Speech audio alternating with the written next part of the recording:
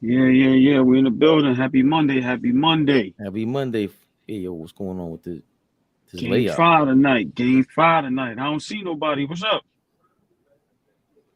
I'm trying to take the layout off. Overlap. Boom. What's going Boom. on? What's going on? What up, what up, what up, what up, what up, what up? Monday. Oh man. I don't know if it feels Allergy. like Monday. Bad allergy Monday. How do you feel like a Monday? Mondays always feel like a Monday.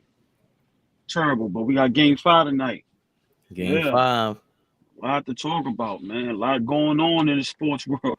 Big shout out Floyd Mayweather and John Gotti the third.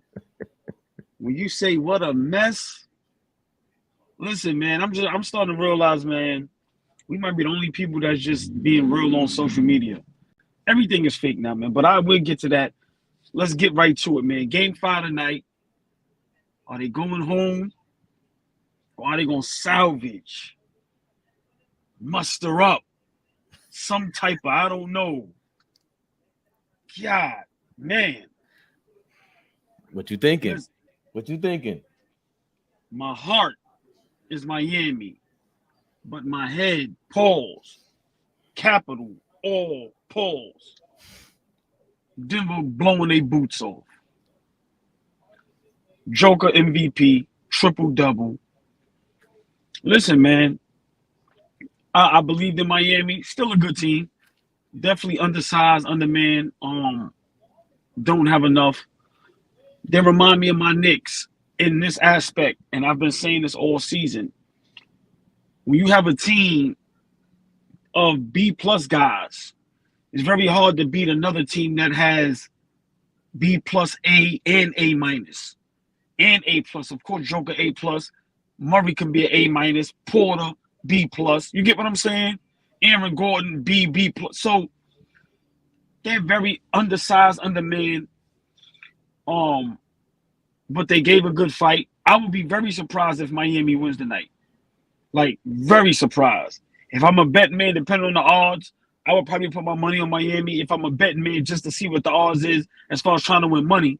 But if I'm just gotta be realistic, Denver, man, Denver. Let me tell you something. I've been thinking and talking about the Joker for the last couple of days, and everybody think I'm jumping the gun. But once again, when certain players win a ring, it's no coincidence. A lot of these great players, they between seventh and ninth year, from Michael Jordan to LeBron, a lot of these guys, they win a ring and then they just take off. Listen, I think Joker's about to be the new thing. Um, just players that can do everything. Like I'm sorry, I think the 3-point shot is always going to be relevant, but I think teams now is understanding it's only one Golden State Warriors. Now, if you got two of the greatest shooters of all time on your team, then all bets is off. You can chuck up as many threes as you want to. But I think Denver, Miami, these finals, I loved it because it brought us back to real basketball and it brought us back down to earth. It's only two great shooters ever. So, but just the initial game five, I'm disappointed. I'm disappointed in Spoelstra. A lot of people don't give none of these guys heat when they lose. No pun intended, Miami Heat. But I know you was big on giving Bam. Damn. I think we lost him. I think he was getting on my Bam Adebayo criticism, which I'm right about. Oh, all right, yeah, I You don't know back what in? happened. Yeah, Yeah. so I'll let you You go. said Just give me 30 seconds. Yeah, last week, a couple days ago, you was very hard on Bam Pauls, and as of today, you was correct. But still, I think most of the blame, if they lose tonight, should go to Spo and Jimmy Butler. Um, I had Spo top 5 greatest coach all time if he won this ring, only because look at what they had to go up against. Best player in the world, former 2-time MVP, number one team in the West. But now, to me, Spo, for me, listen, people, for me, Spo gonna get a lot of heat. And let me tell you why, and I'm gonna let you go right after this. Let's not forget who he won 2 rings with. As good of a coach he is, I know he got this team in the worst Eastern Conference Finals, and this is his second finals appearance. But let's not forget those 2 rings he won, who he won those with. He didn't win it with this kind of team. He had arguably one of the greatest shooting guards of all time, arguably the greatest player of all time, and one of the most underrated players of all time. He had a whole bunch of guys from the Mike Millers to the Shane Battier. Like, let's not forget what Mario Chalmers was in college. I'm not saying he's a super duper great point guard. So let's not forget who Spo won those 2 rings with. So I'm going to just leave it at that. I got a Denver winning tonight. I got it going back and forth until the fourth quarter. I think Murray is going to take over in the fourth quarter.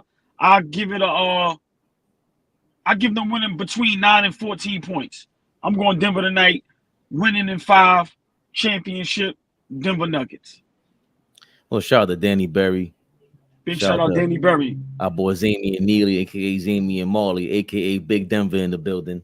I know who you are now, Big Z. And I heard him talking yesterday. Hold on a second. You know what? Who that? Zay, right? Yeah, now usually I don't do this, but links bring in the his chat. Bum ass up. Yeah, bring his bum ass up. And I heard him yesterday on yesterday's live, sounding eloquent as usual. Yeah, you know what I mean? Yeah. I'll tell you why later. He ain't fooling me. Oh, listen, you ain't gotta tell me why. I saw what was going on. Yeah. Big Z. When the Remy's in the system, ain't no telling when First of all, again, I'm a pimp by blood, not relay Sean. I want a gift card to all I want is Outback Steakhouse, Big Z. That's all I want if the Heat win tonight. Look. Outback, we some BBQs, man. BBQs? I'm a simple man. Send me a $13 gift card, man. I want 13. Stupid number. That's all I want, Zay. Can I get some Outback tonight if the Heat win? Yo, you cannot. Your mic ain't on. Hold on. This is Instagram. I mean, this is not Instagram. You cannot have your shirt off on YouTube. No one wants to see that, man. Why isn't his mic on? Can't hear you. You muted. Something happened because he even came on with the mic off. Nah, but he was saying the same thing I was with Bam. I'm disgusted with it. I don't care what anybody says. I think this is when we say why we think Jimmy Butler's not a superstar to begin with. That's the argument for him. You know what I mean? I think he can't talent for talent. He can't go up against the normal jokers of the world. Yo, y'all can hear me now? Yeah, not hear you now. Yeah. You look hit too. I'm just being honest. Don't say nothing. You can't hear us? Put your other. Oh, you got both AirPods in. We can hear you though. Yeah, come back. Yeah, so he's already. He's celebrating way too early for this Denver victory. Yeah, that's what it is. You're gonna look like play from Kid didn't play threw his hands up and he was dead wrong and Kid roasted him. But I think Jimmy Butler is, I still think he's a superstar. I'm going to think he's a superstar. You can't elevate a team like this. I'm always high on Spoelstra, so I totally go against that. I got to definitely call you out. You go against Popovich because when he has nobodies, he falters. Who is he coached? When these guys were a bunch of nobodies 2 months ago. Every Spoelstra put them on his damn back. Game 2, they won a game in Denver, and all he did was put Kevin Love in the starting lineup.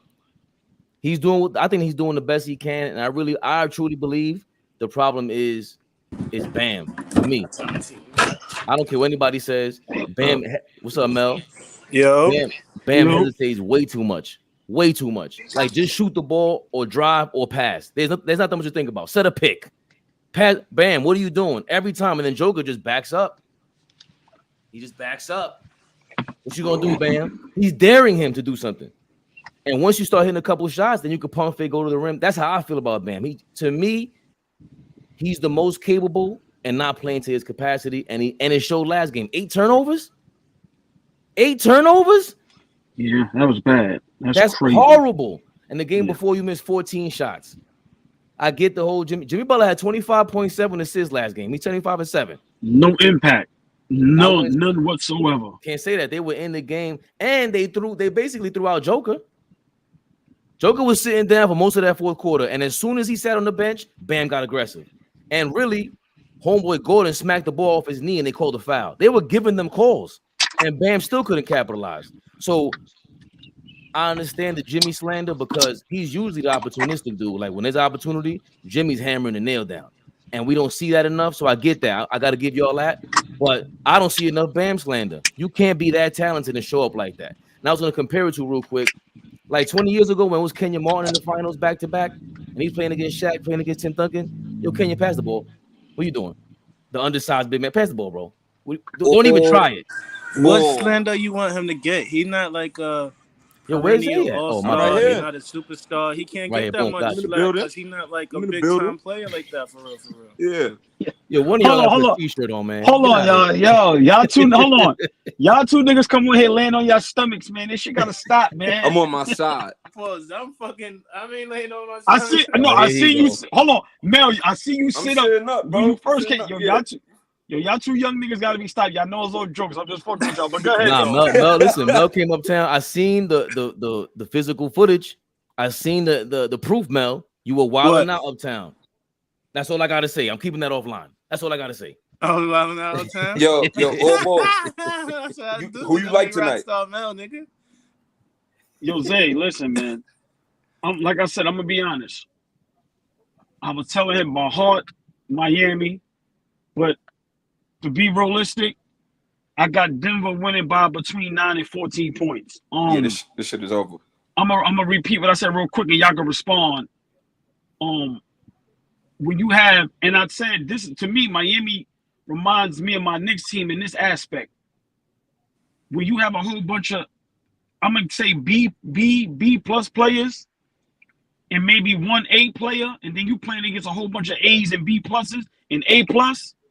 To what y'all be saying, they don't have enough. To me, this is where I thought Spoelstra would make the difference. I don't understand how Bam can get a lot of smoke, but we don't give no smoke to Jimmy Butler and Spo. That's where me and you, Faber, disagree at. All your points is great. I agree with the Bam smoke, but I think he should be third in the smoke. I think Spo and Jimmy should get most of the smoke. I have Spo not on the court, and if you ask me, he the one that got them here, bro. Like, ain't no other coach getting this team right here to the finals, bro. Right. I think that's why they not. You gotta count for something. Right. That's why they're not getting smoked like that, because it's like you said, it's only but so much they could do, and they've been trying everything, different zones, man, 2-3, pressing. They done throw the house at Denver, and feel me, it ain't too much more you could do, bro. Bro, Bam Adebayo's that ass missing mad open shots, and he passing up mad open shots. Like Bam Adebayo's on some bullshit, bro. Like, but yo, hold on. Let me say this real quick. I think Denver know that though. Like Bam going crazy is like, if Bam could go crazy and they still not gonna win. Like I don't think they worried about that. I disagree. They clearly not. If Joker is taking 10 steps back from him, bro. Right. That's what I'm saying. They know. That's what I'm saying. So if Mel, if somebody gave you 10 feet on the court, how would you feel? Like do whatever you do that shit. I dare you. I'm a pro. I'm not twice. like, yo, you disrespecting me. I'm going crazy on you. What you doing? But you, boss man, what up? Let me ask y'all a question. What up, y'all? How y'all doing? Listen, all right. Listen. Can I say something first?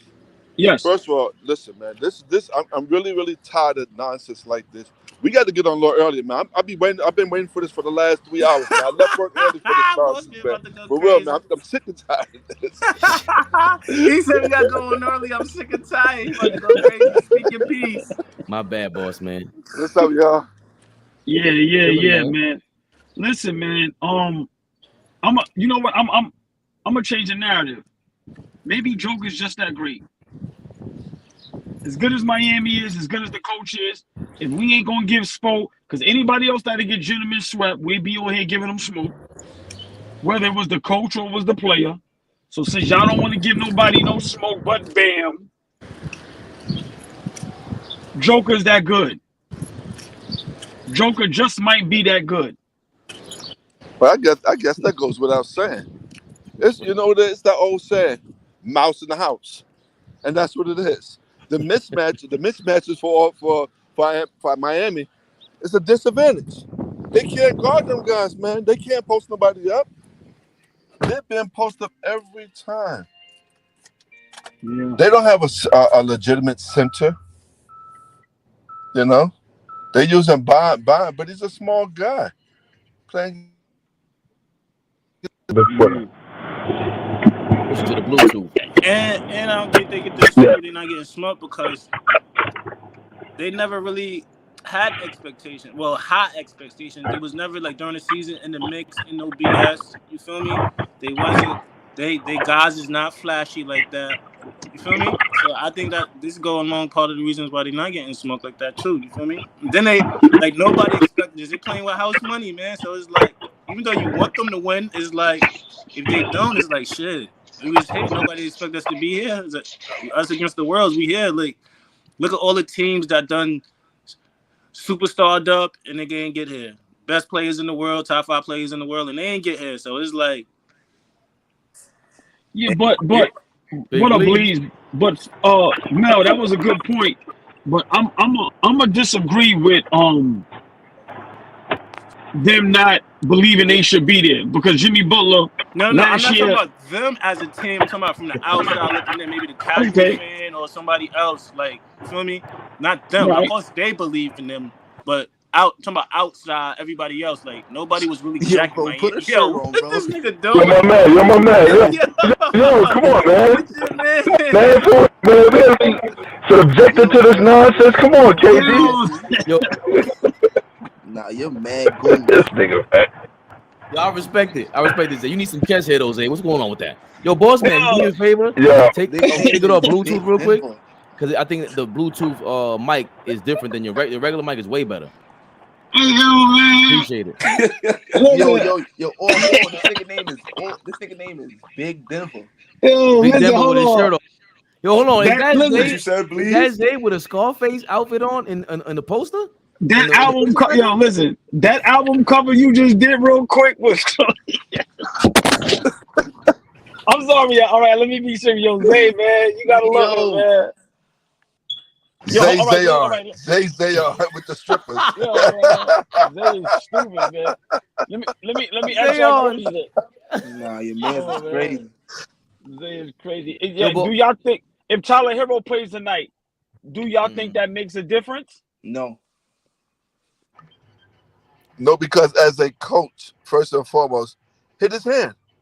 If he get the ball, hit his hand. Don't worry about hit his doggone hand. And unfortunately, that's what you have to do. It's about winning. I know these guys know each other. They're not really trying to hurt nobody. But you have to set that in the beginning. We're not letting you come inside and busting out behind. You've been out for an extended amount of time.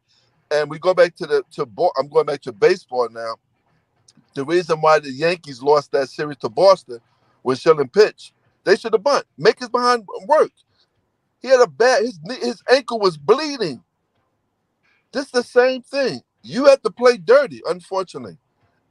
And again, I'm not saying hurt nobody. No, I would never say hurt nobody. I'm not saying that. But you have to set that in the beginning. If this guy get in the game, hit his doggone hand. Yeah. Then I think, they in Denver tonight, right? Yeah. They in Denver, the altitude, he might not have his legs under. You can work out all you want. It's not like a real game. And then on the other end, who you going to check? Murray? One of the 6'10" niggas? Yeah. I don't think he's playing that. I think though, bro. Good. It's a broken hand. First of all, it's a shooting hand. You broke your shooting hand and you coming back. So it's not gonna mean nothing. Yeah, well, I think Miami, gave it all they got. Like I said, they got some decisions and some choices to make. The big talk now is, I was listening to ESPN and all them. They talk about Dame Lillard.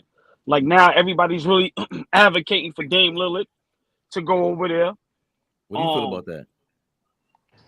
I love it. I think anywhere Dame goes, I want him with us if we can keep our guys. But if he goes to Miami, remember Bossman said it a while ago, and that was the first I heard somebody say it. Got to give him props when he was like, "Yo, Kyrie in Miami." So I think either Kyrie in Miami.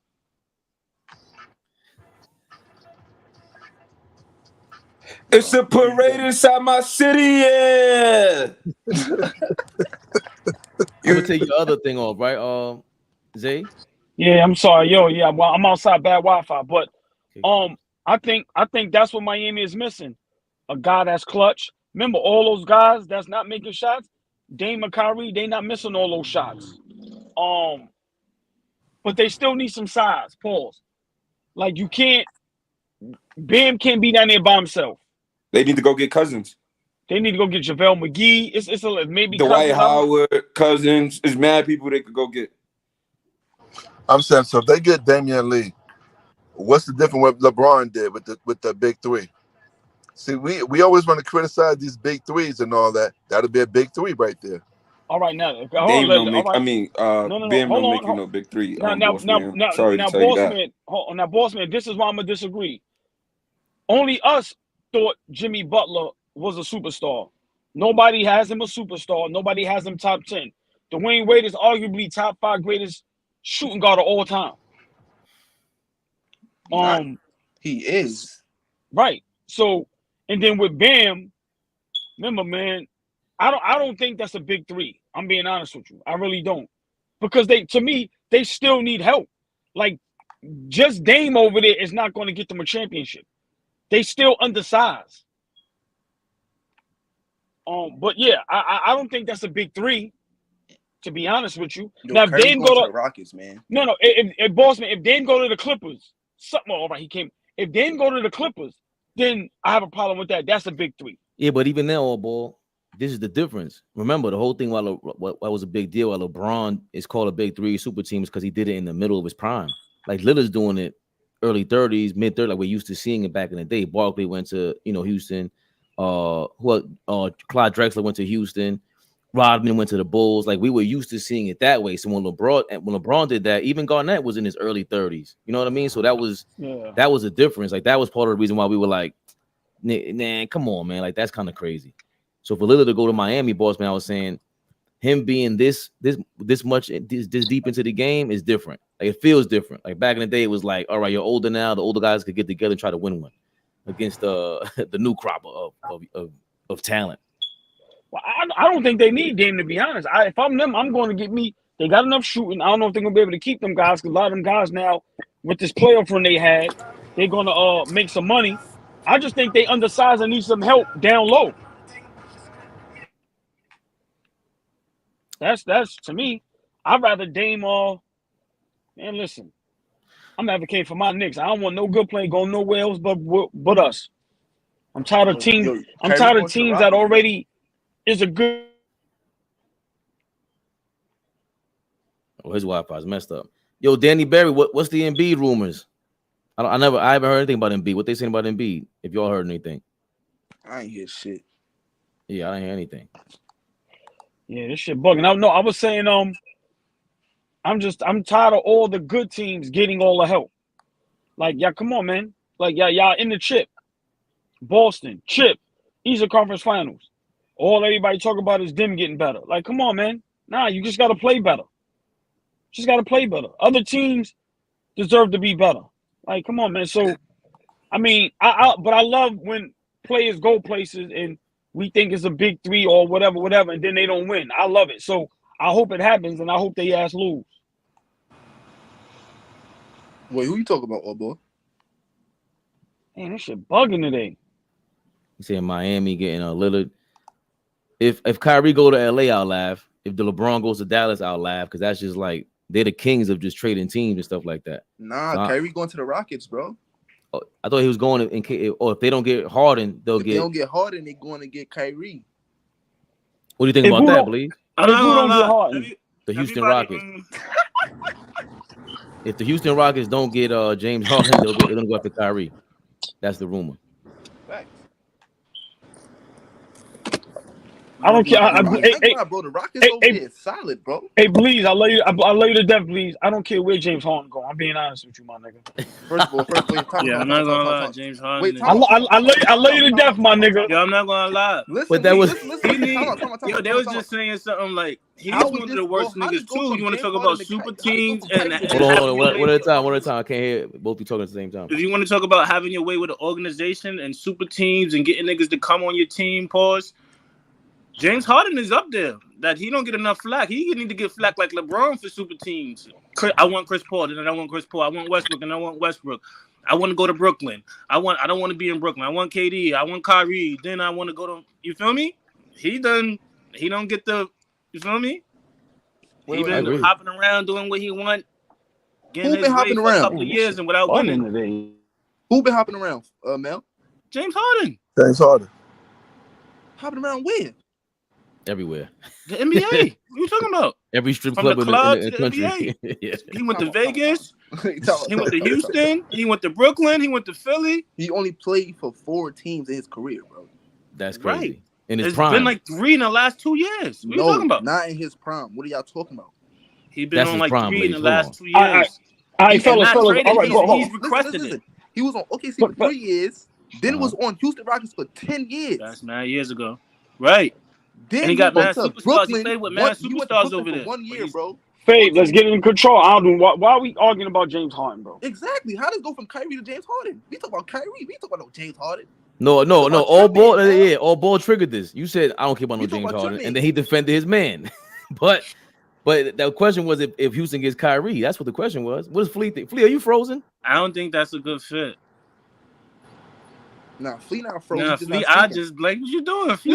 He just ice grilling us. I'm waiting for y'all niggas to shut the fuck up so I can speak. That's all. Just wait. That's all.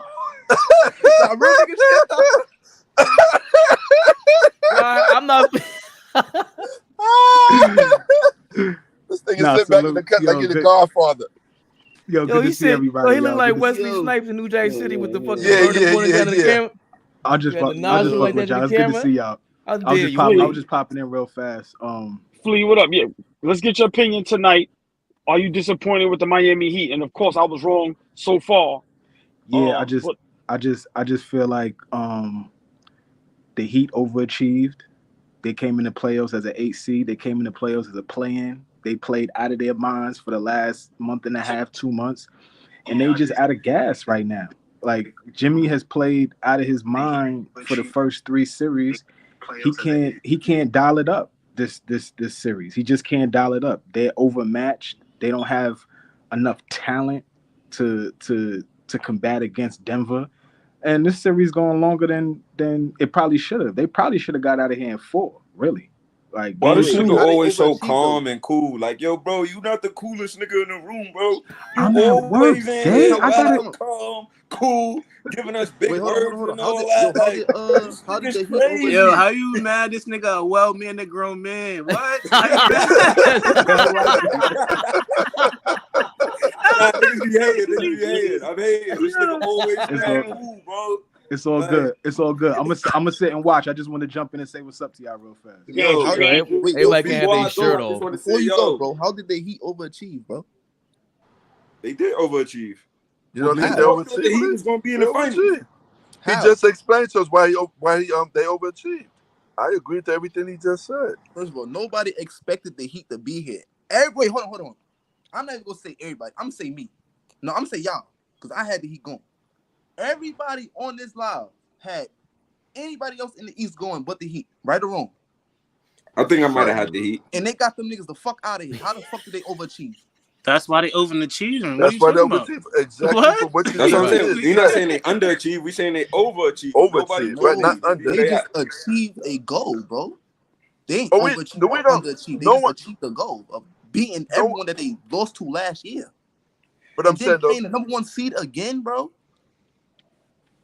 But I'm saying, would you have bet on this team against anybody else? If you had $1 million, honestly, if you had $1 million, are you betting they're gonna beat? Are you betting they're gonna beat Miami? I mean, not Miami. Are you betting they're gonna beat Milwaukee the first round?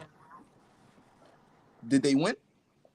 Yes, that's not the question. Yes, we all know they won. I'm saying you had $1 million right now to bet against them, 7-game series. Are you betting on Miami or are you going to bet on Milwaukee? Yes, Miami been giving them problems for the last 3-4 years. Nah, I thought the Knicks was going to beat them. I did think the Knicks was going to beat them. Yes. And then you got to remember, they lost their first game. They had to play the second game for a playing team.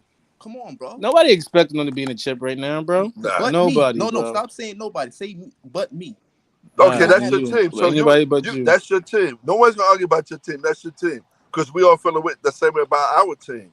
Nah, that's not my team, no. My team is Philly. Right, but Bleed, the whole point is that when you overachieve, for the most part, I understand what you're saying. Like sometimes some of us have like some ill foresight. We see something that nobody else sees. But for the most part, nobody had Miami coming out of the play-in, let alone the first round, second round. Now in the championship, and even though they don't win, we still got to consider it an overachievement because it's like, damn, we didn't expect this shit. This is amazing. Nah, y'all just surprised, bro, because nobody did it. That's all there is. Nobody underachieved or overachieved. Everybody just surprised. Like, damn, they had to play 2 playing games, then beat the number 1 seed. Then y'all thought they were gonna lose to the Knicks. Then they thought they took Boston to 7, beat them, got them the fuck out of here. Now they playing Denver again. It's just everybody surprised, bro. They ain't overachieved or underachieved, bro. Everybody just surprised. They just surprised everybody. So, Bleeze, let me ask you a question. Because, like I said, I gave you your props. You definitely was like the only one. Are you disappointed in this series so far? No, not at all. First of all, you got Joker. He been the best player in the league for the last. He been the best player in the league for the last 3-4 years. Jamal Murray. You got Michael Porter still developing. You just got some shooters from last year that was just on Lakers. Caldwell Pope. Then you got underrated defender and baller Bruce Brown from the Brooklyn. He was wild on Brooklyn if y'all watched him. And it's like, damn, y'all was number 1 seed for the last 3-4 years, and y'all just now making it, and y'all playing an 8th seeded team that don't even deserve to be there. So no, I don't. Hell no. Okay, I respect that. Especially I think what Bleeze is saying too, like we were staying when we were, because now it's easy to say, oh look at Miami now, but the last 3 or 4 years we've been saying also for them to reach the conference championship that many times, that's a part of why Bleeze is saying they haven't overachieved. So they should be achieving this in Bleeze's eyes, because to him it's like if they don't compete against anyone in the East, that's an underachievement for him. So I get what he's saying. If he was on them from the last 3 or 4 years now watching this, we shouldn't be surprised. But I just still feel like Mel said earlier, I've said it for the last couple of weeks. Jimmy Butler and Spoelstra in the Heat is always going to be playing with house money, because I'm not supposed to be here in the eyes of the public, the betting odds, everything. So right. I don't see why. That's why you're saying they're not getting enough smoke, Spoelstra or Jimmy Butler. But if they win tonight, we'd be shocked. We'd be shocked. You, right? Think about this though, right? They was in the finals. This same team, except for Kyle Lowry and Kevin Love, was in the finals against the Lakers in 2020. They picked up Kyle Lowry and picked up Kevin Love. Two great pickups at that. And I expected them not to be in the finals this year. That's another guy who played vital minutes when all boys said Kevin Love's gonna make an impact in the playoffs. I said, get the fuck. And look, he threw some touchdown passes. He beat the Knicks, bro. He beat the Knicks. Proving everybody wrong that they deserve to be in the league, bro. 8th seed or not. First of all, we had to fight. Nobody else did. We had to fight. Well, you know what? With the Miami, am I surprised that they're in the finals? To me, it's yes and no, and I'm gonna say this. Before the play-in, I was the one everybody was laughing at me. I'm like, yo, I wanted that first round to be Miami-Boston. I was like, yo, I'm taking Miami. Everybody was going crazy on me, excuse me. Then when they played Milwaukee, me and Bleeze, I'm like, yo, I'm taking Miami. And people was going crazy. And I was like, yo, let's not act like they never beat them. Now, of course, I picked my Knicks. I'm a Knicks fan. Boston, I knew they was going to be Boston, but I'm not going to lie. Game 7 in Boston, I was like, damn. I don't know. Right. Damn. But I got to be realistic. Tatum getting hurt literally in the first possession help that out. I'm not going to take nothing away from Miami, though. But like I said, I didn't think they was going to be outmatched like this. And I knew Joker was good. I didn't know he was this good. They just got the better team. Yeah. But man, listen, man, I'm not gonna be so down on Miami. I want to give some props, because that's what happens with a lot of these networks and platforms. They're just like, just jump all over Miami and this and that. Joker's that good, man. Like Joker's that good, and we got to start paying respect to. Listen, boss man, think about it. If he'd got MVP this year, which he should have got, we all can disagree. But think about it. He'd had 3 MVPs in the year. He'd had a championship, and he's going to get Finals MVP. NBA Finals MVP. So I think for him, with the accolades he has so far, listen, man, I think he got to start being talked about in that tier with the KDs and the Kawhi Leonards. ESPN better start playing my man next year, man, more, bro. Because there's no way Denver Lakers supposed to have more TV games than Denver, bro. Like, let's keep it 100. Next year, Denver better have mad games on TV, bro. Because that's the only reason why I feel like a lot of people underestimated the Nuggets is because they never seen them. My pops called me, right? That's a good point. I think it was like game 4, he called me. He called me the day of game 4 when it was about to come on. He like, yo, man, this white motherfucker y'all got is a baller. That's one of the best person in the league. He started going crazy. He's like, yo, it's crazy. I never seen him play to the playoffs. I'm like, that's crazy. Like, because Jokic is a baller, bro. Murray is a baller. MPJ, he ball when he hot. Aaron Gordon is a big piece to the team. Like, bro, that's a good, solid team, bro. Word. So don't you think, first of all, for you, right? Because the ratings for this championship is crazy. It's on par with last year. It's up. It's higher than last year. I don't know if it's higher, it was but like, I know it was like 11 million. It was 11. Yeah, it's higher than it was last year. Fabian, I seen that. And you had to have seen more Denver games than me, but I've seen enough. Like last couple of years, been you, Ryan, and Zach been telling me about Joker, so I watched more, so I know how great he was. But I didn't expect Aaron Gordon to turn out like this defensively. You talk about him because we didn't watch him enough. That's a great. I feel like with Aaron Gordon, right? The game is it's easier for him now. Easy. Only because like when he was in Orlando, he got to do everything. He got to guard the best big guy. He got to score. He had to literally do everything. In Denver, well, all we need you to do is play defense and play that little dunkers position. Like just run to the rim so you could get lobs and shit, bro. The game is super, super simple for him. And like, let's not forget, Aaron Gordon was a fucking number 4 pick, bro. Like, so for him to just come in and the game is just easier for him, he don't got to do much. And he playing with Jokic, bro. Jokic don't really give a fuck about scoring. Excuse my language. I don't know Jokic don't really care about scoring. Yo, Zay, this is to you, right? I'm not gonna say that it's unexpected that Denver is winning the championship this year, but they was first seed for the last 3-4 years, right? No. Only all year. Only 1 year? Yeah. Remember that was the knock on Joker that he didn't get a number 1 seed, so he shouldn't be the MVP. And then this year he got it. You gotta think about it though. Like, so when the Nuggets was fully healthy, the last time probably was the bubble, right? Yeah. They went to the Western Conference Finals. They just happened to play a better Lakers team. In a bad matchup. Yeah, because they had too many bigs to throw at Jokic.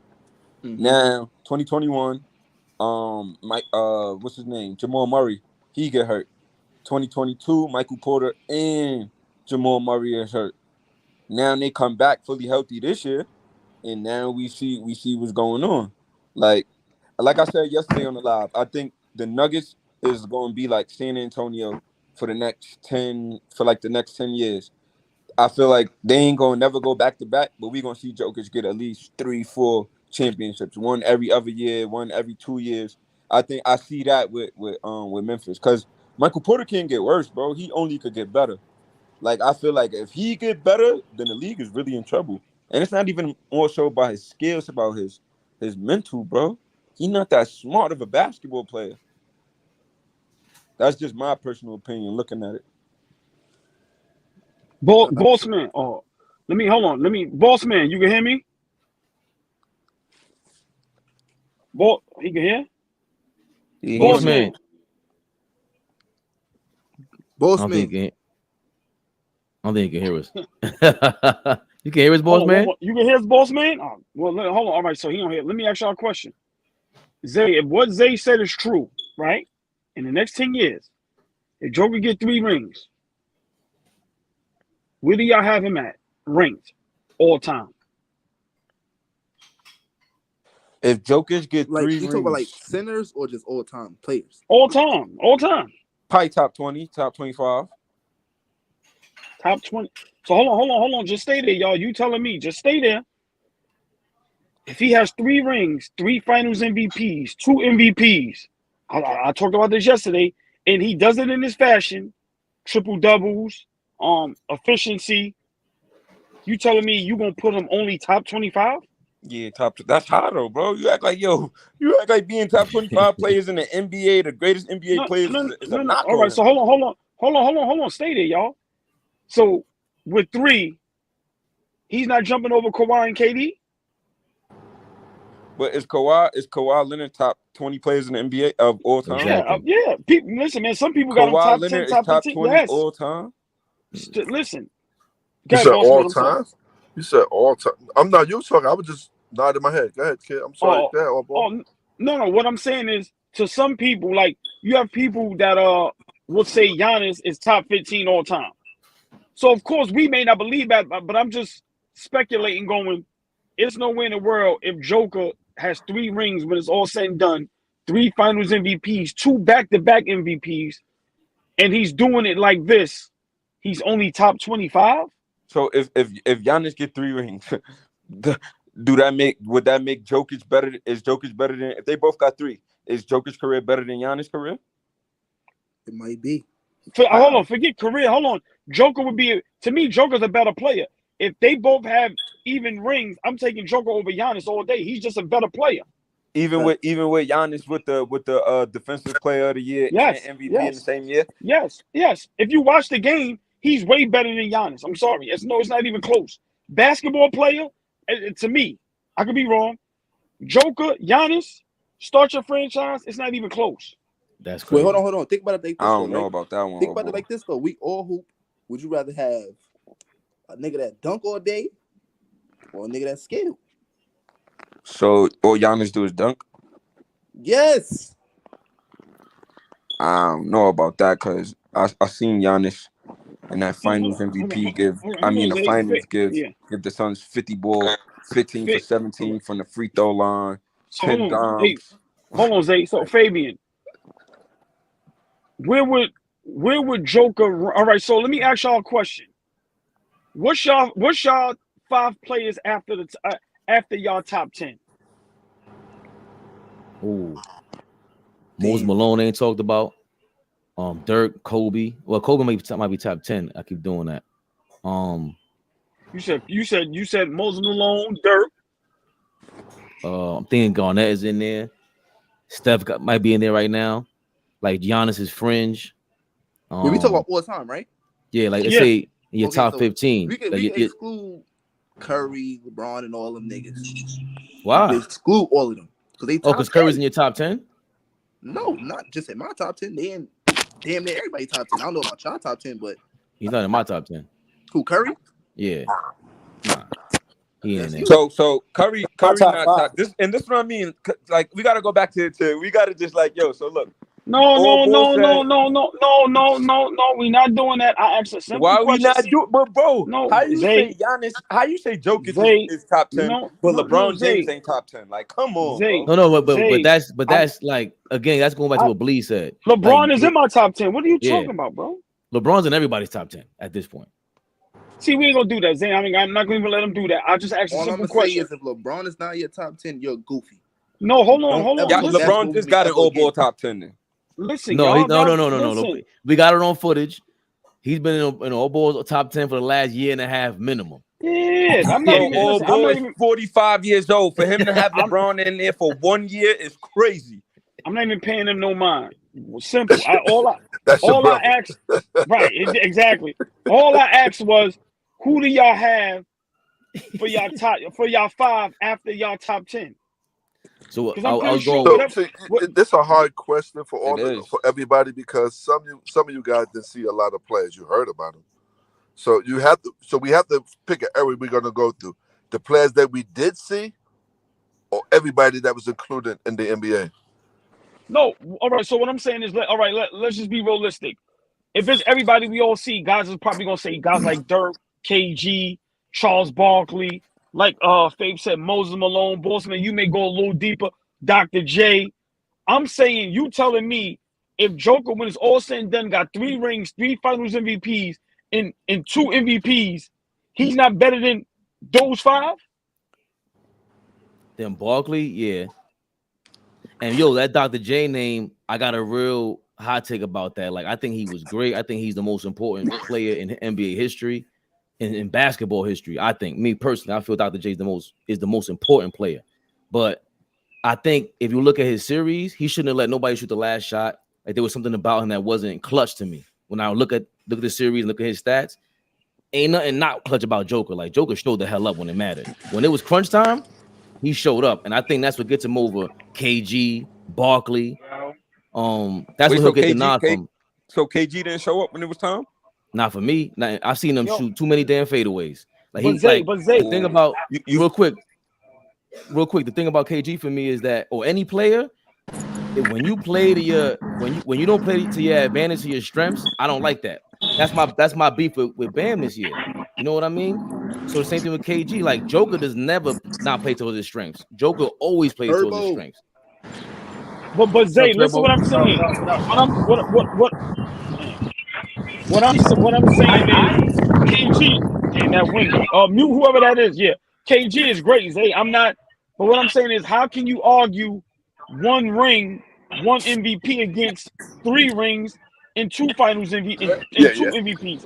How is that an argument? My thing is just I gotta see it first because I know we're going hypothetical. So it's just like, if it's all said and done and Jokic got 3 rings, I still don't think. I don't see him top 10 players, bro. Maybe top 15, maybe top. All right, 20, you said top 25. Yeah, around there. But top 25 is still great. 25 to be one of the 25 greatest NBA players of all time, bro. That's not a knock, boy. Nah. Borderline, or is he borderline 25, or is he 25? No, 25 is OG. That's mad low for Joker. I'm gonna put him. He might have to be top 15 for me. Cause look, I just wrote a list. My top 5, right? Top 10 is top 10. Steph, Jordan, Braun, Duncan, Shaq, Magic, Kobe, Bird, KG. Then I put Will Chamberlain. Or I could go Kareem at the center. And that's just off of what I've seen. The next 5, I would have to mix it like the old school niggas that I didn't see. And with the niggas I seen, I would have to put Joker in the next 5 at center for sure. I'm gonna keep it 100. None of them niggas that played in black and white is getting in my top nothing. Them niggas ain't in top nothing. Them niggas I ain't gonna myths. front. Dom put me onto some niggas. You gotta go back and watch. Dom drop a bro. Sam Them niggas Jones. told me to go back and watch, right? I'll watch Bill Russell versus Will Chamberlain. Them 2 niggas was so doo-doo, bro. Them niggas was doo-doo. Rudy Gobert would have been that nigga. If Rudy Gobert played in that era, bro, we would be saying Rudy Gobert is one of the best centers ever, bro. That's how doo-doo them 2 niggas was. So what's Rudy Gobert? Was Rudy Gobert like top 40 centers ever? Rudy Gobert is not top nothing. That nigga is ass. No, yo, hold on. Yo, where do y'all got Bill Russell at in y'all all-time list? He's not on my all-time list. Any nigga who played in black and white is not on my all-time list, bro. I respect. He might be top 20 for me. 20. Bro, them niggas played in the NBA when there was 5 teams, bro. Right, but you still, but Zay, I think that's the mistake you make because, like right now they're saying Joker ain't playing enough centers right now, right? So we kind of gotta. That's kind of what you're saying. Bill Russell is in that same category. Like, well, Bill Russell ain't playing. Well, we could look at Joker's skill and say, yo, bro, this nigga is nice. He could ball. When we do go the same watch thing with Bill Bill Russell, Russell, bro, it's nothing about Bill Russell that says, yo, this hold nigga was on, nice. hold on. Besides, he was mad tall. Hold on. He wasn't mad tall. He was 6'9". Yeah, he looked mad tall compared to them other little plumbers and fucking electricians he was playing against. Nah, see, I think you're doing the same thing. Right, but Zed, we talked about this the other day. And I was what Flea said. Put Patrick Ewing in the 1960s and he's a GOAT. It's possible. I mean, you're talking about a great though. Right, but if that's the case, Zay, Joker not playing against no good centers. It's literally one good center, him and Embiid, bro. He ain't got no problems every night. So, Cat, thank you, man. 5 years from now, I can say the same shit you saying about the Joker. Oh, he was trash. He ain't playing against nobody. Cat not a good center? Who? Cat's not a center. Cat. No, he power forward. But hold on, hey Mel. Hold on, hey Mel. What you say? Hold on. That's a great point because a lot of these guys that's really centers is ducking smoke and making themselves the 4. True. Right. So hold on. Let me ask this question then. So when Denver was in the finals, what center did they play against? Exactly. They Bam is a 4 and he's guarding the Joker. I'm just saying when they was in the bubble, they played. When they was in the bubble, who did he play against? Oh man, 3 centers. He played against 3 centers and had a tough time. That's the point. Yo, Van Vliet just declined, bro. Yeah, he's about to be a free agent. I've been telling y'all that Van Vliet out of there, bro. He went that baggy. Van Vliet to the Lakers. Wouldn't you, please? You close by. Wouldn't you decline that? You gotta give half your taxes to the government. That's who Miami should get. I'm out of there, bro. I'm out of there. Miami don't need Van Fleet, bro. Van Fleet is Gabe Vincent and Struce all together, bro. They don't need that nigga. Here you go.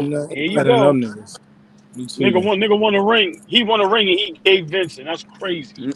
Nigga won a ring. He won a ring. Which I just said was Kawhi Leonard's top 10 all time. So wait, he ain't smelling. Did he even go back to the playoffs since Kawhi left, bro?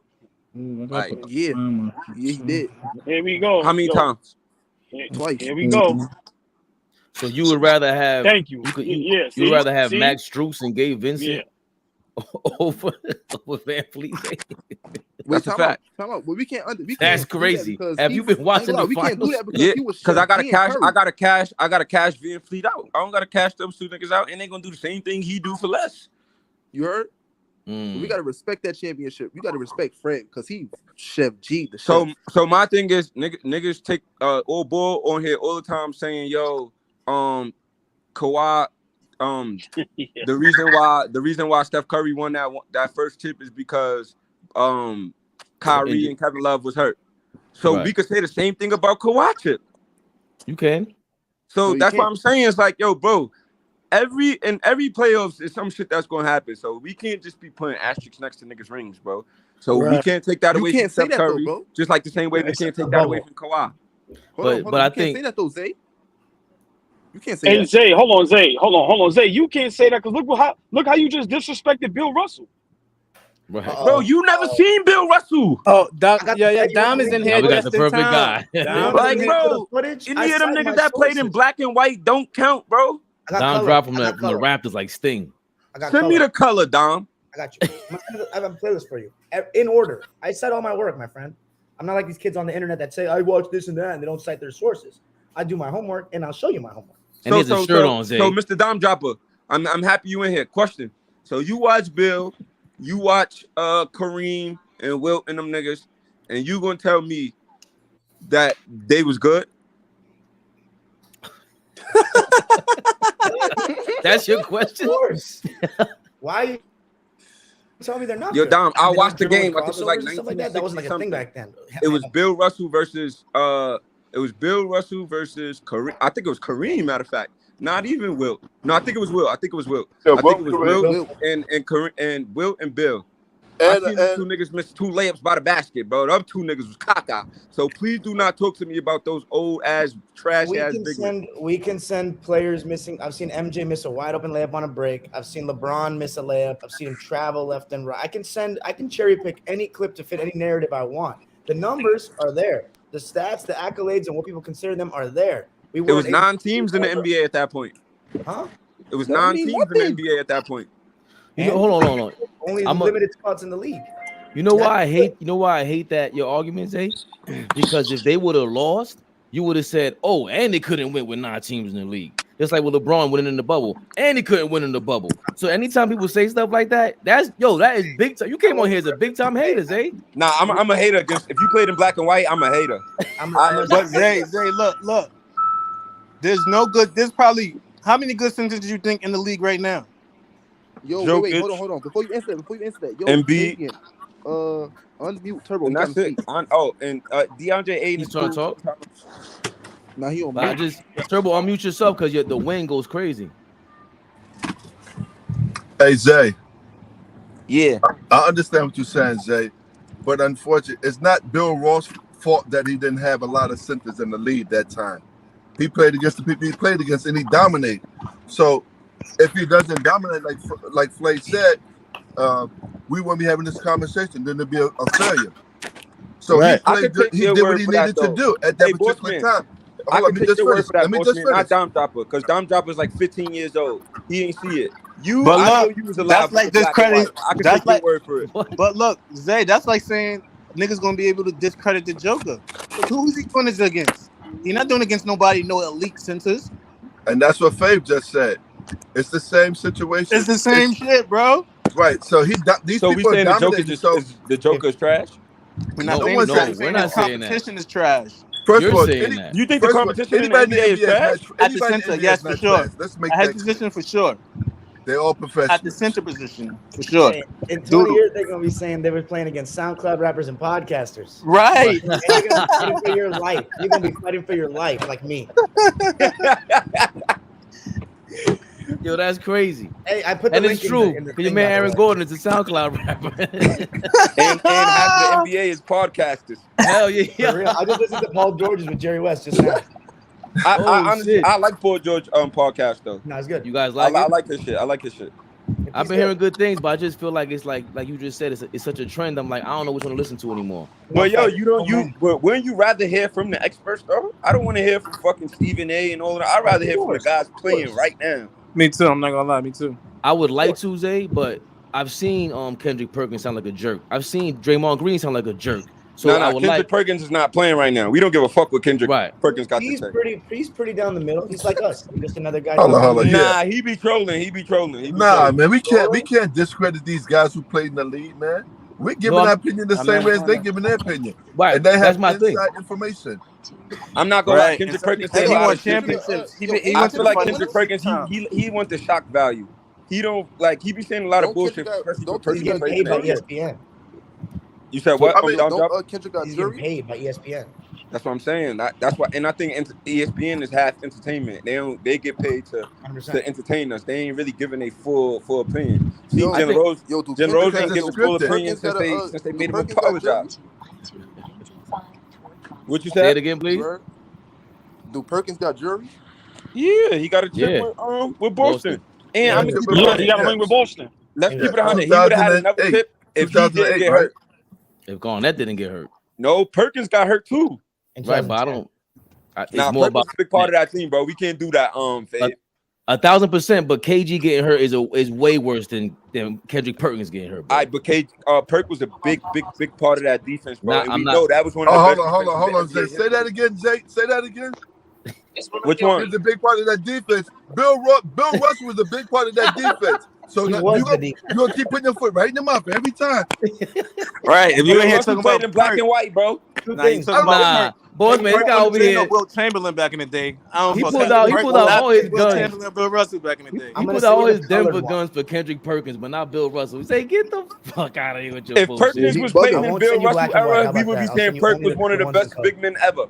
No way. Yo, bro, why you keep saying that, bro? Hey, Zay, put your shirt back on, Zay. Put your shirt back on, Zay. You lost your no shirt privilege. Yeah, exactly. Exactly. Yo, but nah. I think to Mel's point, it hasn't been disproven, bro. Joker's not playing any centers, and we still giving him his props. We still trying to rank him in the top 25 now, and there's no real centers, eh?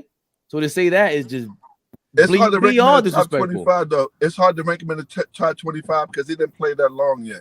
So I agree with that. I think Dom said it before about a while ago. You have to have some kind. You have to be in the league for a certain amount of time to be that superb player. You know, when we talk about somebody brought up Barkley been in the league 15, 14 years. He did it every year, every single year. Unfortunately, they never won the championship. But that doesn't mean that he's not better than Joker because Barkley was the second best player in the league. No, but no, I was watching ESPN and the guy, he was talking about the same thing. He was saying, who's in your top 15? Asking him 15. He said, yo, in NBA history, there's only, I think, like 13 people with 2 MVPs in the championship. And defensive player of the year? Mike got 6. And then after that is like Braun. And then Kobe got like 2.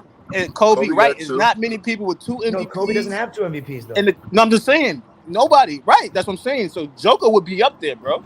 Right. I think, hey, if he wins tonight, does Larry Bird have 2? Does Larry Bird have 2? Larry Bird got 3, right? Right. That's what I'm saying. But look at the names. This is very few. It's not a lot of guys. We all probably know all the guys with these accolades. And if Joker was one of these guys, if he won a chip, then it's hard for me to put him at 30. He's definitely up there. I don't have an all-time list, but I think like I've had to predict, educated guess, I think after tonight, Jokic can be in my top 20, like 15 to 20 for real. Right, I just said I'm that. really high on Jokic. I think he's great. I really think he's great. On your all-time list? Yeah, me too. Yeah.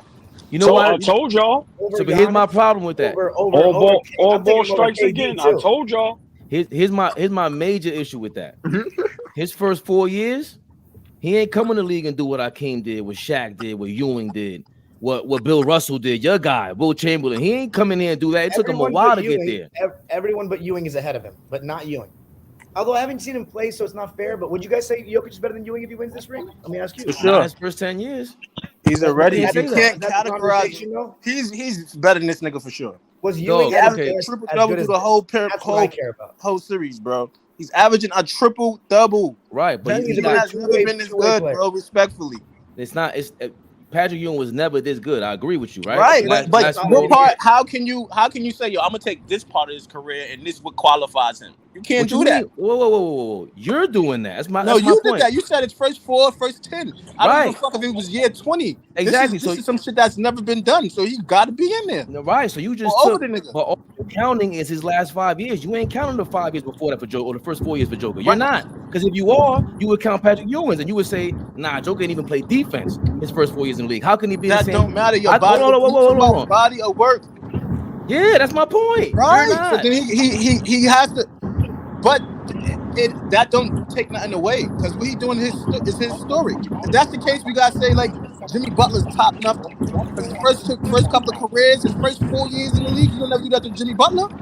First 5 years in the league, what his numbers look like. And who said Jimmy Butler's top 20? Nobody. Mel. What are you talking about? Fabian does this. Like with Kobe, he always says he wasn't that good in the beginning, like or in the first couple of years. Right.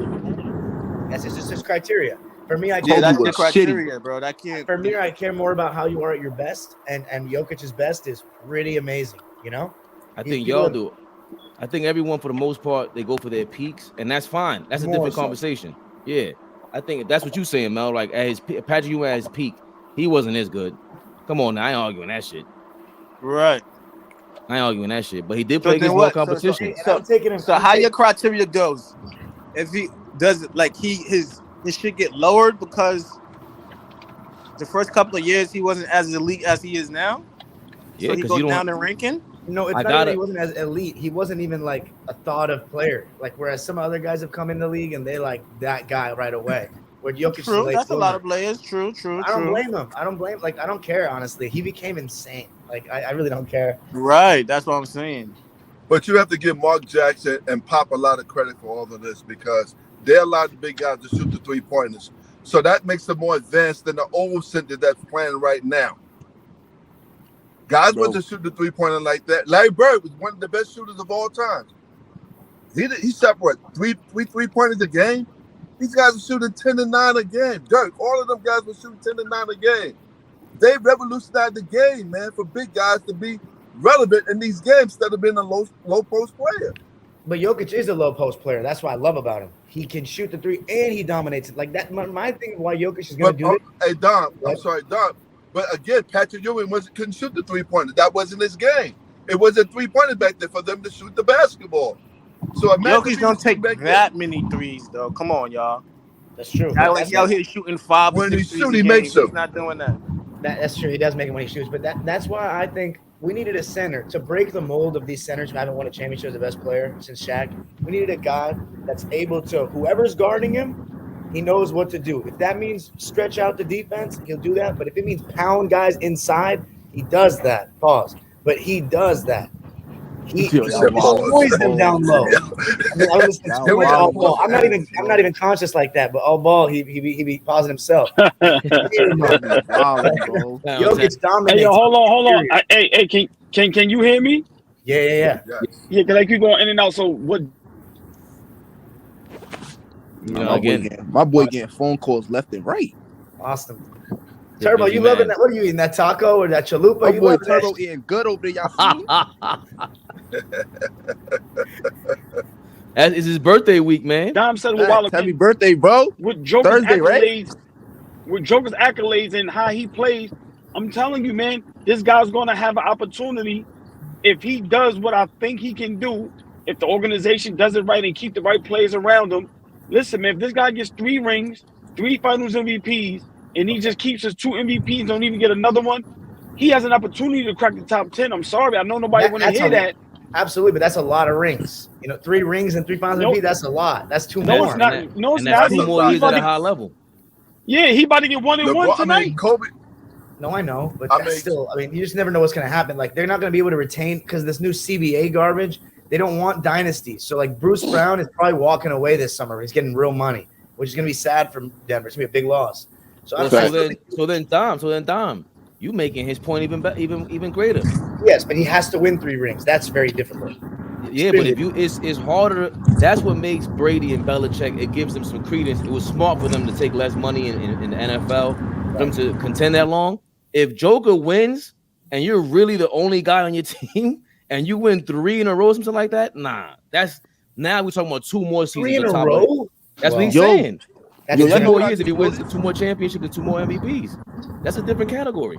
Yeah, that's a little premature right now. Right? A lot of young people that's getting out of high school is going overseas.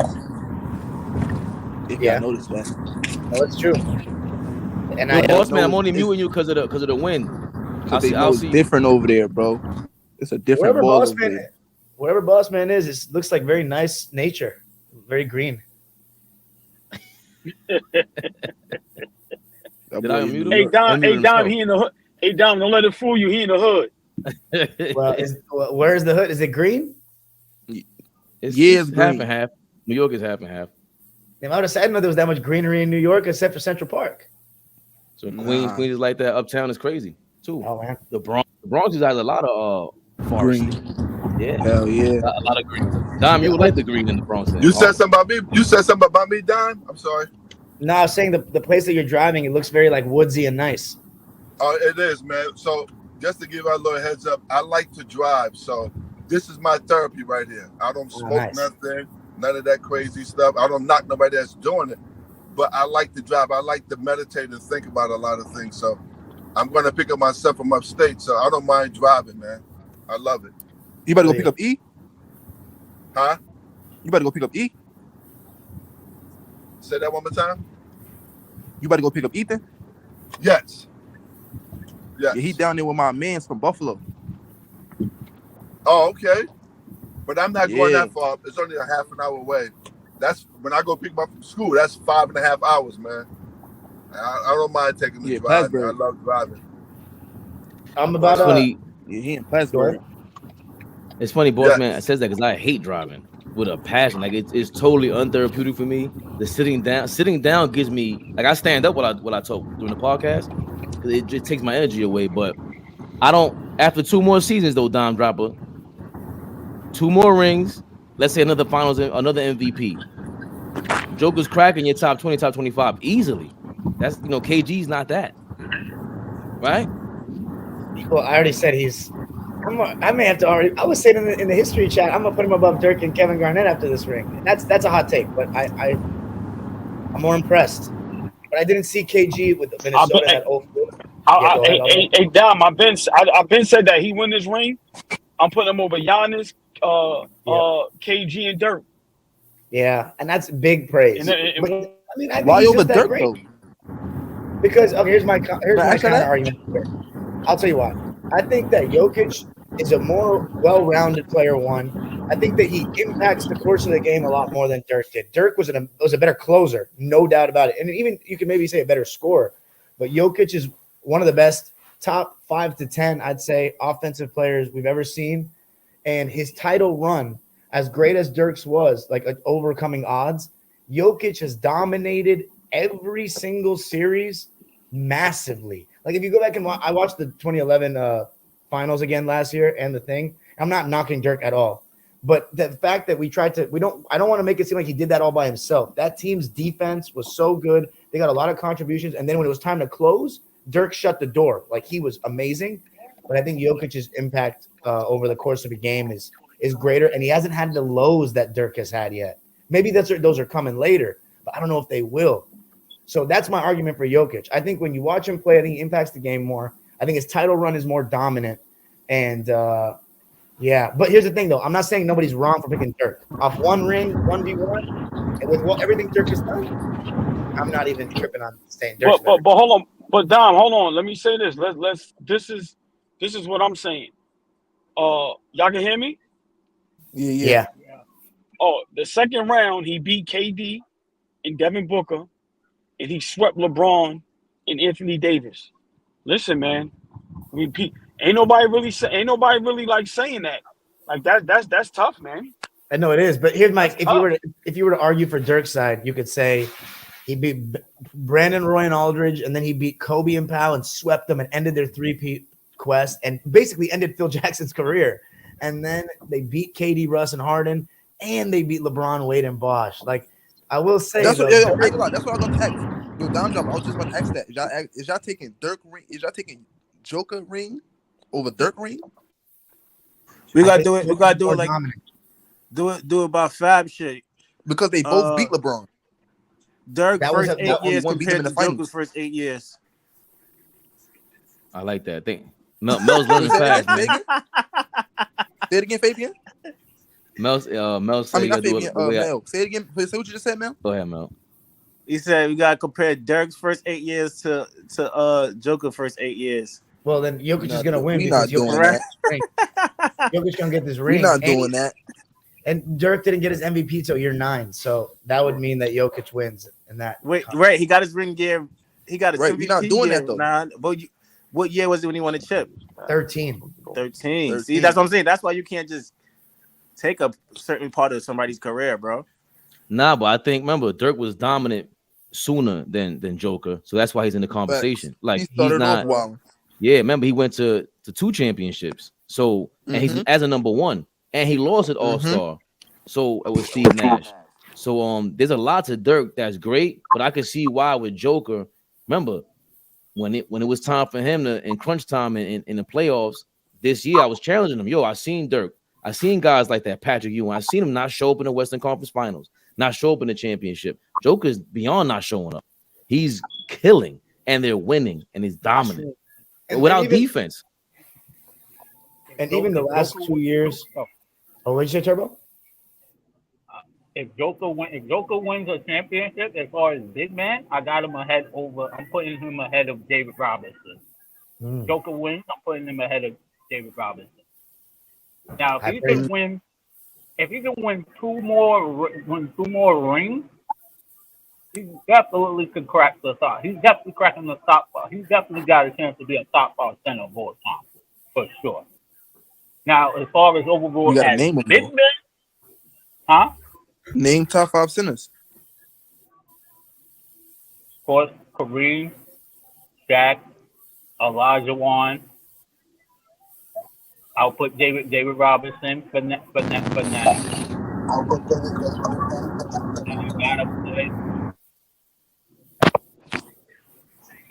I'll give Moses that spot. I'll give Moses that spot. You put him over Bill or Wilt, Turbo? Who Joker? David Robinson.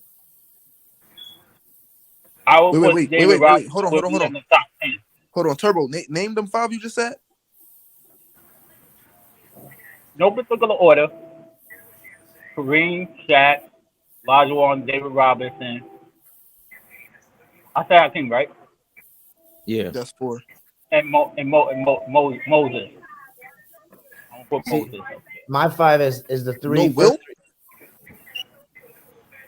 Wilt in them is in my top 10. I respect them, but I didn't really see them. I'm only putting the guys that I've seen. Okay, fair enough. Yeah, but Will and them are respectively they're in the top 10. I was just only going with guys that I've seen because Moses was still playing in the 90s. That's crazy. What's so crazy about it? He was a machine. He played in the league in the mid-70s, played in the ABA one season. He was a defensive monster. Artist Gilmore. Artist Gilmore's another guy who brought up the other day. In the ABA, he killed defensive machine. He's not gonna get his props because his ABA career, which is never talked about. So that's why we need guys like Jason Levin jumping in here more often, Don, because that's the guy that can really break down. Like for Zay, Zay gonna go crazy. We're gonna have to mute him. Jason would leave though. If Zay was up to his stuff, he would leave. Like Jason won't have any patience for that stuff. But I would love for him to just shit on Zay, because you need that. You need people to have that opinion and learn the hard way. What a waste of life. Like, what if he just says get super personal? But because remember, he would be disrespecting a whole bunch of people that he covered. Like he was out, like when he told me he was out there with you know who he said he seen Boss Man. He seen he waited for Walt Clyde Frazier to come out of a dry cleaners to go crazy over him in front of his Cadillac on Broadway, something like that in New York City. So his stories are crazy. So he's a basketball fan like that, and he covers the ABA, which is never ever talked about. So a lot of these centers that we're talking about Wilt and Bill Russell playing in black and white. ABA don't even have enough coverage. That's facts. Wait, I don't know why Flea is saying this. Who do we mention that's not good? Artis Gilmore's not good? Just because we know. I'll take Artis Gilmore over Victor Zubats tomorrow, even at his age right now. No, I'm just kidding. I like Zubats, but he'd get shit on by Artis Gilmore in his prime. What are we doing? Just because we know, right? Because that's the only way. I think that's the purest way to argue Joker versus anybody from any era. Is he got the MVPs, Finals MVP, and the championships. You go, okay, so he must have been really good and gotten these personal accolades and team accolades to be the number one guy on your team. You got to compare him to the other number one guys who have achieved Finals MVP, Defensive Player of the Year. This is crazy. Who can you compare to that? That's nuts. I've never heard that take before. Average at best. Where are we getting this? You can't just make the All-Star team and not be good. Little by little, Boss Man, they're going to trigger a dime dropper. Who you said, Boss Man? Well, I'm talking about the centers back then to the present. Who was getting MVPs back there in the regular season? Not too many. Right. Well, no, in the 70s. Moses and Kareem in the 70s. Wes Unseld and Wilt. Jokic and Wes Unseld. Wes Unseld got his MVP. That's crazy. He's not a fringe. And Wes Unseld was 6'9". Stop. What are we doing here, man? Come on. I thought you were better than that. 6-time All-Star. You won an MVP. We're not talking fringe All-Stars. We're talking an MVP of the ABA, and we're taking he was okay. He was like 7'3". And he was all NBA. Oh, I can't wait to pull up. He's a rookie next year, Fabian. In my studies, he's a rookie, so we're gonna pull up the film. In the dime machine, Artis is the best center in Bulls history. We're talking about before the Bulls, Evan. But Evan Archer. He played with the Spurs. He played with the ABA. Jesus Christ. Bossman, you watch him play? Huh? You watched him play? Wow. Absolutely. I'm 59 years old. You know better than us. How good he was. Because Fleece saying he's average. This man was a beast on the board. Defensive player, run the floor he wasn't no super fast guy, but to be a 7'3" guy running the court like that with the Spurs and the Bulls, blocking shots, rebounding, dunking everywhere. Oh, it was all. I mean, Zach, yeah. He wasn't. Wasn't the. Go ahead, boss man. My fault. No, it's okay. But yes, he was good, man. Very good. Very. Even in the ABA, when he played in the ABA against Dr. J and who else he played against? What was the guy named? Gervin, all them guys. Because all them guys, remember, all them guys came from the ABA to the NBA. They started merging. NBA bought them out. I'll give you fringe all-stars, Flea. Bill Bradley, Dick Barnett, John McLaughlin. These are fringe all-stars, not Artis Gilmore. That's crazy. You know what I figured out this year, gentlemen? Z. What's up, Zach? Zach, my boy. What's up? Zach. Why is there? Hold on. The Brazilian guy. There we go. The Brazilian. You know what I figured out? I forgot to turn the YouTube off. You know what I figured out over this last year? One, let people talk long enough, they'll start to reveal what they really are. That's true. Two, what I've learned with basketball in a certain generation, and it's not just basketball in general, we don't respect history at all. And then the last thing I've learned, people want to equate how they looked then to how they will play like that now, which further tells me we don't understand and don't respect greatness. Because if somebody is great then, they have the intangibles to be great today with the modern technology, the shoes, everything. And I just can't have these conversations with generations that's younger than me anymore that think it's cool to say stuff like this. This is crazy. This Wait, is crazy. wait. Nothing about this makes any sense to say this about Artis Gilmore. Or I tried to tap in earlier, and Zay was talking crazy about Bill Russell. Like, I just don't understand the point of that with this younger generation. I don't get the disrespect, and maybe those of us who are older, because I'm kind of in that, the people in their 50s and 60s, we didn't do a good job. Those of us in our 40s, 50s, and 60s, having people respect history, because those comments is just crazy and weird to me, and I wasn't raised like that. I just wasn't. Don't put me in the conversation, man. I don't think it's a generation. I mean, because Bleeds is young. I don't think it's a generational thing, Z. I don't think it's a generation thing. Like you said, I think niggas just don't respect history at all. No, it is more than ever. It's not. But hold on. Because look, Beloved was on here the other day and saying Magic Johnson would have been Ricky Rubio today. Yeah, but he's 40. And he's 40. But he's still on. But he hates 40, Magic. bro. So what I'm saying is, Mel, what I'm saying is, my background. Yeah. We could even take social media. We let a woman get on camera and talk bad about Dr. Martin Luther King. That kind of stuff didn't take place when we was growing up. I never seen that. There's a time and place for everything, bro. Whether that's your opinion or not. You gave elders and people the benefit of the doubt because they accomplished things. And you know what's crazy? None of us talking, including myself, accomplished even anything.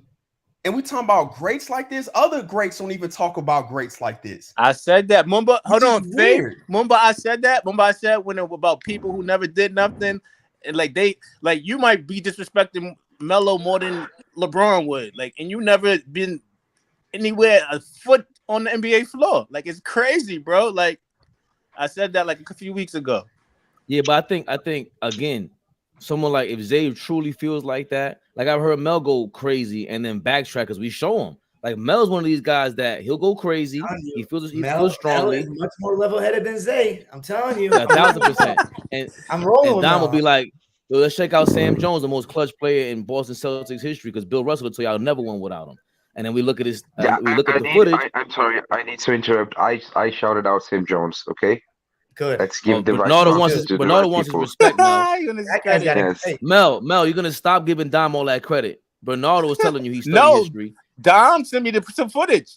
I did. I sent him a picture. He sent me the footage. Wilt's That's why Dom got it a little more. Sorry, Mr. Bernardo. Sorry, Mr. Brazil. No, but listen. But I think go ahead.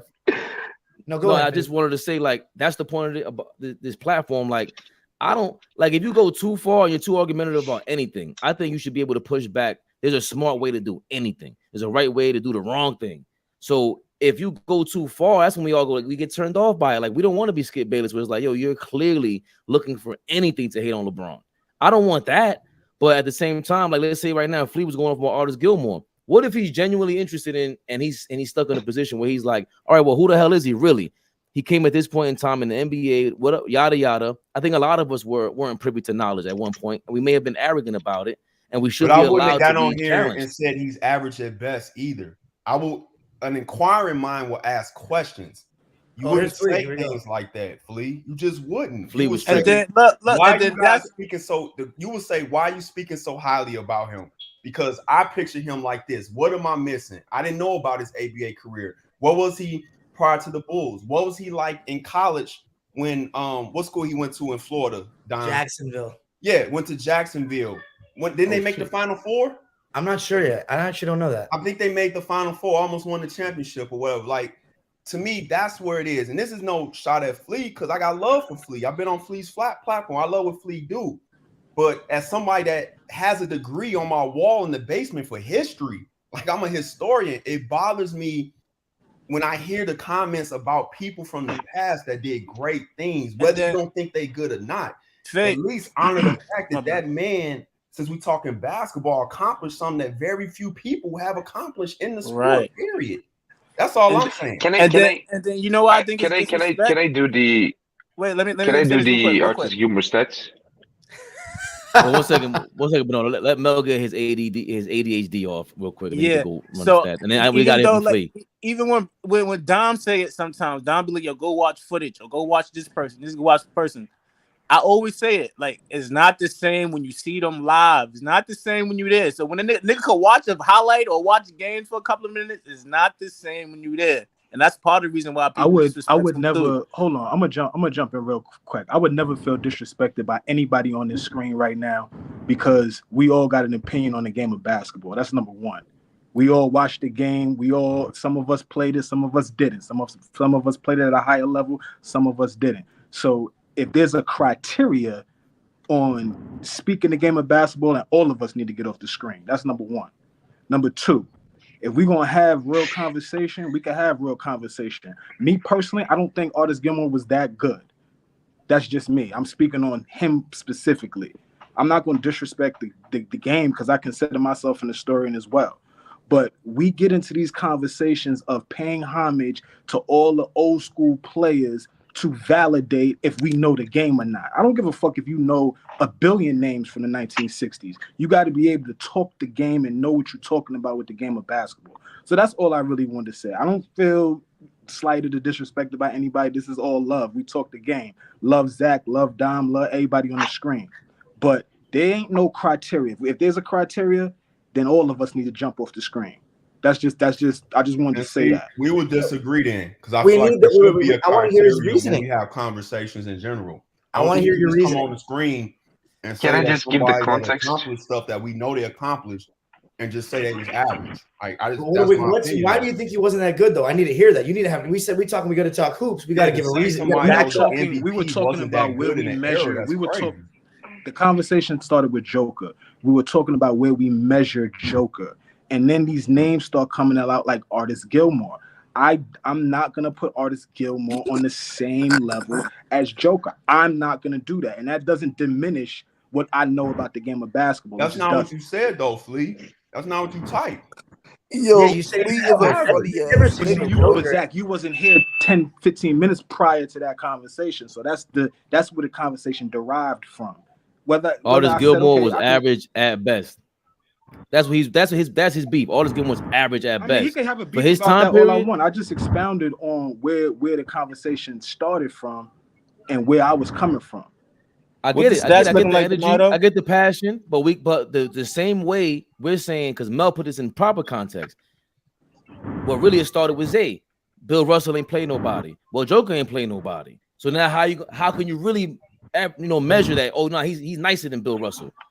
How can you really measure that if the competition is lower? One, two, the one accolade that we all acknowledge is Finals MVP, Defensive Player of the Years, MVP, championships. So Joker's definitely in that conversation right now. Artis Gilmore is in these conversations. That's why he was brought up, I think. So the question now for you is, do we take back was Artis Gilmore average at best, Flea? I'm standing on what I said. I'm standing on what I said. Like, ain't nobody about to walk me back because they're gonna tell me I ain't play in the NBA, so I can't say Artis Gilmore. Nobody said that. I just felt like that kind of comment to a guy that has an MVP was kind of disrespectful. You could think he's not on the level of Joker. That's a whole nother conversation I wasn't privy to. The banter behind that is coming from the fact that I don't think he's on Joker's level. So okay, well, what do you think about Will Chamberlain, Flea? Can I have Go my ahead, say Bernardo. just a second? I agree with Flea in the sense that I don't think Joker and Artis Gilmore are in the same level. I think Joker's a better player. I wouldn't say that either, to be clear. Like, I wouldn't say that either. No. I agree with that. Yeah. I wouldn't say that either. Hold on. Bernardo trying to get this off, Zach. Hold on. Go ahead. No, I just want to read the stats for a second. Artis Gilmore in the ABA, 22, 17, 3.5 blocks, 55% from the field. Artis Gilmore in the NBA. I gotta watch, y'all. Okay. In his prime, he was 19, 11.5 with 2 blocks, shooting 60% from the field. Like, I understand he was not one of the greatest players, like one of the top 30 greatest players of all time. But for his time, he was not average. Like, he was definitely not average. Well, that's all. Sadly, Flea never backed it up. He got to leave beforehand. But to me, Dime, and I would have said this if he was here. I wanted to say this. It's not even about backing it up. It's not about criteria. All he had to simply say was, I don't think he's on Jokic's level, but I was wrong about him being average at best. That's growth. Look, I'm gonna tell you guys how my thing started, right? So like I'm from this generation. Like I grew up with when I first started getting into basketball when I was 7 years old, playing at school every day. I got a couple of DVDs like Hardwood Classics, Charles Barkley, Hakeem, Jordan, like a lot of the 90s and 80s guys. Started watching, respecting the history of the game. And I used to watch like the games on ESPN Classic and stuff, like every time they were on in the summer, because I wanted to see like what happened before I was alive. And there came a point where I could name every finals from 80 onwards, like who played in it, who won. And I felt like I knew everything I needed to know about the history of the game. And I was really wrong about that. Because like I would see random games on just like Mel saying, right? You see a random game. Like let's say I go home today and on NBA TV, they're showing game 4 of the 87 finals. But you just watch that one game. You don't really get to see the big picture of things. You don't get to see how the series went before, what Magic was doing that entire regular season, the narratives, the context. That goes missing. So that's why I started my journey. And the way I got put on was my friend Will Johnson. He played at Oregon with Peyton Pritchard and Troy Brown and Bobo. His grandpa, Marcus Johnson, the Marcus Johnson. Oh, he wow. used to say the same thing. He used to say dudes couldn't dribble with their left, all this. And I was like, you low-key right. Like they were good for their time, but everybody's better now. I used to say the same thing. And then he told me that the dribbling rules and how, it was carrying and then the offensive foul stuff. And then I started watching the games. And now I totally see the game from a way different lens. Like I could not watch games before the 80s when I was a kid. I could only watch 80s and 90s only, and then the modern game. But now I can see, like I don't look at what moves they're doing. I see how tight your handle is. That's what I look at in the 60s and 70s. And then after that, it's just basketball. Like they move the ball, they rebound, they pass. I see whose instincts are better. So now I see that game from a way different lens. And now I see that they were still really good. They're still really good. The game just looks aesthetically different. And once you get past the aesthetic differences in the game, then you can kind of start evaluating them at their time. And then like what would they do now? Like when you learn the game 60 years difference, like it's so impossible to compare. You know what I mean? So one thing that translates in every era is your feel for the game. Like if you're better than those that played against you, I have no reason to believe you won't be better mentally than those that played after you. Like John Havlicek, like I have a hard time believing that you put him in another area, he's still not quicker to loose balls, better cutter than other guys, has a knack for a big occasion, has better endurance. Good defender. Him. So like that's my thing. That's how I started evaluating. And now I feel like my basketball mind has been sharpened. It's not that I'm just trying to give old school players love. It's because I genuinely believe that they were that good. And they just look like a different kind of good. So that's what you just said was what I was getting at when I say greatness is what greatness is. Do you think for a slight, like, let's just be, I think it's just natural. This is how I think. And maybe that's the struggle I have sometimes. Everybody don't think the same way. But to think that Bob Cousy wouldn't dribble better with the rules being different today, like, it's insane to me. I don't know why people think that Cousy will come up in 2018 dribbling like this when you had to keep your hand on top of the ball. And the reason why I could say that is because I'm the last era. And one changed all of this. When I was coming up, you couldn't put your hand on the side of the ball. This is the 80s, early 90s. It's an automatic carry. There was no hezzo. There was no, as we call in Chicago, it wasn't no hezzy. It was about how quick and how sharp your handle was. That's why you get Isaiah Thomas, a Tim Hardaway. And then you kind of push the boundary a little bit. But it wasn't until and one that all this stuff became legal. Now, I will also show perspective and say, yeah, the guys got more quicker and athletic, so it was also a natural progression to the game.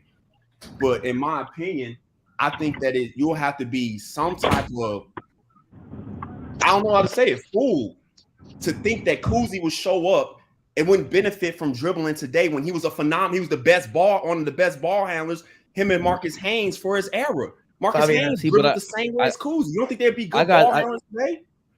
I got to disagree with all that because for one, I don't want it to be a because I don't want it to be a PBS special where we're just gonna rant and rave about the past. Like that's Flea's point. No, so automatically what I said. Hold on. I totally let you talk. I totally let you talk. What I said. I'm not missing nothing. I'm saying what you're saying is legit. They were legends in their time. They were on top of their game. That's crazy. That's great. But at the same time, this can't just be a total, we're gonna bow down to everything that happened in the past. I don't know if Bob Cousy would have been great in this era. That's an assumption. That's a great assumption because seemed like he was a great mind. But you can look at the field goal percentage, stuff like that. You can throw whatever you want at me, all you want to. But the fact of the matter is, we give Bob Cousy for being Bob Cousy in that era. We got to give Kyrie Irving his props for being Kyrie Irving in his era. That's where we start. We start sliding people. Oh, Bob Cousy would have been. I don't know that. I don't know. I know everybody will have to alter their game, no matter what era you played in. Kyrie Irving will have to alter his game in the 60s. And we love that, but we don't say that about Bob Cousy. I don't know if he could shoot like Kyrie Irving or these other guys to stay in this era. So again, that's what Flea's saying. Like, I don't want to just pay homage just to pay homage, because that's wrong. That's number one. And number two, I don't want to turn into a PBS special where it turns into somebody can't have a passionate, wrong assumption or a wrong idea. Maybe he is dead wrong, or maybe he's dead right, and we don't know. And he didn't have enough time to explain it to us. So I don't that part. I'm never gonna be with. I'm never gonna be with just shunning anybody's idea, because I'm not God. I refuse to just, like, even as passionate as I am right now, I'd rather, hey, boss man, Turbo, Don, Bernardo, Mel, somebody combat me, because that's social. We're social creatures. We're not animals. We don't dictate none of this shit. So I want us to be passionate about whatever we feel. I want you to be able to counter it. I want Flea to feel comfortable being themselves, even if it feels that passionate. I really don't think it's that hard. I think we get too caught up in ourselves sometimes. I do it too. We got to recognize that. I feel like there's a couple of things that bother me in this conversation about the past and future and comparing the past and the present. The first thing, we pick and choose what we want to, like, when we want to apply certain principles. So, for example, I've never seen somebody say that. Back, fellas. I'll tap in with y'all later. Love. I'll check y'all later. I'll see y'all later. So, all right, sir. We seem to draw kind of like arbitrary lines throughout the ages that aren't really there. So, like, I think the only true line that I would accept drawing is merger, post and pre-merger. Like, I would accept differentiating analysis of players post and pre-merger, because if before the merger there was competition between leagues. But the thing for me is, I think the main situation, the main thing that we are analyzing here is two things. The first one is the talent pool. Today, there are more players available to play basketball because basketball is a more famous sport. There are more people on Earth in general. So the talent pool naturally is bigger today, which technically means we could have more high-level talent. But it also means that we have more shitty players getting into the NBA. Like in the 1960s, only the top of the top of the top of the best players could get into the NBA because there were less teams in. That is true. Mathematically, that's not true at all. It's not a fact. Because discrimination. That's true too. You know how many basketball players there is? Okay. Post 1965, 1966, and then into the 70s, there were less teams, less available spots on the NBA overall. So the selection was like the less players could get in. That's a mathematical fact. After that, don't mean those niggas was the best athletes and best basketball players in the world at the time too. At the same time, right? So people remember back in the day, you couldn't get in the NBA just as if you was just in the ABA. If you had an ABA tag on you, you couldn't even get in the NBA. That don't mean you was trash. No, you could get in the NBA. No, you couldn't have. Back in the day, go ahead. No, you couldn't have. My high school coach played in the NBA. He said, "Yo, I didn't make the team because I had the ABA tag on me."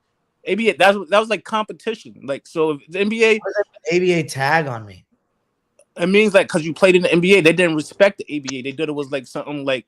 You're saying he got blackballed. All the players did it. It wasn't just one person. It was a thing, right? But there were players some of them that guys was better than the guys that was in the league. No, that's facts. But, in the ABA, but now, ABA. And now even before that, because that's arbitrary, whatever, Bernardo. The point is this. I don't know if, and we could all speak to this from New York. Boss man's from the same area. I don't know if you ever heard of a guy named Pee Wee Kirkland who turned down going to the NBA because he made more money elsewhere. I just say leave it at that. You think he's the only guy? And then dig even deeper. There was a quote on the amount of black people per team back then, Dom Dropper. But that is the first half of the 60s. Yeah, he's right. The first half of the 60s. Okay, so now if you're dealing with an organization that already is limiting the amount of your people that are allowed in there, how turned on are you going to be to play in that? You understand? So the access to the NBA is never as big as it was now, but there was a limit to it back in the day. So again, when we talk about talent, we have like there's a lot of 60s talent. I ain't talking about, and I always say this, sound like a broken record. Bill Russell and Will Chamberlain, I ain't talking about them. Those are 7-foot guys. They were going to be the cream of the crop no matter what. But there's a lot of guards and perimeter players that did not make the NBA in the 60s because of everything we just spoke about. So when we say they had a chance after that, those are the best players at that time period, it was not. They even had the Eastern American League back then in the 1960s before the ABA. That's what it's called, Don?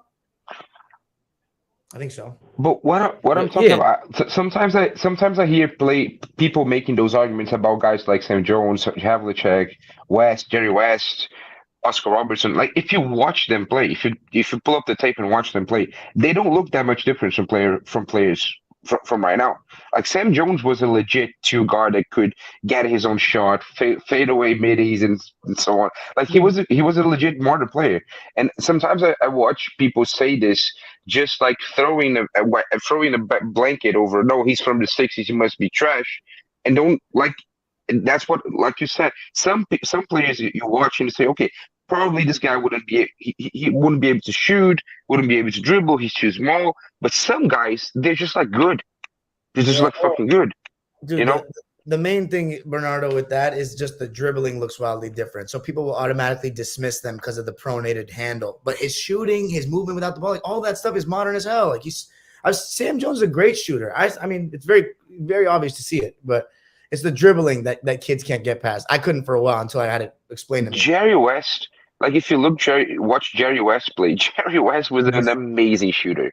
Like one of the greatest we've ever seen. We weren't alive when we had to show Mel, like Jerry West moved. His moves were like Jordan. It's not going to be exactly like Jordan, but the pump fake, the jab step, it was like, this is the same. There's no difference because they learn the principles and fundamentals of basketball. But at the same time, I can understand, like when they do, like Zay's a guy like that comes on here, he'll make that statement, Bernardo. He'll like make a blanket statement, and we laugh at him too. But again, he should not allowed to say that. This is America, bro. Like, what are we talking about right now? Whatever. Yeah, and we should be allowed to laugh about this shit. But how else you gonna learn? Like prohibits. There's nothing to learn from statements like that. I'll tell you that. No, but that's what this turned into. Like, you can't say that. You can't say Artis Gilmore was just average. How do you know? Average maybe in this era. Like maybe he phrased it wrong or whatever, but I could definitely make that argument. Maybe I'm an argumentative person. I get all that, but I could see where Flea's coming from in a sense. Like, yo, hold on a second. I'm learning basketball, and I don't think he would be as great as Joker. Period. Now argue against me. You know nothing wrong with that. Stephen A. Smith always got to make millions of dollars doing the same shit. The funny thing about Artis Gilmore is 7'2" and a hell of an athlete. Like, we're not talking about a bum here. I didn't agree in this specific situation. Like, Artis Gilmore isn't the best example, in my opinion. My only thing about Kuz is I don't say the whole he would be this and that today. I don't really care. It's 60 years difference. He has nothing to prove to me, but I can see how his handle is above everybody in his time. At the time, he had the best handle of all time. He's definitely up until. You can argue Oscar Robertson from what I've seen, but before Magic comes, he might be the best passer that we ever had at the time.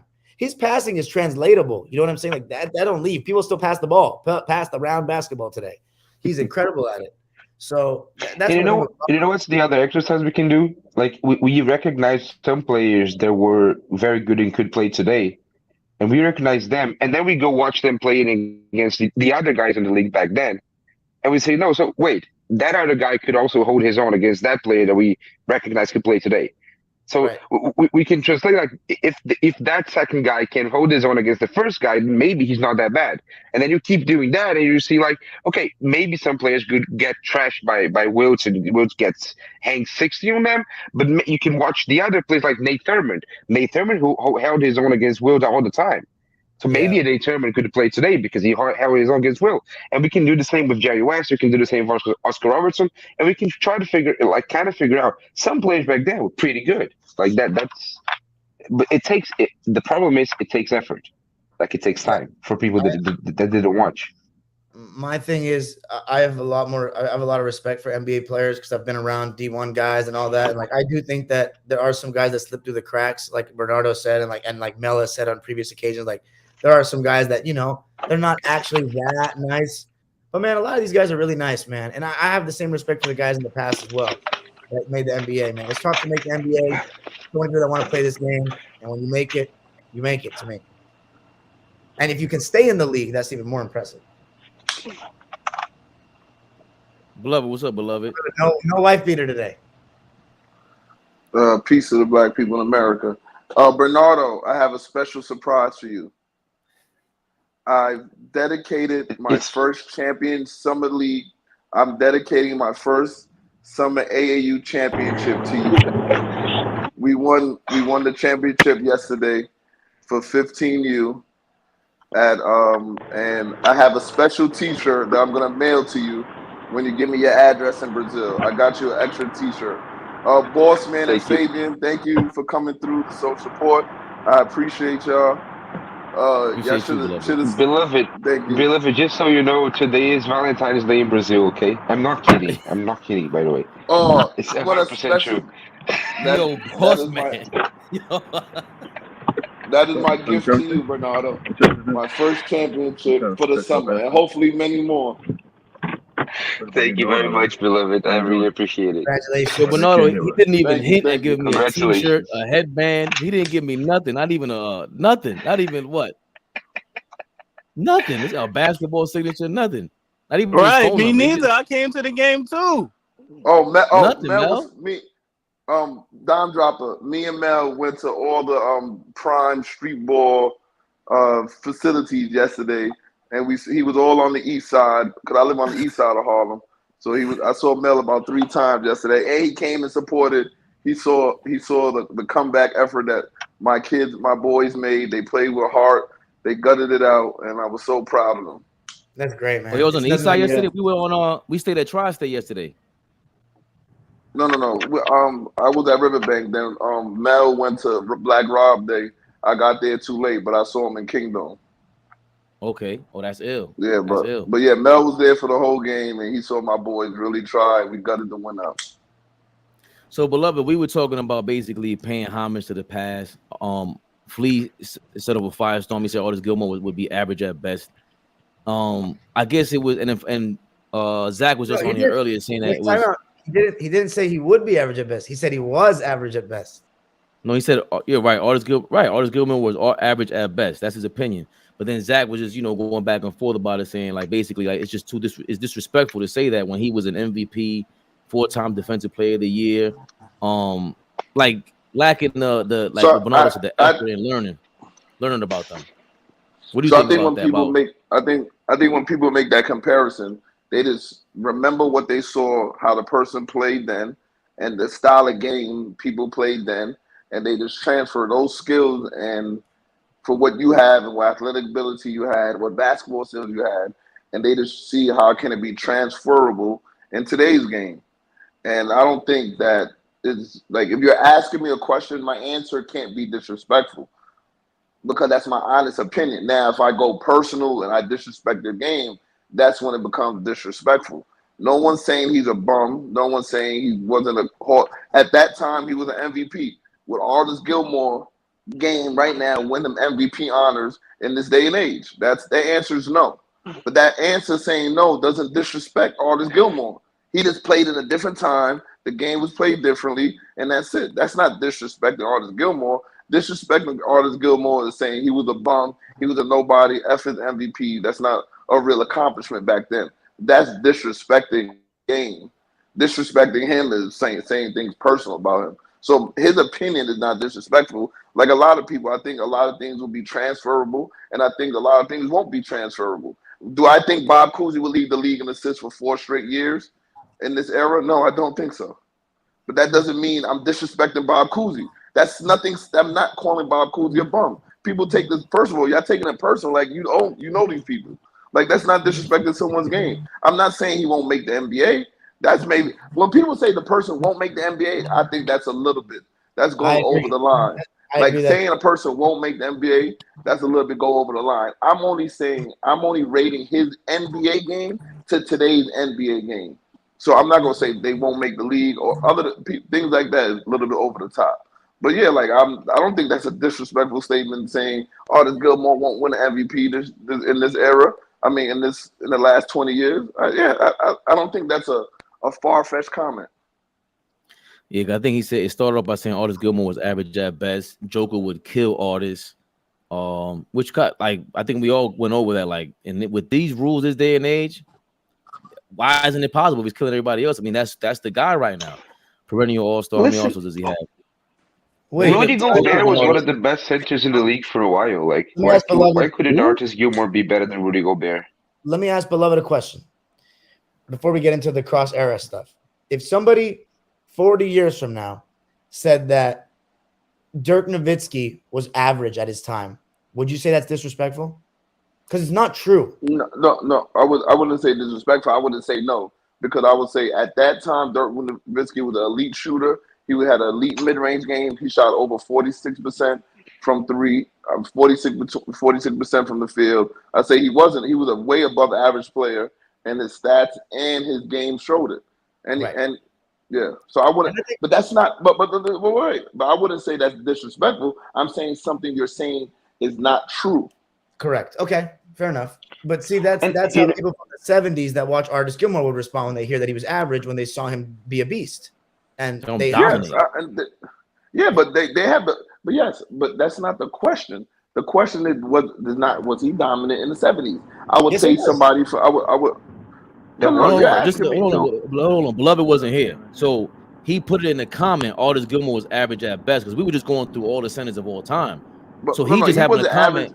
Oh, I thought he meant would he be average at best now? Right. You can't even prove that. Right. Yeah. No. But you can't prove that because I can't have him play now, but I can make educational guess about. Right. Like, okay, so he was if he got an MVP, he wasn't average at that time.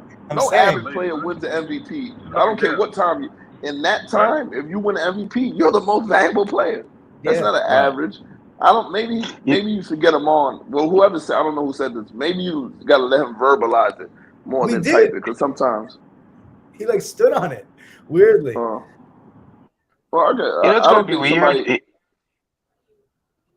What's gonna be weird is in 20 years, people here will probably be arguing with 15-year-olds, telling us that Reggie Miller and Ray Allen and Dirk Nowitzki weren't great shooters because of the 3-point volume or something. Yeah. Like, this is going to happen in our lifetime. I was telling Zay, you're gonna be in 20 years. They're gonna be saying they played against SoundCloud rappers and podcasters, and he's gonna be fighting for his life. But I don't think was also. But you understand, like, No. I was gonna say was just like we're used to that kind of talk, and it's like it's Flea. So Flea to me, I think he's just creating conversation. Like when you say something outrageous, I find it outrageous. It makes conversation.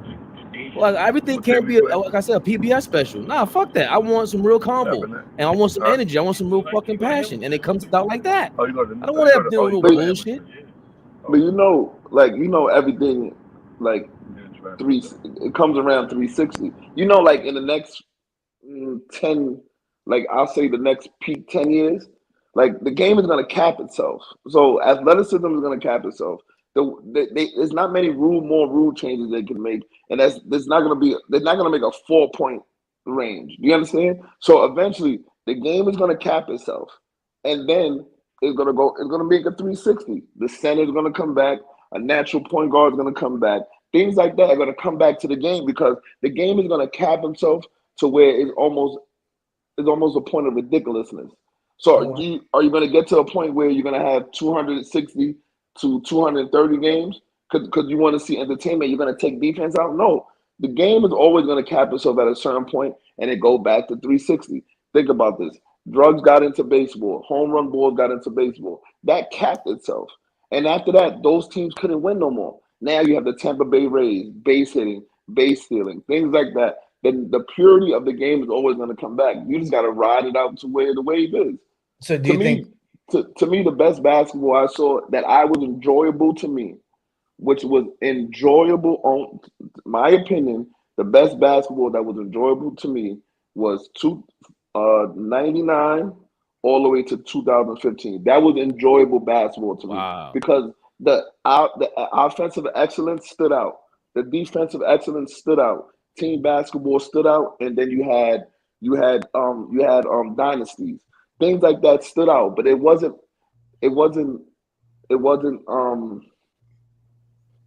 unwatchable. To me, the game was watchable because I like defense. Hell I yeah. like offensive skills. I like ball movement. I like toughness, things like that. But I didn't knock people for saying. But that doesn't mean I didn't like Phoenix Suns. That doesn't mean I didn't like the Suns. The Suns was one of my favorite teams at that point because I was like, yo, they're shooting 7 seconds or less. They pushing the ball. They got Joe Johnson. They got Amari Stoudemire. They got defensive players like Sean Marion. Like I was like, yo, these teams are like they evolving with the game. You understand? But like you gotta invent like what it's about what you like. But to be, I don't think an opinion is disrespectful. I think it could be, and I don't mind. I think that's my thing. I think fuck all that. Like, just stay. What makes it disrespectful? Because once you say Artis Gilmore was average. Once you say that, it's like, yo, dog, if he was standing right here, he would look at you like you're crazy. You know what I mean? So to me, it's disrespectful, but it's also we're human. Say some disrespectful shit. It happens. That's my thing. And now you got to suffer the repercussions. I'm not saying you get shot or something like that. You're gonna get shot with words. No, this is why he's not disrespectful. He was an MVP, 4-time All-NBA, 4-time defensive player, 4-time All-NBA, all defense. Nah, he wasn't average. Hold on. So wait a second. This is the FS1. I'm gonna show you right here. Look. Go ahead, Bernardo. This is the FS1 executive inside Fabian speaking. Like he said, no, do the crazy hot takes because we need audience. We need people watching.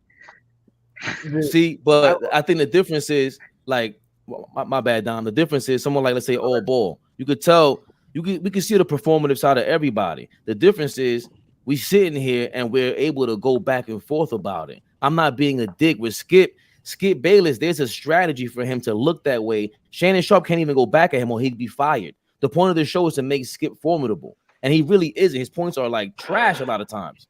You understand what I'm saying? So yes, we need the drama, but in this new age, it's gonna be too much information out here for us to be stuck on like Artis Gilmore was average. We've been talking about this for 20 minutes. Me personally, I love it. I got Beloved to not wear a tank top, and now he's talking to me about 90 from the 99 era to 2015. I love that shit. Like that's Bernardo, my era actually. Bernardo, you know what you call that? You call that body shaming. Yeah. Because let me tell you why, Bernardo. Don Draper is his body is like a gymnastics star, and Fabian is shaped like and Fabian is shaped like Gru from Despicable Me, and he has a big round middle and skinny legs. Gymnastics star is too much praise for me, honestly. I don't know about that. But yo, I actually have a question though. This guy. You ain't nobody ever call me Gru. So fuck you. Bernardo, when you see me, you'll see I'm very well proportioned and a very fit man. Also, Fabian, Mel has very strong legs. His calf muscles are always protruding, so I could tell he's a very high jumping guard. He looks like he has a Nate Robinson. He looks like he has a Nate Robinson type game, Dom Dropper. He has that stocky, like you'd have been successful at basketball and football type body. I feel like go ahead, Mel. Nah, I was saying that. Remember when Blaze was up here last week? I'm like, yo, I used to be like dunking everything, and then like my game's changed now. Like, feel me now? I'm like got more IQ, but he right. I was like, I don't know about Nate Robinson. I was more like a Baron Davis type. Even better. No, I was gonna ask about the 99 to 2015 thing. So like, I think there's several like eras within that time. Like the early 2000s, like that's when you said I liked it. I mean, I love it too. Like I trust me, I love all eras of ball. But Fabian is one of the people that I've talked to that said like it was getting unwatchable. The scores were too low, whatever. And then they changed the rules. You know, they tried to make no hand checking or whatever, freedom of movement slowly, whatever. And then when I started getting into ball, that's when it changed. Remember, but they used to have like Detroit and the Spurs. Right. That's what I'm saying. That there's several eras. So disrespectful. Even within that 16-year time period. And then like when I started watching ball, like even by 06, like you had several players averaging 30. It wasn't like today, but you had several players averaging 30. The perimeter rules got way relaxed. Like if you go back and watch the 04 finals, that shit's like gridlock. Like you cannot even score. And in 06, Wade is getting by Tayshaun Prince like that and getting a foul call every single time. So like, but I still thought it was great basketball. And then the early 2010s is actually a very underrated era because like when we look back at the 2010s, there's the second half of the 2010s, the 3-point boom, pace and space, 4 out, 1 in, or 5 out. And then early 2010s, we still had 2 power forwards, but the threes were starting to slowly increase. That was a good time, man. Miami LeBron, like still had Kobe, Melo on the Knicks. That was some really good hoops at that time, early 2010s. But I was saying like that period is very broad because the game changed a lot even in that 16 years. You know, there's like different eras within that. Go ahead. But I think you had a lot of the prior 16 years. The 16 years prior from 83 to 99, the game changed 2 or 3 times also. So that is just it's a lot of 83 is a great time period. 83 is way faster, way more high scoring than the 99. Right, and then we didn't have League Pass in the mid to late 90s because we would have been shitting on it like, yo, this is mad. Or maybe I don't know if we had Twitter and League Pass back then in the mid 90s. I don't know if we would have said, yo, it's too slow or whatever it was. But I know looking back on it when I watch those games, I go, this shit is not basketball, bro. Like I didn't want like when T-Mac being on Orlando by himself, like Grant Hill being hurt was like a mid 90s team. I hated that shit. Like that's what I'm worried about with the league now with Beloved. What Beloved is saying. It has to go back. Like hopefully Joker brings it back and he dominates so much. They allow the big man to come back in the NCAA and the AAU because then if the big man comes back, you gotta bring a real point guard back. I think both traditional positions have disappeared, and we don't talk about that enough. But I don't know if it makes the ball game, but I just think like on Beloved's point, it was dope how we brought up the transition periods throughout those times. Yeah, I started watching basketball in 07, in the 07 finals, and then actually in 08. But I watched a lot of basketball in the early 2000 and late to mid 90s. For me, what I miss a lot about the beginning of the 2010s and the end of 2020 of the 2000s decade is the diversity in team building. Like, cause if you look at the early 2010s, like you had the OKC team with 2 superstars, scorers, and not a lot of spacing. You had the Grizzlies, which were like, what the fuck is happening? 4 non-shooters in the court at the same time. High low with Gasol and Zebo at the same time. And then you have the Lob City Clippers, you had the beginning of the Warriors, you have the beautiful game Spurs. So you had a diverse array of teams playing a diverse array of 100%. Styles. And for me, like the 2016 postseason with those 3 straight series, first OKC Spurs and then OKC Warriors and then Warriors Cavs. For me, that was the pinnacle of basketball. And from then it went downhill. Like from then it went more and more 3-pointers, more and more spacing, every team looking the same. And for me, like that's when it all went downhill. But then now with Embiid and Jokic, especially, like teams we need to have at least a center or 2 in their roster to combat them because, like, how do you guard Jokic with a 6'9" guy? It's impossible. We're watching this right now in the finals. Like Adebayo can't guard Jokic. He's 6'9". So I think I agree with Beloved and Dime. I think that the big man will start coming back. I am not that optimistic about the traditional point guard though, because I don't think we're going back from a point guard that can't score. I don't think that position comes back into the league. But the center position for absolutely sure. In the next 5 years, we will see an uptick in centers once again. If you remember from like 2005 to 2010, every team that was some type of contender, they'll just grab any 3 centers so they know they had to come against Shaq. So they'll just put 3 centers on a roster. If you had any type of hope of playing in the championship, you made sure when you saw Shaq, you had 3 centers, especially the Western Conference team. They had 3 centers, so just to give those 12 to 20 fouls on Shaq, because you had to. So you had Kelvin Cato, Yao Ming, and Stromile Swift on those Houston teams. You know what I'm saying? So because you knew you needed to throw all type of big man looks to him. You know what's interesting? Portland have sorry, go ahead. And then after the Warriors dynasty started, like the centers were out of the league because every team had to have a switching center. Like they would have to be able to switch the Steph Draymond pick and roll, and then teams started throwing their centers out. And now Jokic comes, and that's how it rolls basically. You know, it was funny. I was watching a clip that popped up on my YouTube feed about it was Chuck's debut on Inside the NBA, and it was the 2000-2001 season opening night, and they're talking about what Beloved was saying about how, like, you know, you just need bodies to throw at Shaq. And it was funny, their predictions were hilarious. Everybody picked the Lakers to win the title, which happened, so it's pretty predictable. And then they were all saying, because Mutombo at that point, I think he was going to leave Atlanta. So, like, whatever team Mutombo goes to, if he lands on an East team, that's going to be the favorite to come out of the East. And they were right. Charles was right what he said, because the second the Sixers got him, they went to the championship. But I just thought that was kind of interesting.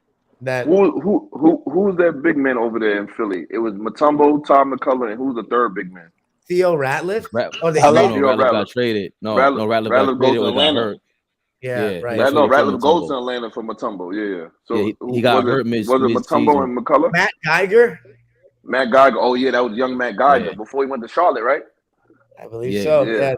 Matt Geiger almost got traded with AI to go to the Clippers, and that's what that summer. And AI woke up. That's when what made him have that. Fabian, you know who's on that panel? The third guy was Kenny, Ernie, Shaq, and guess who else? Hold on. Peter Vesey. Peter Vesey was on there, and he said, and he was, people forget, listen. When I was younger, when you open up that Daily News, all you look for is Peter Vesey, because he could tell you, like you know what's the guy named Woj? He was the Woj before Woj. He let you know every trade. When you woke up in the morning, you woke up the Daily News, he told you about the rumors. And especially when Pete Vesey was on NBC, I learned a lot of basketball. Those are great NBA shows. Like we got to do a segment on great NBA shows. He covered the ABA, so he was there for Dr. J and everything. But he's a bit of a dick. I'm not gonna lie to you, bro. The way remember Dom knows, he's on Twitter. He might say some fly shit to you, we got into it. Yeah, so I don't mind it, because again, that's what I just say, Beloved. He sounds like a New Yorker. About Pete Vesey. Listen, let me tell you one of Pete Vesey's best friends, Pee Wee Kirkland and Joe Hammond. Right. Pete Vesey, so be easy with him. Don't think you're gonna talk slick to him. He'll call a hood favor out for you real quick. Because he was there. Remember, that's Don, the guy you got to interview. Don, he was there for Dr. J at Rucker. Tiny Archibald at Rucker, all those Rucker games. Pete Vesey he had a team in Rucker, like the original Rucker, the 155th Rucker. Pete Vesey had teams in there. He had NBA players. He'll have drug dealers like bet on his games and stuff like that. Like Pete Vesey is very respected in the older echelons of New York City. And he was more Skip Bayless than he was Woj. That he was like, he would talk crazy to Cornwall. But remember when he used to write in the Daily News? He used to tell us about all the trades. Remember, because he does the same thing on Twitter still. He has like these, because he has that punchline flow. Like he'll say something that's mad slick, and he's disrespectful. I don't care what anybody says, he's disrespectful. He's a bit of a dick. But again, I like that, because what if he's right? That doesn't mean he's wrong. His approach might be wrong, but it gets your attention and it gets the conversation going. Like, I don't want this shit to be a boring ass segment. What I'm learning, like. Imagine being in school. The best teachers always commanded attention. The best coaches always command attention. So same thing with him. My bad, Dom. I was cutting you off a couple times. No. You're good. It was funny that they were arguing. Chuck was arguing about, you guys would love this, about Patrick Ewing having just been traded. And you guys were on that opening night of TNT. And they were talking about, They were talking about how you guys have no big man that can protect the paint anymore. No scoring big. And they were like, that's how you treat your best player like garbage. And Vesey was arguing with him about it. So wait, what was his take? What was his take? Joseph? Dom Dropper, what was his take? His take was that that Ewing asked for a trade. Vesey was saying that Ewing asked for a trade, but that was because I don't know if the Knicks didn't want to pay him or something. I don't know. I don't know the story about Ewing. You guys probably know that better than I don't know. But Charles was just saying basically the Knicks did him dirty. And Peter Vesey was saying that he had a choice or something and he asked for a trade. I don't know. That's Fabian. I feel like that's something you would be big on. I think Beloved got to draw my memory because I forgot if he asked for a trade. No, I thought that I knew that what's his name was asking him to go to the bench, and he just didn't want to go to the bench because that Canby. They wanted to go small. So they wanted Canby, Kurt Thomas, Sprewell, Allen Houston, Chris Charles, and like Charlie Ward and him felt slighted about the new regime and all that. I remember that was happening, but I was like, I wasn't. Listen, I'm a Knicks fan. I love the captain and all that. I was never a big Ewing guy. I always like the guys around Ewing. No, I was a big Ewing guy. Like, okay, he's our best player, but like I was I used to look around the team to see like, well, how can we get better and things like that. And I always tell people this: I think Ewing should have let Don Nelson run the team more, and definitely should have let Anthony Mason run the point. Like Don Nelson was an innovator in the game, and Ewing was like he just wanted one way. Like he was like I don't understand why Ewing always like was so stubborn. No, bro, you lost to the same nigga 99 times in a row. I would try something different.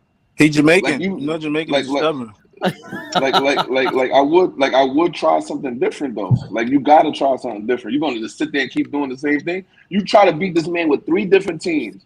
You had the Xavier McDaniel turn. First you had the Mark Jackson them. Then you had the Xavier McDaniel turn. Then you had the Oakley turn. And then you went athleticism with him and Young, and he still beat you. Like try something different. Then they go far when you get hurt. So, but you see, they go younger and move the tempo, move the ball up and down more, and they go to the finals. So and he got hurt, and it was like it was like Tyler Hero getting hurt for the Miami Heat. No, now see, there we go again. We're comparing Patrick Ewing getting hurt to Tyler Hero getting hurt. You can't do that, brother. You can't do that. Hey, Fab, you can't do that. The payout? Did Fab do the payout or no? Yo, not yet. Dom Dropper. I have a little scoop for your West Coast followers. So in New York, in Harlem, I offered a man a payout because I said, yo, take the buyout now, $75. You don't have to pay the $100 tomorrow. The person refused, so now they on the hook for the $400. So around 11:40, I'll be expecting a Zelle payment. I know you're over 47, so I don't use Cash App yet. I'm not that old to go to Cash App. And I'm surprised you even have an iPhone at your age. I thought you were retired to an Android look. I don't know what gentleman you're speaking to, but hopefully they're a man of their word, and they pay their debts like a man. Yes, I hope so. If things turn out the way that you think they will turn out. I was kind of joking about Tyler Hero, but it was the same thing though, Dom. But see, Dom, that's what I was saying. By the time it got to that point in Ewing's career, like we had enough of him because of the missed layup, 1 point in the playoff game. So it was like everything Beloved is saying, he's still holding on to that shit. Like, get the fuck out of here. But I hold him down because it got to a point where it got so disrespectful. And I was like, hold on a second. Without Patrick Ewing, the Knicks ain't nothing. They might not, Jim Dolan, all these guys might not be rich at all. Like what he did in the 90s, without him, there is no damn Knicks. Huh? No, I'm saying the Knicks they'd be rich, but the Knicks and what they meant to that night, it was still a culture that was derived because of Pat Riley and like Beloved pointed or talked about Charles Oakley and these guys, Anthony Mason, Xavier McDaniel for a bit. That's why I started defending on Patrick Ewing more, Beloved, because it's like they automatically put Frazier and Willis Reed above. And I was like, hold on, Walt Frazier and Willis Reed. They had Walt Frazier and Willis Reed. Who the hell did Patrick Ewing have? He didn't have these level. He didn't have no caliber like that. He didn't get a star player till late in his career when he got Allen Houston, and he was already too late. But we're not doing that. I do. It's his fault. It was Patrick Ewing fault. He took the money and they couldn't get no players. Oh yeah. No. I'm saying that's not true. I'm not. No. I'm That's not saying very no. true. We looked it up before. He took the big Yeah, he contract where did. they couldn't sign nobody for real. Yeah, they couldn't sign nobody because what's his name was supposed to come to the Knicks. Was it Weber they were trying to get? They were trying to get somebody and they couldn't get him. I remember that free agent year. But real quick, before we get to that point, hold on. Go ahead. Hold on. He's right though. He's right, Fade. But before we get to that point, I do truly believe if Patrick Ewing doesn't get hurt, the Knicks win the championship that year. They're too deep. There's no who's the Western Conference? Who won the Spurs won it, right? Spurs. The Patrick Ewing healthy would have made a difference on that team. He would have gave them that 15-point and kept David Robinson honest. When Ewing's not in the game, there's still no honesty because there's so many looks you could give them. You could give them LJ Canby. You could give them Ewing, Kurt Thomas. You could go Kurt Thomas, Canby. You could go big. You could go Ewing, Canby, Kurt Thomas, maybe even LJ. There's so many looks you could give that San Antonio team, and you're forgetting you still have Sprewell. You still have Allen Houston. You still have a young what's his name? Monty's not there in that time. Sprewell? There was somebody else. No, there was somebody else there off the bench, a guard. I can't remember, but I think that the Knicks. If the Knicks are like Denver almost at that time, because you have the dominant guard, you still have no big man is like Joker, but you still have a good Allen Houston and Sprewell. That's 20 and 17 a game right there. You still have the young Canby at that time. It's crazy. He's catching every alley-oop. He was averaging like 4 dunks a game in that season. Patrick Ewing or Artis Gilmore? Who would you take, Patrick Ewing or Artis Gilmore? What career I'd rather have? Let me see. What player in their prime? What player in their prime? Artis Gilmore or Patrick Ewing? No, I'm taking Ewing. I'll take Ewing. Hey, real quick before I gotta get off, but I was also gonna say one thing that was interesting about that clip. They had Orlando. Orlando was saying they were gonna win 60 games before the season. That was the year that Grant Hill only played 4 games. Because of T-Mac and Grant Hill, right? Yeah, they said they're gonna win 60 games. They won 43 because he only played 4 games. But I just thought that was really cool. The context, I love it. But we didn't know Orlando. Who's on that Orlando team? It was T-Mac and Grant Hill. Who else is on that team? Bo Outlaw. Daryl Armstrong. Mike Miller. Bo Outlaw. Mike Miller. That's Mike Miller's rookie year? Yeah. Nah. Is it? Yes, from Florida? Yeah. Peter Vesey. Daryl Armstrong was there? No, Daryl Armstrong is not the. Is that the guard? That's somebody else then. Yeah. And then Tim Duncan almost went to Orlando like a year later or something. They blame it on Doc Rivers. All right. Yeah, it was Glenn Rivers. Doc Rivers. Oh yeah. They say he didn't. That interview didn't go well at all.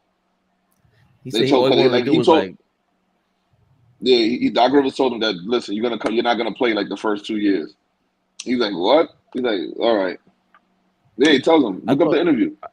I thought he said he couldn't bring his wife on and playing some stupid shit. No, I thought he was like. Oh, yeah. Charlie Ward was still on there. So it was Houston, Ewing, LJ, Sprewell, Charlie Ward, Chris Childs, Kurt Thomas, Canby Dudley, Dennis Scott, Ben Davis, David Wingate, Rick Brunson, and Herb Williams. I don't remember Dennis Scott being there. That's crazy. David Wingate, and listen, let me tell you something. They used to put David Wingate in the game for like 10 minutes, and they'll just put him on the best player, the best perimeter player, and let his old ass run around and foul all day. They used to put him in the game. David Wingate. I forgot David Wingate. Yeah, that's Pat's man. You know, he kept the job with Pat around. One thing about Pat, he'll give one of his men the job. Remember, they came to the league together. Oh, I didn't know that. I know David Wingate. 2 years after. He went to Charlotte, David Wingate. Yeah. No, I'm not. I'm saying Ewing always had. I think he was on another. I think he was on the Knicks twice, and maybe one time. I think he was on the Knicks twice. I think that's his second time on the Knicks. See, I think that's part of the reason why we remember players too, because back then for me at least, trading cards were heavy. So David Wingate, I remember him getting so many of those basketball cards and hating it, had like 25,000 David Wingate Charlotte Hornet cards. You know what I'm saying? So I remember that he's on the team. So that in video games, it helps you remember who's on what team. Daryl Armstrong is a Hall of Famer. So is Bo Outlaw. Now Flea's going off. Flea's back. David Wingate, huh? You talking about person that could maybe play today? Bo Outlaw is super chiz. He had like 1% body fat, but he had no offensive game at all. Trash. Nigga. What are you talking about? He's a defensive. Nah, but he can run around. He can run around and get wild rebounds for you, bro. He can't score at all. Like, I don't know if it's worth the risk of the reward. He was terrible on offense. I've seen that nigga throw it on the backboard before. His jump shot was I was gonna say that his jump shot was awful. Oh my god. Nigga, Daryl Armstrong today. Daryl Armstrong did a layup in a dunk contest. No, he didn't. Oh, he was in the dunk contest. Nah, Daryl Armstrong did a layup in a dunk contest. Look it up. He did. Look it up. He laid the ball up, yo. He laid the ball up. Was that the All-Star game in Orlando? I don't remember, but I just remember seeing it when I was a kid. I'm like, yo, what the fuck? Daryl also did. Real quick, I got practice in a minute. What's your prediction tonight, Bernardo? I think Denver pulls away late in the third, and then it's not a game in the fourth. Okay. Man, what's your prediction tonight? Yeah, Denver. I'm gonna say they're gonna win by about 10 points. All right. Fabian. That you copying down. Fabian. I'm going with Bam Adebayo scoring 30 points, and the Miami Heat will be victorious tonight. Hopefully, your friend doesn't have to pay. Oh my God! A reverse lay. That's a tough layup nowadays. It went in though. That was horrendous. And hopefully the Miami Heat will come back and start their first of 2 straight games. Raymond Fabian, Hall of Famer.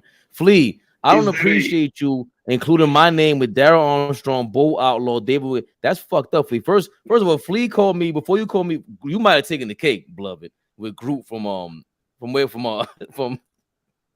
Despicable Me. That's the cake, because he said I look like Max Strus.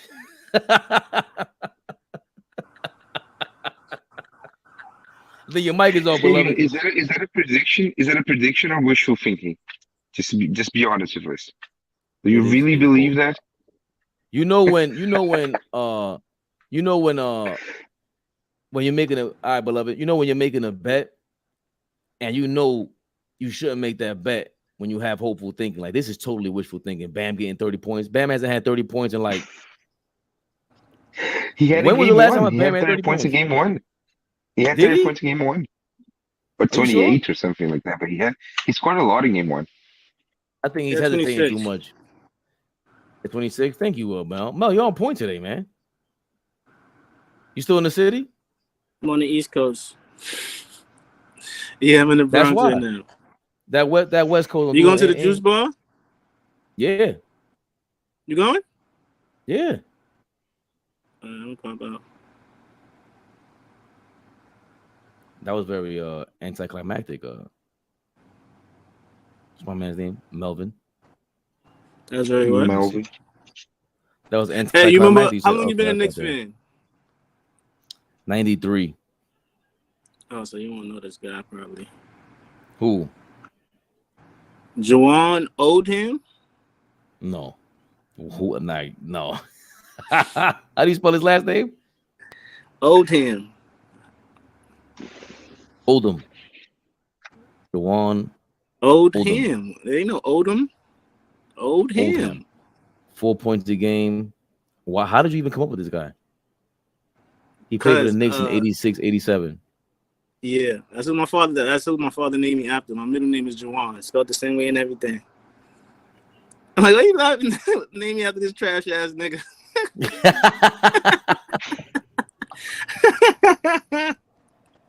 I asked him where he got the name. He told me. I didn't know. Did he say why he liked him? He didn't. And I'm like, he know basketball. Like, my pops don't know basketball. I looked him up. I'm like, yo, this is the guy I'm named after? Like, what the fuck? It's a unique name, though. Nobody spells it how it's spelled, and a lot of people have the name Juwan like that. My middle name. He got a lot of jerseys.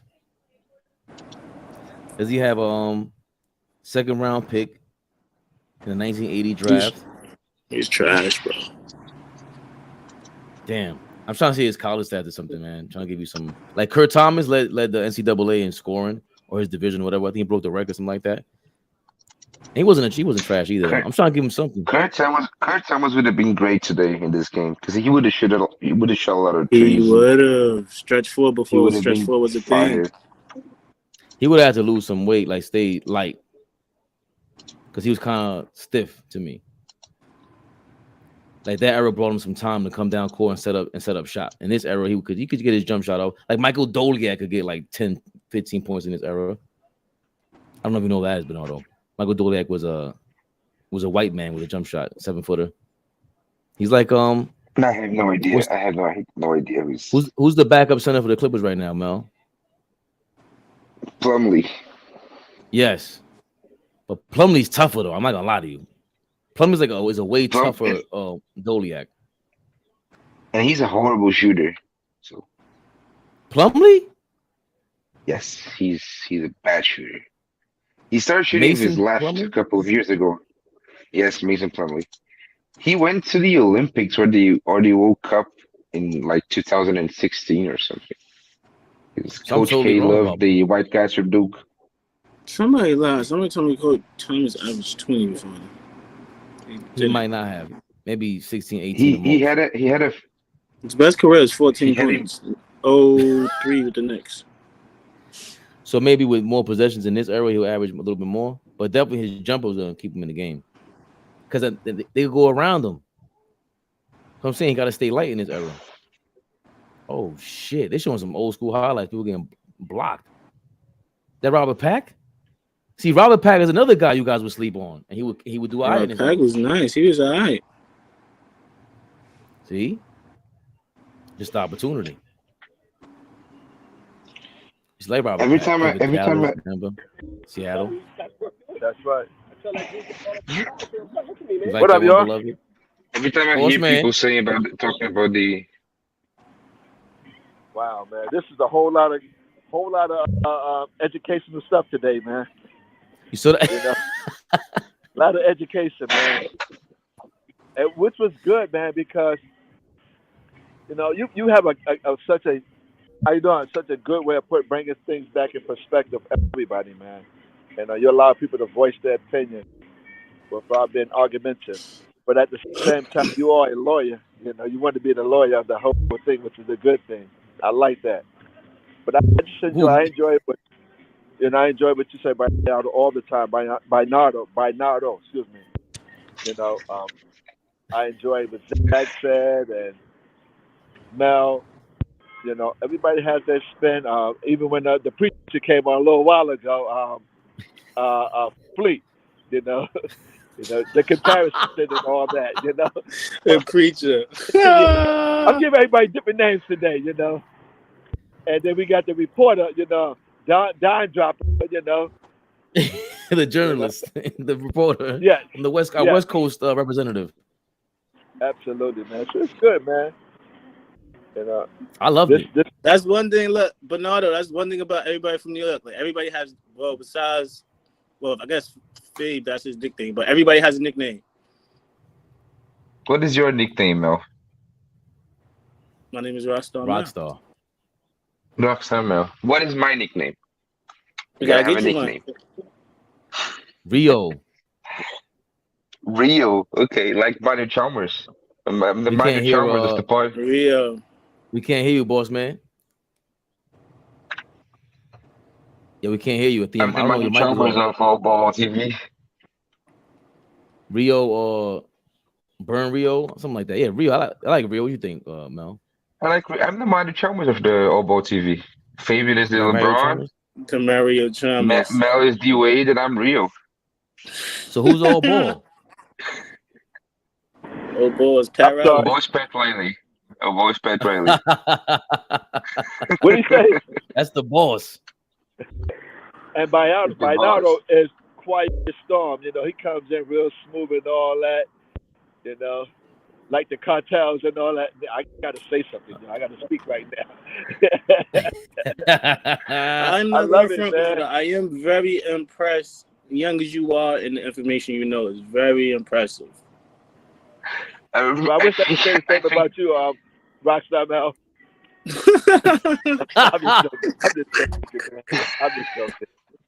It's okay. Yeah, I ain't gonna hurt my feelings. It's okay. No. You know what's up?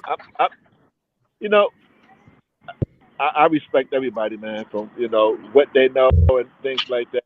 And I'm quite sure we all learn something from each other here, and this platform that All Ball and Favor put up, man, because you get a chance to connect across the world with people, and it's men and women, and everybody has their story about basketball. And Fleet said it before, whether you played or not, you have some kind of knowledge of basketball, and that's what makes this so much fun because, it's not like Flav got well today, excuse me, we're gonna talk about this, we're gonna talk about that. Here's your script. This is what you need to follow. It's no script. Right. You dive into information, and then you critique that, you analyze that. So I think that's what is so unique about this. Even on podcasts, you have people come inside. Hey, we're gonna talk about this. Don't deviate from that. We got to stay on topic by doing X, Y, and Z. Here, it's a plethora of stuff that we talk about. Even when you a guest on a podcast, you could tell them not to ask you certain questions, right? That's why you're in Hollywood now, because we just learned something about that. Yeah, that's how we going. Like some of these interviews, they like, don't talk about this, don't mention this, don't mention that. Yeah, industry stuff.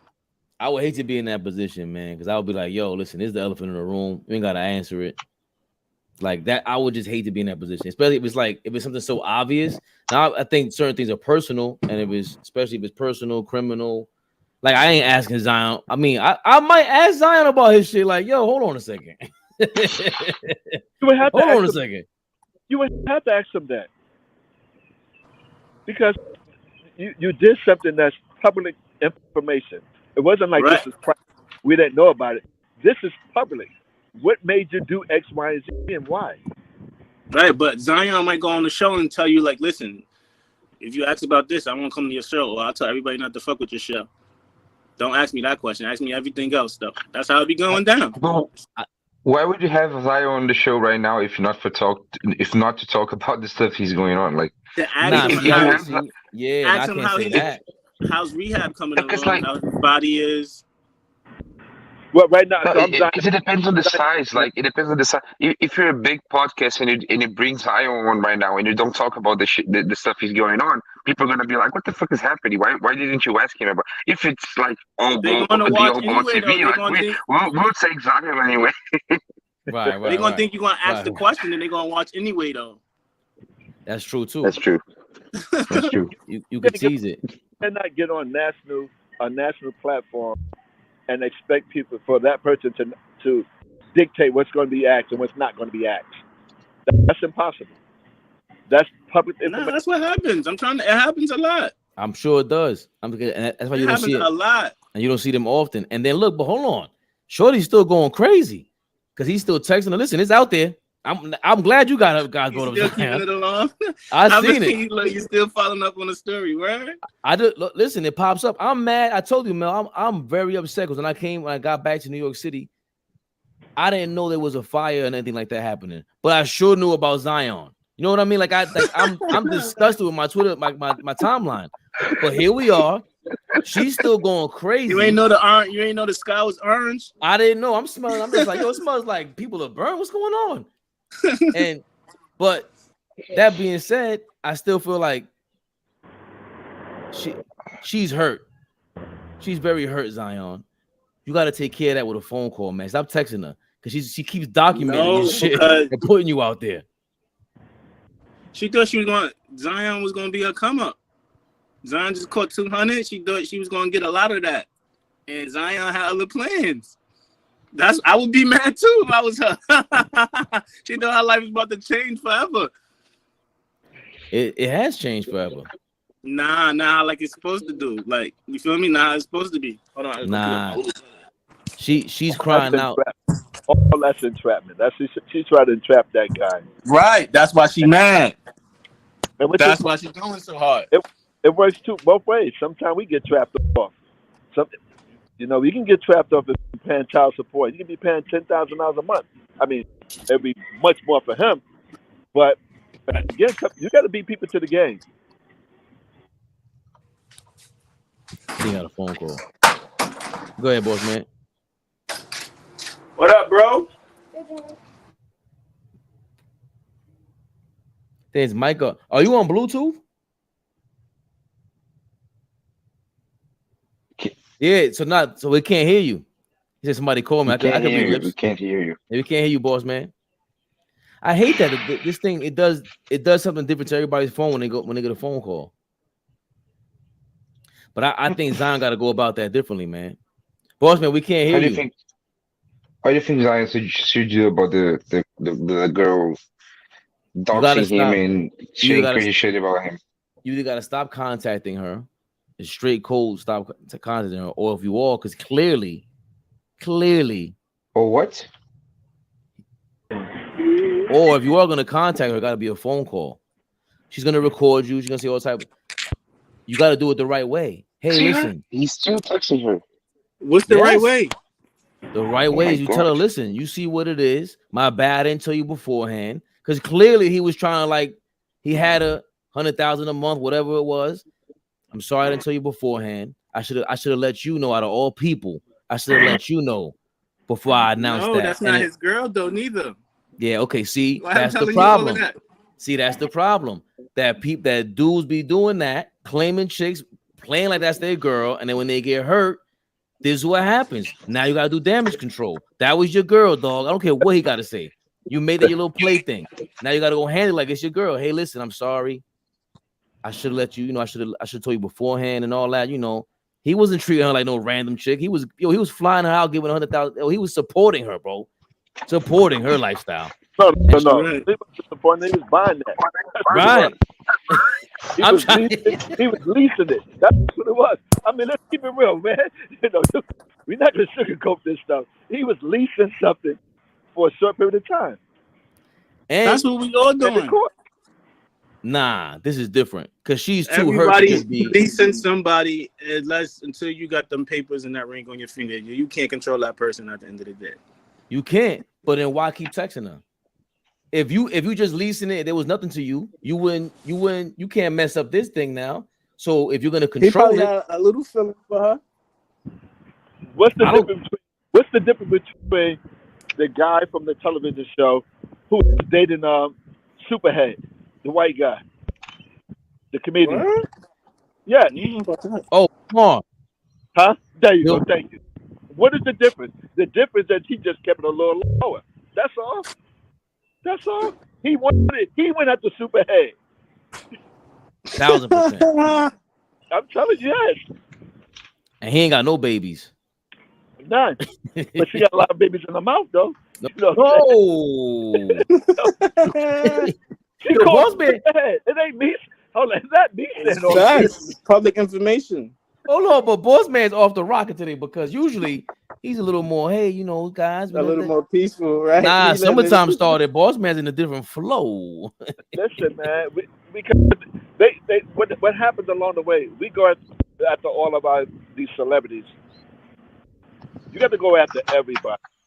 Whatever somebody did, that's their own business. I'm not knocking what anybody is doing.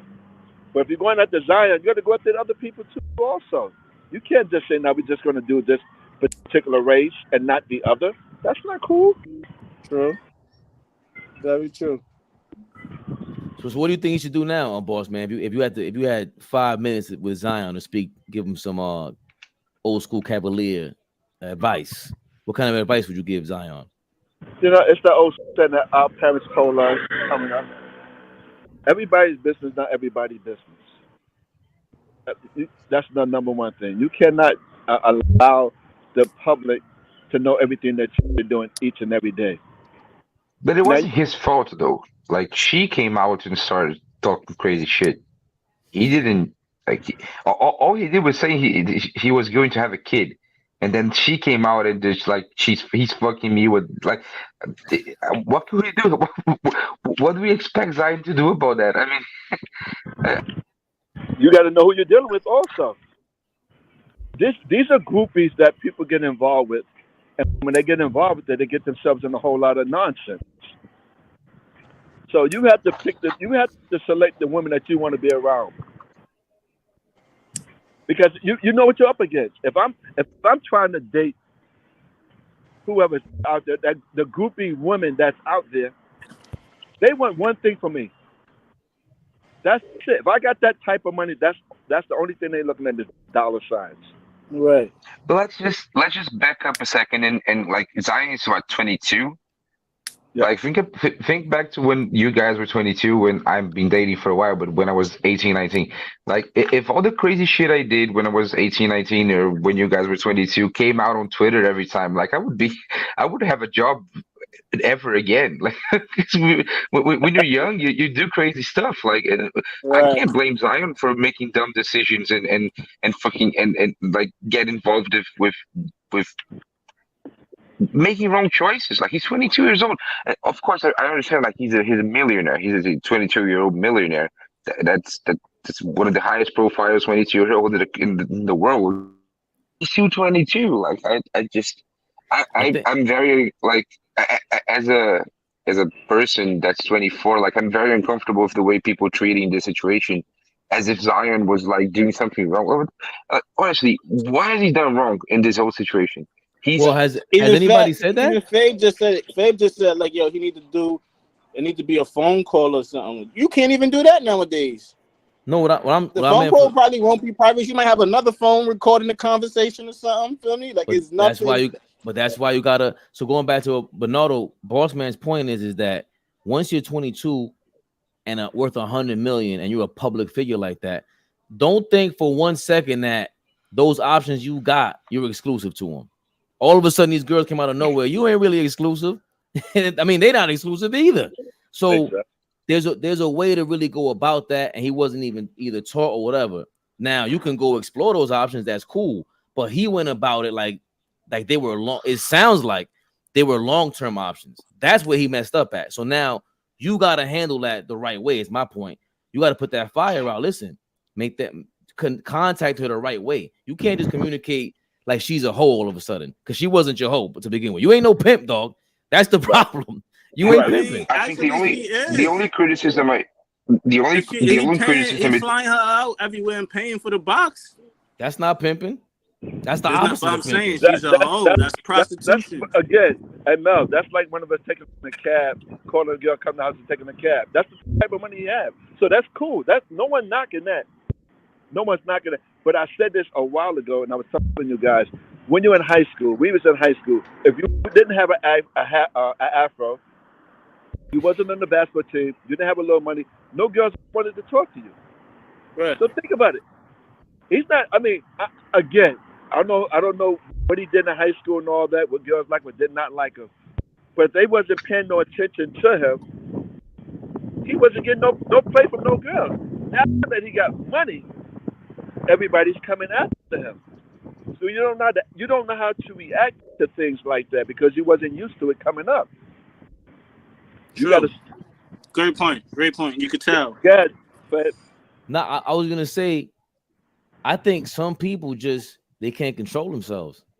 Like I know dudes who got. Hold on. Let's back up. You're a good-looking guy, so you didn't have the problems we had back in the day. You know what I'm saying? Wait. At a certain point, like you said, you still, as a guy, gotta keep yourself together. Like you gotta make something of it. I don't care who you are. You still gotta come up with. You can't mess it up for the most part. At a certain point, you reach a certain skill set where you go, okay, all I gotta do is chill, and then really, start. Yeah, you do. As a guy, you gotta deal with rejection. The skill set is crazy.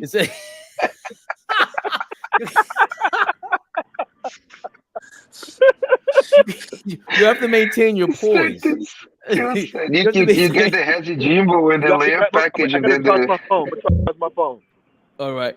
You have to maintain your poise at the end of the day. I don't care how many girls you get. Like, and this is a part of it. Like, this is it could be, I don't care who you are. It could be overwhelming. You got, bro, this is the chick you're dreaming about, basically. Because our dreams are different than girls' dreams. Girls be dreaming about the castle or whatever, or certain women. Men's dreams, for the most part, from when you're 13 on, is your favorite girl in 8th grade. Then it tells you it might be your teacher with the crazy hooters hanging while she's helping you with the homework. Like, your dream changes. So imagine you could click a button and that chick is there, and she's doing exactly what you want her to do. Oh my, and beyond. Oh my, that could be overwhelming for you or for any person. So once you can't check yourself, because look what he's saying, or the stuff he's talking about is like you want her what he around saying for now? way I ain't been longer. keeping up. What he talking about now? Nah, I'm just saying the way she's responding. Like I could understand. She's like, you supposed to be this, you supposed to be that. You sending me $100,000. You said you ain't my king no more. So it just sounds like you were playing too much with that for the long term. You should have kept it real from the beginning. Everybody do that though. Not everybody do that. I'm saying. No, what you mean? What I'm I'm saying Mel? What do you is mean? I could talk to a girl the same way, and she know we're not in a relationship, but she know like that's how we rocking though. Like she know I got other girls, but I could be like, yo, what up, babe? You feel me? You know I'm taking care of you, and there's also like other girls, and she be good with it. And it's also like once you have a girl and you treat her well, and you start getting involved emotionally. Like it doesn't matter if she thinks she knows you have other girls and you're not just a close relationship. Like everybody, when gets attached, we want to believe that we are the special one. No, right. no, he has other girls, but I am the real one. Like, and that's I think why these girls always getting sounds hurt. like that's the situation. Like, they love hearing it, even if it's not true. She'll know you lying, but she want to hear it anyway. Damn, I never had nobody like you. You so special. I'm gonna give up all the girls for you. She know you lying, but guess what? You telling her what she hears, she gonna mess with you. And even though she knows you're lying, to believe it, and she ends up believing it eventually. Like, right. Now, I'm telling you that. Now, give me 100 extra million. You think she's not gonna listen? But that's my thing. She now is on a level of extortion where she keeps saying like that's what I'm saying. You can't keep texting her because she's just taking everything and posting it up there. So you gotta leave her alone. He probably don't care. Who doesn't care? Zion, that's why he keeps texting her. He knows it's gonna be a chance of it being in the public eye at this point. So if he's still texting her, that gotta be going through his mind in the back of his mind. Nah, he's a dummy. I'm trying to tell you something. The girl, he ain't no dummy. Nah, I'm talking about dummy in this sense, in this department. His skill set is not involved. It doesn't involve his skill set is not involved handling the ball and handling women, bro. He lacks in this department. Doesn't have the bag. Tell them he doesn't have the bag, right? Dog. He doesn't have a bag, Mel. His bag is horrible. His game is trash, Mel. Nah. I'm your only girl. Everybody in the NBA got a bag when it comes to this. Everybody got skill set when it comes to this. That's bullshit. Hell no. No. Yo. Hell no. Yo, my friend, one of my best friends from high school. One of my best friends from high school, right? Mm-hmm. His uncle was like a trainer assistant or something like that on OKC. Like, you feel me? Like, and he had women in every series. He's not even an NBA player. So imagine NBA players, bro. No, but it's different. There's a difference between like having girls and knowing how to navigate and deal with those girls. Those are two different things. True. Like those are two completely different things. Yo, Mel, there's a difference between, I don't care what anybody says. There's one chick when she's bad and she knows she's bad, it's different. For me at least, maybe call me normal. There's a difference between a regular chick that doesn't really, it's easier to talk to and kick the game to. And there's others that give you a harder time. There's others that everybody's trying to holler at. Right. So as a guy, you gotta read all these things. Now, the girl like Mariah Mills, which one of us have a chance with her right now? Like, we at the ball. Any girl I step in the room with. I feel that there's that confidence, right? And that's cool. I agree with you 1,000%. But I'm talking about her caliber, her room that she's in. We don't even frequent the rooms that she's in. At least me, I don't. So I have zero chance, right? Okay, then that's. But no, hold on. Then that's different. That's different. So I don't. Let's say you do. Now you have the confidence to. I don't. Just to be clear, I don't. I have a girlfriend and I love my girlfriend. I'm totally married, so even if I frequented it, I would have to ask my wife. But the point is this: I don't frequent these circles. Clearly, she's in the $1 million circle, bro. She's on everybody's like all her DMs got a blue check that she cares about. So now you in that department. Out of all the blue checks, you think Zion got the best game after all this shit I've seen? Hell no. I would think you got way more game than Zion, just from what I'm hearing right now. Right, but look, out of all them blue checks, probably like 2% of them got 198 mil guaranteed. Okay. You don't need a lot of game after that. You can be bare minimum, say little after that. You feel me? Now you're making my point. Again, we are not in those. But we don't know how much game he got. He can have a little bit of game, and then she gonna go. Nigga ain't got no game. He's just caught up. He just made these two girls his girl. That's what he's doing. He's telling them anything. And then there's the other component. Before this, he was like there's the other component right now. That's all it was.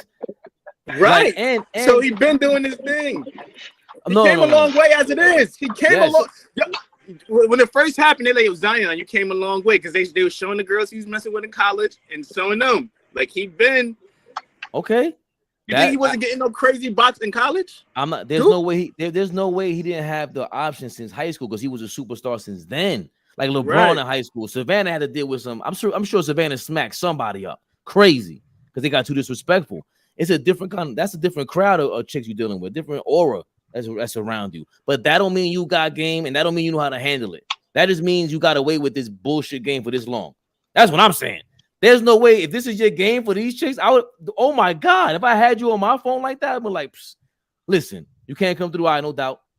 Like what am I gonna do? I'm your king or whatever. And don't get me wrong, if it was one chick like that, I understand. But they're both basically the same kind of chick.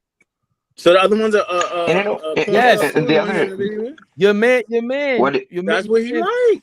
That's what he like. That's what he like. I mean, he ain't got no G. I don't think he got no G.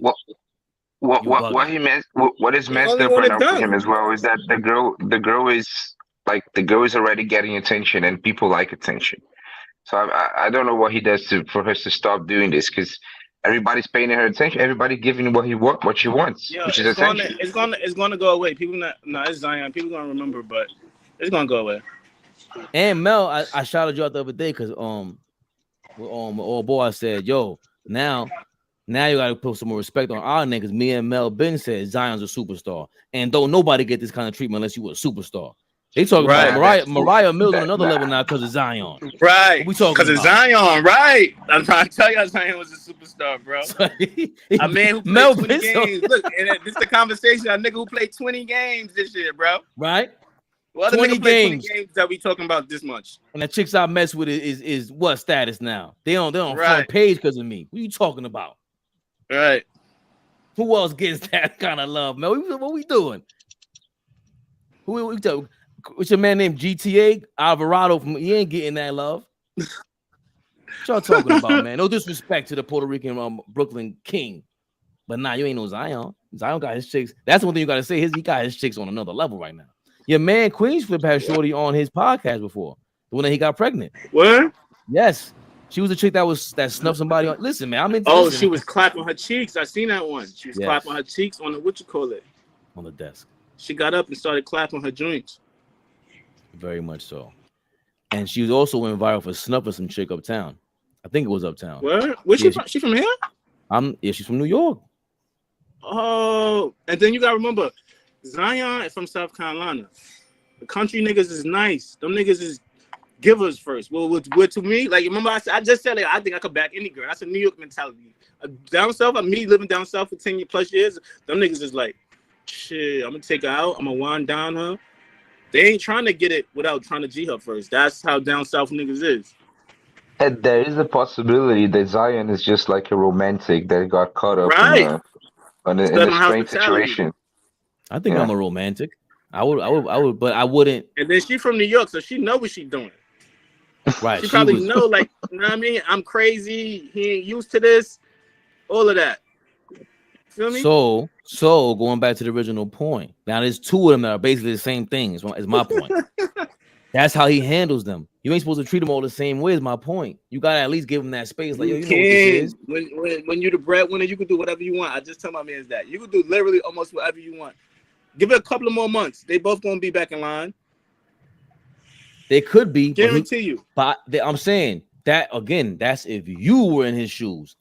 Listen. From what I understand, from what I've seen from you with your Purple City do-rag, amazing. I believe in you. Zion, I don't believe in Zion's game. I don't think she'll fall in line. I think she's gonna try to make him jealous and mess with some other baller. I already see the. Come on, see the writing on the wall.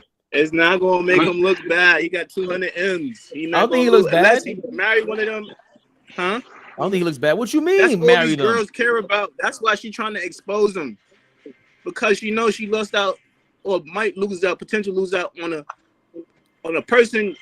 She might never find this again in her life. With all of the blue checks, she might not never talk to another nigga that got 200 M's. That's 200 M's up at 22. Right, she knows. She probably know her position. You feel me? She knows, like, damn, I don't want to. She probably playing more hurt than what she is too. Yo, she probably don't really care like that. She about the bag, not about him really used to. They loving each other or whatever. No way. She's not joking. I don't think she's joking. Guaranteed. And I don't think she's joking. I don't think she's joking. I think she don't care, bro. Hold on. I don't think she's joking. Same thing happened to Paul George. Paul George got a stripper pregnant. She tried to expose it, and then he went the opposite way. He just like cuffed it. Well, you know what that? Hold on, Mel. Stop right there. You know what that means? Say it with me. You know what that means? Paul George is not a superstar. It was a thing for a second. A hot second. This is this ain't that. And what was I gonna say? Damn, my bad. I forgot. Bernardo, go ahead, Bernardo. I wanted to know if you wait a second. Okay, can you hear me? Yes. I wanted to know if you also think Kyrie Irving is the top 5 most skilled gamer of all time, not only the basketball player. Is he? Yeah, his nickname is the God. I didn't know that till Mel said it the other day. See, Mel's really into the gossip. I get the surface level. No. He's into what we call in Spanish. I don't know if you guys call this shit, Bernardo, the bochinche. See, Bernardo's a lot more fucking bochinchero than I thought. Mel? My question was a pure joke about people saying Kyrie Irving is the top 5 most skilled player of all time. It's just wanted to translate, see if he's really skilled overall, or if it's just the Hazy Jimbo. I can't lie, but Kyrie got he got a bunch of fly shit on sometimes, man. Sometimes I'll be like, yo, I want to, damn, all right, Kyrie, I see you. I'm telling you, he was just at the Drew League in LA. Oh, they say he's playing. Uncle Drew's gonna play in the Drew League. Right? Damn. When they just announced today. What's today? So he probably gonna play next week. I'm going back home for sure. He gonna wild that shit out. Oh my god. That's crazy. That's LA, right? That's that little gym that LeBron was at last summer. Yeah, it's in Compton. That's in the middle of the hood. It's in Compton, man. That's in Compton? That's smack in Compton. They got mad security, man, everything though. Nothing ever happens though, like ever happen, because there's too much security, too much cops, everything like nothing can happen there. Yeah, hopefully it never will, man. Because that's you gotta keep that like that. Hopefully they bring money over there, because that's like people selling shit or whatever. They got mad merch out there. They be having merch. They got merch. They got like a little. Sometimes they have if it's big, they have like a food truck outside, and then they got like they got like Drew drinks. It's called the Drew Raid. That shit is good. They got like these little sliders, the turkey sliders. They making bread. They sponsored by. They just moved. It was crazy because they sponsored by Adidas for life. I think because of James Harden. Because James Harden he's from California, not LA though. But he's from California. I think he's sponsoring them. They got Dilly D's deal for life, right? But when LeBron came, LeBron, the Nike guy, they had to cover all that shit up. They covered it all up. Oh, so they definitely getting bread. Like the whole. Then they got like a crew. They got like people security, people helping people who need seats, people who need help and shit. Like people make sure people, if you're in a wheelchair, you get a good seat and stuff. And they all be having gear. I say Drew League and stuff. It's nice. I ain't gonna front. They getting some money for that for sure. I know what I was gonna say now, Mel. All right. You got 2 chicks like that you're dealing with, right? And one of them happens to get pregnant. Are you doing a gender reveal on your IG live with this young lady? And I have a second question. Is it gonna be non-binary? If she's having a baby, You can't not have a baby and not post nothing. What? Not nowadays. Mel is a lover boy. Because she gonna feel crazy. She gonna feel crazy. Rock the girl stars gonna feel crazy. The girl family gonna feel crazy. You can't do that nowadays, bro. Even if y'all not even on good time, you gotta fake it like y'all on good family time and post that shit. Can't not post that shit nowadays, bro. So I think that's what got the girl pissed off. That's how I know she caught feelings. Because we knew nothing about this until there was a gender reveal party on a live, and she feels mad embarrassed because she probably bragging to all her friends that she rocked with Zion. And she got him in like, yo, hold on, why you talking? Why didn't you ever tell me why this girl pregnant? You're wilding. I don't care if she's pregnant. She barely said, I don't care if she's pregnant. You should have just told me. Right. That's what make me say, like, that's why I know he got game because he didn't even tell her. A sucker nigga would have told her. What? Are you kidding me? I don't mind if you talk to her like that. For me, the opposite. No, or like what I'm saying, like, if he fucked with her that much, he would have told her. If that was wifey and they was rocking together, she would have knew. If he had game, she would have posted that and ripped it right. She would have deleted it right afterwards. You know who I be. What are you doing? Don't you ever? Nah. You kidding me right now? You crazy? If he had game, this would not be a week-long saga. Nah, you ain't posting. You posting me again? Nah. I don't know what they still talking about. I don't know. Because she said, I'm hurt. I'm devastated. You did this and you promised me XYZ, King. I'm going to show everybody all the deposits you gave me. She's hurt. I am sorry. Look what she's talking about. No way. She's talking about the moolah. Exactly my point. She don't care about the nigga. She took if he had game, he would never let this get to this. Like he would have told her way before. This is out of his control.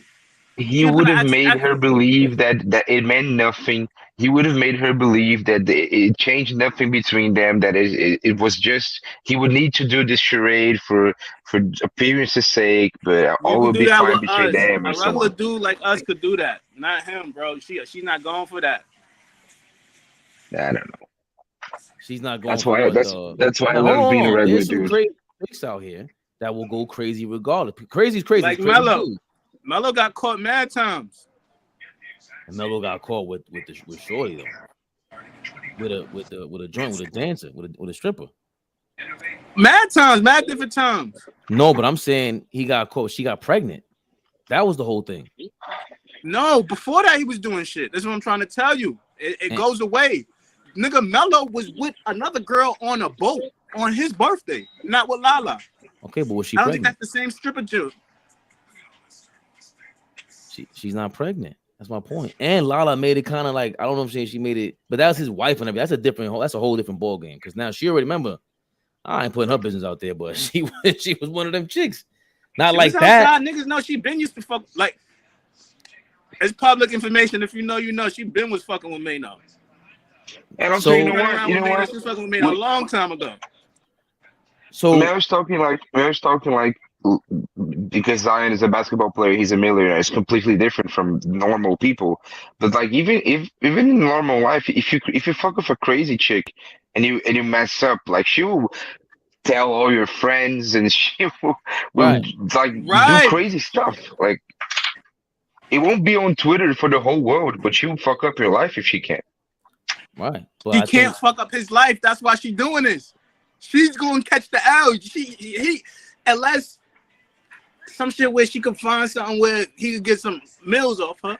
She can't fuck up Zion's life. How can she fuck up Zion's life? Unless they really do. If they really do got a baby almost coming, then yeah. If they don't got no baby coming, she can't do nothing to them. Man, that's all she can do. And then she she got to do this to try to like make it long lasting. You know that you about to be out the door because he really got a seat on the way. Zion needs to hand. He needs to hand his phone to his closest friend. That's a real pimp. That's what he needs to do. That's the real G. He does not exactly. He does not need to handle this. He needs a PR pimp move right now. This is not for you right now, brother. This is way out of your league. You stepped way too far deep in this shit.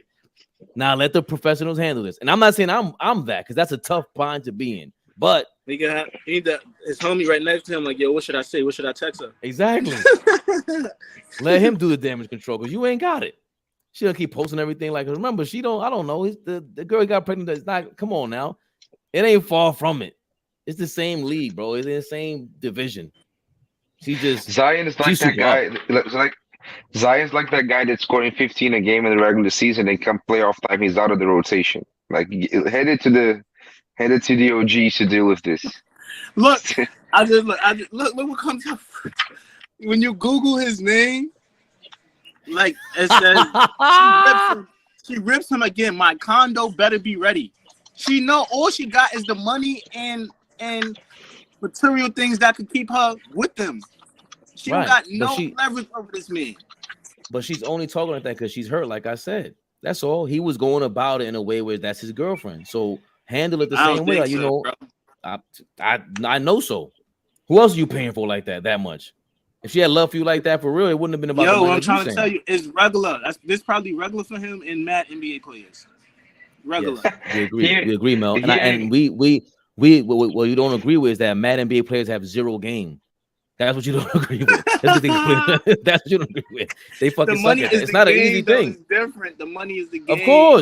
Of course. I'm not saying it's an easy thing. I'm not saying anybody like it's not, especially at that level, bro. You don't know who even likes you. You don't know who's really into you for real. That's a different. It's difficult to really decipher that. That's the biggest thing for people that have money but are young. Like, how do you figure out what people you can trust, what people really like you, and what people are just there for the money? And also, how do you figure out the people that you trust and you like, and not the people that you just with because you can be with because you're rich?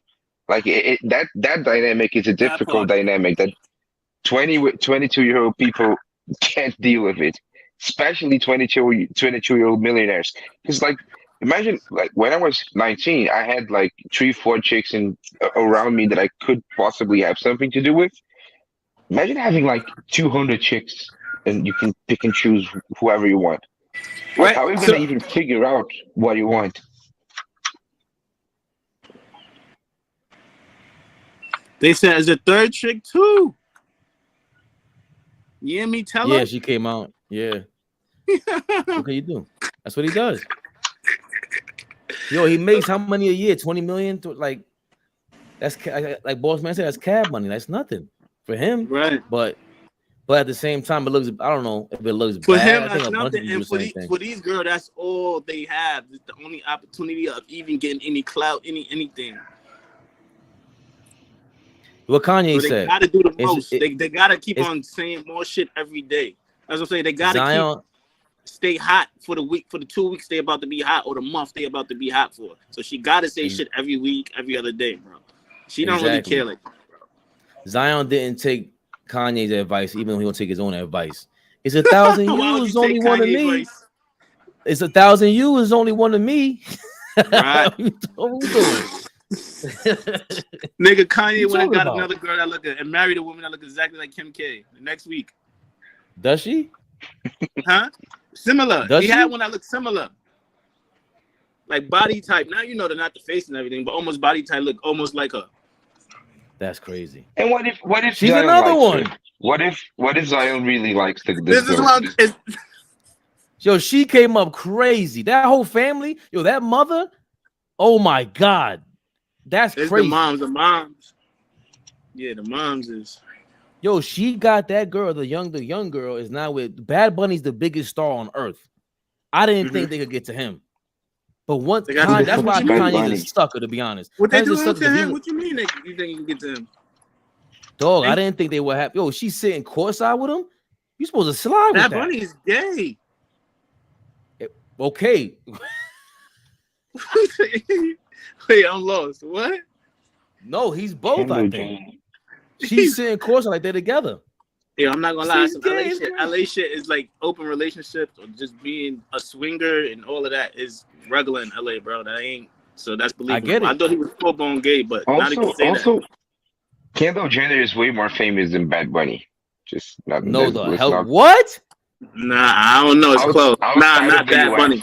Outside of the US, 100% yes. 100% yes. Oh, bigger than Bad Bunny? I don't think. You know who Bad Bunny is, Bernardo? Right. You know how much money he's a rapper. I know he's a rapper, but like that's all I know about him. You know, everybody knows this guy is a rapper, right? No, reggaetonero. He's a Puerto Rican. I can't even say he's a Puerto Rican artist. His whole story is crazy. He's the only guy. He's independent. He ain't signed to nobody, and he's the biggest artist in the world. I'm not saying he's not big. I'm saying the Kendall Jenner, the Jenner family, the Kardashians, they're crazy everywhere. Like everybody knows them. The Kardashian name might be as popular as Bad Bunny, but Kendall Jenner is nowhere near as popular as Bad Bunny. And it's nowhere close. Yeah, I think Bad Bunny's a different level. That's a different level of fame. Because remember, that's what legitimized the Kardashians is them. They were messing with Reggie Bush. He flamed out in the league. Really, he was good. But Reggie Bush. The other guy, it started with Rashad McKent. The first episode I seen, Rashad McKent was on there. That's crazy. I didn't even know that. So you got all these players and artists that really weren't A-listers. Kanye's really the A-list guy they messed with. Ray J wasn't an A-lister. Once Kanye got involved, it was like now they legitimized them. That's why Jay, I think, is mad at them. Like, what are you doing? Why are you rocking with them? They're the devils. But yeah, I think now her being with Bad Bunny definitely twisted over there. Was that? I said I don't know what it is. There's something about that family where something is not right over there.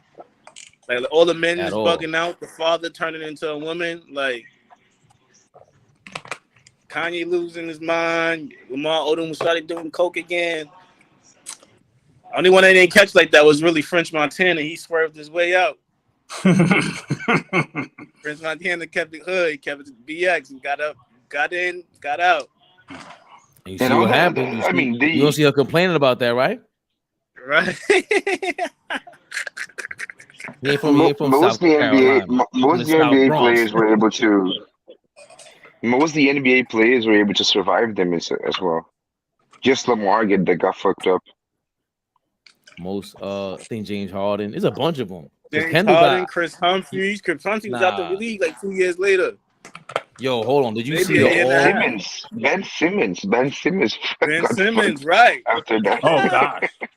Who they said that all Kendall Jenner team versus the all somebody else team? I was dying because all these dudes they mess with the same chicks. So I'm telling you, they mess with the same chicks.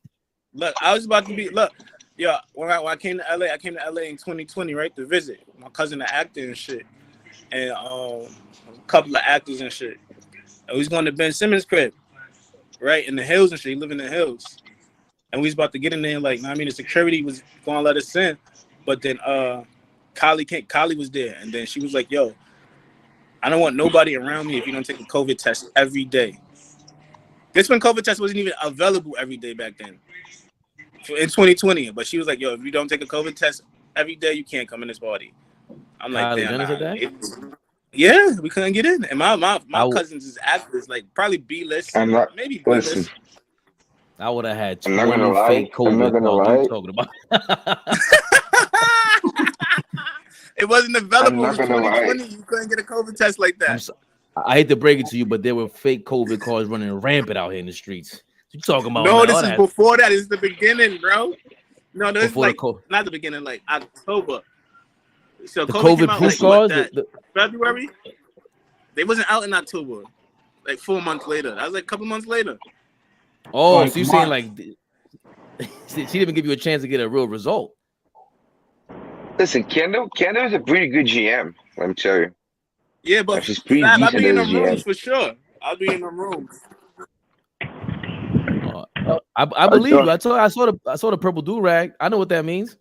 You gotta wear that with certain level. What that mean? Yeah, a certain level of confidence that comes with that. You could bag anything. I could bag anything. See that COVID test? That sounds like why they put drinks for like $40, $50. They keep certain people away. Yeah, it's just a fact. And in some places they added like a COVID. They used to have like a COVID fee to your bill in LA. Well, what did that do? People used to be mad, but they couldn't do anything. COVID. Oh, meaning dumb you shit, like y'all let you in the rest. What? Meaning you didn't test. You didn't have a positive or negative test. You had to pay a fee. No, it was just extra something on the bill. Like if you went in a restaurant during COVID, you had like it would be on your bill like COVID fee. It'd be like an extra $10-15. No explanation, no nothing. It's just that's what I'm trying to tell you. Like, yo, they were shutting people down over here for that, for being open during COVID. That was crazy. They would track who was there. Yes, Bernardo, you can ask us. I'm sorry. I want to ask this question. The Kendall Jenner All NBA team. I want to see if they win a title in their primes. Ben Simmons, D'Angelo Russell, Devin Booker, Kyle Kuzma, and Blake Griffin. Do they win the title? Devin Booker, she is with D Book. In their prime. But that meme has her against another all team. There's another team that, like, they say. I want to know if they win the title this year in their prime. That's what I want to know. D'Angelo, D Book, Ben Simmons, who was nice in his prime. He was nice. He never had Blake a prime. Griffin was a monster, and Kyle Kuzma. Kyle Kuzma, I say no. So you don't go to a conference say no. final, maybe. I say no. They can go to like a conference final, maybe though. Not a championship. Not winning. They'll be too busy fighting over Kendall. Ain't doing nothing. Yo, that meme. The game start 8:30, right? Yeah. Yeah. That meme you're talking about, Bernardo, it has another set of dudes with a chick that mess with all of them. You don't see that? Is it all gender team and is it all other? Boss man, we've gone down the rabbit hole now. The groupie rabbit hole.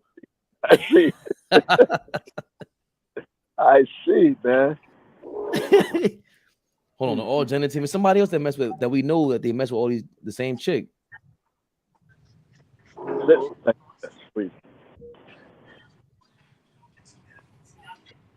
Say that again now. That's in the NBA? Yeah, it's a chick that messed with a bunch of NBA dudes. I mean, besides the Kardashians. I'll look it up. What you Jordan gonna put Clarkson. in? Chick that messed. Yeah, look, I put the all Kendall Jenner team NBA. They say, look, Jordan Clarkson, Chandler Parsons, they're being very good friends. Jordan Clarkson, Blake Griffin, Ben Simmons, Kyle Kuzma. It was somebody else. Damn it. I think it was goodness. on. And what happened? What happened after they finished messing with them? Their careers went down to earth. Oh shit! So flat on their faces. Except Kyle Kuzma. Kanye West said that Chris Paul had an affair with the Kardashians.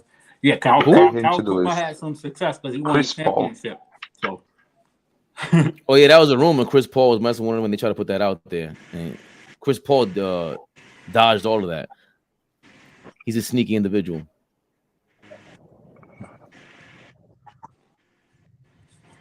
Let me see.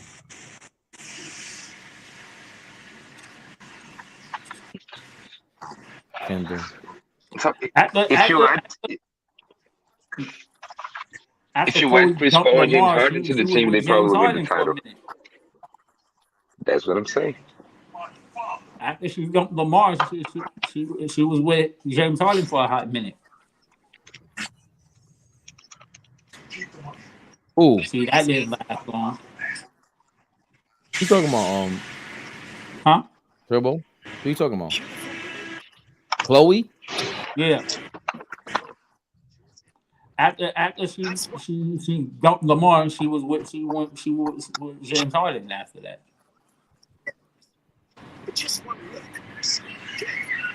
And then she dumped James and got right back with Lamar for a good minute. After he done, went through his situation. Was it the Kylie team?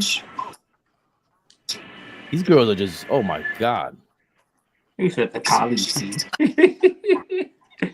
Like, I get it. Like, they're just there for you.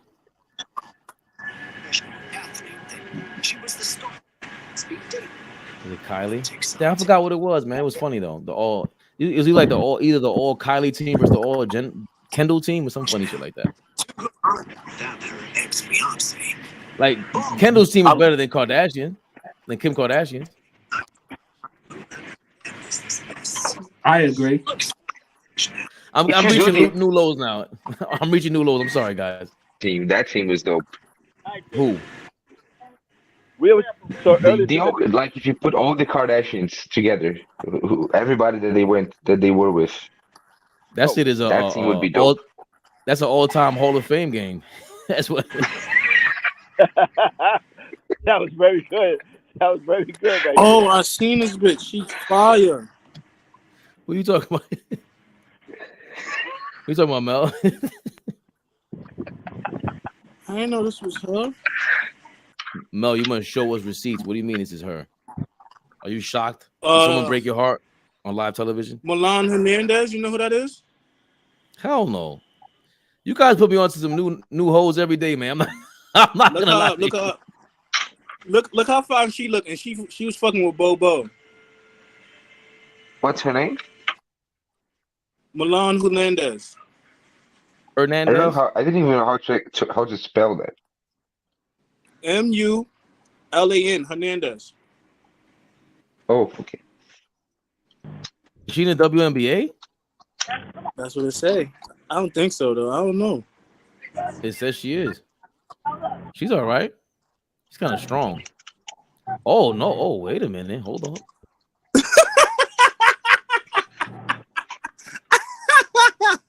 Now you know how you start scrolling. You go, wait. I was. Yeah. Bobo. She dating Bobo. She was. Okay. I was at that shit right there. The Houston Rockets. That was a celebrity game. I was there, front row, right there. The shit was she dribbling. Where are you now? This one? Yeah. Of course you were. It's on my page, bro. It's on one of my I'm reels. not doubting you, Mel. You just told me you'll be in them rooms. I'm not doubting you whatsoever. You ain't gonna prove nothing to me. I believe you. But look at these. Oh, look, that's what you gotta buy. One of these little cute shoes with the teddy bears on them. No problem. Hey, your man beloved will go nuts. No problem. What time is it? 42. All right. No, that's your man beloved's line in 2023. What time is it, Ma? Yeah. She looks like a IG chick to me. 1 million followers? I'm trying to tell you. Yeah, man. Yeah. You know, good for her. Women gonna get money, man. No matter what, women gonna get it, man. Look, Rage Man follows her. I never can see it. Look. Who follow her? Rage Man. Put some respect on Rage Man's name.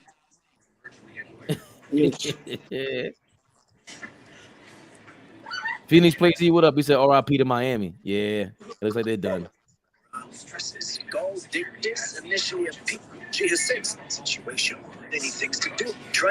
like they're done. And then for love by showing that they turned down a 5,000 cash app. Who the hell is Rashad McKent? He played for North Carolina. He was a big guard. North Carolina. He was really good in college. What would you say, Mel? Rashad McKent? I don't think. He's the reason why they won that national championship in 05 against Illinois. Semi-attractive woman who seemingly is regular, who ain't fly. No, what are you doing? Is this academics? Huh? That's academics? Yeah, look, Shaq DM'd some girl who went viral. He talking about it. I'm trying to tell you this what NBA players do, bro. They be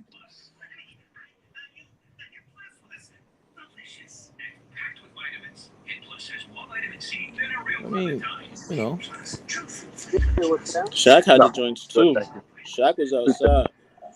Actually, Shaq. No. I don't want no problem.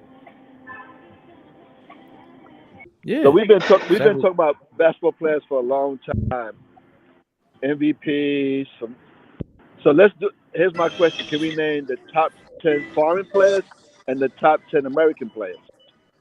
Oh, and I have a follow-up question to that after we discuss it. I'm sorry. Oh, I missed that part. I'm sorry. I said I have a follow-up question to that after we discuss this. Oh, what you're saying.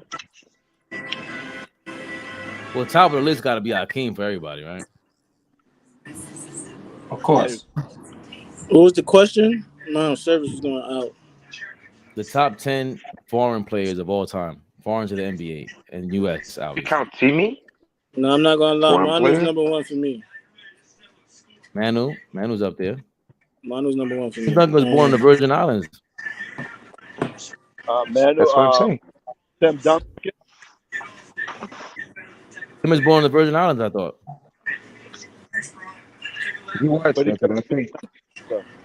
He was born in the British Virgin Islands. That's what I'm saying. Oh, okay. Timmy D, Tim Duncan. How about Giannis? Yeah. Giannis and Embiid and Joker in the top 10 already, right? I don't know about that. Let me see. Venus Sabonis, Della Shrimp. Not as an NBA player. Arvidas, I don't think he gets there. Oh yeah, I don't know too much then. I don't know. Shrimp is a good one though. Della Shrimp, yep. Oh yeah. Pepperovich. Yeah. Oh man, talk about Steph Curry before Steph Curry. Oh yeah. He lit Jordan behind up 1 year. Lit him up. Oh, I know. Lit him up. Everyone point they keep reposting the Rex Chapman video, boss man. They gotta go watch the tape when Petrovic played against Jordan. Like Jordan didn't look like he wanted any problems with him. You know, Jordan be talking to everybody. He was just like, "Nah, I'm leaving this guy alone. He looks kind of crazy." Like Vernon Maxwell. You spoke to that? I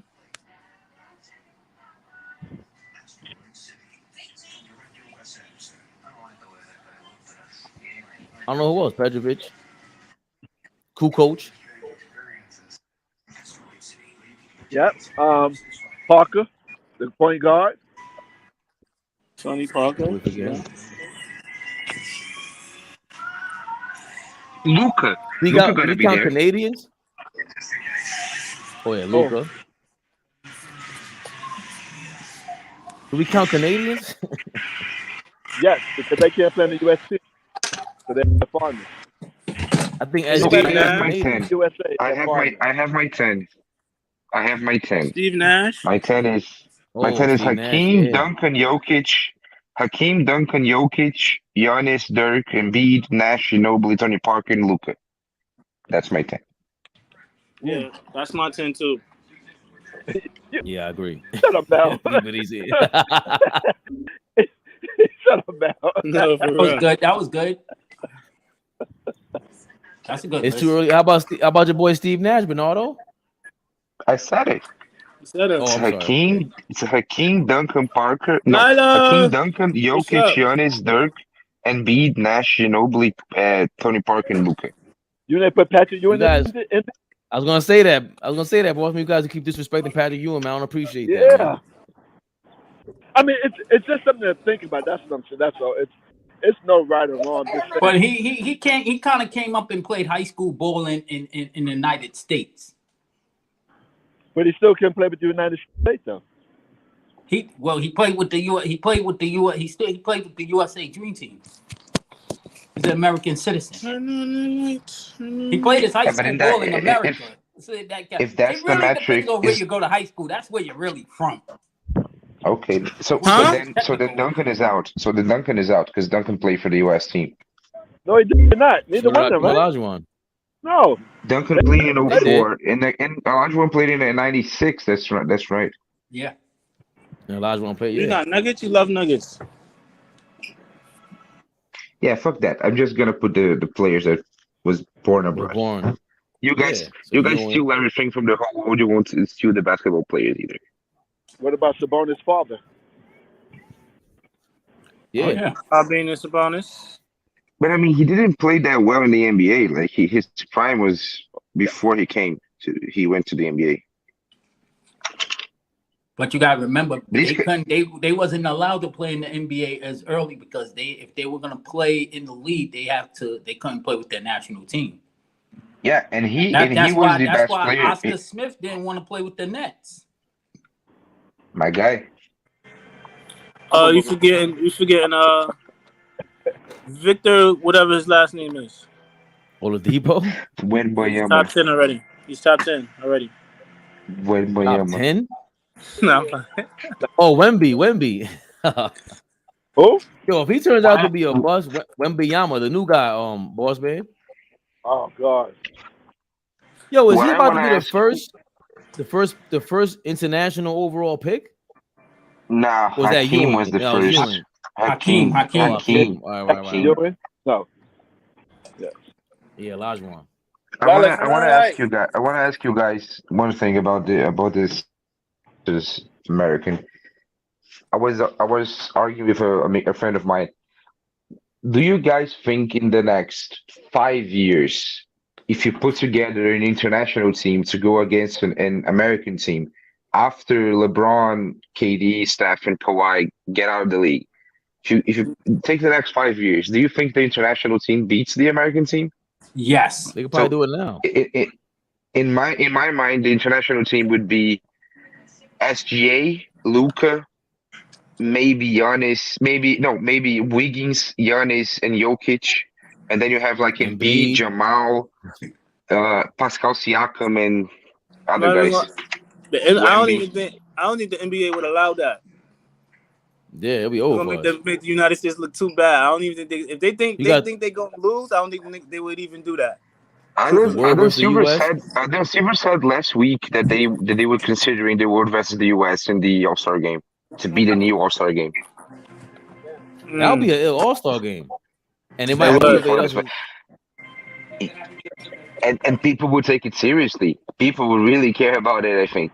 At least the international guys would, and if the Americans didn't, the international kicked their asses. So yeah, I think it would be a fun game. If that was to happen, I think America they will wake up because they know if they get their ass kicked, they know everybody on social media, all of that quirks are going to be on their ass like they never. You talking about getting criticism that they never got before. Trust me, if that was to go down, I feel like they know that now. They already know that. I know, but I'm saying if they lose, it's gonna even be worse. They And might like, if even you be take able to come the outside post kind of situation. if you take the post LeBron, KD, Durant generation, if you take after that, the world beats their asses. In my opinion, the world would beat the Americans post this generation. That is a fact. Like under 30s, if you look under 30s, things are dark for the Americans. All we have, that sounded kind of racist, but no, watch them. Dyer, okay, Dyer. I'm sorry. I think, imagine, who do we have? The draft that had the two biggest superstars are derailed. Those players are derailed. Ja Morant and Zion. Those are the guys supposed to be competing in that category, and they can't. Zion can't stay on the court, and pretty much neither can Ja. It's basically like superstars. It's Devin Booker and Tatum. Devin Booker and Tatum, and then you have like Trae Young, Jaren Jackson Jr. I don't really know. It's possible they might lose in the FIBA World Cup this summer. They lost the last FIBA World Cup when they didn't like the US didn't land the top notch talent. Yeah. And they lost to Serbia or France. No, they lost to France, and then they lost to Serbia in the fifth place game. Yeah. Yeah, they might lose this. They might lose this year. Like I always say this, people kind of pretend that the Redeem team's team rolled over everybody, but that's actually not right. It's not true. Like you guys almost lost to Spain in the final. It was a 4-point game with 3 minutes left or something. Like it wasn't an easy. Both finals, both 08 and 2012, were very tough games. Yeah. I think if the only team that had a chance to beat those guys was Spain, because Spain had the height, they had the height, they were an awesome team. They had the Gazols, Ricky Rubio, Rudy Fernandez, Juan Carlos Navarro. Oh, yeah. They were an awesome team. I thought he was going to be nice in the NBA. He was hot. He was hot for a good minute. And Navarro for a while, he was the 3-point leader among rookies all time. Yeah, Juan Carlos Navarro. Yeah, but I still have the Redeem team as one of the second best as far as all time behind the Dream Team. They're the second best. They're the second best team put together. The 96 team was pretty good if you look at it. Yeah, they're The in third. 96 I team. put them in third. I put them in third. Just because what was on, there was a lot of pressure on the Redeem team. So I would put them. I would put them second, and I would put the 96 team in third. And Dream Team 2, I'm gonna give them some respect. They'll be fourth. They'll be fourth, and then I'll put the 2012 squad after that. Because I was just telling Faye because I already had I put a list together. But I also did like a hypothetical. I did an episode on a hypothetical.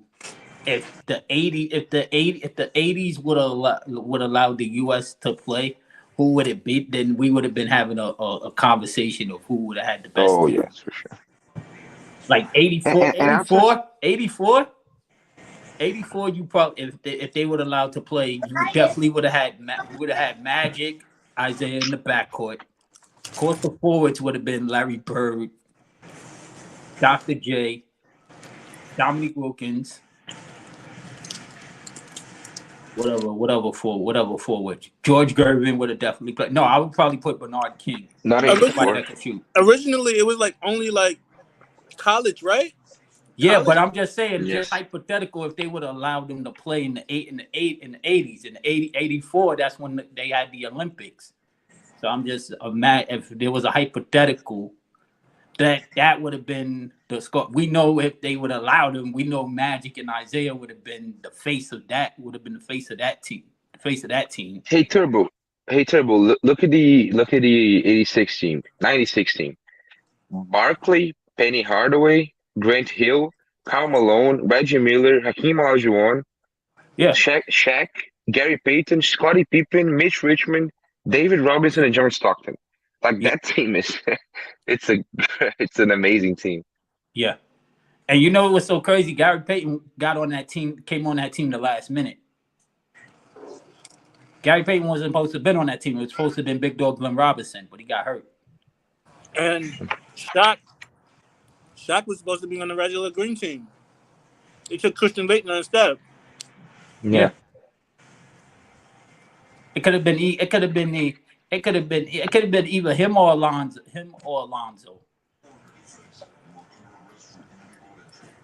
You could have went with either or.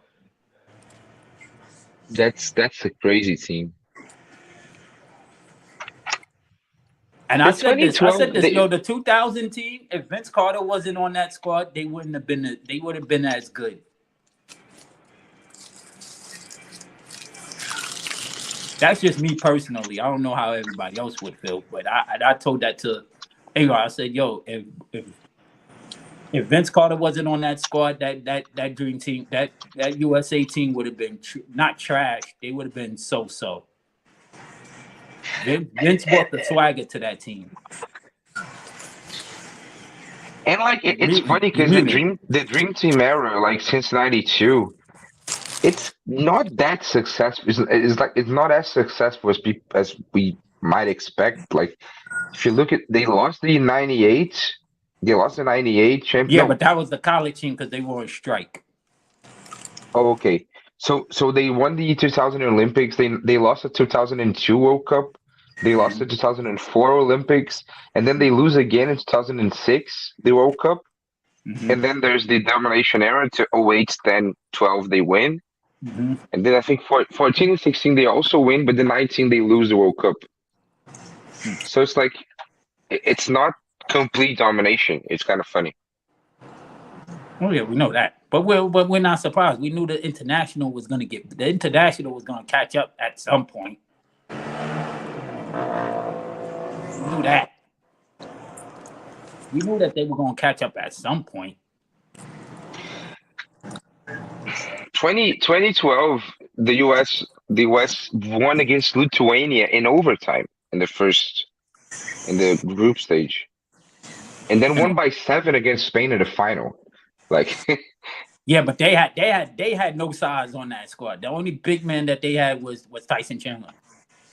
That's true. Kevin Durant kind of saved them because he was scoring. It was Tyson Chandler, Kevin Love, and Anthony Davis who barely played. Yeah, Anthony Davis 20. barely played. Yeah.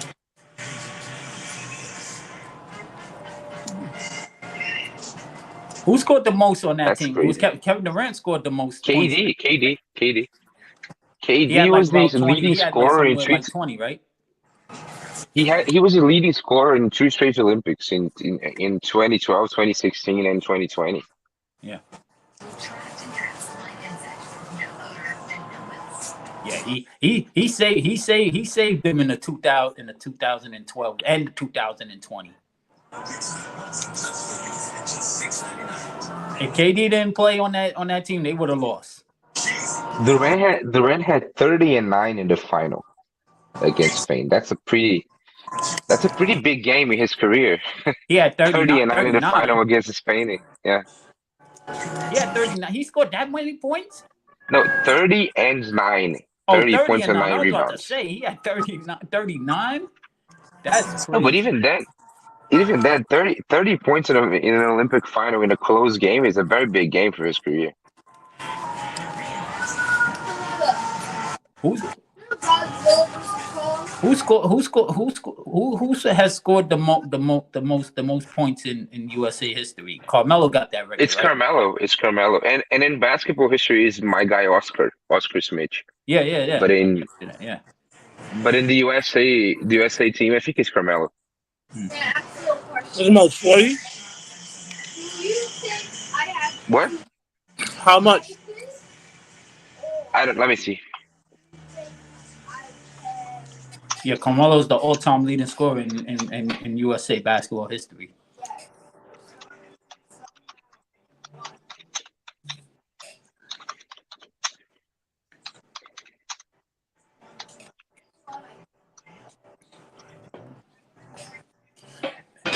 In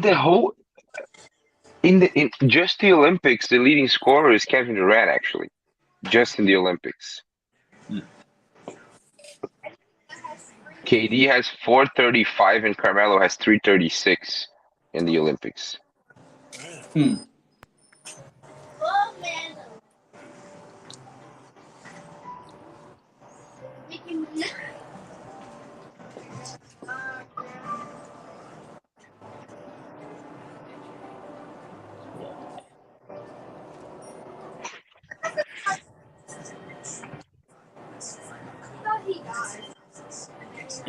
Why do you think that is, Turbo? Why do you think that the US is like the hegemony is dwindling down?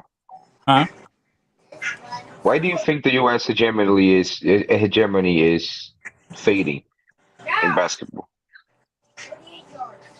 The lack of fundamentals and not really being developed and coached right.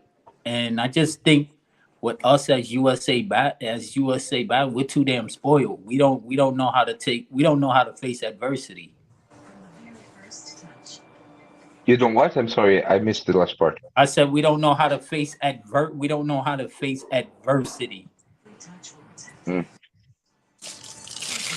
But I think we got it too isn't just in the spoiled national team level. Huh? It isn't just in the national team level, like we're talking.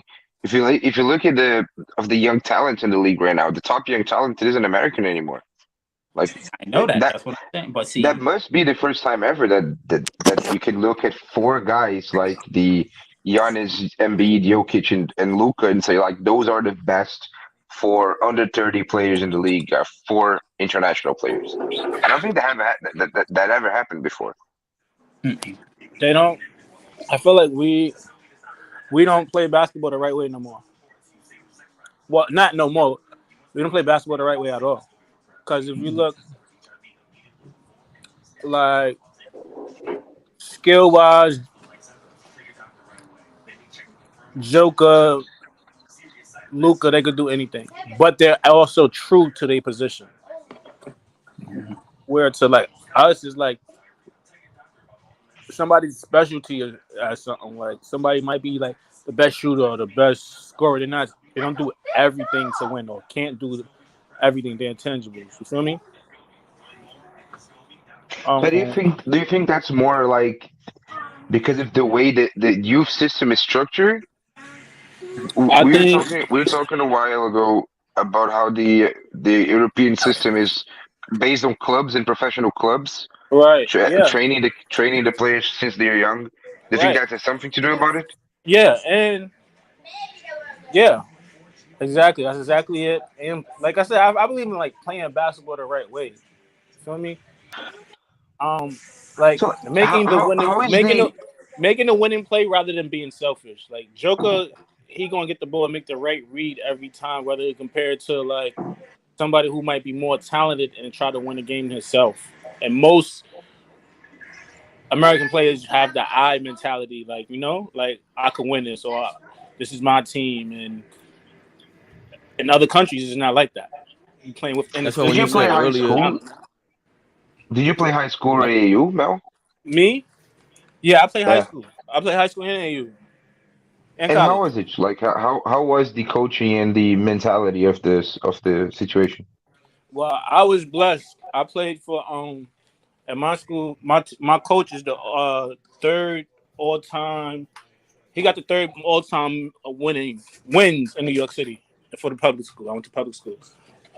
So I didn't go to like a regular program. So I really like even that. I learned how to play basketball. I thought I knew how to play basketball. Was a good basketball player until I went there. Like it was a lot of hard work. It was hard work. We was like the the San Antonio Spurs of like high school about in PSA. I was it's called PSAL, Public School Athletic League. So, but we was like the San Antonio Spurs of the league. Like we just played. He made sure, and my coach was old school. He played in the ABA, and he played with Dr. J. Little, and Tiny Archibald was our assistant coach. He was cool. Tiny Archibald used to come and coach us and stuff. Tiny was your assistant coach. Yeah, it's not like it wasn't official, but he was our assistant coach. Tiny Archibald. That's He went to ill. and he went to Clinton, and we went to Kennedy. That's his rival school. So how do you talk all this shit about the old school and Tiny Archibald was your coach? You are an I don't know. asshole, bro. What do you mean? My opinion is my opinion. Even though he was my assistant coach, it ain't gonna change. No, this guy's a jerk. Send this to Tiny to see what he thinks. You used to argue with him? AAU, I didn't know how important AAU was. I used to just go to teams. Like every AAU team is loaded, so I used to go to teams and try to like. As long as I made the team, like damn, I'm in here with these guys, with the elite guys. You feel me? I used to be happy with making the team. I would get the sneakers, the bags, shorts, and then don't go. People call me like, "Yo, you should have came to Boston this weekend." Even the trash people played. I'm like, I ain't care. I want to be in the hood playing ball in the park instead. But I didn't know how important like playing AAU. I could play against like somebody top, have a good game. That shit could have changed my life. But my friends, I didn't learn that until later. You feel me? The AAU scene, you really see where you are realistically, because you might think you're the best in your region, your area. You might think until you play somebody from Cincinnati and he do everything. So it really, you might think you're the best, or you could mess with that person, or a person is overrated until you play them, and they give you that work. You be like, that's where your name is respected and earned at in AAU. I'm not gonna hold you Got up. it. What else? Because I think you guys in the US are going through something that Brazil went through last century in terms of football, soccer. Because we were, and Fabian may, I don't know if because you Dominican, you may know this better than anyone. Like we were the everybody comes to stage. Listen, I don't know. Yo, Mel, did you hear what you guys Beloved called me Groot from the Despicable like Me? football, so I don't know. He said it like Groot from Despicable Me. Hilarious. I'm sorry. But So I'm Dominican, so I know football, which is soccer. Man, no, it's not soccer at all. But okay, it's because like you probably have some reference of the Brazil national team being like the Brazil national team. It's the main. Yeah, I mean, that's basketball for American football for them. Yeah, that's what I'm saying. Like it's for the whole world, the Brazil national team was the synonym of talent and flash and winning, basically, because we won a lot in the 20th century. But then as time passed, Europe kind of caught up to us because of structure and more disciplined play, like more tactical awareness, more technically found sound play. Because we in Brazil, we develop players kind of in a freestyle way. Like people played street ball a lot, people played in kind of semi-professional teams for their whole careers, and then they went to the professional teams. And in Europe, they did it the opposite way. Like the federations and the clubs, they structured a system of youth academies that everywhere in the continent, and they started developing more talented, and the talent was more tactically aware, more technically precise because of training, and then we lagged behind. Have you guys recovered since then, or is it still Brazil is still lagging in terms of the overall football athletes competing on that We're level? still like top. We're still like top three, top five most talented nation in football wise, and in the amount of players, we're number one by far.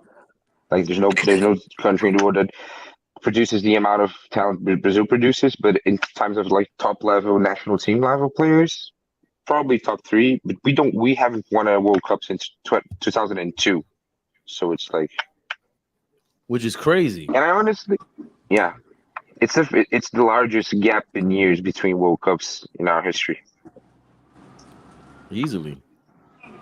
So you're thinking that Brazil got too complacent and everyone else caught up around the world, especially specifically Europe, how to train? Like how? I mean, what exactly in the training or the process got them to another level? Because here it just sounds like it's broken. Like the AAU is kind of like AAU sounds almost, well, I don't want to say criminal, but it sounds like they broke down the talent so bad, or they're so gung ho about the young talent playing and it, making them left back. You're 17 years old, but I'd rather you have you left back. You can look better on a highlight reel and take an NIL check or take a check from Nike or take a check from wherever. I don't think Brazil's going through that, right? Like that highlight reel life is not in Brazil, is it? Good question. It wasn't in that sense, but it was kind of the same process. Like we were stuck in a mentality about football that wasn't it wasn't compatible to what the world of soccer required anymore. Like we were very focused on flash and ability in terms of skill and dribbling ability and no look passes and so on, and that's why the Brazilians got their brand like as the showman of football. But football wasn't art anymore. It was like it was a profession, and once football became a profession and not just art, we lagged behind. And I think maybe that's kind of what's happening in the That US. sounds like The US, exactly that. Like that, if you got the flashy yeah, go ahead. over the fundamentals, you're gonna be more recognized. But if like Kiss, keep it simple, stupid. You playing simple like a regular bounce pass, regular chest pass, get the ball in one dribble, shot. You're not gonna get the notoriety like that, even though you might be way better than dudes. And people say a lot about the and one culture, like the mixtape culture, and I think maybe that's something to do with it. I don't know. Sports Nah, a Center, little bit, but ESPN. nah, that was so far long ago, and that didn't really translate because it's like out of all them dudes from the A1, literally one was in the NBA, so it wasn't like all them dudes was in the NBA and stuff. You feel me? No, I'm talking more about the mentality of the people, like of the players, the players that came after that. You don't think so? What players? I don't think too many players came after that though. I mean, they was probably like influenced by them, but not too much. But You once know what again, else? go No, go ahead, ahead. Mel. You No, go finish ahead. up. No, go ahead. I'm good. I think it was and one, but it was also I was saying earlier that they denied this typical style in the 60s and 70s This was like if you go like in Harlem right now is like Mel. I don't think Queens has what Harlem has. Like you go to 5 different ball games in one game in a park and it's packed. Like people are watching it, coming to the game to watch it like that. For sure. There's no other borough that's like that. Like Harlem is like that, and it's been like My that. friend from the just told me 70s. that yesterday. My friend told me the same exact thing. He was like, they hooping everywhere. Everybody in Harlem got a whole bunch of. Everybody got a basketball program. Where back in the day, it was probably like only the big dogs, you know. So everybody's hooping. Like these kids is hooping every day. But yeah, you're right with that. Go ahead. Keep on going. And then so that style became like and one is like a highlight version of that. But also, if you think about it, like if you mention your the average person talks about their top 10, top 20 players ever, a lot of them include centers, and those centers were all American for the most part. It's only Olajuwon and who else that are not considered centers. That are not American centers. So I think getting the center out of the game got the Americans out of the game as well, getting the big man out of the game. Yeah, but now the best centers in the league are foreigners. That's like you can have superstar centers, they're just not Americans anymore. Right, true. And you I have don't know to why. be Like, able you have to be able to play organizer in the system. You know how no matter how nice you was in street ball, you still had to be an elite, real fundamental basketball player if you wanted to make it anywhere. You couldn't be just a street ball basketball player.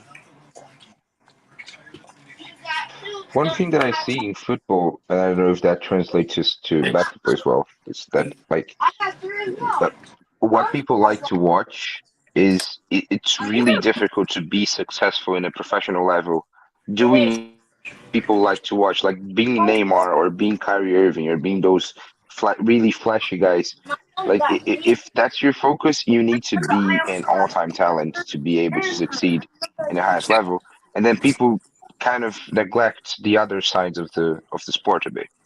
And I see that in football a lot. Like it's I'm not sure where we left off before after I said the American I think it's the centers. same. But you talking about you have to be exceptional to be Kyrie. Even Jordan, like those are all exceptions. Jordan, they changed the rules for him to help him. And after there's a pre and post Jordan, like they put the zone defense in to have more players like him. And then the big man, like you said, they're all international now, but it's all face up basketball. It's not back to the basketball, and that was a Euro thing. And no disrespect, but that was considered soft or softer kind of game. So I'm not European, so you're not disrespecting me. No disrespect to them, but it was considered a softer kind of game because there's no back to the basket. It's not brute work. You're facing up the whole time, so where you're taking away a whole skill that was included in basketball from the inception. So I don't think I don't really think that was like a top skill though. I think that's just the way basketball was played. I mean, it might have been a little skill being able to play get back to the basket or something, but I just feel like I don't know. That wasn't wild. So what happened to all the American big men? Like, why didn't it translate to the American big guys to face up and be more? And we don't have any of them on the top. What is the top 4 MVP candidates are all you're all international. Top 4 MVP, that's crazy. That's just the way it is right now. How long is it gonna be like that forever? It's just part of a trend right now. It's a trend. You think it's an accident that the trend happened to be something that's always been considered European? Face up basketball, like back to the basket, traditional ball that was what basketball was about before. And the basketball is an American sport. It was birthed here. So once it went international, when you went around the world, they were more face-up guys. So the fact that the league looks more like that means it looks more international than it does American. So I would think they have the advantage. The rules have changed though. You used to be able to post up for 15 seconds. Mm-hmm. You know, you can't do that now. So why even try to? You're not gonna be ineffective if you only got 5 seconds to catch it, turn, pivot, or you can't take 5 dribbles to back a person down no more. Spacing is different. Everything different. It's boring. I feel like if it was somebody like elite, still that had a back to the basket game, it would become a trend again. Like it was a big time high school player, and that's all he did. Like back to the basket, turn around, dunk, back to the basket, fade away, back to the basket, dream shake. Like that would become a trend again. Like You Joker's guys doing, remember I think Jaleel it's gonna Okafor? be a trend. Huh?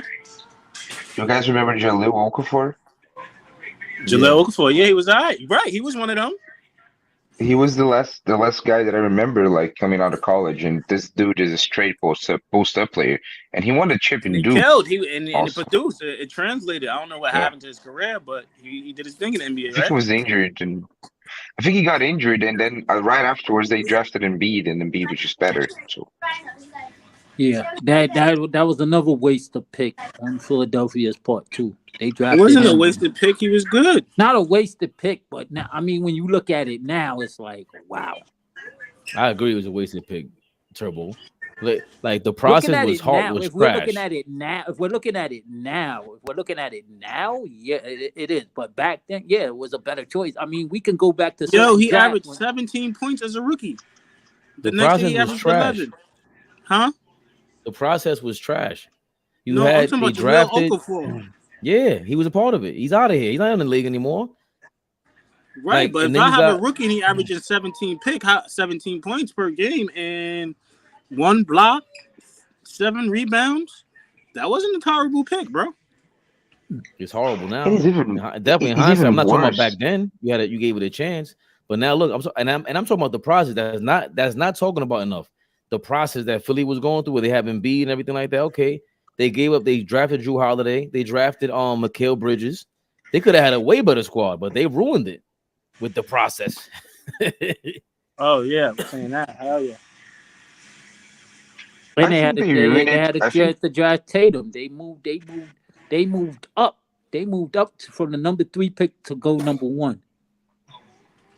Well, Boston sucked. Condom. Danny Ainge I didn't condom. realize that. Huh? Yeah. Of Who do they course. draft? They get who? Fultz, Martell Folks, number 1. Markel Fultz, He's and having a it's decent career. even worse. The Okafor pick is kind of crazy because they drafted him after drafting Embiid.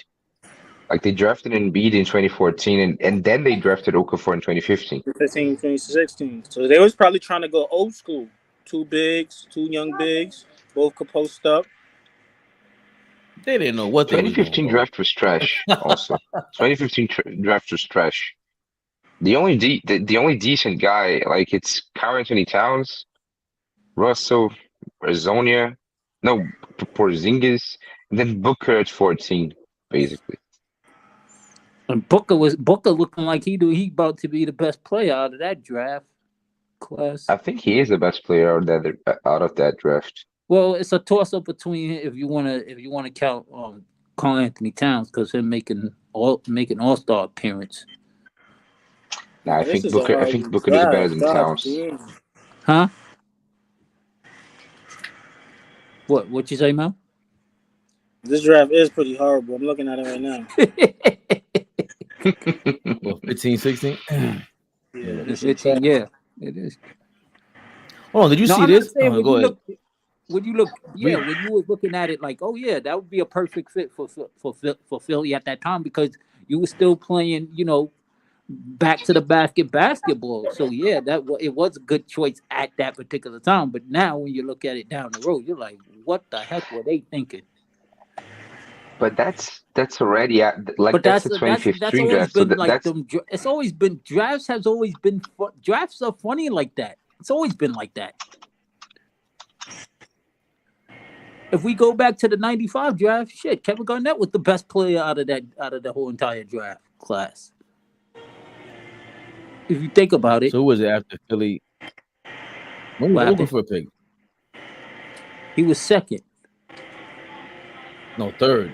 Behind D'Angelo Russell. Oh, we had Porzingis. Okay. Porzingis went Emmanuel. fourth. Yeah, it was Karl Anthony Towns, D'Angelo Russell, Okafor, and Porzingis. You could only argue Porzingis over Towns because of like super talent, but Towns probably deserves to be drafted first, right? Yeah, because he had because you gotta remember Kentucky was on fire that year. They were undefeated that year until they And they lost until to they lost to They lost to Wisconsin. Wisconsin. Yes, Frank Kaminsky carrying Wisconsin in that game. And yeah, and because of that performance, he got drafted 9th by the Hornets. Kevon Looney. But where I don't see where it's Okafor Kevon here. Looney's number one overall pick, by the way. Kevon Looney. What do you mean? I would pick Kevon number 1 by far. Greatest rebounder in the history of the NBA. Yeah, he's trolling. He knows he don't mean that. That's that Warrior fan talking. He's average at best, as Flea would say. I'm gonna just troll like Flea from now on. Be like, he's average at best. He's average. Flea got Zach pissed. Were you here for that, Turbo? Yeah, I was at work. I was tuning in. Oh, I finally fixed it. I finally got on the phone. You see how they, we saw you were eating lunch. Huh? Nah, but you know what it was when I click on, and then I was like trying to enter the video, and like like when you was like, yo, Turbo, I can't see you you gotta come out, you messing in. Up top you gotta press English. Lila, come out. Where they say like, Put this away from me. Like there's like a little box where you got like how you fix your phone, and you gotta like sound and all of that crazy whatever craziness, and then when I press English. And then I pressed the camera and the mic, and then my face showed. I was like, oh, it works. I was like, oh, finally. So I got it to work on my phone finally. Because I'm like, yo, this don't make any freaking sense. This don't make any sense. Like, how is it working on my iPad, but not on my phone? That's like ridiculous. So now when I'm out in the street or when I be in the car in Atlanta and y'all on, I can like tune in on while I'm on the road. Yo, have y'all seen this from I'm glad you got it going, sir, because you always, helping us out over here. What? Have y'all seen this with Jimmy Butler? He's starting to get annoying now with his fake team. Let's see if you can hear this. Can you hear that? I'm gonna mute everybody. To think what it would ever mean to you to be elected into the Basketball Hall of Fame? Yes, I have. And what do you think? Don't care. You don't care whether you're a Hall of Famer? No, I don't. Do you think your resume? Still don't care. Honestly speaking, could care less. If we're being brutally honest, if I was selected to the Hall of Fame, I'm not going. You're not going to accept it? No, I'm not going. Like, it's like the festivities and all of that. I just want to go put my feet in the sand somewhere. You wouldn't accept that honor, the greatest honor in basketball? It's an individual thing. I'm not for the individual type stuff. I'm really not. I'm like a team guy. But even after it's all said and done and you've done No, I don't want to go. I'm not worried about the Hall of Fame. So I promise you. It's an honor, it is, but I could care less. Interesting. I mean that too, by the way. What is he talking about, Turbo? I have no idea. He might really mean that though. I think he might mean like he don't care. I also think he's lying. Like if he is going to Hall of Fame, you going to that, bro. Like he like, all right, I get it. You're and if he didn't care about the what he said? He only care about the team thing, then he wouldn't want money when he get paid. He wouldn't want like $100 million when it's time to get paid. He would take less for my team. Did he do that? No.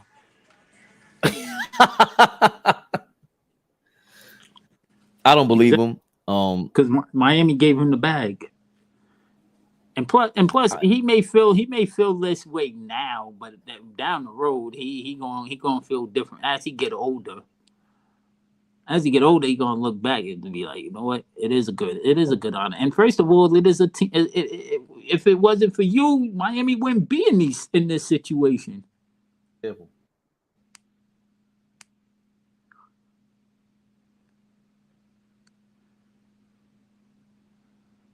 That's why I said he's like the Rasheed Wallace of this generation. Like he can be, if he wanted to be the best player in the league, he can be, but he's more of a team guy. That's what Rasheed never really. No, he cannot. Not Yeah, like there's no no. chance. But I'm not. I'm just saying. I was just using Rasheed Wallace in that sense. They both have that same. Like Rasheed could have been a superstar. We all know that.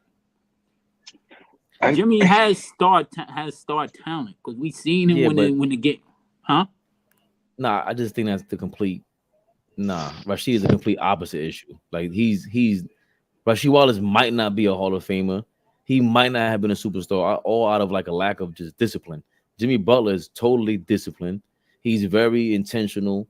He's what's the word? Unpredictable. This is calculated. Like even with the way he's talking about, like I said, he didn't call out Bam Adebayo enough. Like I don't like the way Bam Adebayo is playing, and he's going soft about him. And he's the guy that called out Karl Anthony Towns, all this team bullshit, and you went called out Karl Anthony Towns, and all of a sudden you had an interview set up ready right after the practice, but you missed the team now. Like now we're starting to get to catch you in your bullshit, Jimmy Butler. And it was about Karl Anthony Towns because they was paying him and not him. So that tells you he's lying right there. And then when we put Tobias Harris over me, so really, you don't think Rasheed could have been one of the best, like as far as one of the best power forwards of all time? Of course, with his talents, like of course. I mean, could shoot. He was like one of those bigs that was going out shooting outside the paint, making threes. Right, but like he was a matchup problem. Right, but that was the point, that he wasn't disciplined enough to do that. Like Jimmy Butler's the opposite. And all time, yeah, I think his bag was like that. Not all time. Nah, Rasheed's talent was like that. Rasheed should have been. Tim Duncan should not have been better than KG, Webber, or Rasheed Wallace. They were more talented than he was. Way more. Chris Webber was way more talented. KG was way more talented. They were like, Webber had a handle from Michigan. Rasheed could not. I don't think I agree. I don't think I agree with the Tim Duncan part, because like Tim Duncan, we were talking the other day, Fabian. You showed the flashy Tim Duncan highlights. Like Tim Duncan was talented as hell. He just a different type of player. He played differently, but he was the consensus number one pick. He came into the league, people expecting him to be what he was. Like Timmy was. That is true. I don't think there was no. I don't think people had expectations on Kevin Garnett coming out as a high school kid. But it's not as much as Tim Duncan. You know? So great point. Not as much as Tim Duncan. Great point, but that was. Yeah, go ahead. That was after 4 years at Wake Forest, right? He played 4 years. He didn't play 2. He played 4 because he needed to. It was him and Camby at UMass going at it. And again, you're not talking about talent. You're talking about skill. Tim Duncan was way more skilled than them because he worked on everything. Yeah. He was the big fundamental. Rasheed Wallace was not. That was my point to begin with, Turbo. Jimmy Butler plays discipline. He plays and he has to. If not, he's not anywhere near Jimmy Butler. He doesn't have anywhere near Rasheed Wallace's talent. Rasheed Wallace should have been better than everybody, or had a chance to be better than all those power forwards. Jimmy Butler does not. Jimmy Butler at his best is nowhere near Kevin Durant, LeBron, none of these Kobe Bryant. No, that's not. No, that's what you. I'm going against your statement. You said if he wanted to, he could be the best player in the league, and it's like no, he can't. He has no chance of that. Zero. He's the polar opposite of Kyrie, for example. Like if Kyrie had Jimmy's mentality, Kyrie might have been the GOAT for real. I can agree with that. Because like actually Kyrie with Jimmy's mentality is like it's if Jimmy wanted to be the best two-way player, could he? No. I think Jimmy's giving his best. That's my point, Turbo. No. Jimmy gives his best. Rasheed Wallace didn't. Tim Duncan gave his best. I think Kyrie gives his best on the court, but I don't think he's as like what I was saying. They're very kind of similar as far as their talent was. They're similar. Like you see it in him. Like if he wants to be, because when Jimmy wants to be a dog, he can be a dog. When I watch Jimmy, I think about when I watch Jimmy is like when I watch Jimmy, what I think is like I don't think he could be 1% better than he is right now. Like I never watch Jimmy and think he's leaving stuff at the table. Never. He's always 100%. And Rasheed Wallace always look like he left something on the table, cursing the referee out. Like, that's a It like. sounded That's like a he had big. more. It sounded like he had more point. He had more text than he had more points. That was his issue. Yeah, and granted, I mean, we have the referees are coming out saying that it was on purpose, but nah, he wasn't even Kevin Garnett. Like, I got to plug Rasheed Wallace's numbers. I don't think he had double doubles every year like those guys. Like, he did not play to his potential at all. Even shooting those threes like that was early and it was ahead of his time. But look, he averaged 20 once in his career. No. Oh yeah, he never did. He never averaged. I was watching he never averaged 10 rebounds. That's crazy. That's crazy. So he's on that. He's on that overachiever list, right? So now you got to put him in that top tier as far as overachiever. Had the talent, but like you think like he could take his game to that next level because he even said it. He did what Jimmy Butler just said. I don't care about the Hall of Fame. All I want to do is win. Oh, so then they were like in that manner, if that's what you're saying. Yeah, all right, they're right. He said that in the interview. He's like, I don't care about the Hall of Fame. See, but the difference is that Rasheed acts like he doesn't give a fuck. And Jimmy Butler does not act like that. That is true. Yeah, and like I watched. I remember watching the 2000. You saw him in Stackhouse and killing in North Carolina. You was like, oh my gosh, the athleticism. You're like, damn. Imagine if he could. And you forget he was in Washington with Chris Webber and Juwan Howard. Strickland, yeah. No, Strickland wasn't there yet. Strickland, he got traded for Strickland. But that would have been crazy if Strickland would have played with them. Oh my gosh. I could have sworn they played against. So who did the Bulls play against? And they were like, "Yo, that's an up and coming team right there." No, it was Calbert Chaney. Calbert Chaney was nice in college. What? Okay. What college did he go to? What college did he go to? Indiana. Okay. They were in the movie. He was in the Blue Chip movie. Okay. That was the real Indiana team. That played in the blue and that played in the movie in Blue Chip. That was the real Indiana team. Mm-hmm. Go ahead, Bernardo. I was gonna say earlier this year I watched every game of the 05 finals, the Spurs Detroit finals, the finals that Fabian hates. And how many drinks did you have to get you through that? I don't drink. Okay. I don't drink, and I'm a Ginobili fan, so sometimes I skip the part that Ginobili wasn't on the court. Wow. But what the funny thing about that finals is like Rasheed, beginning of the game, he would give Tim Duncan buckets for 5 minutes, and then he would disappear for 3 quarters straight.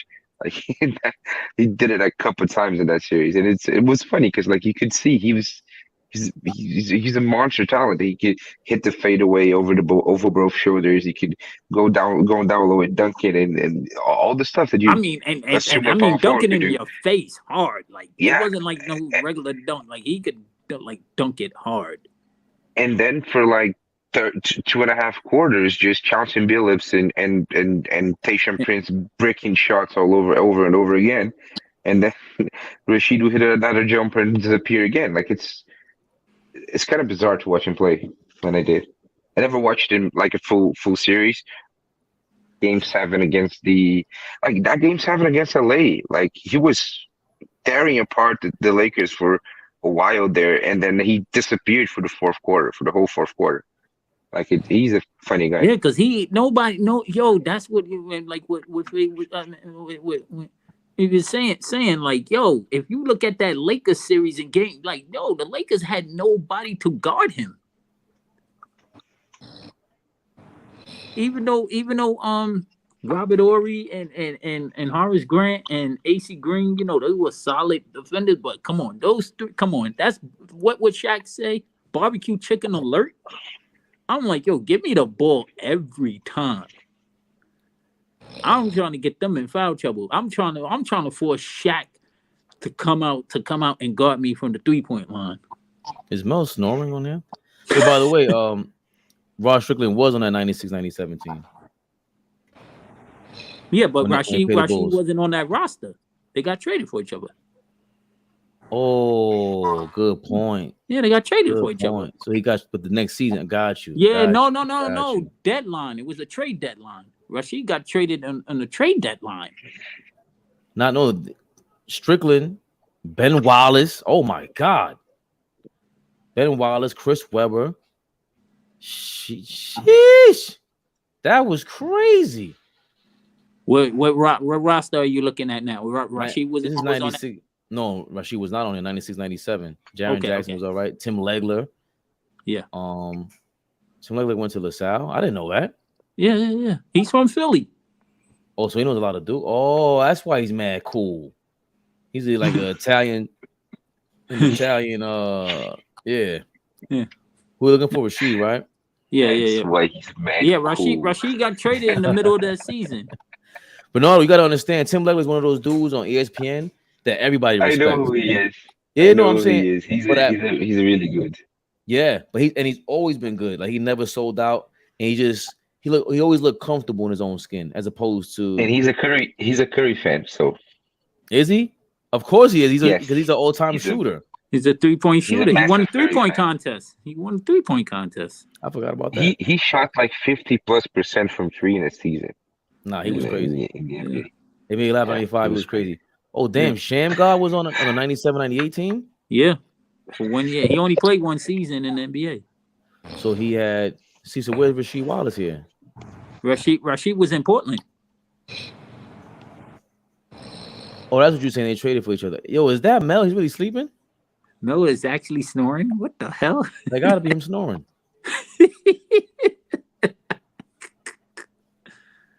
Yeah, he was in 95, 96, and they traded Rasheed Wallace, like you said, for Raj. Was that in the middle of the season?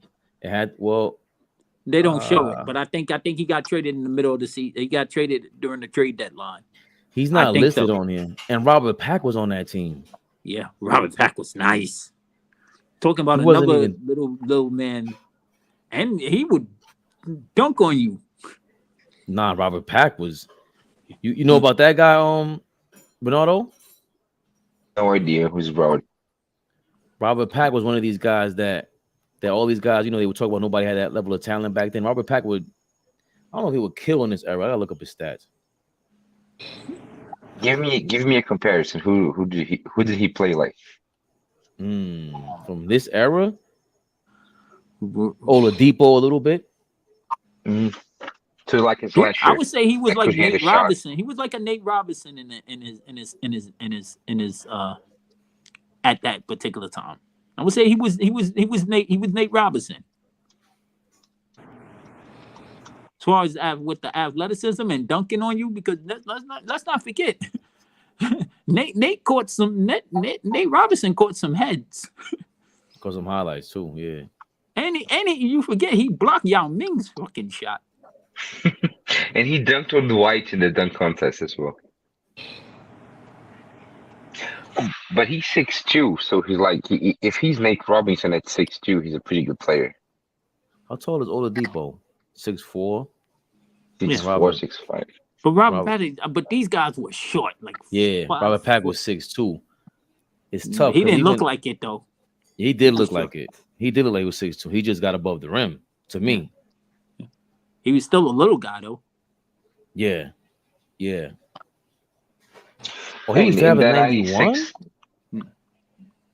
Why I think he played in the 80s? No, he was in the 90s. He got drafted in the 90s. He grew up in New Orleans. Him and Master P grew up playing basketball together. I didn't know that story. That's him and Master P grew up together. Do you know who Master P is, Bernardo? No, I don't. Hilarious. What do you expect, dude? Will you educate me or just make fun of me? No, he was such a big star in the 90s. Like, you know who Jay-Z is, right? Me looking at you like I don't know I don't know how big, because sometimes people say people not start like Puff. You know who Puff Daddy is? Puffy? Diddy? I know, I've heard his name, but like I don't that's something funny because I think sometimes you guys think that people in America, they're very famous in America. Like there are people in America that translated worldwide, and some others didn't. But sometimes they are as famous in America. Like Jay-Z, the guy that everybody knows everywhere, and the other guy, Bad Bunny. You said like that's not the case. Let's say. That's crazy. I know Bad Bunny in Latin American countries, he got to be big time. But Jay-Z, remember his wife is super famous too, so that's different. Yeah. But Master P was like bigger than Jay-Z here back then in the 90s. He was bigger than, he was just big like that, mogul. He was a guy that like was a business. He was leading the whole artist business guy. So one of his dreams was to play basketball. He tried out like the Toronto Raptors, so we knew that about him. Like he was really wanted to make the Charlotte Hornets. He was with the Charlotte Hornets first. With the Charlotte Hornets, so he would try out for these teams, and it was just dope because now he's showing you like he came from nothing. He became a rapper and a businessman, and then he still tried out for the NBA. Like that was still his dream. And I didn't know that he grew up with this guy, Robert Pack. Robert Pack was he was good for his size. By the way, Robert Pack's stats. He averaged 9 for his career, but he reached highs of 18. He averaged 10, 12, 18, 14, 16. 18 and 8, 14, 16 and 9. Like he was fine. Yeah, but you know what else though, Bernardo? In those years, look at the games that he played. He was very injury prone. 72 games, 77, 66, 42, 31, 54, 34, 20. He played 70 games 3 times, played 60 games 1, 2. So it's 5 times out of a 13-year career. But he had, I'm gonna take a chance. I'm taking a chance, fellas. Go on YouTube. Robert Pack.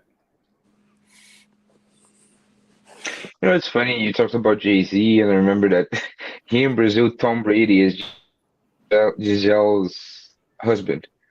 Because they Tom Brady, who's Tom Brady? Giselle's husband. Okay. No, because Giselle, that's why I tell people Giselle, she took a step back to help that guy out for his career. She sold 1 billion chancletas. She was big time. What? And she's still richer than him. Like she even though she took a step back, she's still richer than him. Yo, Mel is really sleeping. That is nuts. That is nuts. I can't skip this video.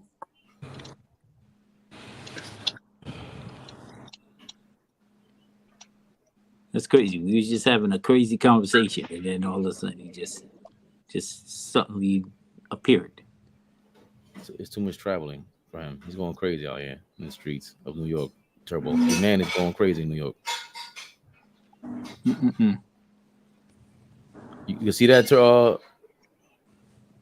Bernardo? Yes.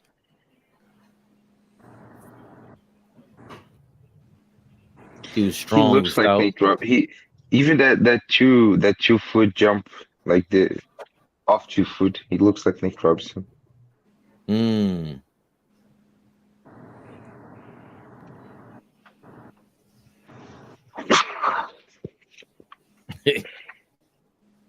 He was just throwing hammers. Yeah, but Nate wasn't doing that. Nah. He was way better than Nate. Nah, Nate was very good. Nate was good, but Nate had the sprint. Nate had the sprints, but not like him. He was dunking on people on occasionally. Because Nate could get like really hot sometimes. Yeah. Nate was probably a better shooter than him.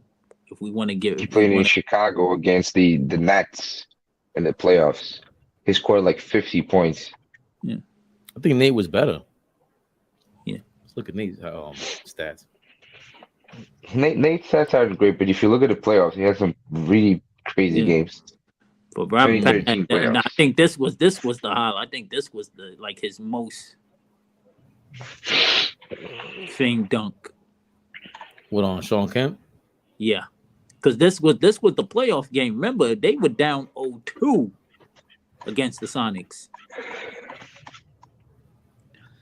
Anybody who throws their hands up in an Olympic fashion victory is crazy after a dunk. That's crazy. Yes. I wish I could do that. Oh, he had 34. I thought it was more. 34 in a series in a game. Damn. Yeah, right. He can get up. It was tricky because it's like he's so tall. I mean, he's so short that you're worried about him doing like an up and under or whatever it was, but he's just yamming it on you. Did any of you guys ever think that was better than CP3? What was the question? What? Did any of you guys ever think Darren Williams, because I say Darren, Fabian will make fun of me.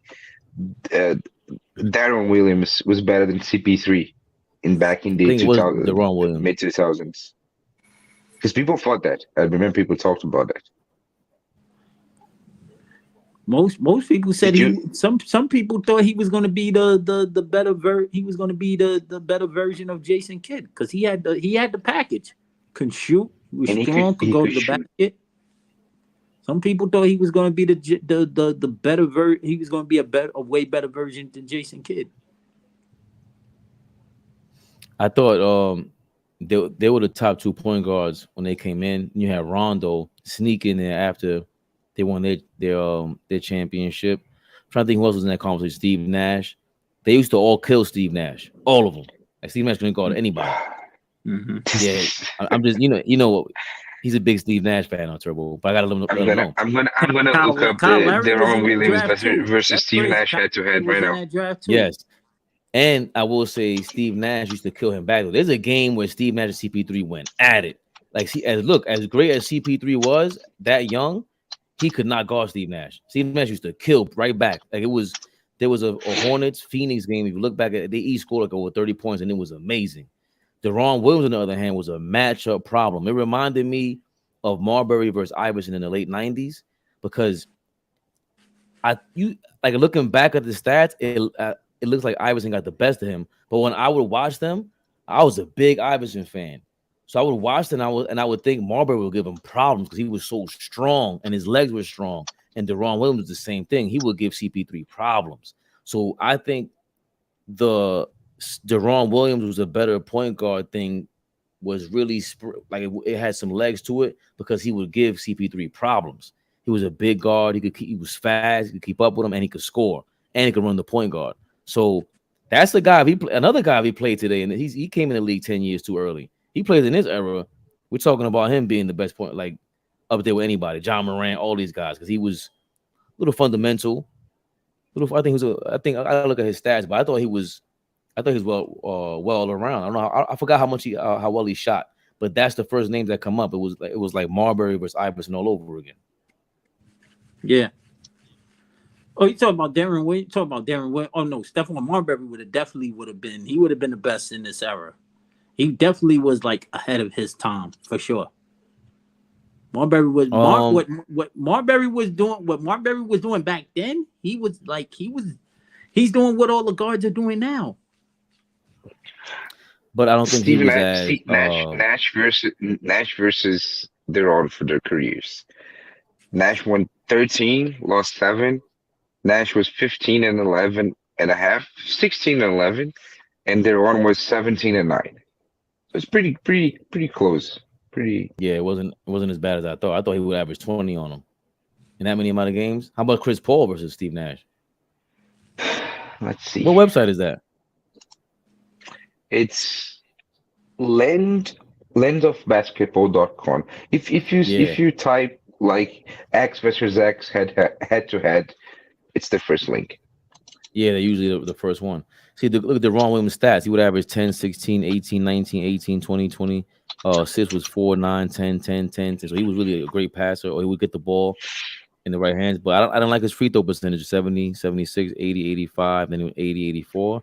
And his three-point percentage went from 41, 32, 40, 31, 37. So he was very up and down. I guess we would see a lot of his highs and a lot of his highlights. But look at his field goal percentage, 42, 45, 50, 47, 47, 44. Then first 4 or 5 years was really great for Deron Williams.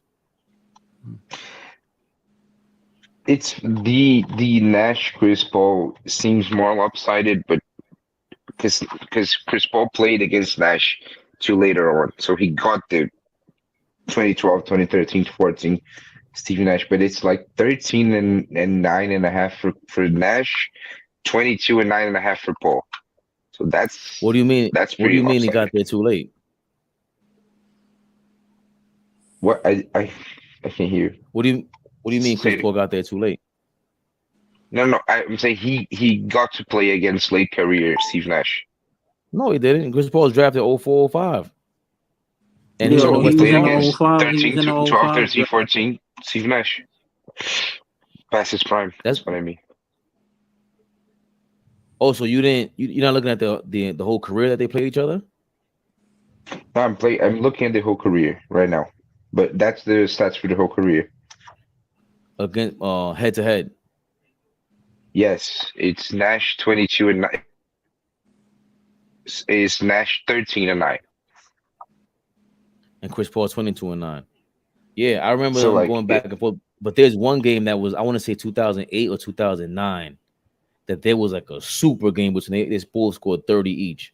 But I remember like that's part of how Chris Paul got his reputation. He would give Steve Nash problems. He really did. There's a game in the weights. There's a game in the weights that Nash was 32 and 12 and Paul was 42 and 9. That's the Maybe one. that's that. I want to say in Phoenix. Yes, in Phoenix. Yes. That's the one. Because that same year, Kevin Garnett scored 50, or Amari Stoudemire scored 50 on each other. I think Amari gave KG 50. I gotta look that up. As beloved likes to say, Fabian is a scholar and a gentleman. You're impressed? I impressed Bernardo? Very impressive. You remember the game, the year in the that's very impressive.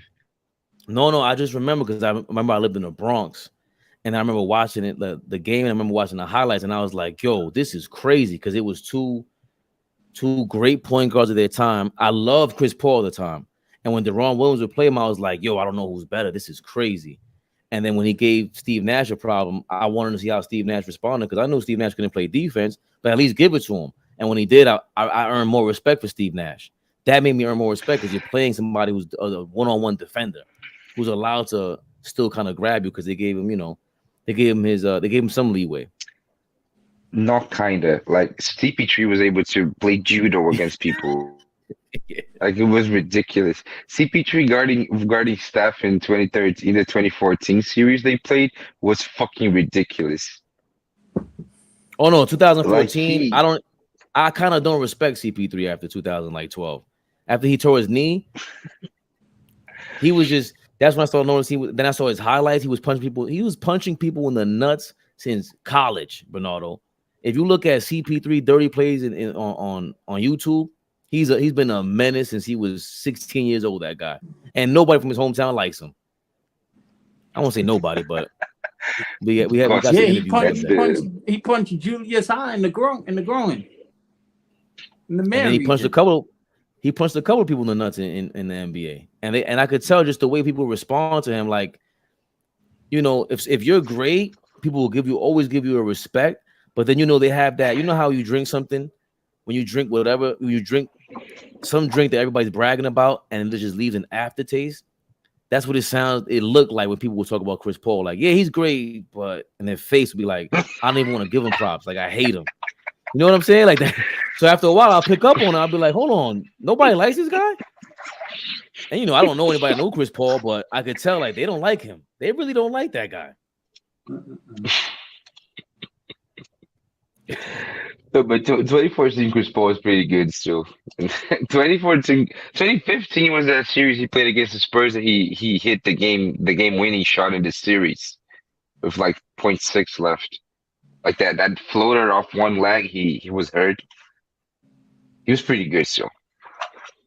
Damn, hold on. I think it was Garnett that gave Stoudemire 50. The game between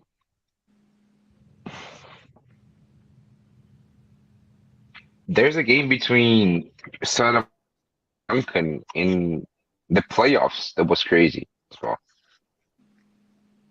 Here it goes, Garnett. 47 points against the Suns in 2005. Nah, there's one sooner. 2007, that one. It wasn't 08, it was 07, it was 44 points. Damn, I thought it was 50. I just remember him destroying. One of them destroyed the other one. He was destroying him. That was his last season with Damn, so I wasn't in the Bronx here because my daughter wasn't even born. 07. Damn it, where's let me see Amari Stoudemire's highlights. Might have been KG killing Stoudemire. You could tell he was just on one. Look up the I think it was game 6 or game 5 of the 07 playoffs. Duncan versus Stoudemire was also an amazing game. Oh no, the game with, I want to say, Steve Nash got there in 04. Yes. So Marbury was there 0405, 0405, he got there 0405. 0405, he was a free agent. So Marbury, the year that Marbury was with Stoudemire destroys Tim Duncan. Oh yeah, like he does it again in 07, I think. Like he gets like 40 in a yeah. Let me look that up. I think check it up. It's either game 5 or game 6 in 07 because it was I think it was game 6 because game 5 he was suspended. So I think it was game 6. Yeah, but see the thing with it says 2005. Amari Stoudemire 42 points, Tim Duncan 31. Oh, okay. This one game 1, legendary. What is this? 2008. They have one from 2008. Amari Stoudemire legendary game 1 duel. 40 points for Tim Duncan, 33 for Amari. I want to say the other one was, I gotta say 03 or 04 when Marbury was still there, but it looked crazy because it was like Amari at 20 years old and he looked like a man child. Just Duncan could do nothing about him. And I couldn't believe what I was watching. Like, yo, this might be a problem for Timmy D. And then Amari got hurt. He hurt his knee. Yeah. And then they got Steve Nash and everything changed. But I think Marbury, going back to your point, Turbo, I think Marbury, again, another guy who lacked like discipline in the league. Like he didn't play to his strengths. And it could be because of that. It could be because he didn't get the Iverson treatment when it was like somebody didn't just say, you know what? You're really not a point guard, Steph. Go play 2 guard. Yeah. You know what I mean? Like, I'm trying to think they imagine they both went through that similar stages though. Because Iverson wasn't really a point guard, he was a 2. And at best, Stephon should have just played the 2 because he was a scoring machine. Even though he averaged 20 and 8, yeah. But he should have, if he would have moved it in that position, he would have been on fire. Like remember the early 2000s when it was Charlotte, I think versus the Heat, they had a couple of disgusting games. But Anthony Carter, Eddie Jones, it was like David Wesley, Baron Davis. There's another guard on Miami. I always keep forgetting. It's Anthony Carter, Eddie Jones, Tim Hardaway. They were like these strong, solid point guards that could score.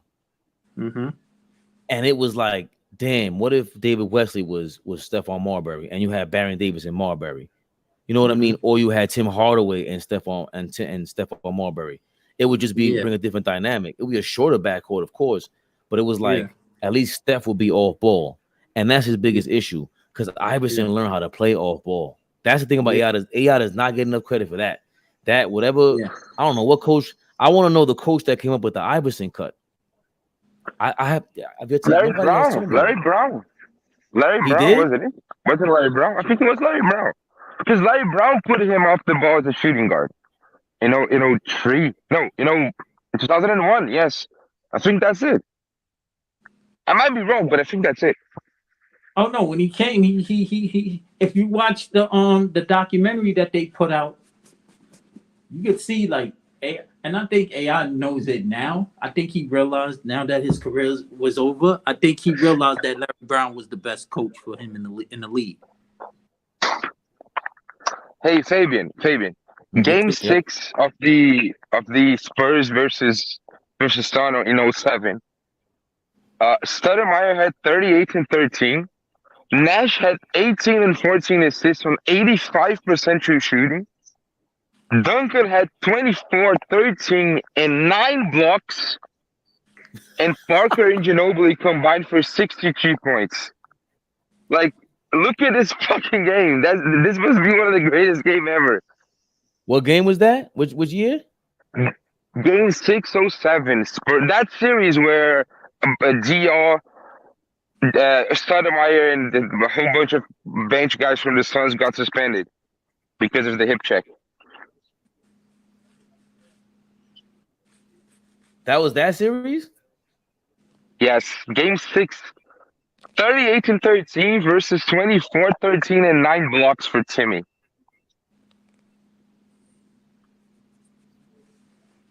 That's crazy. No, that's crazy. And Parker and Ginobili combined for 63. Ginobili had 33 and Parker had 30. I used to hate Tony Parker so much. I didn't care for his game until he destroyed the Cavs. And then was it 2000? What playoff run was it? When Ginobili got hurt his elbow, and they played OKC. Was it 2011 when they went to the championship? 20, I think it was 2012. I think it was 2012. And then there was a half a season when Tony Parker led the league in points in the paint. Points in the paint, and he's that small. Do you know that sinking basketball guy that Zach loves, the Zach from the Z Show loves? Ben Taylor? You know him? I know Ben. Ben Taylor is ill. He's the one who came up with the whole he popularized the gravity shit. I hate it. I hate but he has the Peak series. Yeah, because he gives Steph. He's a Steph lover, so he gave Steph all his props. Of course, you love him, Bernardo. Not necessarily a Steph lover. Like he loves KD. He loves Kobe. Like he's not necessarily a Steph lover, but whatever. What I was going to say is he has a graph of like Tony Parker is basically the greatest guard rim scorer of all time statistically. Like volume and efficiency. He's crazy. He's like Steph shooting wise. It's like the graph is like everybody in the middle, and then Tony Parker's on top of everybody, way far away. Like, as guards in the paint, like guards in the paint in percentage and volume. Yeah, he was just. But again, I don't want to call him a system player, but there's a difference with. I would think there's a difference between Tim Duncan on San Antonio and Tim Duncan on the Timberwolves. I would think there's a difference between Garnett on the Timberwolves and Garnett on the Spurs. Popovich and these guys. It's always a difference. Right, but it's a big difference when from top to bottom in the organization, everyone's about basketball. And you see it this year with the Miami Heat. Yo, by the way, breaking news, the Pelicans are trying to trade up in the draft to get Scoot Henderson. Whoa. What have you seen about Scoot Henderson? Turbo, I know you watch. I know you got to be watching because he's 6'2", got a handle, could yam it. He's improving his 3-point shot. But that would put them in a different category because now you have to make up for Zion and Brandon Ingram always being injured. What do you think about that? With the Pelicans trying to go after Scoot Henderson, what do you think about Scoot Henderson? If they can get him, that's another good look. And not only that, you bring him on slowly. He can help. There's no he'll fit right. He'll fit right in, and they'll be content if Zion can get his head right and stay healthy. The Pelicans got a great chance of competing for a championship next year.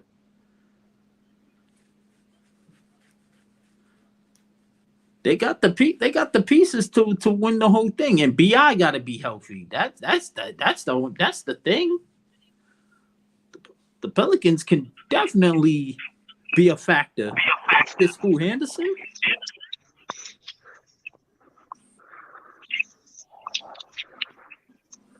They just injury prone. That's it. Yeah, and Zion got to chill with his extracurriculars. What you do off the court. That's none of my business. Enjoy your damn life. But he would be an all-time legend if all that was happening and he was on the court. That is true. That's true. You're absolutely right. He would be like there'd be a statue for him, maybe in every city. Every guy would every city, Zion lands and we just be like,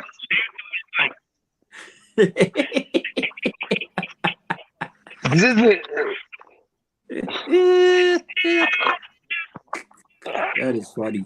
I've never seen. I'm not trying to. Tyson I can't laugh play. so hard because Friday I had one of the craziest episodes as far as laughing. Like I damn near fell off my chair on Friday night. What was Friday night? I was on. Who does Scoot remind you of? I haven't really seen him enough to really dive in on who I can compare him to. But if I watch it, then I'll let you know. Okay. I've seen little pieces. I've seen him pieces and pieces, but I haven't really break it down and see who he reminds me of. Okay, gotcha. I have to go. Can I just ask Cleveland a question before I go? Yeah, sure. Who, me or just? No, no. For everybody can respond. Look, but this, you have to go and look who makes it to the building. Yeah. But yo, Faye, you know what I wanted to talk? What I wanted to talk to you about, and I would say, you know what, and this is, you know what hurt Marbury. Not only that, when he left Jersey, they got better and went to the finals. Then when he left Phoenix and Nash took him, they got to the conference finals. So I think he don't get he's not going to get the. I mean, he gets respect, but he's not. He's gonna look. He looks different. He looks different because of those guys. Changing those two franchises in 1 year. But I think it looks different if you let Marbury go Iverson and shoot 30 times a game, 25 times a game. I think it changes everything because now, you're gonna go sign players in a different way. You might go for a point guard. You might go for someone who's willing to get the drop off in a post. Like you're dealing with a 2 guard now instead of thinking of him as a point guard and trying to make him be the next Tiny Archibald. Nah, him and Iverson are leading the way for this new era. Yeah. Is it my phone or is it mad feedback on another? Somebody's phone's getting it's repeating. Oh, all right. Yeah, that's a good point, Turbo. I think that Marbury on those teams, he shouldn't have been the point guard. So if they would have bring a point guard in or that's a pure point guard, I think that Phoenix team would have had success. But him trying to score and being the playmaker, that still slows down Tony's offense, and I think that's why he held a grudge on Marbury's comeback attempt when he came back with the Knicks. That hurt him, and I think that the Nets team, if somehow they could have found a way to get that another guard in there with Marbury, I think that next team would have had the same amount of success. Because from what I was told, I don't know how accurate it is. Maybe we could. I mean, we got NBA people in our circle, but I heard him and Kenyon Martin didn't really get along. No, Kenyon Martin. I think there's I forgot what podcast it is. That my little Spanish came out of me. Fabian, did you hear that just now? Did he hear that? I almost sounded like you. Yeah, I think that's true, Turbo. I heard that somewhere too, that they didn't really rock with each other. I think it was just like Kenyon wasn't a real rookie hazing type guy. Like that. Oh, that's probably what it was. And all that. So they was like I ain't carrying no bags, nothing like that. Like that draft class, those last 2 years of them, they wasn't really feeling that. But I think it was something like that. And like Marbury can say all he want, like he's a dickhead. Like a lot of niggas from Brooklyn is dickheads.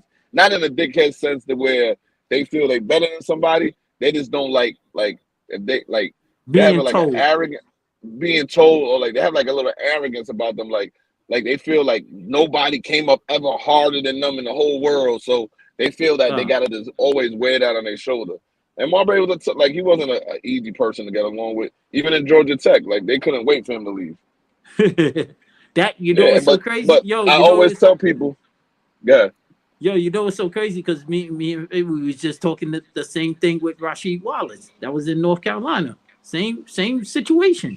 They couldn't wait for him to get out of there. But we was talking about just talking about as far as like, I don't know if you saw the Jimmy Butler interview when he said he don't care if he gets in the Hall of Fame or not. And I was kind of comparing that like situation with him because Rashid said the same similar situation. Rashid, Jimmy Butler, like man, yeah, damn. Should Rasheed Wallace be a Hall of Famer? He had That's what the I was chance saying. to be. He's borderline. No. He How many ain't rings they getting got? in. He 2 ain't with getting Detroit? in. He got 1, right? Yeah, he got a championship. He got Yo, 1 Bernardo. and 1. But we was just talking about as far as like guys that were talented but they should have been better than what they were. Like Yo, Rashid Bernardo, is in that category. Marbury's definitely in that category. Wait, you don't think Marbury hit his high potential, or you think he just didn't do it consistently on one franchise? Maybe if he would have found the right more system for him, he could have did it. He should have never left Minnesota. But when we he were should have looking, never. no, but when we look back at it now, like we knew like Minnesota was the perfect situation for him. Yeah, it Looking was. at it now. Yeah. But I think he topped it. I think Marbury's a Hall of Famer, and I think Marbury's He is on talent. Like if we're not gonna, here come Magic Johnson. There's 5 rings.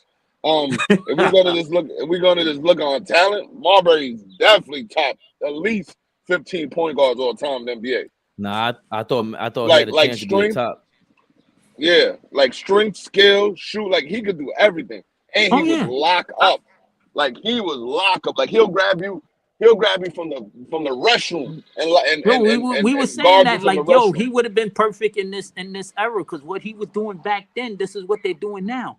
Because he was averaging 20 and 8. Yeah, he was averaging 20 and 8 at that time. He can shoot better than he's Rusty. He's an undersized Rusty. He can shoot better than Rusty, and he can pass better than Rusty. Marbury can pass his ass off. Like when he penetrated and somebody was cutting to the basket. But yeah, I think he could have had a long. His career would have been longer, and maybe his numbers would have looked a little bit different if he would have stayed. Definitely would have stayed with KG. And I think that was a huge, big mistake he made. But I think that he made the most of his talent. I don't think like he because that hurt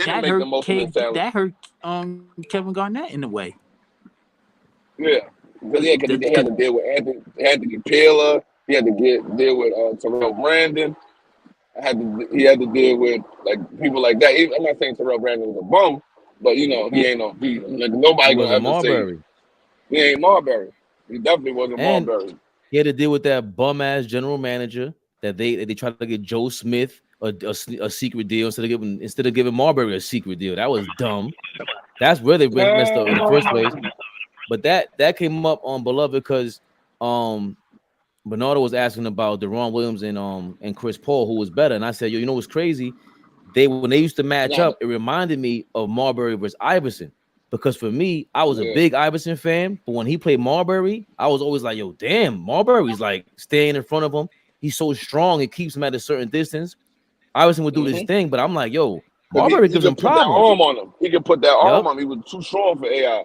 But and he was fast. Williams, unfortunately, that's another flash in the pan career due to injury and once again, people always laugh at me. I do not like chubby players. I just tend to stay away from them. Players that don't take care of their bodies, I am not a fan of. He said chubby. Holy shit. I don't like players like that. That's why I never like undersized power forwards. They are all anomalies. I'm gonna give you 2 anomalies. The greatest 2 anomalies maybe ever that you probably could see is Barkley and Melo. They could stay out of shape for long periods of time in their career and be very, very productive. But when the productivity stops, boy, that fall is terrible. That is a big round snowball fall. And I don't like players like that. That's why I have full respect. I have to go. I just need to say one thing for Fabi, one thing for Beloved. Fabi, I don't understand the Steph Curry hate. And I won't be standing for this anymore. If you hate Steph Tell him, anymore, Bernardo. I won't coming back to the live. Tell him. Tell him. Just to think Who you to got tonight?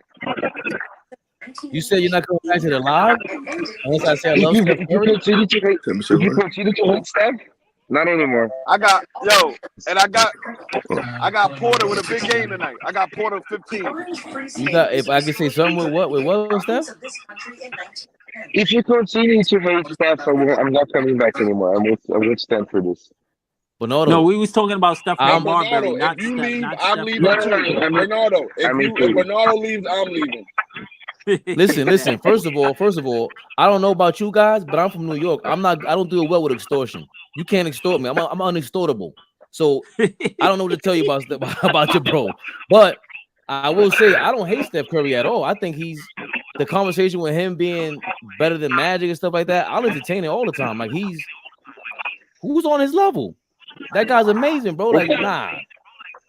I just hate the you know what it is, Bernardo? I get the feeling kind of hate. No, you know what it is? We had to deal with a bunch of like the guys who are Steph Curry fans in the States. They're like nerds. They don't even watch basketball. They just say dumb shit. Yeah, that's the problem. Yeah, but that's their it's like problem, any stand.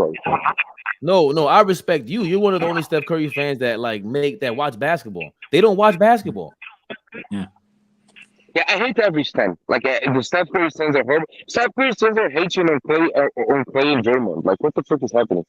And the other thing I have to say for real, they hate on Clay and Draymond. Are you really? I don't know. Beloved, I'm waiting for my shirt, and when you send my shirt, I'm sending the jersey of my favorite team back. Yo, did you hear about Mbappe? No, what happened to Mbappe? He's leaving the team after. I just seen it on the screen. He's leaving this team at the end of the year. It says so they're looking to trade him or something like that. About time. Okay. Oh wow. He plays on a shitty team that plays in a shitty whatever. About time. Okay. Look, we talked about soccer and Beloved just jumped off. It's all good. But I gotta get going too anyway. Beloved, Bernardo, I appreciate you. Bossman jumped in. Bossman, I'm headed to the juice bar.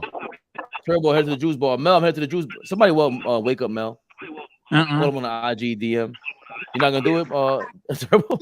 Oh, yo, wake up. Wake up, you Mel. You heading to the juice bar? Yeah, in a second. I gotta call All Ball, see what he's doing. If not, I'm just setting up shop. Me and Beloved's gonna be there with his mega. He ain't fooling me again either. Oh gosh. What's up, boss man? No gosh. What up, y'all? Had to watch Jeopardy with my wife and all that. Oh my gosh, this shit sounds like shit. She kicks my behind every time. She does? Whoop my behind all the time. We played about 1,000 times. Now I get the last question right more than her, but that's the most important. That's the money. That's the money one. Yeah, but you got to get there though. You're clutch though. So you're not a first 45-minute guy. You're the last 3 minutes. You come in last 3 minutes in the game winning shot. That's we need that, boss man. You are a necessity. You're a big time necessity in the game right now. Well, you think you go to the juice ball later though, boss man? Huh? You go to the juice ball? I would if y'all gonna go. I'll go by. Hi, how are you? Yeah, I gotta hit up All Ball, see if he's going on. I hope he promoted it. Oh my god. Yeah, I'll go by. Yeah, I hope he promoted it. What's his story? I don't think he did. I think does he have to work? Yeah, I don't know. Yeah, I don't see him. I think he was busy the whole day. Oh. There goes All Ball. I hope we're not taking time away from your family, man. Oh. Don't do that, boss man. We got families, My son goes man. to sleep in a half. Yes, but the sacrifice is happening, boss man. We need everyone to pull up to the juice. Oh, yeah, he promoted it tonight, game 5. Okay. So now I gotta thanks, boss man, for reminding me. That was a real. I hope you're not. Yeah, damn, you put me on the spot. So I'm gonna go read him a book then. Or play Uno. We play Uno all the time. Usually on live. Okay, that's good. That's the general. Yeah, it's the general. How old is your son? He's 8. Okay. Yeah. Good. He's he struggles with his emotions. When he loses, he goes crazy. He's gotten better. So naturally, he's kind of getting over it. Okay. And it started with He said he struggled with his emotions. Yeah. Yo, he would get so frustrated in class, he would throw the pencil out the window. I was like, yo, you can't. So, but slowly but surely, he's starting to get better. Cause I told him, like, listen, nobody's gonna want to play with you. Like, it's not about you winning; it's about having fun too. I mean, you got to sit here. He's a charming kid. Remember, people want to sit here and talk to you because they like you. But this just makes them not like you. You got to make it fun for yourself and them. It ain't just all about you. Right. And he don't listen. He's very impulsive still, but he's only 8. So it's dope though. Yes, thank you It's so dope. much. It is. You It is. see, You gotta allow him to talk, allow him to vent, allow him to say what's on his mind. That's important. Hold on. So what happened? But yes, that's so important, man. For kids go through transitions in life for different reasons, and sometimes they try to hold it on the inside, and they're trying to communicate, and the way he's communicating right now is by being aggressive. mm-hmm. So you have to try to channel that in a positive way, and that's gonna be hard. It's not. I'm sorry. It's not gonna be hard. It's just being consistent with that. You know. And I'm not saying, first thing people come out their mouth and say, a lot of people say, well, let him go see a psychiatrist, let him go see a therapist. Just talk to him. That's all. Mm-hmm. For many years, my wife and I, we had to deal with population like that. And they all wasn't crazy. They wanted to talk. Just want to talk. And when they can't express themselves in that particular order or way, they act out. Because they're not being. Can you hold on for a second? Yes, hold on a second. Yeah. Mm-hmm. Beloved. Yo. We just talking about the Well, kids and allowing them to express themselves in there. no, I'm not with that. I'm good. I was raised in a certain way. Adults from the household. Um, Kids could be kids. They're gonna express themselves. In the last 20 years, we've lost all sense of sanity dealing with children. I've been in education going on 12 years. I've been the dean from a kindergarten school, from a K through 8 school, and now I'm the dean of a high school. And also, I coach. And I was raised by men. I was raised by my father and uncles, and I have a son. Um, yeah, you can express yourself. Like, you tell me what happened.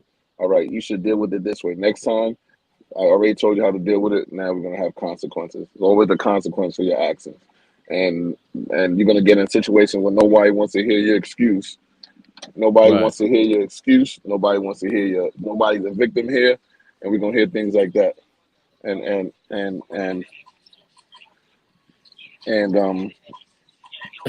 Oh my God. yo, what do you do? Hold on, and nobody gonna hear excuse. Yo, I said we got a team in there. What is it? 19 and under? Is high school 20? Is it a reclass? Is the reclass section? But don't let me put the 14s in there and I'm playing against you.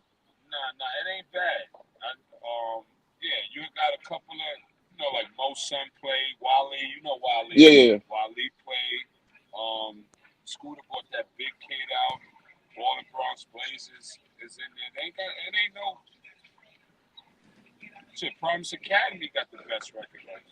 I'm gonna call you tomorrow. I'll let you know. I gotta talk to G. All right. Yeah, my fault. And yeah, to me, it was always one way. Like, this is what happens when you act like this. You have respect for women. You don't hit women. You don't say the B word. You don't invite people. Things like that. There's a consequence for that. If you want to deal with that consequence, you're gonna deal with it. Your mother's not gonna save you. You're gonna deal with consequence in life. And I tell my players now. I tell my students all the time. I said, you keep walking around with that victim mentality. You keep walking around that people think that they care about your feelings. All you're gonna do is be a complaining protester outside. But that's not the way the world is. The world is two ways: the way you want it and the way it is. You better deal with it the way it is. And I'm not with that psychology. Go see it, things like that. Certain situations, like if you have a chemical imbalance, yes, but it takes stamina. Like, and when I say it takes stamina, it's the parent stamina. It takes parent stamina. Parents, it's on the parents. The school's not gonna save your kid. The school is supposed to teach your kid things out of a book. They're not supposed to teach your kid how to be respectful. They're not supposed to teach your kid how to tie their shoe. They're not supposed to teach your kid how to eat with a plate. None of that should be at a school level. But the schools in the last 20 years have provided so many services. They at the school more than with the parent. You drop them off at 7, you don't see them again till 7. Like that. Is that you almost working a double. The school has done everything for you. You've educated the kid, you fed the kid, you clothed the kid. There's no more uniform. They give you the uniform now. Like, and the reason why I'm talking about this, because today we had to watch a video at work regarding a school in England and how they're a low income school and they're almost like a military base, and people say the school is too rough. They don't let kids be kids. And she said it. She said you get the headmistress at the school said, your kid can be a kid because your kid can listen to rap music, they can listen to drill music, and they can go back to their suburban life. My kid listened to it and he's dead in the next day. And it's different circumstances with different people. And you can't live like that. And I'm with one way. I'm very, very one way. Very, all right, this what happened, don't do that again. I told you once, I told you twice. After that, like it has to be a consequence.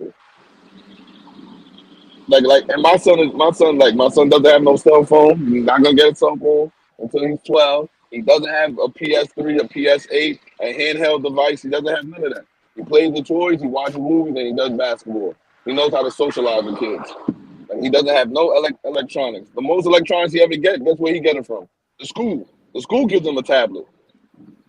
That's the only time he gets electronics, when he goes to school and deals with that. Other than that, he does penmanship. He's learning how to write script. He does regular stuff. He knows how to socialize with kids. Like him, he doesn't have to be in front of a tablet. Like, I don't have to have him in front of a tablet to tolerate him. That's what it is. Parents have no stamina no more. There's no parental stamina. That was really you was very passionate about that, beloved, and that's good, man. You see something in the school system or in the parents that's not working, and you took that and made it better for you and your child, man. That's good, man. A lot of parents need to take the heed to what you're saying, man, because what you're preaching right now. My wife is right next to me. She's doing some studying right now, but she said the same exact thing, that she wish she wouldn't allow our child to have a PS3. Because sometimes it can become damaging to kids along the way. Like you said, kids need to interact. Interaction is one of the most important things in life. Get to know people, not playing games all day long. So, kudos to you, my brother. I stopped. Yeah, we did the iPad thing, man. We limit that to the weekend, and even that is like beloved is right. Like that, that's the craziest thing in the world. I'm starting to limit it.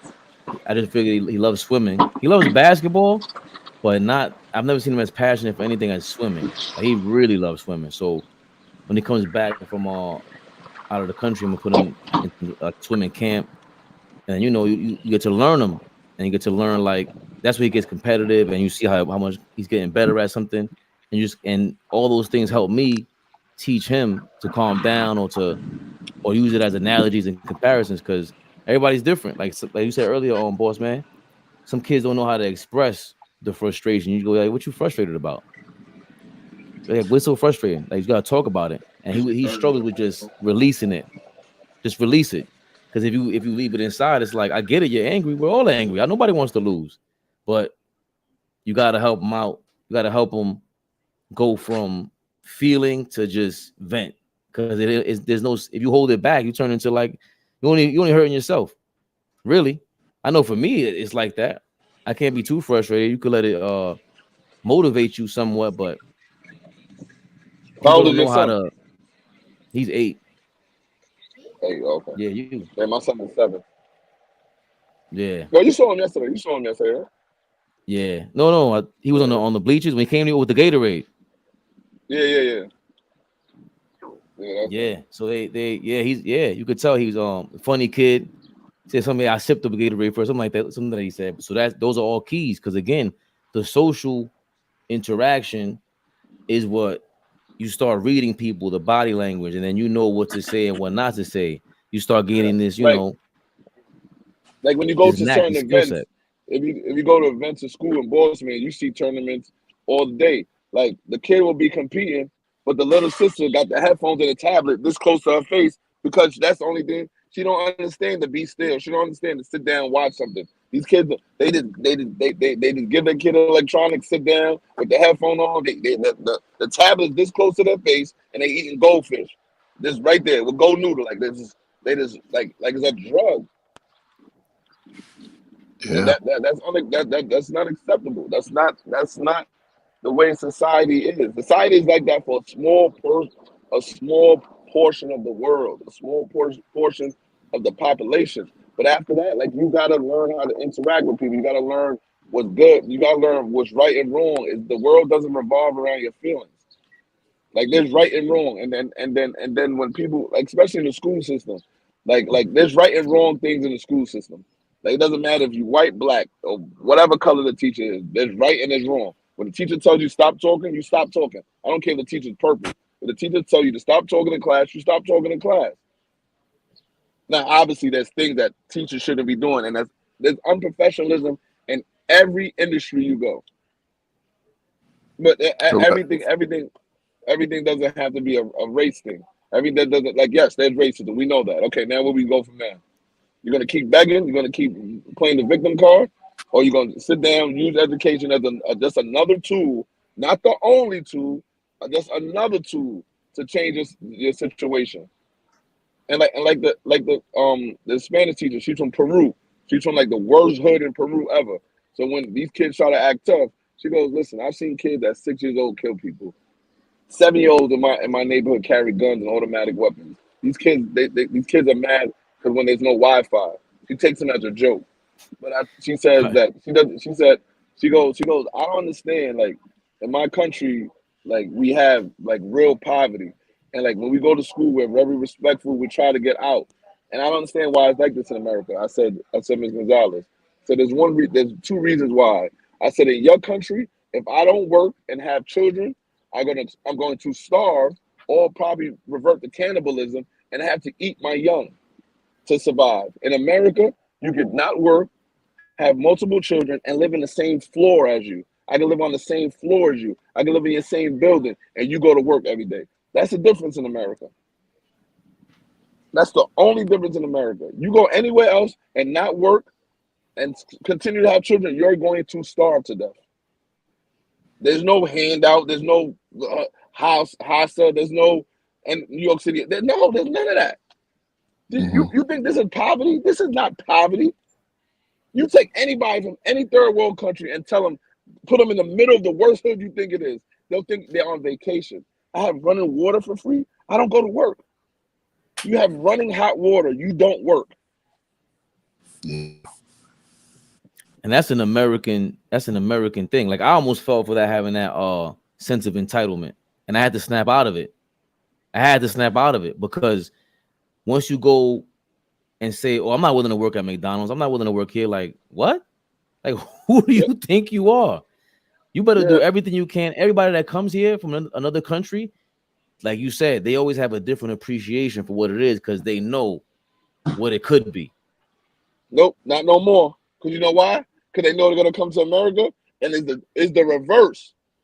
I play victim. I play minority. I don't know this. I don't know that. I get every service in the world. Well, their like kids that no do more. that. Like, you'll hear you hear the like immigrant people, like people like my mom. That's why I'm very respectful to them, their generation, because you go back, I show my kids where they came from in the campo, the countryside and DR. Is like, this is where they come from. This is where we come from. This is like dirt, nothing. So when they came over here, you got to take advantage. You don't want to go back to that. Like, this is really having nothing. All our problems. What do you think they did when they had anxiety? What are you talking about? Exactly. They berries. There's no anxiety. Yeah. There's no anxiety. There's none of that. But you got to remember also, our parents are the last generation immigrant parents that got some type of, and it was easy. It was kind of easy for them because once they got a high school education, they could get a union job in a hospital and keep working. Now you got to get a college education. It's a little harder. But that generation is the last generation that really had to work, that couldn't live off the system the rest of their lives. But then we have other generations. You got you 5, 6 generations deep in the same apartment. It's just a cycle. Nobody's gonna lose that apartment in New York City housing. You 5, 6 generations deep. So where's the effort? There's no effort to leave there. So that's why I tell my teachers all the time. I said, when you talk to this parent, right? You think you're gonna see any different from the child? You think there's gonna be like what you gonna think? Who do you think is gonna walk in here? You think Obama's gonna walk in here and he acts like that? No, you're gonna get just the older version of that. You're gonna get the older version. I listen. And some of these teachers, they're not naive, but they still have a certain side to them that they don't understand this. I tell them all the time. I said, listen, I'm from the top 5, the worst projects are probably in America, on the east side of Harlem. This don't fool me. I know what to expect. You're surprised. I'm never surprised. I know I'm gonna get the big lashes. I know I'm gonna say ain't that serious. I know I'm gonna say, oh, I got an appointment today. I got an appointment today. They always got an appointment on report card night and progress report day. They always got doctor appointments when they're supposed to go into school. So 365 days you don't work, but when it's time for progress report or suspensions or things like that, oh, they got a doctor's appointment that day. Yeah, I know what to expect. I don't listen. I don't live in the world of horse blinders. And when you do that, you keep making excuses for our community, and there should be no excuses. Yeah, there shouldn't be no excuse. However, I agree to what you said. Both of you gentlemen said, which was great. And but there's no book for us to raise these kids, and we have to learn. So some people learn from negative people, some people learn from positive people, and like you said, we have to learn from our parents. Some of my parents taught us the wrong way, but we have to realize, like you said, beloved, I totally agree that the right and wrong. What's the right way to teach my child to do the right thing, to put them in a better, put our kids in a better situation to progress in life, to be successful in life, and exposing our kids, expose them to music, expose them to art. We don't know. Expose them to, like you said, Faye, to swimming. Exposure. We got to expose it. Take them to Coney Island. Take them to Governor's Island so they can see for themselves. Take them to the bank. Hey, this is how you write a check. This is how you save your money. This is stocks and bonds and things like that. But we're not doing it as rapidly as we supposed to be doing. And There's no we have more of to that. stop. There's no more experiences like that. But the experiences change, and I remember like I think probably like second grade, one of our trips was to a bank, and they showed us like what a bank book is, and they gave all the kids a bank book, and then you're supposed to go home, and your homework was to tell your parent to show you how to balance a bank book if he gave you $10, and how to like. I remember those like there's no need for that because all the kids got cash out, they got this, they got that. They call their mother, yo, send me money for Uber. I ain't walking home. Send me money for Uber. Yeah. You know how many kids get Uber to school and back from school? Yes. That's crazy. But listen to drill music. But this what blows my mind. Your kid listen to drill music all the time. He does all this stuff in school, and he gets Ubered home and back from school. It's the weirdest thing. It's do not you remember weird. I when understand it. It's poverty? It's a poor mentality, I should say. Do you remember when We have Dolores to Tucker stop and everyone? Hold on. Before we move on, Faith, you gotta stop saying that it's poverty. It's not poverty. It's the mental. It's the mental and this conditioning throughout generations. Tell me how this is poverty? I get food for free. Stop. I get food for free.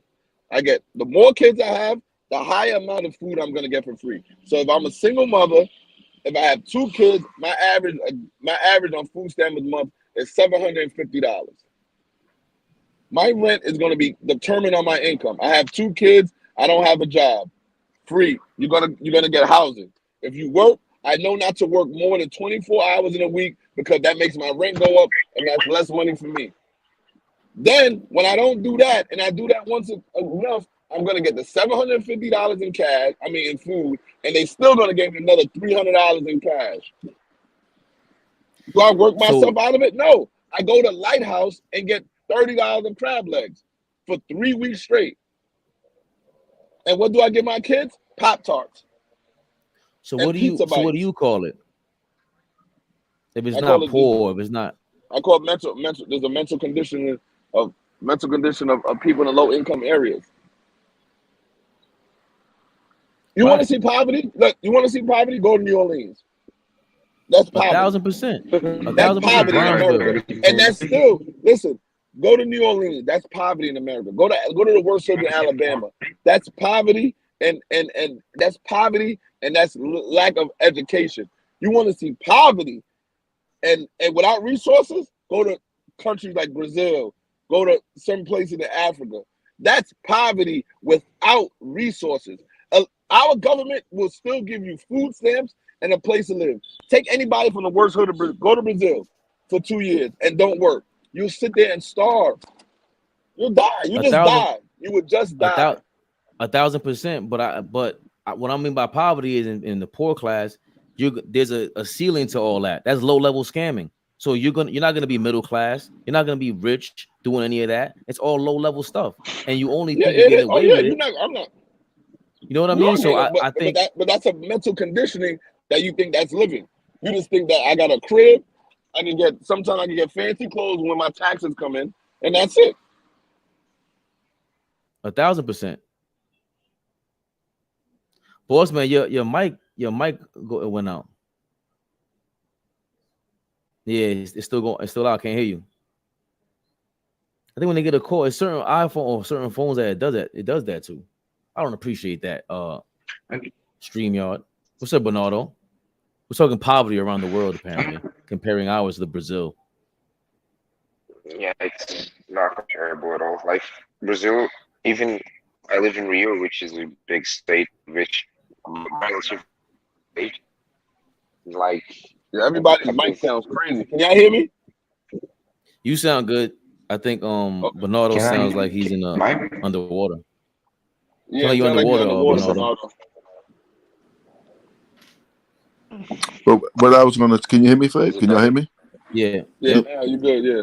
So what I was wanting to say was, Beloved is right. You know, we have these big buildings like Trump building, and you have low income people that can get inside the building, and they get inside the building that costs $5,000 a month, and the government is paying for that.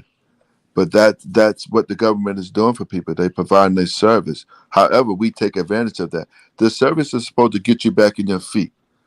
You're not supposed to live there for the next 25 years. It's for you to help you along the way, so someone behind you can get the same service too. However, we as people take advantage of that, and that's what people are doing right now. You know, so it's a good boss man. Right now, listen, I'm not trying to tell my personal business, but I got a project apartment been in my family for 60 years. That ain't right now. That's conditioning, boss man. Don't do that. No, I'm saying I agree to what you're saying. You're right. You're right. I'm just going back what you're saying. We have to get out of that. What you're saying. Oh, okay. We have to deprogram ourselves. We have to deprogram ourselves to work hard for what we want in life. I agree to what you're saying. You know. But I think that's the problem, boss man. I think being an American, once you get entitled, you don't think you have to work. That's not just the black thing. That's not just the white thing. I see it all across the board. And that's just what it is. And that's why I believe the rest of the world and everyone like that, they practice more of a right wing, he call that conservative. They don't play games. Liberals, right. Yeah, right. But I don't want to get super deep into that, but it's the fact that I seen Russian dudes, they don't like what their kids are doing. They despise it. Asian parents, they despise what their kids are doing. They push a lot of them into the schooling and everything, but once you get more Americanized, you get lazier. It's just a fact that some of them develop the work ethic, go attack the education, but once you're once you're a first, second, third generation American, it gets harder and harder to kick those habits. Because like Right. Beloved is saying, they're giving these things to you. But that thing about not working, that is really, and I want to say it's an American thing, but to be honest, I had a business in DR. I ran a business in DR. I was thoroughly disappointed in my own people. That thing about not working is everywhere. They really all want to be Americanized. They're all on IG. They think they could be superstars. This Hollywood really infected this country and the rest of the world because everyone wants to be a B-boy now. Everybody wants to be a D-boy now. They call it drill rap now, whatever you want to call it. But around the world, they're doing the same thing. They want to be a star. They want to be a celebrity. They want to be a god in that sense. How do we snap out of that? That's going to take a bunch of us like this to keep enforcing, hey, do the right thing. Like you just said, yo, spend that quality time with your kid. What are you doing? You ain't go to no damn juice bar. Like I'm taking all that in. Like, hold on, maybe I shouldn't go to the juice bar right now. Like I'm taking all that in. I'm gonna read him a book and just chill for a while. But that's what we have to do. Yeah, Bernardo. I'm sorry. Is my mic okay? No. You underwater. It could be the echo in the hallway. Oh. Video games and cell phones are the reason for that. And that's all American to me. That's all I really believe. I was working on this project, boss man, that everything started, and Beloved, everything started with Hollywood. And everyone, like, Instagram is like a 7-second version of that. Like, you know, we had, remember, Al Capone was able to see himself in a movie. He saw Scarface in the movies and saw himself on that. How do you think he felt? Everyone wants to be a celebrity. Everybody wants to be remembered forever. It's who doesn't want to be famous?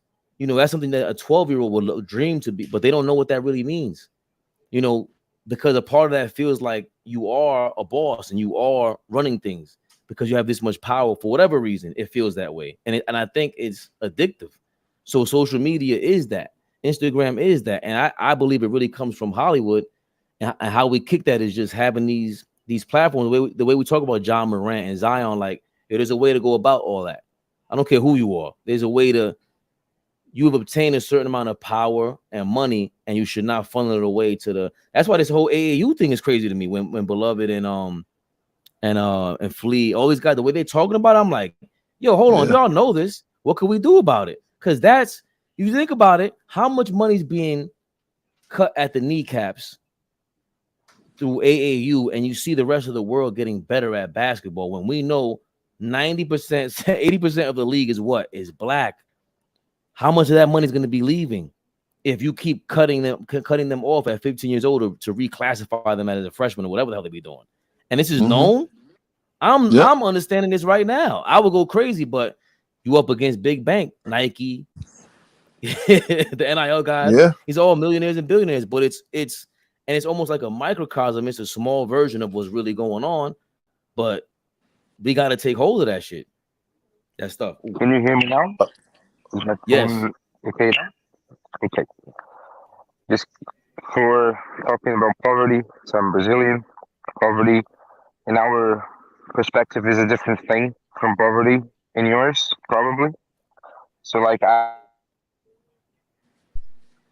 which is like there's New York and California. For us it's Rio and São Paulo. But for like if you take a 30-40 minute drive, I can get into a city where people literally killing themselves and have nothing to eat and don't have public schools and so on. So like poverty here is the certain level of like 20 population live in a situation where they literally have no shot of getting out of it because public health is shit, public education is shit. People don't have what to eat. The parents need to go to work. The kids, they can't leave the kids with anybody else because everybody has to work. So the kids get into the gangs. So like it's a very dire situation here. But middle class in Brazil has some resemblance to what you guys are saying there, which is like the person does nothing for their whole life. They're gonna be okay. They're gonna have food and a place to live. Like if they just work a regular job or like a 6-hour a day, 8-hour a day job, they don't apply themselves, they don't study, they do nothing, they can just survive and be fine. And what I see sometimes is I think people get complacent and they kind of accept their reality, which is easier than try to change anything because it is really easier. Like when you're facing the mortality of your life and you're facing the limits of what you can be in the face, and because one thing that I talk about a lot about with my I talk a lot of with my girlfriend, a lot about with my girlfriend, is that when you challenge yourself and when you like take a challenge and take a commitment to I'm going to do this, I'm going to try to do this thing differently, I'm going to start a business, dedicate into my studies or start working out or whatever, you automatically, when you make that decision, you open yourself up to failure. And failure is frightening. Like, failure is really frightening. So it's easier to just do what you're doing and don't risk it emotionally. Not only like materially, but also emotionally. It's easier. And I face that myself every day. Like, I have a upper middle class in my country, and like if I do nothing for the rest of my life, I'm gonna have a comfortable life, but I'm gonna be miserable.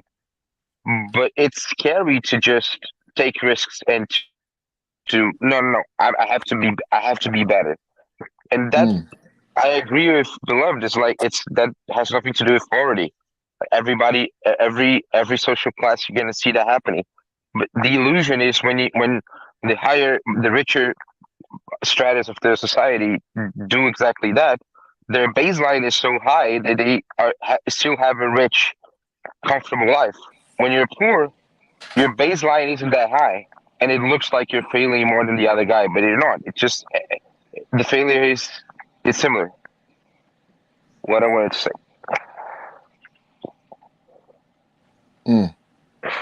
Real quick, Baltimore. Did you see what they're having for Kareem Abdul-Jabbar at the Apollo tonight? No. They're having a ceremony for Kareem Abdul-Jabbar at the Apollo tonight. Spike Lee is doing the opening monologue for that. Oh, that's so nice. Something going on. Yeah. That's Something good. going on. I remember back in the day when I was younger, we used to go to Riverbank. We used to go to Millbank for Mustang practice. And he lived in the brownstone on 122nd. Go ahead, man. My mom is there. Go. Wash the car on the other side. I love you. See you later. But we used to go see. I used to see him. Wait. Yeah, go that way. Go that way. We used to go. I used to see him all the time. Coming out the brownstone. I think he lived on 122nd between Lenox and Fifth. Wow. Yeah, I gotta catch that. That's good, man. That's history right there. I want to definitely see that. But that Bayardo, what you said, man, that's in that country, man. I can imagine what you're going through, what you see there on a daily basis, but people there. I don't really go through that, what I described. I know it because I have friends and people that go through it, but like my life is very comfortable. But like we see, because what I see sometimes when you guys talk about it, it seems like things are really, and I'm gonna use the word like really segregated still in the U.S. Like poor people live all in one place, far away from the rich people who live far away from the middle class people. Here in Brazil, everything is more mixed. Like I can see I live 5 minutes away from a favela, so it's not like Yeah. That the poverty is like that everywhere except New York City, Bernardo, because like when you go like in certain rural countries, like you go to the South a lot, you'll see that like the poverty's over here, and everyone that's middle class and can afford a house and a mortgage lives over here. In New York, like I just said, I gave Boss Man an example. Like I can live on the same floor. I pay $2,800 a month for a 2-bedroom, and the person next to me has a 3-bedroom and doesn't work, and has 3 kids in there, and gets groceries for free and everything for free. It's very. That's why I'm telling you, Bernardo. This is people over here. They have no poverty. They have no concept of anything that's going on. Because it's this generational knowing how to scam the system and knowing always how to get one up on. What I was saying is that I don't think the bad part of what you're describing, like the complacency, goes away with more difficulty necessarily. Like what I see here in Brazil, that people, they, like, for emotional reasons, for psychological reasons, they convince themselves that their life is fine. Like they live in a house with no sewage, no clean water. They can they like malnutrition and so on. Like their life is horrible. Their kids have no proper school to go to, but they can drink their beer and once a month go out with a friend and watch football, and that's life. People just keep going, and that's what I was saying. Like when you're richer, when you have a better living condition and you have more opportunities, that doesn't either equate to being like to applying yourself. Most people just in our society, like, and I say our because Brazil is a way poorer version of the US in the sense of what Beloved was saying, culturally, our mentality, how we approach life. It's very similar to the US in that sense of like everybody wants to be a TikTok star, everybody wants to be a football player, nobody wants to work, nobody wants to study. It's in our culture just like in the US. And so it's very similar. It's really it's similar to what you're saying, what you're describing, except people here actually suffer for it, like really suffer. Mm. Wow. Well, it goes way back, and I think Faye brought it up in the '80s. You know, people use drugs and all that, and they was buying drugs, you was buying cocaine and all that stuff at a young age and selling it because it was so cheap back then. So you could take $200 and buy it and flip it right there with the kids. So that's the easy access. It's just easy for them to. God, beloved, I know you want to say something. God, beloved. Oh no, my fault. No. I was just yawning. My fault. No. I'm So listening. I'm listening. I ain't want to say it's nothing. just it was just so easy for them to do that. So when it becomes so accessible for them to do that, and that's the same thing happening right now with social media. You know, people want to be. It's the instant gratification becoming rich. It's there. No one wants to work hard, like somebody said. No one wants to do any hard labor. They just want money coming to their doorstep, and that's sad. They don't want to go sweep. They don't want to. We can get our kids job working and doing maintenance work. Oh, I don't want to do that. I don't want my friends see me doing this. I don't want to work at a cashier. I don't want to do that. I can't work at McDonald's because somebody might see me. Why are you worried about somebody seeing you making money? That you're making money for yourself. So this generation we live in right now is don't accept hard labor, and that's the sad part. They don't accept hard labor, man, and we have to find a way to change that narrative for all of our kids. And I mean, it starts with one community, whatever it may be, but it's so hard because everything is right at their doorstep. You got Robinhood on your phone that you can make money off of that. You got FanDuel, people plan on that. You got E-Trade, so you can get on. If you do a nice video, you find a nice story, you can make money off of that.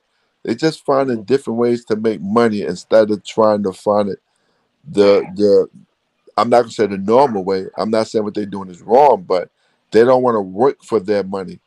And it becomes a disservice for all of us because we saying, listen, we have to pay the way for this. Because somebody paid the way for us to be here also. You know, we don't want to get up in the morning and coach you guys 6 o'clock in the morning, but we do it. Because we know we need to do this.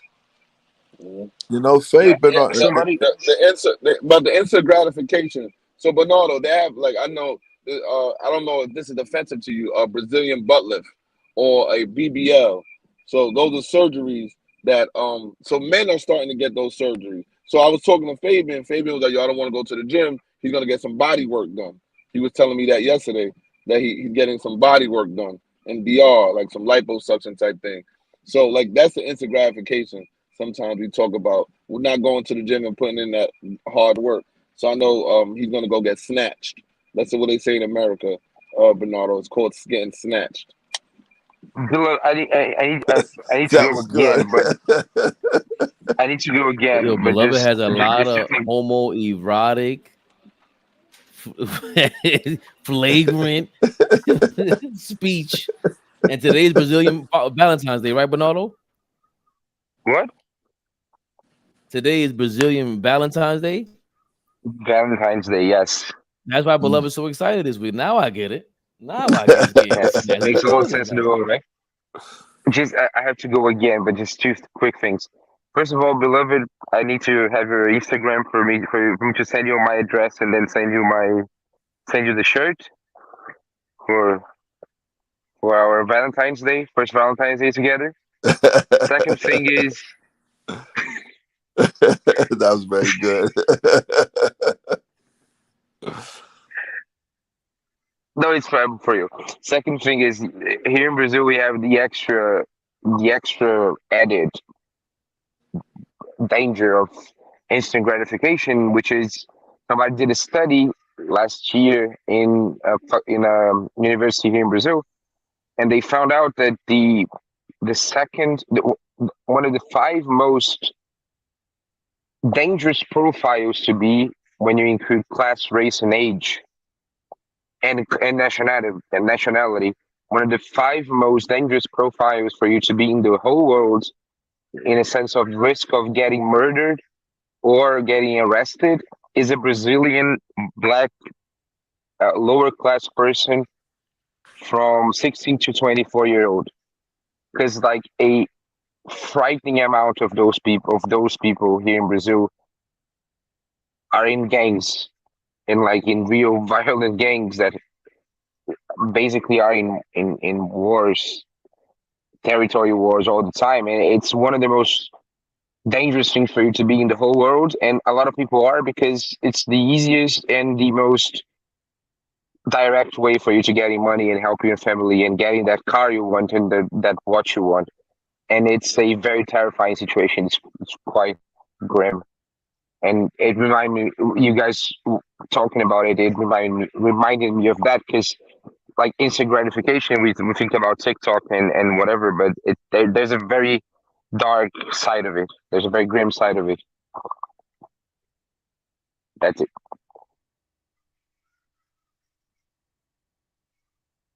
Okay, I killed the live.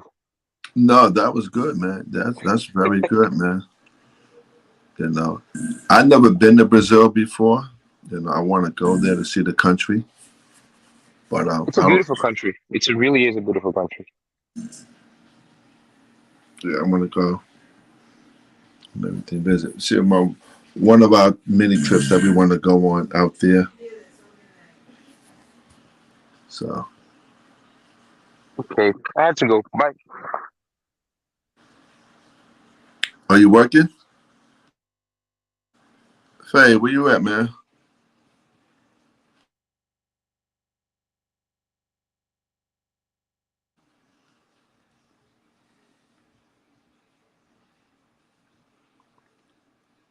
Beloved, did y'all win both games?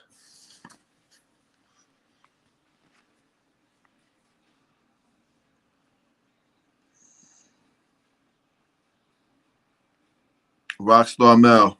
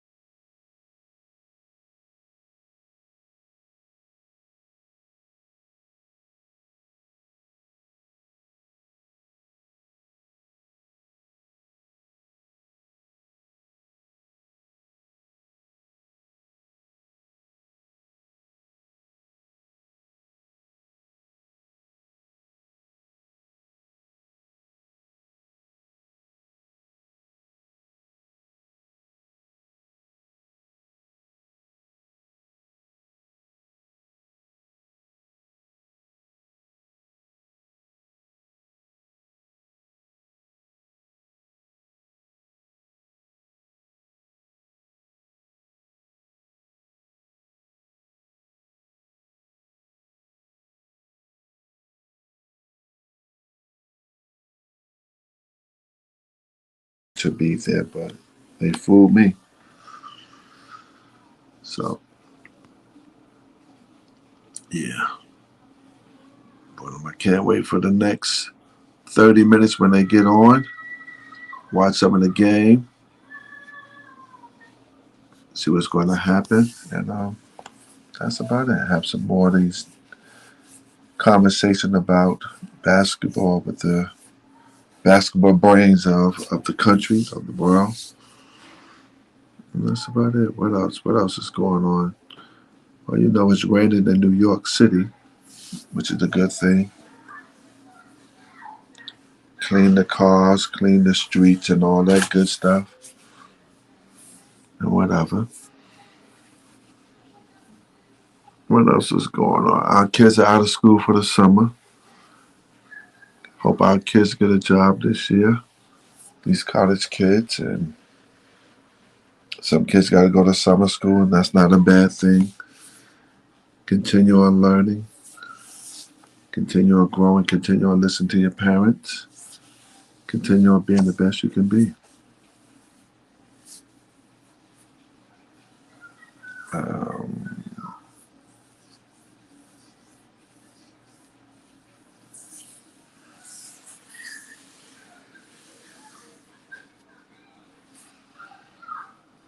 What else is going on in life? You know, Trump had 30-something different accounts against him for something he did. And they're trying to indict him, so which is tomorrow. Something he has to deal with. That's on his plate. That's going to be the talk of the town tomorrow. But it's a federal offense. No cameras allowed inside the courtrooms, inside the place. So you don't know if he's really going to be in the building or not. But they have so many documents, that boxes of documents that was in Trump possession in one of his many places that he resided. And we live in some tough times right now. We just gotta all fight through this together as a community, as families, as loved ones, just to get better in life, all around. You know, some of us talk about our kids, the household things, and all that, being better with that. Yeah, we gotta be better with that. Schooling, politicians gotta be better. Gotta stop just taking, and rising the taxes high and high. That's not right to the middle class people, blue collar people. Find other ways to find that money. And just stop taking from the blue collar people. We had a big old collapse in Philadelphia. That was terrible. So prayerfully and hopefully no one got hurt in that situation. Prayerfully get that thing rectified fast as possible so people can continue on riding down that road. I know it caused a lot of congestion probably this morning. So it's probably gonna take a while to get it together, but hey, hopefully we can do this in a timely fashion for everybody's sake.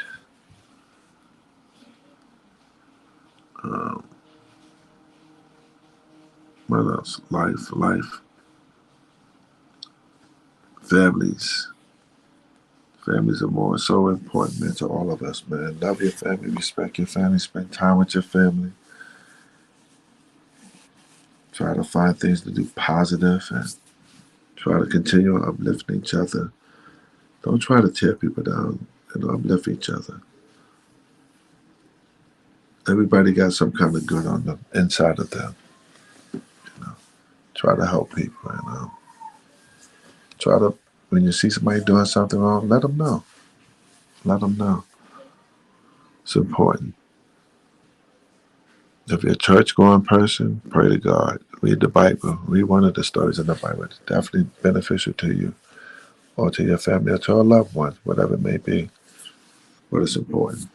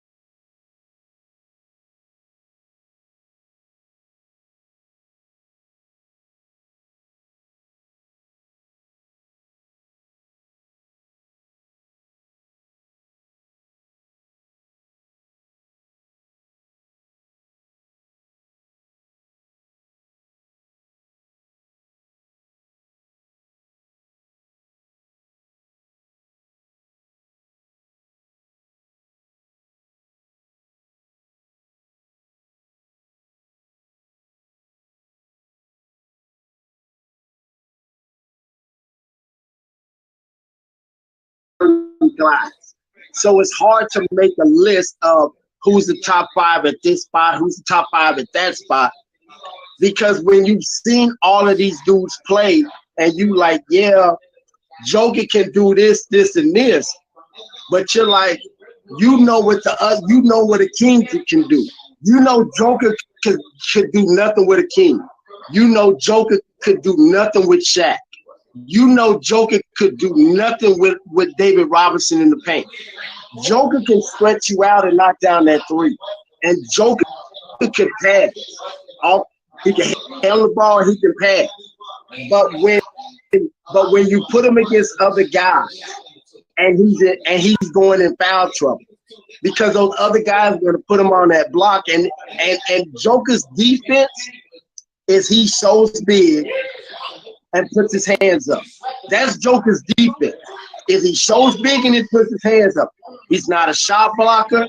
He's not moving his feet on defense. He's not guarding anybody off the dribble on a switch.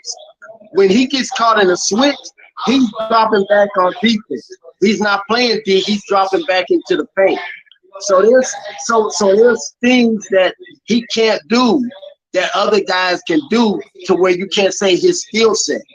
So all we can say is Joker's one of the top two centers in this era. Zach was the top center in his era.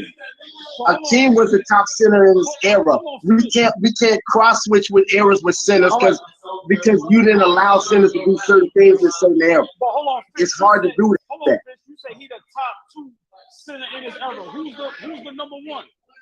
Well, when you look at it's always gonna come as far as centers, it's Joker and it's Embiid. All right, but it's Joker and it's Embiid. You know what I'm saying? So all we can do, I hate trying to compare dudes in different eras because it's a different skill set. You allowed certain guys to do certain things in certain eras. It's just what it was. So certain guys are just great. There's very few guys who are great across the board, no matter what era. It's like a list of maybe like 5 or 6 guys who could have played in any era that would have dominated no matter what it was. So all we can do in this is just say, you know what, Joker's the best center in this era. The top 15, you can nitpick with any dude. You can nitpick any position top 15, honestly, because at this point in basketball, it's about numbers. You know what I'm saying? It's not necessarily about game. It's about numbers. And numbers can be moved however you want to move. All right, hold on, Fish. Go ahead, beloved. You just came in the building. My top 5 centers: Shaq, Elijah Warren, Kareem, Djokovic. I don't know if I'm a. Hold on. So you got Joker in your top 5. Yeah, Joker. Nah, he's in my 5. Yeah, he's in my 5, man. Once he wins his ring, he's 5. Right now, without a ring. Yeah, but I'm going under the assumption because he's gonna win tonight. I'm going under the assumption that he wins a ring. Hold on. So once Joker win a ring, yeah, I got him top 5. Yeah. And then the last one. Well, it don't even matter if you're already in your 5, because the argument is with me. I mean, that's your 5. I gotta respect it. I'm not gonna argue about it. I mean, for me, I'm not putting him in top 5 yet. But this is what I always say: if he gets 2 rings, it's going to be hard to keep him out of top 15 greatest player all time. Let me explain why. The first 10, we know what the first 10 is. Some players, maybe 1 or 2 or 3, that we may not agree on.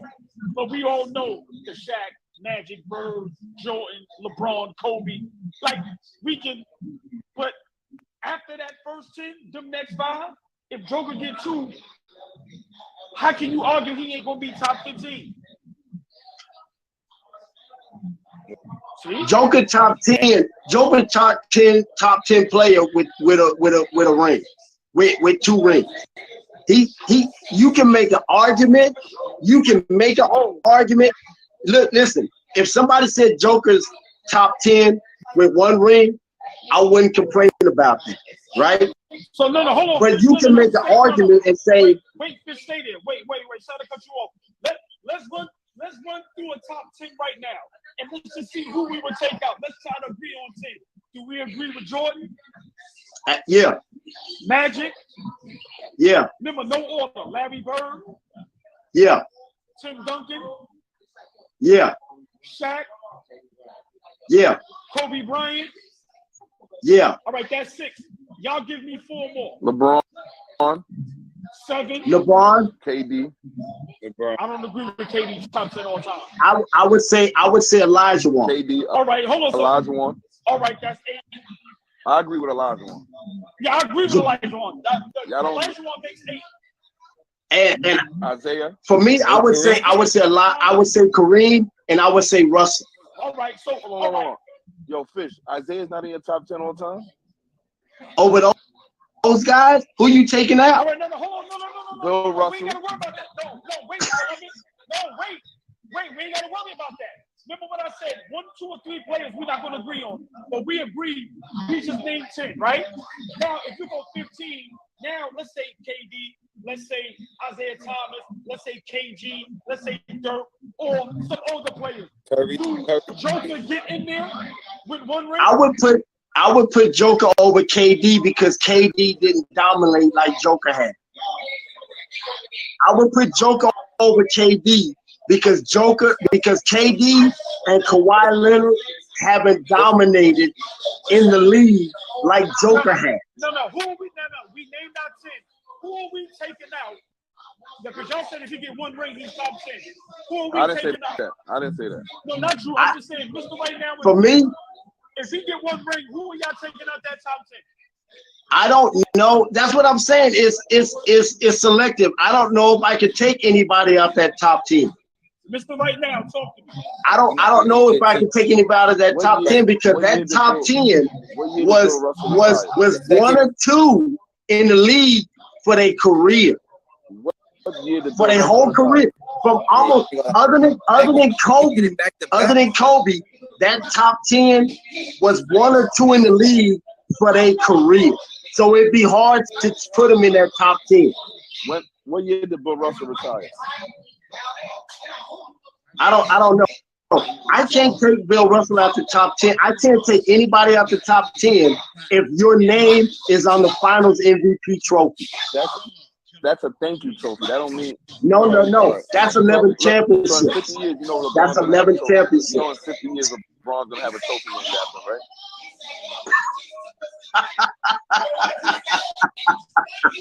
Like LeBron's gonna have a trophy. Kobe got a trophy. What he gonna have? Rich Paul gonna make it for him? I don't know what he's gonna have, but he's gonna have a trophy for him. I'm not that whatever semantics that is. All right, they put names on trophies now though. Okay, the next 5 should be Steph Curry. I got Steph Curry in the next 5. I gotta put Djokovic there. I gotta put absolutely. Okay, if y'all don't got Isaiah Thomas has to be a top 15 player. Isaiah's got to be top 10. He's top 10. I got Isaiah. The next 2 after that, you said Braun, right? Yes. You said Kobe. Damn. Where you put Jerry West? Jerry West. The logo was that dude. The logo. I put him in my top. He was that dude. Yeah, he was that dude that kept losing. But see, that's what I'm talking about, Fish. He was that dude that kept losing to what team? Yeah, they lost, but he was that dude. But when you the NBA logo, it's hard when you on everybody's shirt. What team was he losing to? What team they was losing to every year? They was losing to Boston. Because what? There's 4 good teams that whole era. They're loaded over there. They got How would you not have the Lakers in that era was always the second best team. Because you know why? They had less Hall of Famers than the other team that had 11. Come on, Fish. Come on. Yeah, but okay. The other team, I'll tell you this: Boston probably had on those teams They probably had 7 or 8 Hall of Famers. They probably had 8 or 9 Hall of Famers. The Lakers The had Lakers 3. probably had 6. Mitch Richmond not top 15. I don't know. I know nobody put Paul Pierce's name in the. I know nobody put Paul Pierce's name in the comments. Paul Pierce.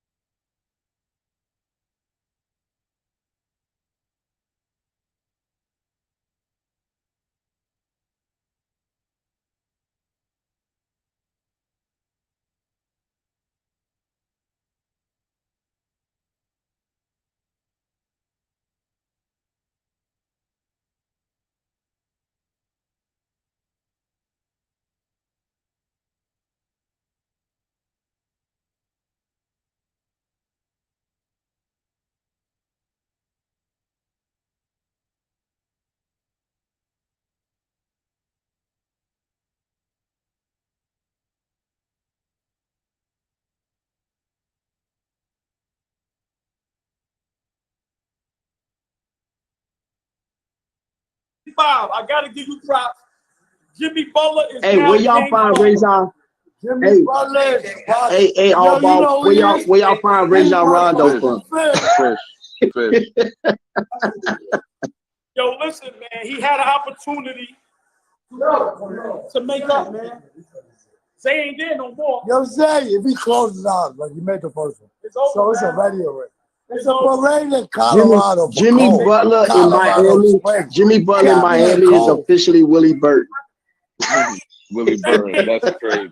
Nah, but Fish. Jimmy Butler in Miami is officially Keith Atkins. Yo, not Keith. He can't. Keith. Jimmy can't hit no clubs. Jimmy can't go to live. Jimmy can't sell no coffee. Nothing. Fish. I told them, Fish. I told them game 1. I said, look at Jimmy Butler's every series. 37 against the Bucks, 29 against the Knicks, 23, 22 and a half against Boston, and now he's down to 20 against in the finals. You know what that Hey, all ball. How SNS gonna pop in with the moral victory? Tell me it was a good season. How SNS gonna come in with the SNS come in with the exit interview already? Hey, yo, How SNS gonna come in with the exit interview already? The exit interview is supposed to be tomorrow.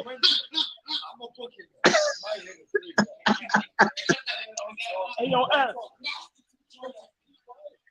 Yo, Jimmy Butler had the opportunity to get his name back, bro. Listen, man. Hey, DJ Knott, you correct. I do not like how that ended. He hit 2 big threes, then he got fouled. Then he got fouled. I want Jimmy Butler to be Kobe Bryant. That's not gonna happen for y'all. Not gonna happen for y'all. Yo, S. Aaron Gordon still only a dunker?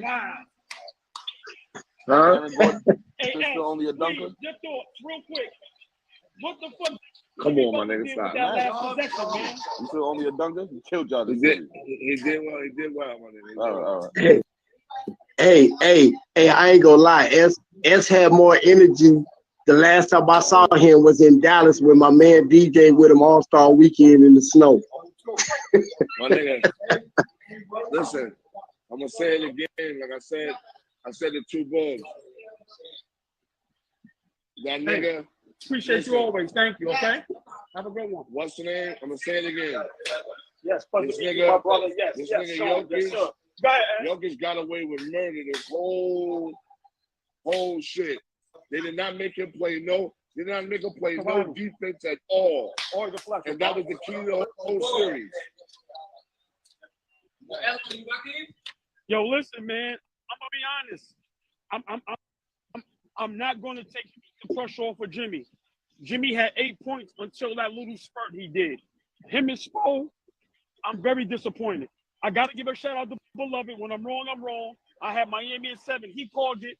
Denver at 5. He was right. I was wrong. So I gotta give props to props due. And I was wrong about Jimmy Butler right now. Now, S, hold on, S. No, hold on, S, because when I win, I talk my shit. This is crazy. They want to talk in losses. I'm very disappointed. Niggas want to talk in losses. I'm very disappointed with Jimmy Butler. Go ahead, S.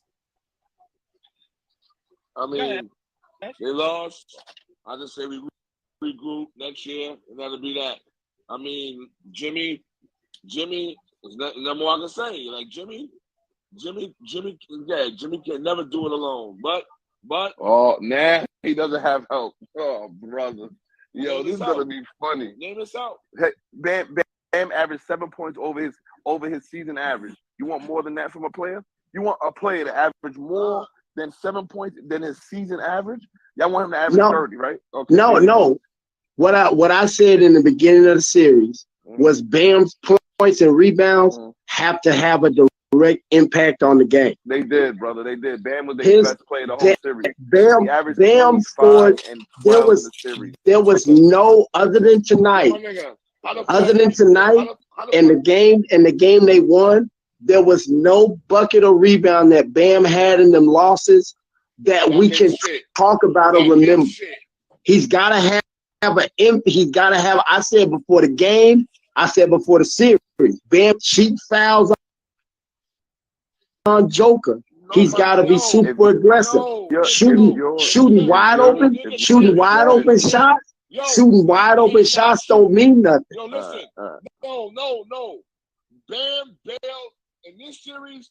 Bam bailed Jokic out the whole series. All Jokic got to do is come down and sit in the paint. Bam can't hit a fucking 15-footer and save his fucking life.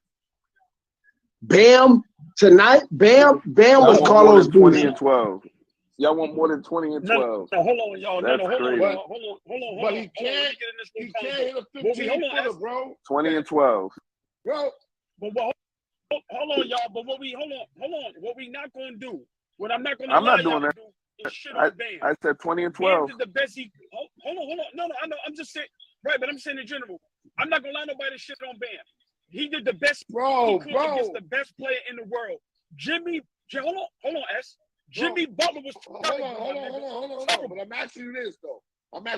You're gonna sit there and tell me that Jokic, if put yourself in Jokic's shoes. If I can come down and sit in the paint and deflect shots or alter shots without having to guard my man, because my man can't hit a 15-footer or 18-footers at all. So all I gotta do is just sit around the paint and sit there. Yeah.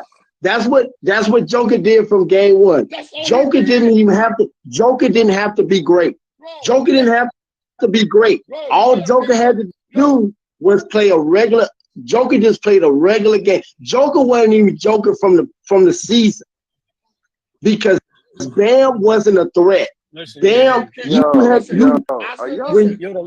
I say something now? Go ahead. Keep yelling. Go ahead. I'm sorry. Go ahead. Give Bam. Because I give Bam a lot of credit. He did a tremendous job. But what I'm saying is this: you gotta make your man guard you, my nigga.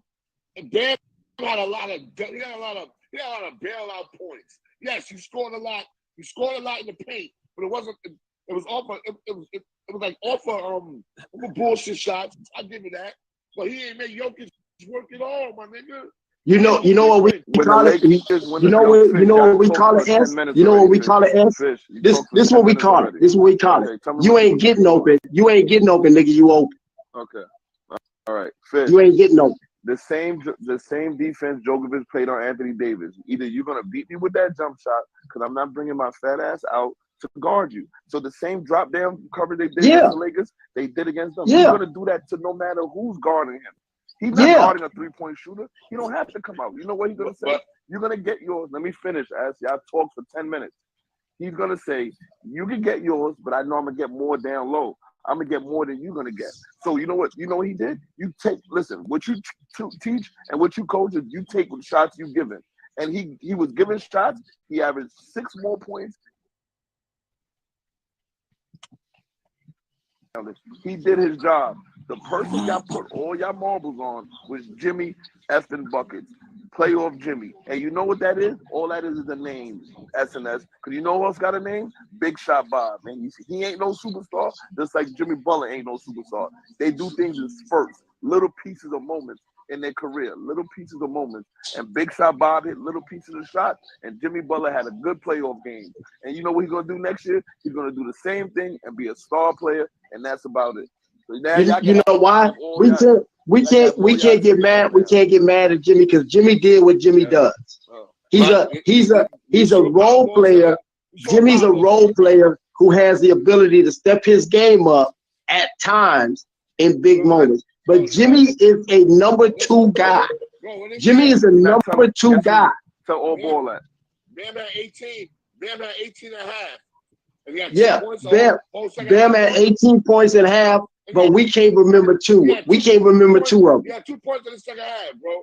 So you want to sit there and still defend Bam? I'm not defending Bam. I'm saying he did what he's supposed to do as a center. No, Bam did. What he's supposed to do as your second best player. We can't make guys be what they not. We can't. How much Denver's second best player had tonight? You want me to tell you? How much Jamal Murray? Who you think the leading scorer for Denver was? Their second best player. It wasn't Jamal Murray. Michael Porter. Exactly. He's your third best player. damage a second. He's doing what he's supposed to do. If y'all go listen, I'm not a Heat fan. I have no dog in this race. If you want to blame Ben Butler needs more help, go ahead. You can make excuses for them. But you came. This is what I'm trying to been telling y'all since the beginning. You played Milwaukee with no Giannis. You played the Knicks hurt. Jason Tatum and them, their bad coach team. Now the Knicks was hurt. Julius Randle was hurt. Julius Randle was hurt. Oh, come on, stop it, man. I tell you the same thing I told all ball at halftime. The role players from Miami did enough in the first half that Jimmy should have stepped his game, need to step his game up in the second half, and he did. The role players did their job in the first half. The role players stepped up and played above their head. Strus and the other dude wasn't knocking out shots, but they did enough in the first half that Jimmy should have did his job in the second half. But we can't expect Jimmy to be more than Jimmy. We can't expect him to be more than that. Them 50-point games against the Knicks, that's not Jimmy. That's Jimmy playing above his head. Jimmy is not that guy, and that's not a knock on Jimmy's game, but Jimmy is not a number one guy. He's not. Well, hold on. All right. Well, let me just say this real quick. I disagree with that. I was wrong. He had a bad series, but this is what I'm not going to agree to. I'm not going to say it was luck. They beat Giannis. Giannis played 2 games. It's not like they didn't beat Giannis before in the playoff series. They beat my Knicks. And then with Boston was fully healthy until Game 7, and Boston was down 3-0. That's not luck. Jimmy Butler can be a number one option. He proved it for the last couple years because they've been to 2 finals and 3 Eastern Conference finals. So I don't know what y'all talking about. Now, y'all have a right to laugh at me and say I was wrong for this series. But up until this series, that was not the luck. Had Jimmy played like he played against the Lakers in that bubble final, Miami would have won the series. Had Jimmy Butler played like he played against the Lakers in that bubble, Miami would have won the finals. My nigga, in that bubble. Okay, but listen, I agree with y'all. But don't do that. Yeah. Don't do that. Yeah, no, they had Hero. They had Hero. Hold on. But So Jimmy showed up. Hero now? But Jimmy showed up every night. Didn't say nothing about Tyler Hero, but now we're bringing up Tyler Hero. I'm just saying. But hold on, S. Hold on. Let me ask y'all a question. Hold on. Let me ask Fisher Beloved a question. Because y'all say he can't be a number one option, but in the last 4 years, he's been in 2 NBA finals, 3 Eastern Conference finals. Right now, in the last 5. Right. No. So what I'm saying is, how was that not a number one option? Fish, you want to answer first, or you want me to answer? Yeah. Go ahead. Yeah. You know what? When you're a number one option, you don't get no fucking days off. There you go. Thank you. Right there. Jimmy didn't show up now one game in these 5-game series. Jimmy didn't show up one night.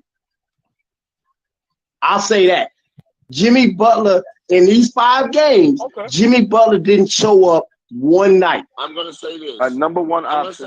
I want to say this. I will say that. Shout to Aaron Gordon. Aaron Gordon defense on Jimmy is why Jimmy was the way Jimmy was. But I'm gonna blame a lot. I'm gonna blame a lot on Jimmy. I'm gonna tell you why. Because you had fucking Jamal Murray on you, my nigga. You supposed to take that nigga down low and score. Every time they switched off that Jamal Murray on you, that's to the basket. There's no excuse, my nigga. Aaron Gordon did a wonderful job on the perimeter on him, but when that switch off came, that's supposed to be blood. You're supposed to see blood to the basket. Somebody said Jimmy was shook. Jimmy wasn't shook. Jimmy's game, when he gets in the paint, is the pump fake, get you off the ground, and get his shot off. That's it. Jimmy wasn't able to do. They took that away. So when Jimmy got in the paint, Jimmy was looking to get guys involved, and he was kicking the ball out when he should have went to the rim and got that bucket. Everybody, listen, that's not a knock on the dude's game. Everybody's not that dude. My whole career, I was a point guard, right? I ran point. I was 15, 7 assists, couple steals. That was my game. But because I had that other switch, I could go get 30 if I needed to get 30. I could go get it. I don't mean if they allow me to get it, I could go get 30 or 40 if I needed to get it. That's not Jimmy. That's not Y'all Jimmy's relying game. on a Jimmy player. doesn't have that switch. Y'all relying on a player. Jimmy's 40 and 50 is if he's having a good night. But if you focus and say, you know what, we going to Butler tonight, Jimmy's gonna be Jimmy. He may get it, or he may just get guys involved. That's just Jimmy's game. He's a role player who has the ability to get buckets, but he's not a bucket getter. They needed a bucket getter at Jimmy's position, and he didn't go do it. That's not a knock on his game. I'm not hating on his game. That's just who he is. But talking about it's you said he went to 2 finals, he went to 4 Eastern Conference finals. You know what it's showing me? That he's not a number one because you're not getting over the hump. So you need to bring a number one in there, and Jimmy could be a solid number 2. If you get a number 1 in there, then you win one of those finals. He's not a number 1 option. If you think you're going to keep winning with him, with number 1 option, you're going to keep doing what you're doing now. You know what Jimmy is right now? He's Patrick Ewing. He's going to get you there, and he's always going to lose to a better team or better player. He's not a number 1 option. No, the best example is Jimmy Butler. I can show you he's not a number child. He's 0 for 2 in the finals. How many finals wins he got? The best example of Jimmy Butler. The best example of Jimmy Butler. How much does Jimmy Butler average in his finals if he's a number 1? He was number 1s don't do that. Once again, I agree. He was terrible. Once again, he had a bad game. Yes, but a bad series. Listen, Kobe had a bad series against Detroit. Hold on, Fish. Because once again, beloved, I'm not talking about 5. Y'all 1 and 5. Why you keep saying weak? I'm not a Denver fan. I'll let y'all talk. Let me talk. But we're talking about Jimmy Butler now. I'm asking you a simple question. Okay. No, beloved, can you let me finish, bro? I'll let y'all talk. You telling me there's no player in the 75 years not saying that at all. Never had not a bad saying that series at in the all. finals that was the number 1? No, I said number 1s That's don't what have you just consistent bad games in NBA finals. Once again, did what? He's the only one that ever did that. No, I'm not saying that. But I'm saying I'm showing you that number 1s don't do that consistently. He's done it consistently. You're not getting over the hump with him. You calling him a superstar. Eventually, a superstar gets you over the hump. He's 0-2 in the finals, and he's been to 4 conference finals where he lost 2 of them already. So what would you like me to call him? Is Jason Tatum? No, I never said that. That's you say that. I've never been in that argument. No, he's not a superstar to me. No. I'm asking. Okay. There's 3 superstars. There's 3 superstars. There's been plenty of number 1 dudes. Hold on, talking about. Oh boy, you heard me say Jason Tatum's a superstar? Right. It's a lot of people I that said think me. he's a superstar. Once again, my point is this. Okay. Jimmy Butler had a terrible series. I picked him. I was wrong. He had a terrible series. He's not the only NBA player in the 75 years of the league and that had a terrible series. That's to number 1. How is he? Once again, how is he not a number 1 if he leads his team to the NBA? I'll tell you. How is he I'll tell you. 1? Miami Heat has a culture, and they made the NBA Finals by committee. No, there's been other number 1 dudes who had bad series, but you name a number 1 dude that didn't show up. Because Jimmy, hold on. No, there's a difference between a bad series and you shooting bad and you not fucking showing up. So you tell me a number 1 dude in the league who's played in the finals that didn't flat out show up for 4 games. We're not talking about we're talking about who. We talking about who? Let me tell you something. Kobe Bryant had a bad series. I'll tell you this. Kobe Bryant had a bad series against the Detroit Pistons. But Kobe showed up. Kobe had a bad shooting game, but Kobe showed up, and Kobe didn't leave any bullets in the chamber. You asked me a question. Let me answer. LeBron James against the Dallas Mavericks. That's one. Yes. That's one. That's one. Wow. Yeah, hold on. That's one. That's one. Hold on. Look what you got doing to me. Hold on. You asking me to name So all I have to do is Yeah, okay. there's none. LeBron didn't show up against Dallas. LeBron didn't show up against Dallas. Jason Terry punked LeBron in that series against the You can't Mavs. give an excuse. So we can Okay, say that. So hold on. LeBron didn't have a bad series. Jason Terry punked him and said on camera after him and D Wade did that little fake cough going down the hallway. Jason Terry said, "I want him." Jason, hold on. So if we're gonna say that about LeBron, we can't say Jimmy had a bad series. We're gonna say Jimmy didn't show up. No. Hold on. Fish, you said on here, we all heard it. You said, no player as a number one option didn't show up. You said just straight up didn't show up. You said having a bad series and not showing up is different. You say he didn't show up. You said there's not a player that's ever done Yeah. it. I named you. Okay. So it's happened. So my point is this.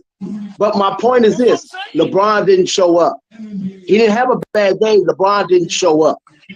Jimmy didn't have a bad game. Jimmy didn't show up. That's the difference. That's what I'm saying. Jimmy didn't show up. But the difference is this: LeBron has that switch that he can. Beloved, nobody talking about Yeah, you, bro. hold on. But I think it ain't all about you, but, man. Me and Fish. But I think the difference is this: LeBron has that switch. Jimmy doesn't have that switch, and that's like I said, it's not Jimmy's fault. Jimmy's just not that guy. He's not that type of player. All right. When my point. When y'all say he doesn't have a switch, my point is this. No, when y'all say he doesn't have a switch, hold on. When y'all say he doesn't have a switch, he showed he had a switch. He just was terrible in this series. But he shows he's had I'm a not switch. saying he doesn't have a switch. That's what I'm. No, I'm gonna respond. No, I'm gonna respond. I'm not saying he doesn't have a switch. What I'm saying, sometimes we get confused with players doing something in time spans. So they do things in spurts, right? So, like for a quick example, y'all were talking about big men that bring the ball up. Lamar Odom. A lot of people bring the ball up, but they're not the point guard. If you do things in spurts, that doesn't mean that's your game. Jimmy Butler's game is getting hot at the right times, and sometimes it works out for him, sometimes it doesn't. Now, he's shown twice already that he can get hot and lead a team, right?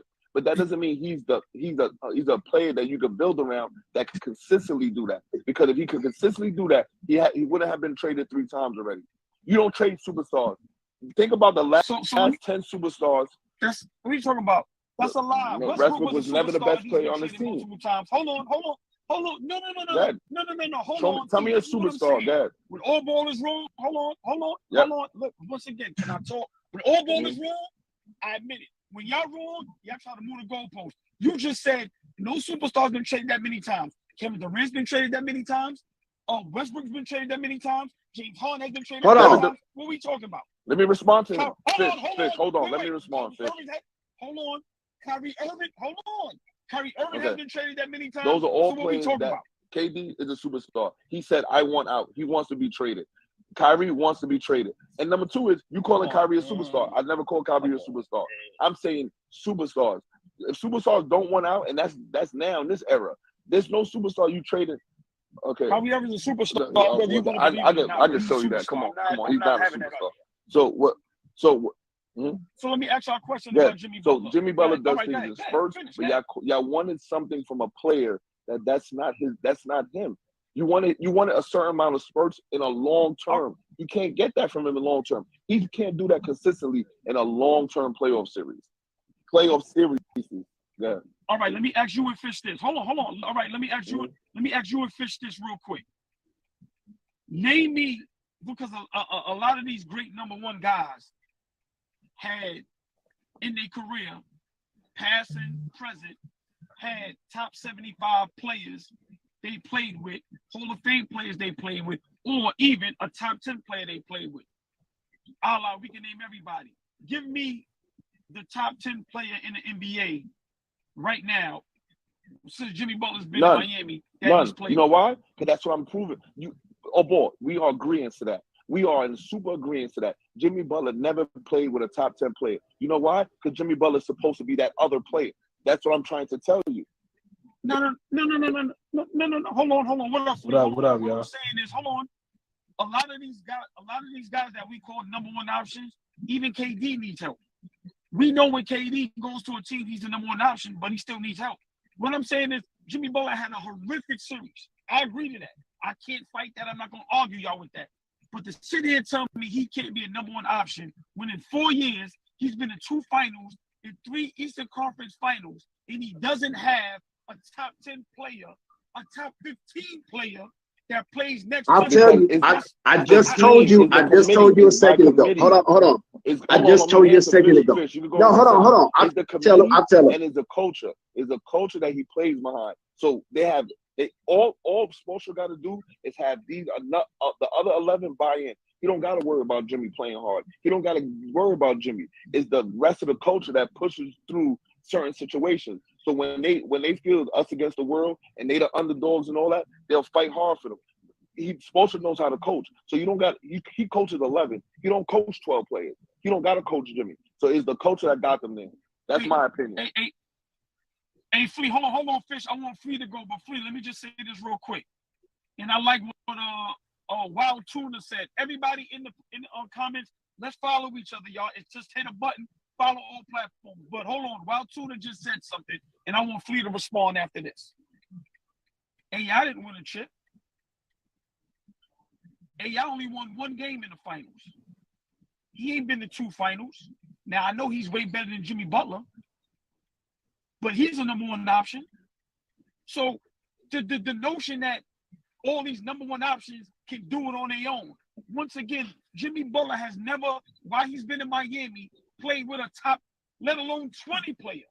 Give him a Paul George. Give him Anthony Davis. Give him any of that right now. Your thoughts on that, Flea? I don't think he's a number one guy. That's just me. I don't think he's a number one guy. I think he could be a 1B. He could be your second best player on a championship team, but I don't think he's your number one guy.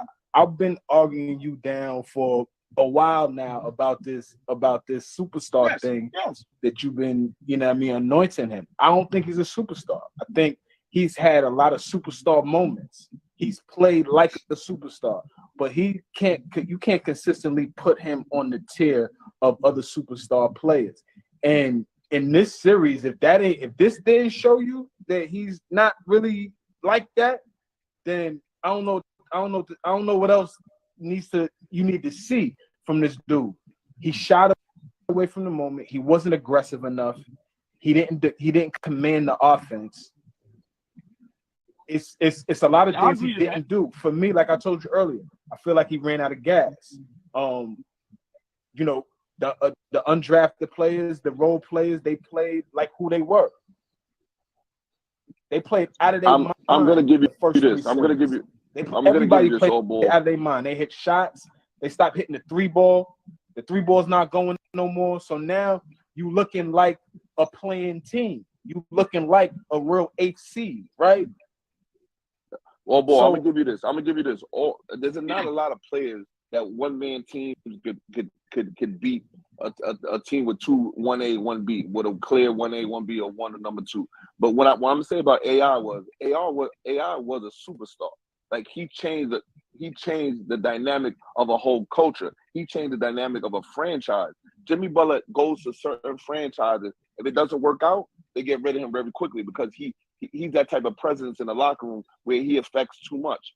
When he's in Miami, he can't do that because the presence is Miami. It is the locker room. No one's bigger than the team in Miami. You understand what I'm saying? AI was a superstar. Let me hear some feelings. Do you agree? AI was a superstar? Y'all know, hold on. Okay. It's undeniable AI was a superstar, but let me say this. In the finals, he's been there once. He's only won 1 game. And do we know his playoff record? Like, there's a lot of times he's missed the playoffs. Do we know that, right? I'm sure there's a few times in his career he's missed the playoffs. So once again, I'm not comparing him to Jimmy Butler as far as players. I'm not doing that. But what I'm saying is there is great players, superstar players, number one options that didn't get it done. Now, did Jimmy Butler play a horrific series? Yes, I was dead wrong. dead wrong. In this Denver series, did he look like a superstar? Hell no. Y'all was correct. But to say he can't be or is not a number one option when he is the reason that he gets this team where they at in these last it's not. years, It's not. It's not. It's not. I'll tell you this about Butler. There has never been a point in Jimmy Butler's career where you said we will build a franchise around this dude. Ever. Jimmy Butler, never. The Miami Heat have a culture. They do it by committee. There are nights Jimmy is the leading scorer. There are nights Jimmy goes above and beyond the call of duty. And there are nights where Jimmy don't show up at all. That's not a number one dude. Your number one dude is the dude that you never question what the fuck he does any night. You question Jimmy. That's not a knock on. Listen, that's not a knock on Jimmy's game. There are guys that will give you that look, and then you'll throw that money at him, and then you wonder why the fuck you threw that money at him. Jimmy is not that dude. It's built around the organization because the last time they were built around somebody was LeBron James or D Wade. They're not built around Jimmy. Jimmy came in and filled a role for the Heat. But when Jimmy got loose with Spoelstra and Haslam got up in Jimmy's ass, that's what Miami is. Until Miami gets a number. Listen, Miami has played great with dudes that were number one guys. They've had Glenn Rice. They've had Tim Hardaway. They've had other guys that looked like number one dudes until they got D Wade. They just didn't get to the finals based on the other guys in the league. Hold on, Fish. But Jimmy ain't that dude. He's not that dude. All right, hold on. Now this is what is hard for me to understand. If you're saying in this series he's not that dude, I can respect that. But to say, because I got guys in the comments, yo, he been in the league 12 years and this and that, to tell me he's not that dude. Now, is it possible that some superstars is better than other superstars? Like, can we agree if we got 5 superstars, they're all not on the same level, right? Yeah. So meaning, right. So what I'm saying is, and like I said, I respect all y'all opinions. But yeah, Jimmy Butler's not better than LeBron or Kevin Durant as a player, but I still think he's a superstar. If I'm wrong, okay, cool. But to tell me a guy that in 4 years got this organization to 2 finals, 3 Eastern Conference finals, and we just say he's not him, I can't agree with that. I'm sorry. I can't agree. Because if it was any other player, we not even. To me, I'm not even thinking about the finals. I'm not even thinking about getting the finals. That nigga didn't show up. You don't question. You don't. But that's the thing, though. That's the thing. People saying, "Look, Kobe, Lakers got their tail whooped out the frame by the Detroit Pistons, right? But Kobe showed up. Kobe had a bad series." But you didn't question whether or not Kobe was playing hard that night. But no, that's the thing. Fish. Hold on, Fish. Flea, I'm gonna let you, Flea, hold on, Fish. We cannot. Hold on, Fish. We cannot name a superstar that you can't compare to another superstar, because you putting them in that box. See what I'm saying? When you a superstar, you don't get to pick and choose who you.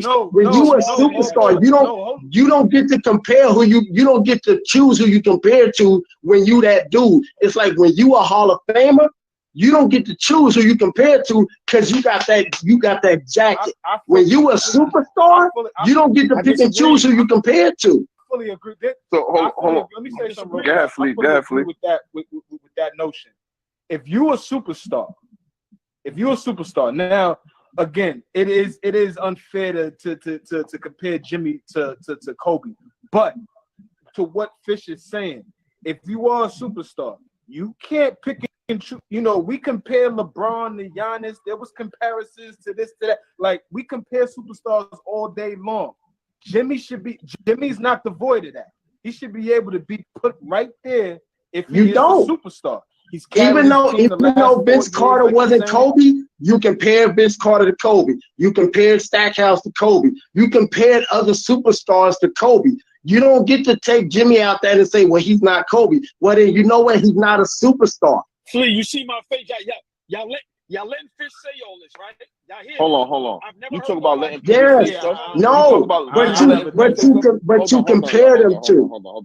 Wait. You talk about letting people say. He's saying that in the two guards of that era. But okay, we know one said Jerry Stackhouse was a superstar. Now, what he's saying is, if you're gonna call Jimmy Butler a superstar, let me compare him to superstars: Kobe Bryant, Michael Jordan, D. Wade, LeBron, players like that. Because you're calling him that, we can compare them. What I'm now, saying is, there's levels. There's levels to superstars, but you don't get to say, okay, well, let me compare him to this level of superstar. No, there's only one type of superstar. Jerry Stackhouse is not a superstar. Richard Hamilton's not a superstar. I'm not calling none of them superstars. Let me be very clear on that. But if you're going to say superstar, I should be able to compare him to say, yo, would Kobe have done this? Would Jordan have done this? Because you're calling him a superstar. But please don't sit up here and say letting somebody say something. You let a person yesterday say Bill Cartwright could pass like the Djokovic.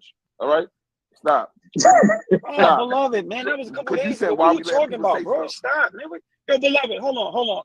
So that's his opinion. So that's his opinion. You should stop the conversation and said, why you let him say this? That's his opinion. No, you're kidding. What's worse, what he said on Bill Cartwright can pass like Djokovic? You didn't stop then? For one, no. Because for one, he broke it down. What are you talking about? He didn't say he was good at Joker. He just said there was big men that can pass. Like, yo, beloved, you ain't gonna come on. No. Stop, bro. No. That was not what was said. No. He broke was it not down. What was said. Beloved, I ain't gonna listen, bro. Once again, I'm not gonna go through that with you. Y'all sitting here telling me a guy that been to 2 finals, 3 Eastern Conference finals with a team. I don't care about the culture. We know damn well without him on that team, they not making the playoffs. Nobody's saying that. Let alone the Nobody's saying. You know what? If you got Oladipo all year, they making the playoffs because he did it in Orlando by himself. So if you got Oladipo and he not hurt, and you don't have Jimmy and you got Hero, you making the playoffs without Butler. No, I don't believe. I don't believe that. All I'm saying. I'm not agreeing with that either. All I'm saying, bro, is from what we've been watching the last 4 years with this team, right? It's clear that Jimmy Butler needs another guy next to him to go to another level, right? So, right, I agree with that. So just like everybody else. For what you're saying, like what you're saying, OG, in terms of Jimmy Butler being the guy, he may need to understand, and you may need to understand. He need to step to the side. He's not the number one guy. If they could get another guy that's going to be able to deliver and be a superstar. He's the best. He would be the best second best player. That's all we saying. That's all we saying. When he gets that guy, I got a question. I don't agree. I got a question. I think when he does get that guy, can he get along with that guy along with that guy long enough to make things productive? Because he's had Karl Anthony Towns and he's had Embiid. I don't know. You can't just poo on that. You can't just act like that wasn't. But to that, beloved, a lot of those situations kind of was out of his hands too. Those are not. That wasn't his fault. Those two situations are unique. Those are younger kids, because they were younger and they had more say so in the franchise. Like, I don't want to deal with him, so the franchise decided on that. Well, I mean, now, real quick, I'm gonna let you go. But now he's been to the finals twice since then, right? He's failed twice, right? Yeah. So now, if he's a responsible if he's a superstar, right? If he's a guy that's really thinking the game, he got to understand he can't have the type of attitude that he was having with Cat, when he was with Ben Simmons and them niggas. He's got to be a different type of player, because for him to go to the next level, for this team to go to the next level, he needs another alpha type of guy to be next to him, because he clearly can't do it. Now, hold on. Now, okay, now let me respond. Here's my thing. For one, I think he's the number one option. For two, I think if a player goes over there, that's just as good as him or maybe a notch under, that's what he needs. Let me say this. LeBron had AD, got swept. KD had Booker, they lost. Curry got Clay, Draymond, they lost. De'Aaron Fox got Sabonis, they lost. Giannis got Drew Holiday, Chris Middleton, they lost. Celtics got Tatum and Jaylen Brown. My point is, where's that second guy? Like Bam, we all argued and laughed when niggas said Bam is top 20, 30. We said Bam ain't even top 30. So all I'm saying is we have to give this man props for what he's doing when his second best player is not even a top 30 player. That's all I'm saying. So I'm saying, no, hold on. No regular star or no regular all-star is getting to the finals twice, in conference finals 3 times, if their second best player is a top maybe 30 player and everybody else is role players. That's the only thing I can say. I don't agree with saying that we shouldn't say of that. So, boy, your premise is we shouldn't call those other guys stars when they have help. And Jimmy Butler shouldn't be called a superstar. Sorry, superstar. You're saying Jimmy Butler should be called a superstar because he's doing and he's going more with less help that you feel is less help than those other big time guys like KD. Okay, but you got and hold on, it's not that I feel. That's a fact. That when we answer, see, like you think certain things in basketball are not important. We think culture and coaching is very important in basketball. You're saying that's not important. You don't care about that. No, I never said that. I never said that. Culture is very important. But no matter what the culture is in Miami, if you take Butler off who am I replacing Butler with? Let me ask you a question. That's like this. Go. No. Hold on. Fish just said if you replace Butler with that's Fish said that. Now let me ask you a question. If I replace a healthy, hold on. Butler missed time this year. Butler missed time. Please. So I'll give you an example. If I take Jimmy Butler out and I replace him with a healthy Paul George, would they have success? No, not like this. No. You know why? Because it's been proven Paul George with great teams hasn't had this type of okay. I'll tell you this.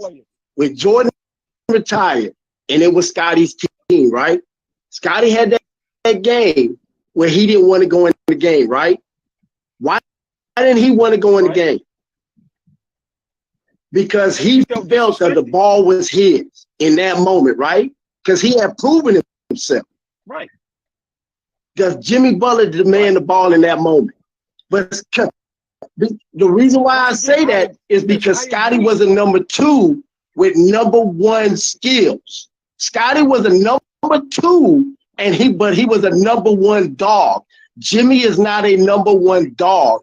If it's in that same moment and they tell Jimmy, you know what, we're going to go to Hero, or we're going to go to Duncan, or we're going to go to Oladipo, Jimmy cool with that because Jimmy said, I want to make the pass, right? But what I'm saying is, that's what I'm saying about Jimmy. Jimmy is a number 2 who has number 1 moments, right? They made the playoffs, but they made the playoffs by committee because Jimmy wasn't that number 1 dude every night. Most nights, Jimmy was deferring to other guys. Didn't Tyler Hero lead them in scoring this year? Yeah. Jimmy, but that's the thing. You taking it like, oh, well, Jimmy made it to the finals. The Heat made it to the finals twice at Jimmy. We get that. We understand that. We respect that. But if I need a dude in that moment to take over the game, it ain't Jimmy. Because Jimmy showed me for 4 games in the finals that he didn't want it. Huh? Reggie Miller superstar? Is to y'all, is Reggie absolutely Miller superstar? Because there was never a moment that Reggie Miller was looking for Dale Davis or Antonio Davis or Detlef Schrempf or Mark Jackson. Reggie Miller said, give me the fucking ball and I want this. So all right, so let me ask y'all a question. Last year, Miami had the number 1 seed and they lost in the game 7 on the last shot to the Boston Celtics. Was Jimmy Butler? No, he wasn't. And had Jimmy and had Jimmy went and made it to the finals against Golden State, they would have got swept. They would have got beat down worse than Boston did. Jimmy would have got it. You think Jimmy got embarrassed with Gordon holding it? You let Jimmy go out there and you put what's his name out there? You put who was the dude that came from Minnesota? You put him on Jimmy. Jimmy ain't got nothing coming. Fish, listen. But Fish, hold on. Fish, listen. Don't kick me while I'm down. I agree with y'all. He had a horrific series. I agree. Remember, I can't argue that. I'm not arguing. He had a terrible series. But you cannot tell me this man has been #1 seed. They've been successful in the playoffs. No one's poo-pooing over that. No one's poo-pooing over that. All that's being said is he did his thing. No one's taking anything away from Jimmy. All we saying is you not putting your franchise around Jimmy at no point in his career. That's the #1 dude. You not picking. Jimmy is never. I don't care if Jimmy comes out of the draft with this skill set right now. He's still not going #1 ever. All right, hold on, Fish. All right, Fish. All right, go ahead, please. What you got to say, beloved? I know. No, I was just saying that I just look at this totally different. That you know what I'm saying? Over the last 4 years, he has ascended into really a top tier player. I don't call him a superstar. I don't like to, you know me, I don't like to throw that word around. But he has ascended into a top tier player. He hasn't always been like this his entire career. So now we looking at him like, okay, he's a #1 player and should be, from your vantage point, he should be able to carry a team to the championship. He's right here. He's right here, right? He's right here. He's been right there twice already. I get that. But to get it to tip, you know what I'm saying? To tip the scale, I think that he has to be the second guy. And then, you know what I'm saying? Real quick. Hold on, Look how great. I think last year, I think that Miami Heat gives Golden State everything they want. I think Jimmy Butler, the way he was rolling through Boston, that shot was incredible. Fine, I give you that. But I think that Miami Heat team is a better matchup for that Golden State team, simply the fact because Bam could do a lot of things that those bigs from Boston don't do. And I think Jimmy Butler, I don't think Wiggins is guarding Jimmy Butler like that. I disagree with that. But hold on, before my phone died, listen, as great as Joker is, he needed that help from Murray. Bruh, niggas need help. This man is dolo. Listen, I agree with y'all. Horrific series. I'm calling him James Butler until the season starts. I gotta give him smoke. All that shit out in pop. I deserve all the smoke from y'all. I agree. But let's not forget, as great as Joker has been for the last 3 years, look at the help he needed to get it. Yeah, you're right. And he getting them there. Yeah. But here's the difference. If you take Joker off Denver and you give Denver Butler with Kurt with Murray, are they in the finals? Yes. Hold on. Yes. But hold on. See, hold on. Murray's points is coming off playing with Joker. Murray's points is being able to have one-on-one because you can't leave Joker one-on-one. So if you got Kurt, if you got Murray out there and he's taking the #1, I don't think that's fair to say. Hold on, you gotta, but y'all gotta understand. You gotta understand. No. Hold on, Fish. Hold on. You spoke. Listen, you saying Murray's coming off of because Djokovic is running certain things. Yeah, because you have that center. Now I've had 2 dominant wings. I'm running different type of offense. You can't say you're just gonna put Djokovic and take Jimmy Butler and put Jimmy Butler in there because I'm not gonna keep running a high pick and roll with Jimmy Butler and Murray. That's not gonna happen. So the game plan is gonna be different. You're gonna coach different. So that's not fair to say. You know there's a clip. You know there's a clip going around of Murray. You know there's a clip of Murray playing in the summer and he crying because they double teaming. And Kobe said that's how you hold on. You know what? And you know what? Hold on. You know what Kobe said? You know what? Devin Booker. Hold on. When you let that clip run, Kobe tells him you have to deal with the double team when you with that dude. Devin Booker, brother. That's a different person. But what I'm saying is can Murray handle a double team every night as that number one dude? Hey, hey, hey, Flea, listen, let me ask you this. I want, before we get out of here, and I want Flea to respond to this, well, whoever, but Flea. Look what Jimmy Butler's doing with this team. Just imagine him. I'm just saying, we're just a better team around him. Why wouldn't he? Why Okay, wouldn't so he just be to entertain what they were saying, right? You put Jimmy Butler with a team like Right. Denver, right? You pull Joker out, put him with Denver, right? Just the type of talent that they have, right? They'll be a damn good team, but I don't think that's a championship level team. OG, I just don't.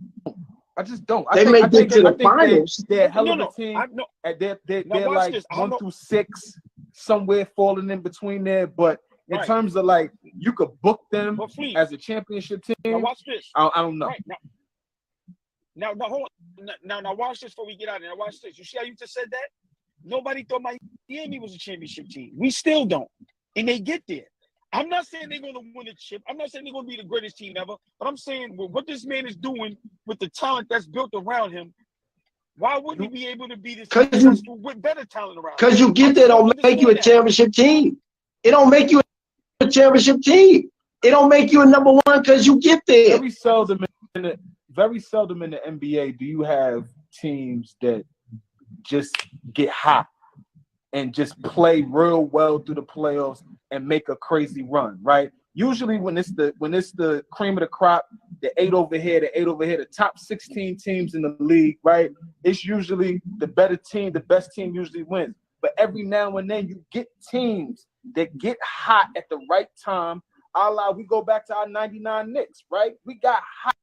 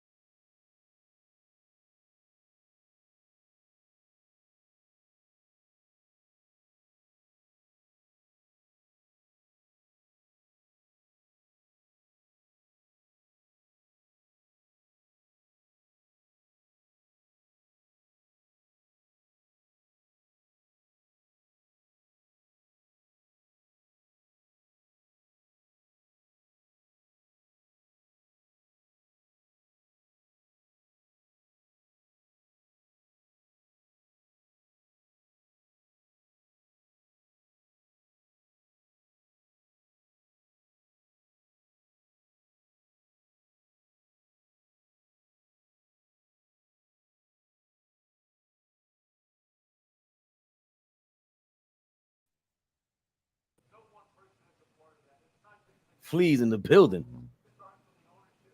I might need some water. What do you think? Get my headphones. Go get a glass of water. Yo, fleas. Go get a glass of water. Well, for the Miami Heat, they already been put out because your man Bam. We talking about, and you saw what I'm talking about. Don't even lie. The hate that you have for Bam is downright disrespectful. Right? It's disgusting. I don't like it. What did he do that was I so usually great? don't say this online, but I was gonna call you in private. People out there, me and Fabian have plenty of conversations private. That's my brother. I love to talk to him. I was about to hit you up privately and not say some nice things to you. I don't mind like any of that. You could tell me right now. You already called me. Yo, Beloved might have topped you. Pause when he said he called me Groot from Despicable. Yeah, it was heavy pause. That was crazy. Jesus, that was crazy. My Lord. I'm sorry. We're from Queens. We ain't gotta do all that. All right. He called me Groot from Despicable Me. I'm gonna go on a major diet now. He said, you with your skinny legs and your round belly, you're looking like Groot out there. I was in tears when he told me that shit.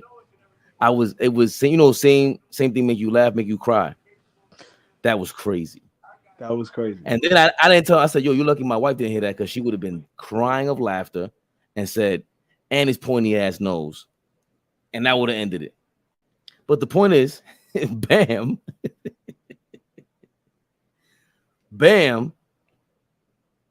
scored 18 points in the first half, was very aggressive, if you didn't notice. What happened in the second half? How many times did you see Bam get the basketball in position to be effective on the offensive end in the second half? It was a handful of times. And by effective, I don't know what you mean when it comes to Bam, because I just Joker don't think gives he him- was getting the same looks that he was getting in the first half that he was getting in the second half. No, I think Bernardo pointed out that Joker was in foul trouble, and that is when Bam gets aggressive. But I saw him take it to the rack. He saw Jeff Green on him, and he went crazy. But he also took it to the rack on Joker, hit a little floater on him a couple times. And I get that he can't contest. I'm sorry? Because Joker couldn't contest because he was in foul trouble for like half of the game. He contested. It was right over Joker. It was a great contest and everything. And again, it's going to be tough for Bam to get foul calls with Joker on him. I get that. But he should have been attacking him the whole time because I think he takes, like Jimmy Butler gets these crazy calls. That 3-point shot with the 3 free throws, that wasn't a foul. That was not a That foul. wasn't a foul. That was horrible. So they were trying to give the that was Heat a foul. the game. That was an offensive foul. That was an offensive foul. I agree. I agree with Bernardo. He kicked Adam Gordon. I agree with Bernardo. It was Gordon. It wasn't yeah, he did. Damn, in the groin area. I thought his foot landed on not KCP. Yeah, KCP, but before no, I think it was KCP, but before the land, he kicked Adam Gordon in the groin. Like that was an offensive foul, clear cut. The Brazilian guys, the broadcast guys were going fucking crazy here. They were like, "What the hell is happening here?" That was awful. So for me, when Bam played well, it was different. Same thing with Jamal Murray. When he plays well, it's different for Joker and for the rest of the team. The game that the side for Miami comes down to Jimmy Butler playing at a high level. And when he does not play at a high level, they're not a good basketball team. If you're talking about a number one guy that is supposed to lead you to a championship, if you get 22, 12, and 4 on 45% shooting from the field and close to 90% from the free throw line from Bam, if you get that in the NBA Finals, you should be in a good position. You should not be. It should at least be a series. Yes, right? You should not be out of here in 5 games. So That is my entire point. I understand you can ask Bam to do more all you want and continue to. I think he can do more. I agree. But if you get what I just said, if you got that out of him in a 5-game series, Faye, that this should have been a 6-7 game series if Jimmy Butler is playing at the level that he's been playing at for the entire playoffs. This turns For into a example, 7-game series. for example, tonight, if Butler played well throughout the game tonight, Denver doesn't win. Like the game isn't close in the fourth because Denver could have hit a shot for the whole game. Like if Butler played like a superstar type game, Miami wins tonight, but he didn't. So that's like, and I was listening to you guys talking about in the Instagram live, and I agree like 100% of you. To 2 points you made. First point you made is if you switch Jimmy with, like you didn't say that explicitly, but if you switch Jimmy with Giannis, Jokic, Durant, Curry, and those that caliber of like super duper stars, this is a series. Like this series goes 6 or 7 at least. And the second point you made is this was a kind of a baseball run for the Heat, like a run where You you heard what just I said, you Bernardo. yeah yeah at that point it was like precise because people use this term shooting luck, which is kind of misleading because it isn't luck. Like it's skill, it's shooting. You're shooting, you're making shots. But the Heat caught fire from three as a team for the whole playoffs. Like they shot like 42% from three for the whole playoffs. They shot 34% from three during the regular season. Like it's undeniable. They caught fire. And you acknowledged that in the live, and that was kind of a taboo thing to say, like, oh no, we're discrediting the Heat. No, we're giving them credit. They caught fire from three. That's huge credit for them. But it's what happened. No, Bernardo, that's exactly what happened when they took care of business against Milwaukee. Game When two. they beat, what'd you say, Faye? I was gonna say game 2, but yeah. Yeah, I mean, when they took care of business against Milwaukee, they took care of business against the Knicks. They took care of business against Boston. Those 3 series, they shot the shit out of the basketball. Like they shot the basketball well, and you got a lot of those top tier performances from Jimmy Butler at some point during this series. 2-3 games out of those series, he went off, right? And you felt his presence in that game. At no point throughout this series did he put his stamp on a game or shit, even a half. I don't even remember a half throughout this series where you're like, okay, Jimmy Butler came to play tonight. I don't remember. And for him to be a number 1 guy, like they're saying, for him to be a superstar, he has to show up in moments like this. You don't think he had a? I thought he had a great. Let's just remember the Celtics series. Like the Celtics series, they won game 1 and 2 because he was great in the fourth. And then games 3 and 7, they won because they shot the shit out of the ball. Shot it so well. Like they shot like 2014 Spurs in the finals. Like they couldn't miss anything. Caleb Martin was hitting shots. Gabe Vincent, Duncan Rob, everybody was just hitting everything. And it's like if you're telling me you're giving Kevin Durant or Steph Curry or Giannis a team that's hitting 50% from three, yeah, they're gonna win. They're gonna win games. Like, yeah, I'll put my money on that. Yep. Yeah. But you don't think Jimmy played this fourth quarter? I thought it was great until the last 2 shots. He was hitting everything, even the 3-pointer and everything. It was a lot of plays that he created out of nothing. And again, to me, he's doing this without help. A bunch of second-round draft picks and a second-best player that's not showing up. But the point I've been trying to make, really, and I guess I didn't say it on the live just a minute ago, is Jimmy is a part of the help. Like, do y'all understand what I mean? Like, explain. He's a really good player.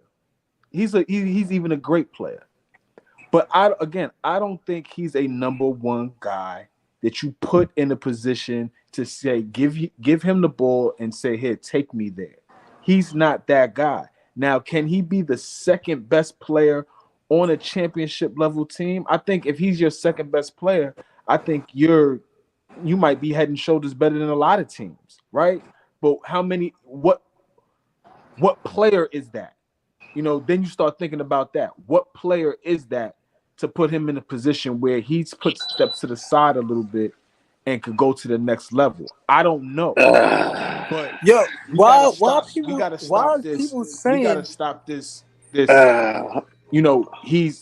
he's a top tier level player. Jimmy is a part of the help. why is people saying And he don't the got other no thing help? is, the other thing is, Hold on. Hold on. Mel's been hold on, beloved. But Mel was trying to get something off. I mean, beloved, I'm trying to you want Zell, right? No. Hold You on. on Zell, right? Hold on. Hold on. Flea, my guy. How you You doing? on Zell? Flea, my guy. How you doing, Flea? Listen, Flea. I'm a gentleman I in the love squad. Flea. Listen. Beloved's in the building now. Hold on. Let me speak for a second. Bernardo, my friend. How you doing, Bernardo? Rockstar Mel. I give his name back. Flea. Rockstar was outside with me this weekend. He came to my game. He saw my chip. He was in the dome with me. He was in the trenches with me. He was So outside. Yo, he I was stayed over there outside. till like 2:00 in the morning. And then we also did some extracurricular activities on Saturday night, Flea. I'll let you know off air because he Yeah. already see how beloved he was outside with beloved. Yeah. Flea. I have some questions for you. Who said the cream rises to the top? Both of us. Macho Man. Flea. Who Macho said? Man Randy Savage says that first of all. Yeah. What are you talking Flea. Who said that this is not sustainable? What'd you say? Who said this luck is not sustainable? Yeah, you said that. You did. Mm-hmm. Who said Beloved. by far Denver in 5? Because now they're playing a team that's healthy and there's no luck gonna go happen here. And that zone is trash. Beloved, That zone is trash. if anybody listened to our second the game 2 recap that we did, Tell him, Bernardo. we said exactly what would have happened in this series. By the way, Flea. Bernardo.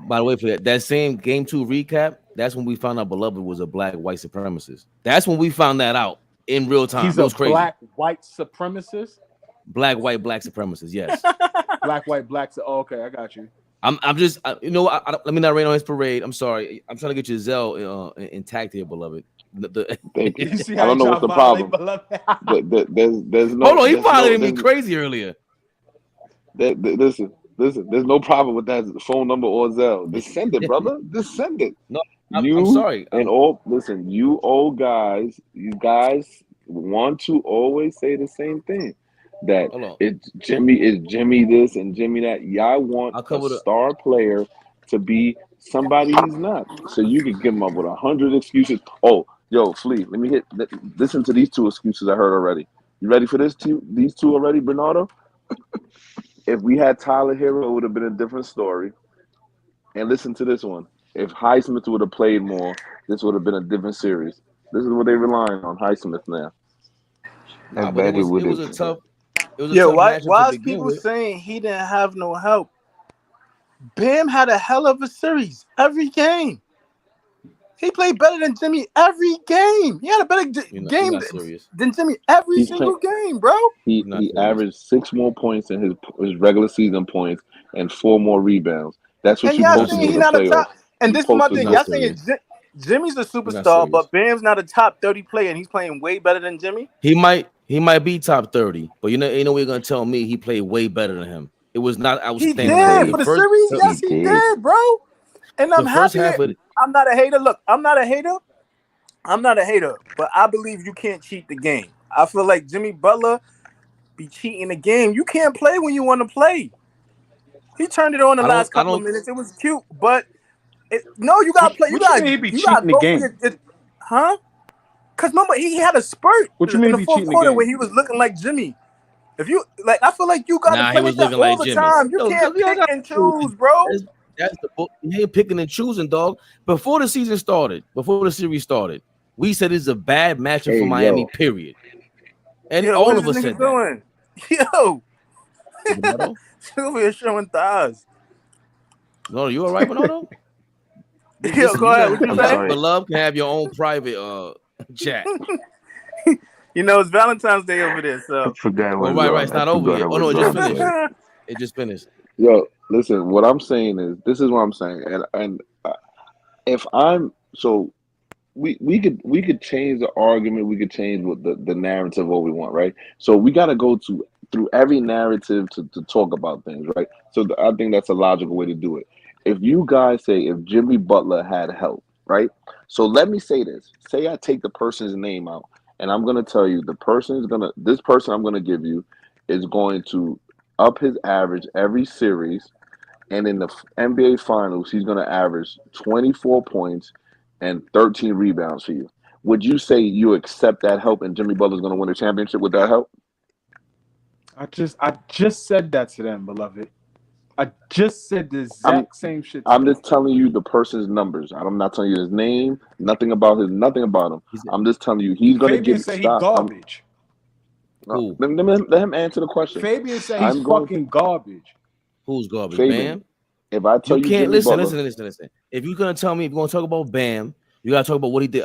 Just like I watched Sabonis this year, and he did not play like himself. You're not gonna tell me what I saw. You're not gonna tell me that Bam in the first half was aggressive. In the second half, he scored 2 points after scoring 18. he missed shots. He was aggressive. He missed a lot of. I said that in the chat. But Look, Jimmy, go check but the Jimmy chat. I Butler said, did the yo, he's same not gonna be thing. able to keep it up. We can't.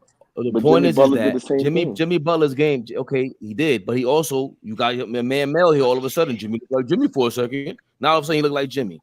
He was horrible the first 3 quarters, and he came through in the clutch time. Like he was supposed to. Djokovic is drunk.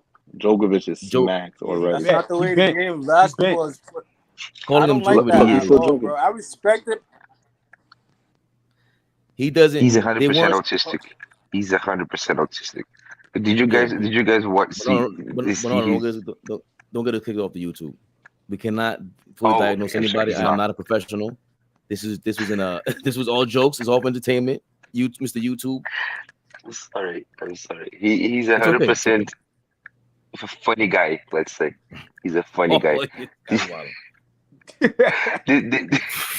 you like he gave the Finals MVP trophy to Mike Malone and went to the back of the celebration to hang with his kid, and then in the Fabian sent me a video. Hilarious. He couldn't even pop the champagne bottle. He just walked off. The Joker is crazy. He might be certified Don't care nuts. about that. He doesn't. They said he's the lowest draft pick ever to be in Finals MVP. That's crazy. Impressive. That's crazy. That's crazy. I can see this team, being around for a little second. Just they may not win back-to-backs, but they're gonna be in the mix for a little bit. Yeah, I think so too. I see it like baseball now. There's no reason for them not to be. Right? Everybody's young in that team. Everybody got their money too. Everybody got paid already. Oh, everybody's locked up and everybody's young. 10 triple doubles. Only Caldwell Pope. The only unrestricted free agent they have is Caldwell Pope. Everybody else is And under Bruce contract Brown. for the next 2 years. Yeah. And he's totally replaceable. No, I wouldn't replace him that easy. I'm not gonna put anybody at that spot. But yo, let me tell you something. And I wanted to bring this up to. I think I left a voice note for Flea. Yo, Denver missed 24 3-pointers. They missed 24 3-pointers. So if they make half of that, they still want. Do you understand? What's the going message on I'm here? getting for you, Obo. That's your Zell message. All right, Just give me a red. Yeah, I'm gonna send you 50 cents. All right. No. I don't want to show the number on there. Yeah, It send me. says, Okay. look what it says about your man, your righteous beloved over here. Never pay a prospective buyer or seller who isn't verified. Only pay recipients you trust. Scammers use urgency to get you to send them money. Be wary anytime someone wants you to act now. They always send that. You got to press continue. Go down and press continue. Shut the fuck up, Mel. Shut the fuck up. You know my jokes, Mel. What the fuck is wrong with you? Set up payment. All right, let me see if you got this. Send you 5 cents. Yo, but listen, I'm gonna Well, it tell has you to be something. $1 Yo, at least. 27 3-pointers missed. Yo, you know how many open threes I watched Denver miss? If Porter and Caldwell Pope hits half of those the first half, they win this game by 15 easy. Like You got it it? was just this is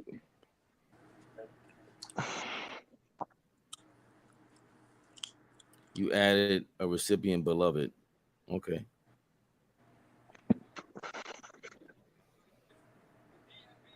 Yeah, Denver missed a lot of shots too. It's true. Would you trade Michael Porter Jr.?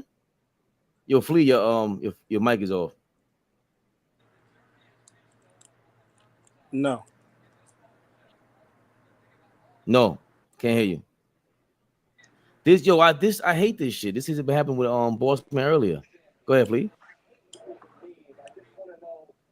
Nah. no, we can't He hear got a you. phone call?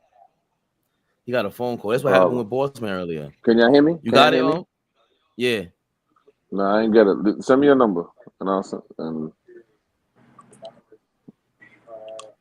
What I'm saying is with Michael Porter Jr. Did you see when he went to the basket and caught that and one off the steal and he threw it between his legs? That's That was why tough. That was super super, tough. and that should have been an and one. That should have been an and one. That's why if he does that, if he could turn the corner this next 2 years and mix his game with shooting and going to the basket like that, that's super tough. Did you see when you saw when he pump fake and slammed it with the left hand? Oh yeah, first half. Miami all moved out the way because they know they can't do nothing about that. Aaron Gordon and Michael Porter. Aaron Gordon did it the whole series, but Michael Porter Jr. If he would have played like that the whole series, by my jump shot's not falling, and I'm just gonna keep going to the hole and catching layups, this would have been a clean sweep.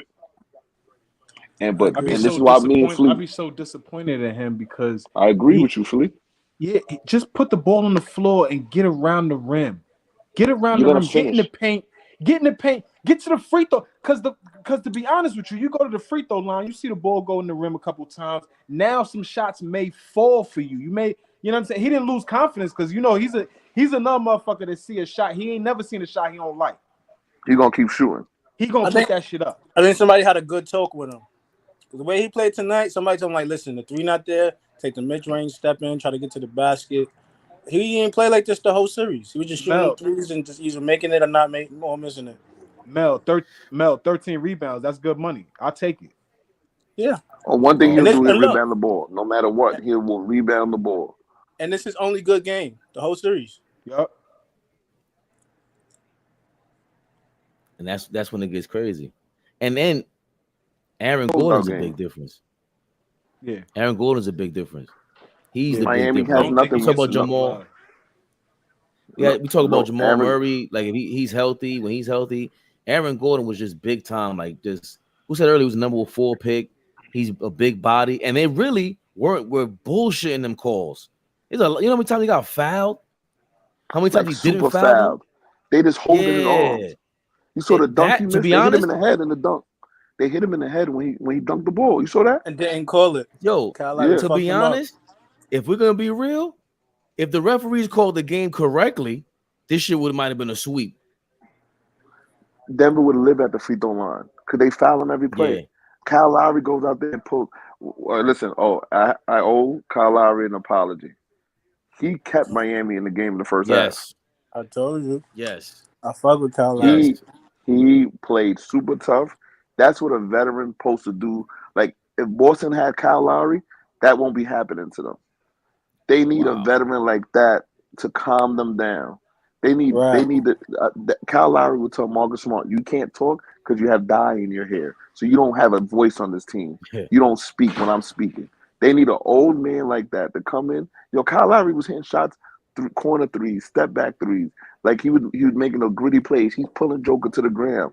That's not a play to get a defensive stop. That's a play to slow the momentum down. That's a play to hold on. Let me get a rest. Let me get my other guys rest. So I'm gonna pull them to the ground. I'm gonna do some theatrics. I'm gonna buy us time to catch our win because they're on a 7-0 run. Remember, he did that when they were on the 7-0 run. But you got to look at things like that. He's a smart basketball. Yeah, he's a smart basketball player.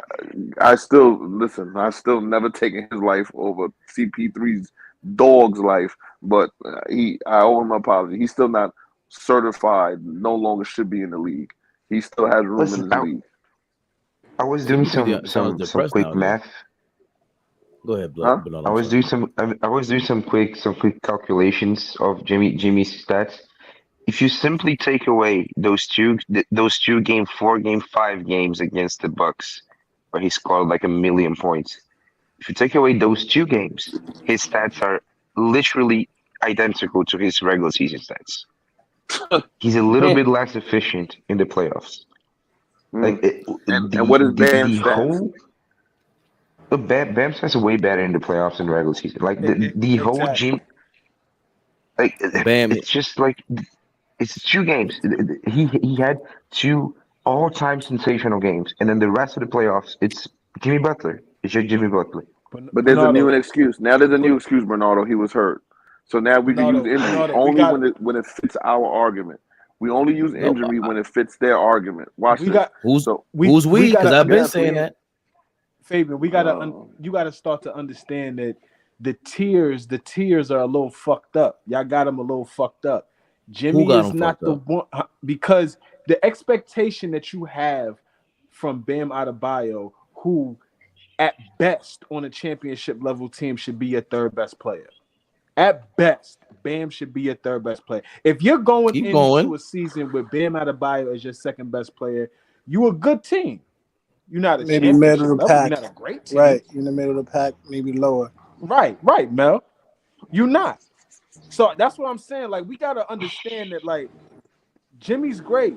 He's not one great. He's great. Bam is Do great. you understand how y'all Fat, contradict yourselves? You understand how y'all contradict yourselves?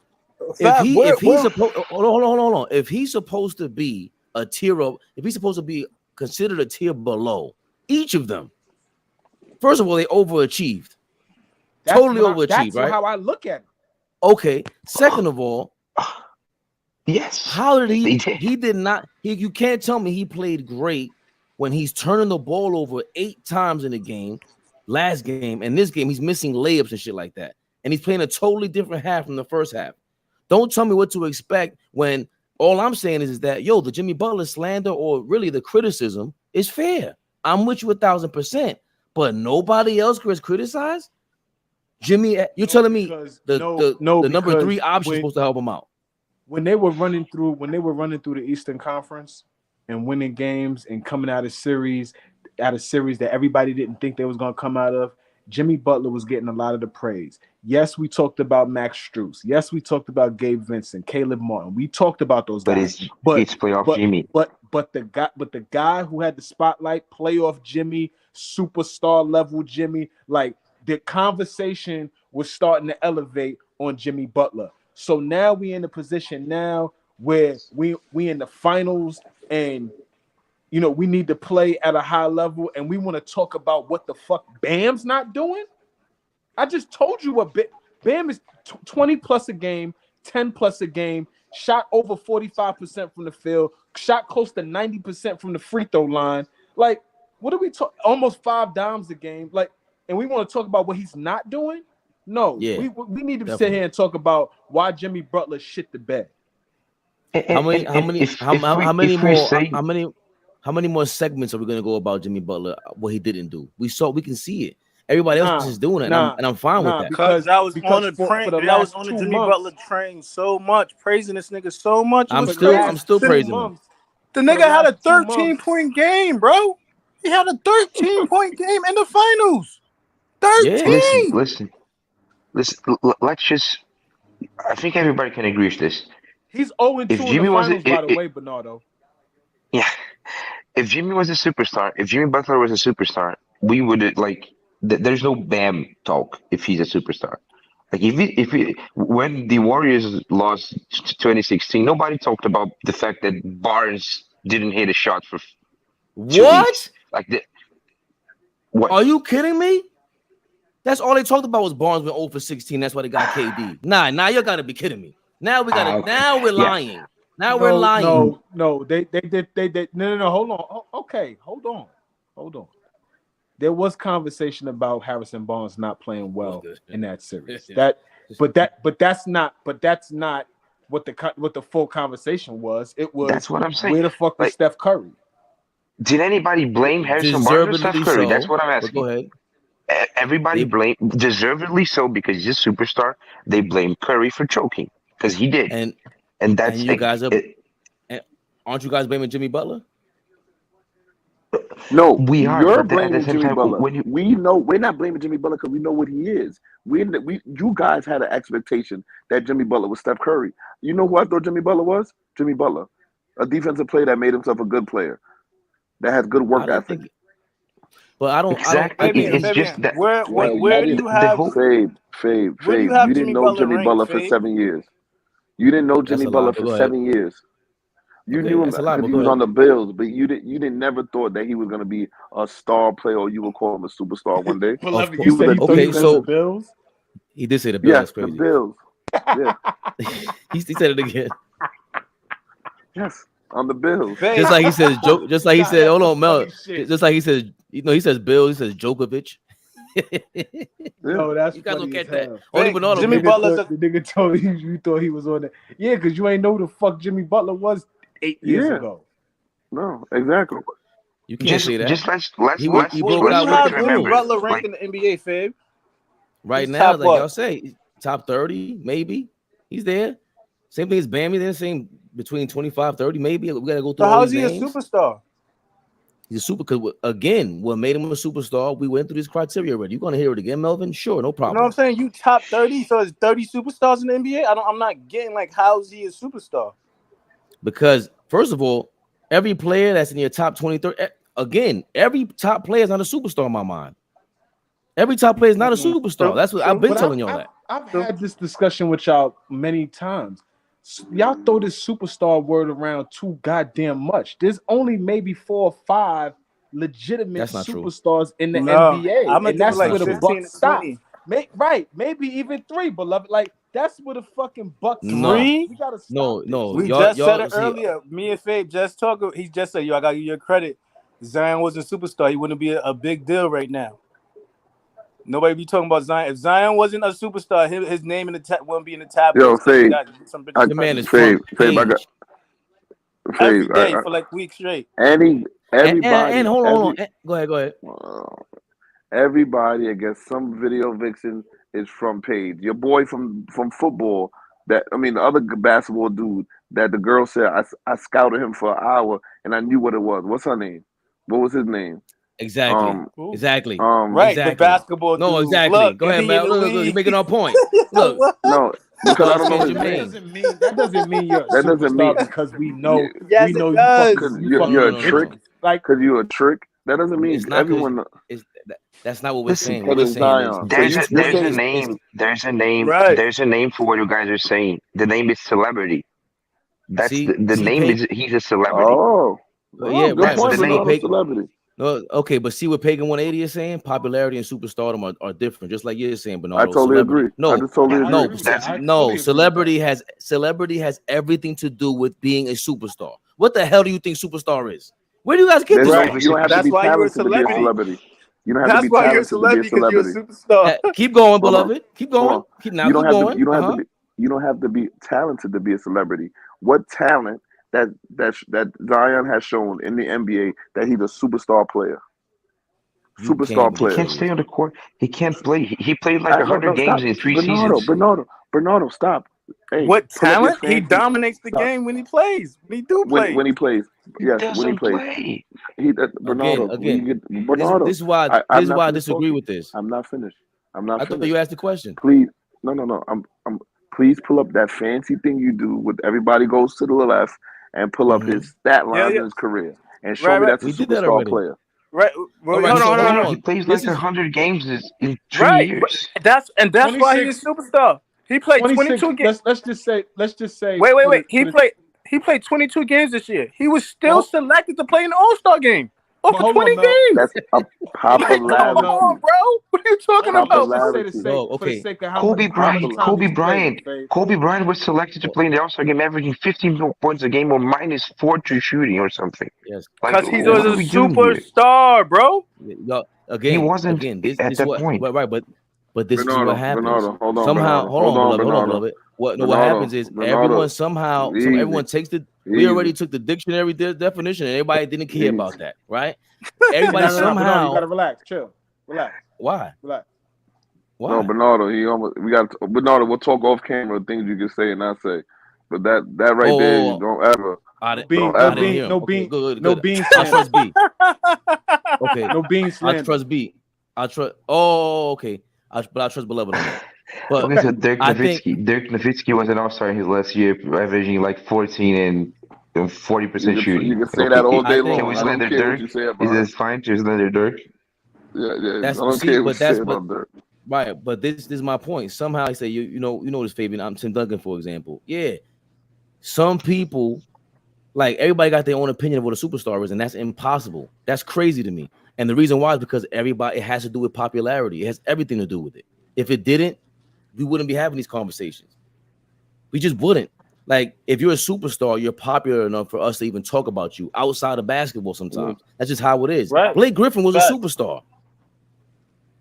Blake Griffin was a superstar. I would not. Yeah, There would have been. There might have been because 10 he was a people that top. started a. Because at one point in his NBA career, he was a top 2 power forward. It was him or Garnett. It was him and somebody else. He was a top 2 power forward or top 3 power forward in the NBA for a good 4-year span. Yeah, I When guess. has Zion? Yeah. I guess for me, like with the superstar thing, it's like I guess I attach sustainability and longevity to it because some guys, like you just said, Blake Griffin, right? Blake Griffin, like Beloved said, was probably 1-2 in the league at his position for like a 4 or 5 year stretch, right? But for an entire career, did he sustain a superstar level of play? No. I look at there's a But few at that players time, like that. There's yes. only a few. Yeah. At that time, he was a But superstar. there's no criteria to say, like, if you have 3 there is a seasons criteria. of being a superstar. No, it's not. No, It's exactly. not, I think bro. if you take your definition of it, beloved, I think if Fleek has a definition, Bernardo, Mel, myself, we're gonna all somehow have a different criteria. Because to me, Blake Griffin was a superstar before he even came to the league. Penny Hardaway was a Yeah, I superstar his rookie disagree. season. LeBron James was a superstar before he stepped foot in the NBA. Felipe Lopez was a superstar in New York City. Like, you can't doubt these things. I think if me, Flea, and Beloved did a list, we would come down to basically the same names, because what we're talking about is on-court product superstar, and I differentiate that from off-court celebrity. For me, that it's what I pretty say clear in is- my mind that differentiation. What I say is you become a superstar from what you do on the court. And then that rings out, and that's when you get things. Sometimes there's anomalies because right now, the reason why a lot of these people you're saying is superstar is because they grew up in a social media era. If KG, Kobe Bryant had this type of social media, remember LeBron is the first person. LeBron's the first to come out of the social media era, right? So we saw him. We saw more video of him. We didn't see Kobe and KG and Allen Iverson. They were folk heroes in their city, in their state. You heard about them when you went to AAU tournament or something like that.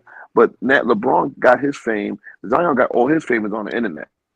Like, you wouldn't even know there was a big fat kid jumping over white boys in South Carolina if you didn't have the internet. So let's stop. Well, people would have been talking about it if there was no internet. People definitely would have. The word would have still got around. Nobody, not like that. Hold not on, like this but way. why do you think? But why do you How think we did Kobe talk about it? Word of mouth is the Because of first. Is social the media. first. But it's the first piece of advertising. That's how we heard about these names growing up from high school, whatever it is. Who you know who to go see at Rucker or whatever game. So superstardom didn't just start before social media. There was the newspaper. There was certain people that you looked to that you said, oh, he said he's nice, I'm gonna go check him out. He became a superstar in our eyes through word of mouth. It wasn't social media. Obviously, social media is gonna make it easier for you because it's visible. He came a superstar in our eyes because we saw him play and he did it for a certain amount of time where we said, okay, at this point he's a superstar.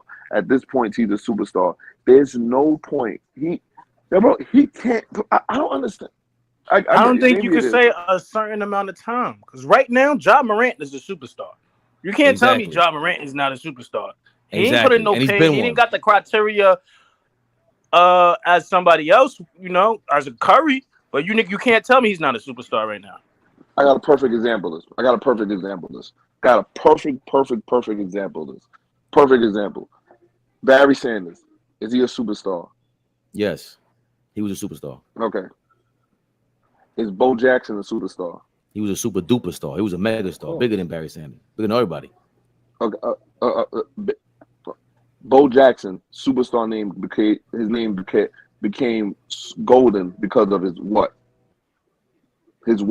Was it because of so many videotapes of him in college, or his college career and NFL career? No. Because you tell of what? me. Because Bo knows this. Because Bo knows that. Because he was in a Nike commercial. Because his first 3 seasons. Let me finish. Because of his first 3 seasons in the NFL, his play made him superstar. His play made him Bo knows this and Bo knows that. His play. Right, but this y'all is the just only said at era the where same you can time, get y'all just said endorsements. Let me finish. Mel, listen to what I'm saying. This is the only era where you can become big off things you're not doing because of things you've done in short time periods. You talk about Jimmy Butler doing things in spurts. Zion is the epitome of this. But y'all He just caught said a reverse dunk in summer league, and he didn't play the rest of the summer league.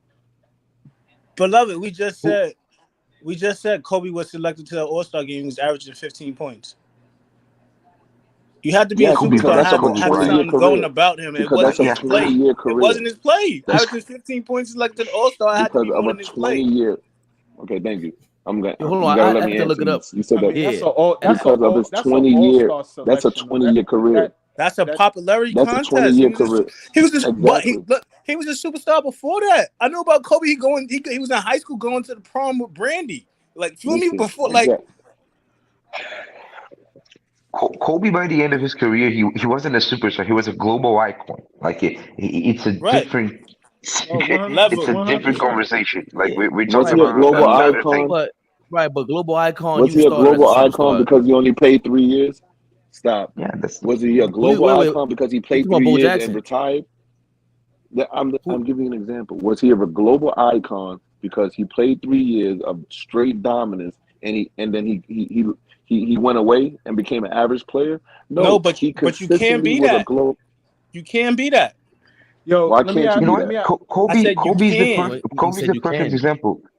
Kobe's the perfect example. Imagine if when Kobe was a 6th man and he made the All-Star game when he was like 18 or 19 years old. Imagine if after that he just a bust. Would anybody call him a superstar because he made the All-Star team when he was 19? No, he's a superstar because what he did. Fabian, can I ask the panel a question? They would have. Hold on, before you do that, Fleet, because he has a question. Kobe would have been a superstar, and then it would have ended, just like with you could be a Felipe superstar Lopez. for a few years. Penny, There's been Grant Hill, Derrick Rose. Them niggas were superstars for a short period of time. They were superstars. Penny Hardaway was first team All NBA back-to-back years in his 2nd season. Like, Derrick Rose was an MVP. Like they did it. That's the difference. Zion never did it. Derrick Rose. But again, Hardaway and Derrick Rose Derrick Rose the other night had 2 good seasons. seasons. Derrick Rose had 2 great seasons. After that, his career caught a little above average. He had 2 good seasons. Go ahead, but what was the question you wanted to ask, Flea? With obviously the teams getting better, right? Obviously, every year teams get better, right? Injuries or whatever, but teams get better, right? The East is just continuing to get better and better. If Miami doesn't get back to the finals, or if Miami doesn't get back to a deep run in the Eastern Conference Finals, all of that superstar level talk that we were saying for Jimmy Butler, how do we look at him then? Not we. I'm just asking the panel. Yeah, Beloved. I know where we at. Who wants to answer that first? Because Beloved, you jumped out the window. Go ahead. Why not we? I need to go. But I know Mel don't think he's a superstar. But I never called him a superstar. Right, I wouldn't be surprised. I would be just Miami. I mean, it's just I know it's hard to win championships. That's why it's like you have to respect it. What he's doing is amazing. You have to respect it. But for them not to do it, like nobody wouldn't be surprised if they never go back. Like niggas wouldn't be like, yo, that's Jimmy Butler. He's supposed to go back. Like there's no expectations for them to do this again, no time soon. But nobody's that's gonna why be he's not a honest about superstar that. to me.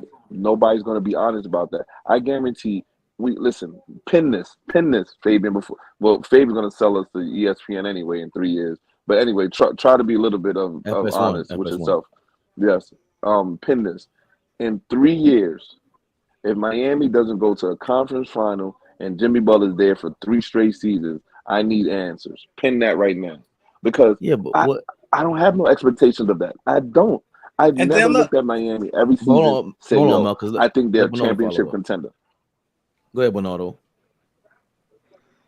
The first thing is, beloved, I sent you the invite on Instagram, and I'm waiting for my shirt, and I'm gonna give you your Flamengo jersey when I receive it as a present, as a Brazilian gift.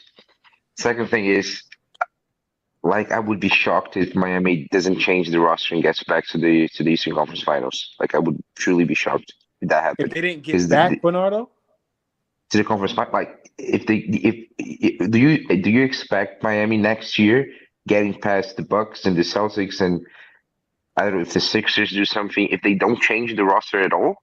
Do you they expect can't that? come back. They can't come back with this same roster and think that they're gonna That's what be I'm able saying. to compete. Yeah. That's what I agree completely. And like the thing about Jimmy is the way I look at Jimmy is pretty simple. He's an overachiever. He has right, always been an overachiever, and he continues to be an overachiever. right. Like and that. Go ahead, my bad. No, he's an overachiever, and that's how I look at him. And I don't think we can call for me the ultimate example that I draw with Jimmy is Eli Manning. Like Eli Manning had 2 fantastic historic playoff runs, and then basically that was it. Nobody calls him a top 5, top 10 quarterback because of that. Like You sure know how to push my buttons, Bernardo. Yeah, easy, Watch your easy mouth. easy on Eli now, Bernardo.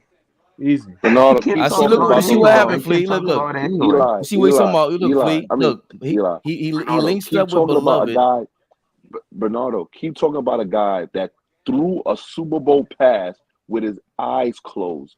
There's film. They zoomed in on his face. His eyes were closed when he threw the ball, and the guy caught it off his helmet. Bernardo, you're not listen. You're such an honest man. You're a breath of fresh air. You're an honest man. You're a gentleman. I could tell you're a family man. I could tell you're a pillar of your community. I respect you. You're a legend. I'm actually an ex-addict, and so a great guy. none of that. A great Flea. guy. Tell him Flea. the nigga Flea. Bernardo. Eli Bernardo, Manning listen threw to his this. Listen to this. the ball with his Bernardo. eyes closed. Flea. Bernardo, guess. Bernardo. I just want one question before you leave. Guess which team hasn't thrown a Super Bowl pass or Super Bowl whistle, a Gatorade, nothing in 27 years. Guess which team has never done that in the last 27 years? Danny, my whole life. That team that doesn't have Justin Tuck and Michael Strahan and Jason Pierre-Paul anymore. In that front line. Yeah. Yeah. Thank you. Yes. The super Also, front line. but wait a second. Listen to. Okay, no problem. Now, Bernardo, here's another question. You want me to name you a team that the Giants haven't beat in 5 straight seasons? You want me to tell you the name of that team? The Star runs through there. That Star, the Cowboys. You haven't beat us in 5 straight seasons. So you could talk all that you Super a Bowl. Cowboys fan? Yes, the Horrendous. Star, boy. Yes. I thought you was raised right. I was raised right. I'm American. America's team. I'm a conservative. Yo, Flea, what did I tell you? That shit The just black, fucked white, me up. black We was good. supremacy. We're What I tell Knicks you? fans, so I've told never in life ever met a Knicks fan that was a Cowboy fan. I know a Swear to lot God. of listen. I know a lot of Nick Cowboy fans. I don't know a know lot, them like niggas. 5. 2 of them is like one of my best friends. Keep them niggas the fuck away from me, beloved. We good, No but problem. the rest of them, I don't know. Hell no. Listen, you know why? We are logical people. I'm not a Skip Bayless Cowboy fan, and I'm not a Dak fan. I'm not a Dak Prescott guy. I don't like him because he's black. They don't even, listen. I only want 2 positions on my NFL team that's white: the center and the quarterback. Everybody else can be black. I don't like mixed breeds. I don't like half and half. I don't want none of them. I want my quarterback to come from a outstanding. I want him to be born with a silver spoon in his mouth. I want him to be. I know what I want my quarterback to be successful. When He's I on that had that, Dion like shit. Tony Romo, when I had Tony Romo, I didn't have the defense I have. Now I have a defense with no quarterback. See, I can't never get a balance. See, because I tell you this, if Tony Romo had what Eli had, if Tony Romo ever had what Eli had on that defense, he would. Let me ask you a question. Let me ask you a question. Who's the better quarterback, Tony Romo or Eli Manning? More Who's a talented better quarterback? More Who's talented a better quarterback. quarterback? He's more Thank you. skilled. See, Yes, Tony Romo's more talented and more skilled. Defense and listen, it's all about the team in football. Whoa. No, it's not. A quarterback is all about poise, my brother. What are we talking about right now? Eli Manning was I didn't damn say near that. trash. Hold on, no, yes, actually, you just did. You said if he had a defense, they would have won. No, Tony Romo fucked up on a fumble. Tony Romo fucked up on plenty of clutch plays. He lost against us with an interception. In the fourth quarter to end the game in 2008. The Seattle Seahawks. Knock the it Seattle off. Seahawks lost. Listen, what I'm about to say to you, and you can look this up. The Seattle Seahawks lost. We had the 18th ranked defense that year. 18th. Look it up if you want to look it up. Listen, when we got robbed in Green Bay, we had the number 3 offense and a number 7 defense, and they robbed us, and they robbed us, and they robbed us, and they robbed us. That was a catch. Of course, it was a catch. Yes, of course, it was a catch. Your man Des Bryant. Yeah, of course, it was a catch. Yes. We had the number 3 offense and number 7 defense, and we were rolling through the playoffs. We got healthy, and we were rolling through everybody. And that was his best playoff. They didn't want to see us that day. That was Tony Romo's best playoff. He looked amazing, but before that, Tony Romo Romo had more talent. Tony Romo had more talent in his big toe than Eli ever had in his life. Yes. Eli got put into a good system. A good foundation, and you had all-time defenses. Okay, no he question. Had all-time defenses. How many interceptions did he throw that first playoff run when we beat the Patriots? The first time? Yes. I don't know Eli's stats. I know I got to tell you the second time him and he won in the Super Bowl. Okay, That was it. No problem. Your man Tony Romo, the turnover machine. Like, come on, man. Give me the guy. Matter of fact, Peyton Manning. I used to say the same thing about Peyton Manning. He didn't have no defenses, and when he had Bob Sanders in there, they finally won. Okay, cool. But in the playoffs, Peyton Manning did not show up. Knock it off. My man Tony Romo had to fight for a game against the Denver Broncos, 50-51. He had, you know how many passes he threw that game? He threw 48 passes because we don't have no defense. I remember the game. We don't have no defense. We never had good defenses. When we had good defense, we were. But I talk to Giants fans. See, y'all can hear me? I hear you better now. Yeah, you hear me better? Oh, I can talk. I can talk to Giants. It's not your fault that the situation called for what it was, because you're a product of your environment. You got to be Giants fans. I mean, but you got winning 2 ain't no fluke, man. It should have been 3. The Plaxico's dumbass. Let me tell you. Okay, he threw the ball with his eyes closed. That is the epitome of luck. If you don't believe me, there's a video on YouTube. They zoom into his face. His eyes are closed. You just told me that wasn't a fluke. I know what's not a fluke is the fact that he played that well to even put us in that position in the first place. Tom Brady, you talking about winning 2 is not a fluke, is what I'm saying. Like circumstances in a football game, all types of wild shit happens. But you shut down your defense, shut down a top 5 offense all time to 17 points. If my defense got on that field, they would have had 1,700 points because we didn't have that defense. Okay, but why are you hating? It's not our fault. It's your man Jerry Jones. I'm not hating. I'm not hating. Why is he jumping Eli, this guy, it's like Eli co-signing Bernardo's points about whoever the fuck you compared to Eli Manning. And I'm not an Eli fan. Remember, Flea, you remember that game against Minnesota when he threw like 4 interceptions to Darren Sharper alone and he returned them all. I recall. We wanted him out of there. But then the playoffs happened and he turned into a machine. Unbelievable. I still can't believe it. It's just it's always been an up and down relationship with Eli Manning. That's what really I mean, if we being honest, like the 2 rings, the 2 Super Bowl runs really saved him.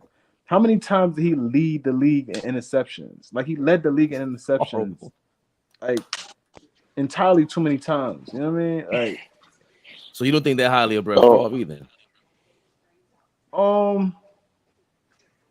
We didn't have Michael Strahan when we won the second time, Bernardo. Watch your mouth. I keep telling you, watch your mouth. No, I think Brett. Obviously, you know the regular word. Brett Favre is a gunslinger, but he was one of those. He was one for me. He was one of those risk takers that I'm like, okay, go ahead and take the risk, because you know he is talented. It's not like he didn't have. They lost in the talent. AFC. They lost what when he went to the Jets? Huh? When Brett Favre went to the Jets? You talking about? Nah, just in general. No, I'm we're just talking saying. about Period. Just about Brett Favre. because he hates. We hate Eli Manning turning over the ball that much, and it's like, Yeah, damn, I said you Eli. know. Aside from those two Hold on. championships, it's not like Eli was great. He was doo-doo. Like he led the league in interceptions 1 billion times. But wait, so you're saying that who you rather be, Brett Favre or Eli Manning, or who would you rather have on your franchise?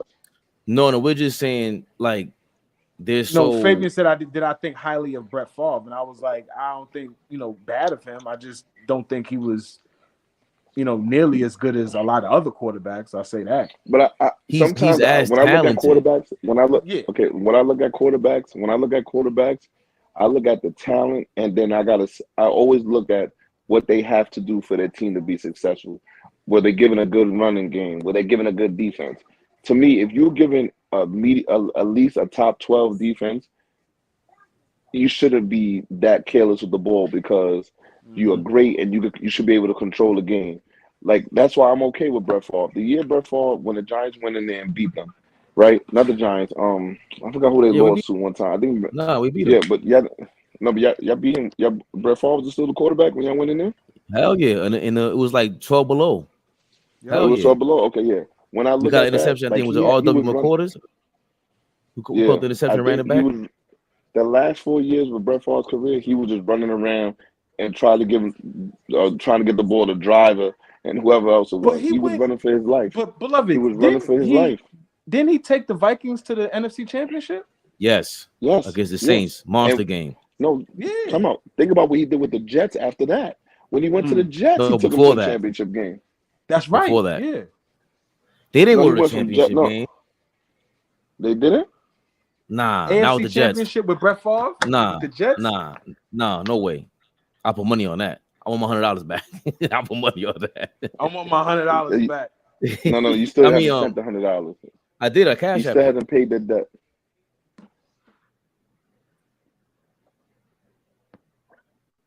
Don't tell me you ain't got it because another Ed Beloved got it. But I don't really. That's why when I think about this, right?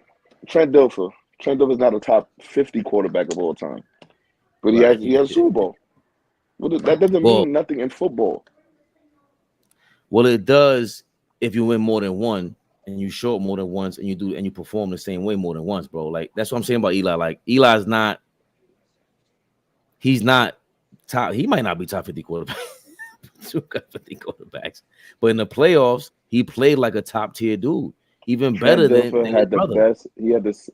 Trent Dilfer had the third best defense of all time, brother. I say the best defense of all time. Nah, Tampa Bay was better. That Tampa Bay Bucks defense. Hell no. They were Brooks, they were with Brooks, Warren Sapp, and what's the owner from the 49ers? John Lynch. John Lynch. You don't think that defense is better than the Ravens? Was Rondé Barber there? Nah, they weren't better. Nah. Rondé Barber's he's their strong safety. Nah, Barber was cornerback. They had Derrick Brooks as a Derrick Brooks. cornerback. Who else? I gotta look at the roster. The Ravens had Saragusa up front was crazy. I'm saying for that era too, because see, that's the thing. That Bucks team could play in this era. That's one thing I could say. The Ravens can't play in every era. That Ravens team, they're too slow at every position. Yeah. They don't have the three cornerbacks there. They can't do it. The Tampa Bay, you got John Lynch who could lay the hammer down. Brooks could play up and down all over the field. You got Warren Sapp to play the screen. You can't run at Warren Sapp. In his prime. Warren Sapp is too. You can run at Warren Sapp. He's gonna stop the run. You can run away from him. He's gonna catch you from behind. He was everything.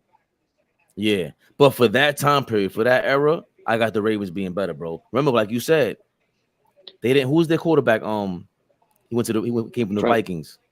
No, not Trent Dilfer. Tall white guy. Shit, who's that quarterback? I forgot his name. He was also a game manager. Right. Another game manager. But let's put it this way: if Eli is the best part of your team, you're not winning a Super Bowl. Yeah, 1,000%. 1,000%. Like Jeremy Shockey got hurt. Tiki Barber had to retire because Tiki Barber was a jerk. Oh, Boulware, Saragusa, Ray Lewis, and Lewis. Yeah, there was another Lewis there.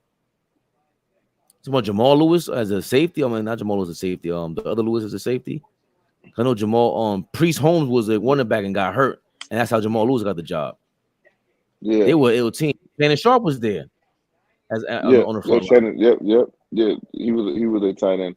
Funny thing about, but see, you talk about like flash in the pans.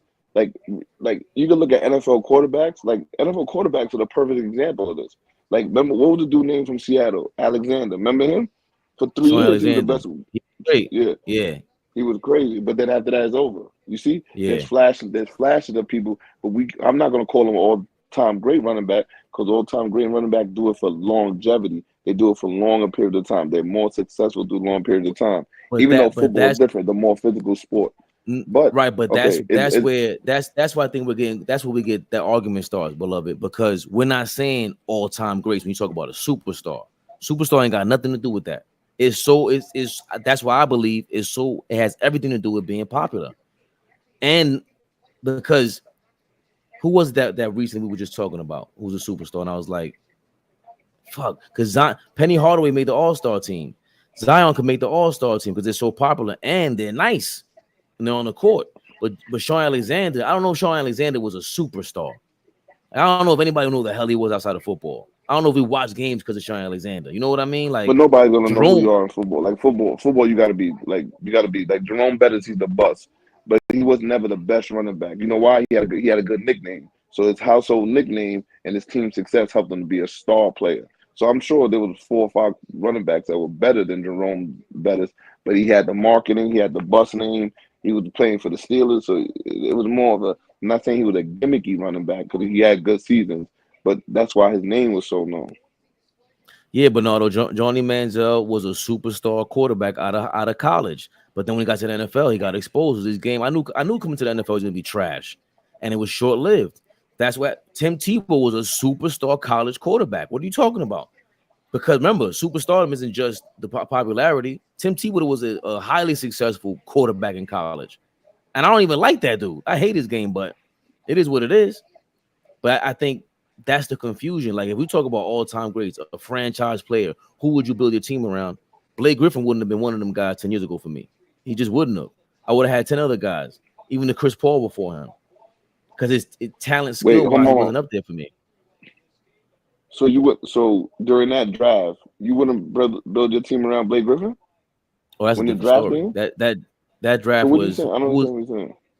I'm saying build around them. Like, there's 10 other players in that time: LeBron, KD, Dwayne Wade. There's a bunch of other guys in that era. Derrick Rose that I'd rather have before him. Not the draft. That's a different story. But that plays into franchise. But you gotta do But you gotta build around what you have.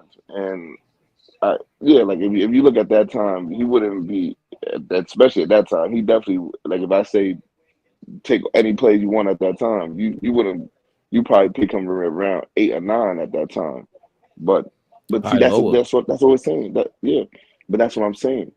Like, during that time, all those players are not even 10 years in their career, and you're still picking Durant over him. You're still picking LeBron. You're still picking Wade. None of those players are 10 years in yet. Those players are all like 6, 7 years in.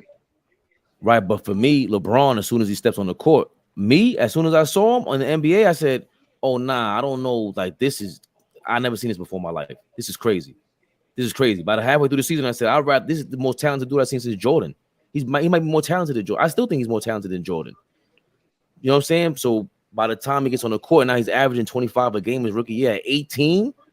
Nah, that's too crazy. And, you know, he's not a real 18. Like, Kobe was a true 17-year-old coming into the league. You know, so it was different. Like, LeBron was a year older than 17 coming to the league. He was turning 19 when he went to the league, but he was still a man child. His rookie season, I would have taken him over plenty of. He might have been in my top 10 by then. He was just too ill. D Wade, I was watching his rookie season. I was like, yo, I don't know if Melo was better than him. I was saying that rookie season because I would watch a lot of Miami games. I thought he was a superstar from then, but Nah, the numbers Melo didn't was translate. Melo was better than I would say Melo the first. I would say Melo was better than the first 3 seasons. They all was in the NBA. Melo was NBA ready because his body, his strength was NBA ready. Melo was NBA ready. If you told me if you don't let them play that whole, if you told me to pick somebody after 3 seasons, like all right, we're gonna start over. I think and way the game was played, I think I would have took Melo. Cause I could get that. Cause reason why I'm saying that because back then I could go get a point guard. I don't need Braun to pick it up for me. I could go get a center. I don't need Braun to be the best defender. But the way the switch changed, LeBron became your best ball handler. He became your best defender and your best scorer. So I would have made a mistake because I would have picked Melo because I still would have been under the tradition where, all right, that's my scorer. He's gonna give me 25 to 30, and then I'll just build around that. But the NBA changed so quick that LeBron's versatility was too much. Like you can't put that versatility. You can't put that versatility, and then when you put him with D Wade, it's just too much. I just thought from a rookie season, I saw Melo, D Wade, and I was like, oh, he looks like baby LeBron, and it was just sick. Like I would watch them all the time. So when I like Melo come out of college, I loved him, but I said, yo, it's something about him. He's more one dimensional. And Melo, when he came into the league, had a little handle. Like we forget about that. He was crossing dudes up a little bit, spinning off of them and everything. When Melo faced up on you, it was toast. He could do whatever he wanted. He could get a foul. He was on you. nimble. He could pump fake you. He gonna dunk on you. He could get in a corner, assist 3. He could do anything he want. I didn't really like D Wade's game. Grew on me when they lost. When they went to the finals. I mean, when they lost at Eastern.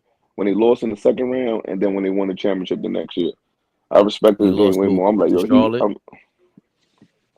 then they got Shaq and all them. When he went to that finals that time, he lost to Charlotte his rookie season because he got Shaq and they lost. He broke his rib and they lost to the Pistons. He lost to the Pistons because he broke his rib, and that was Shaq's first season with them.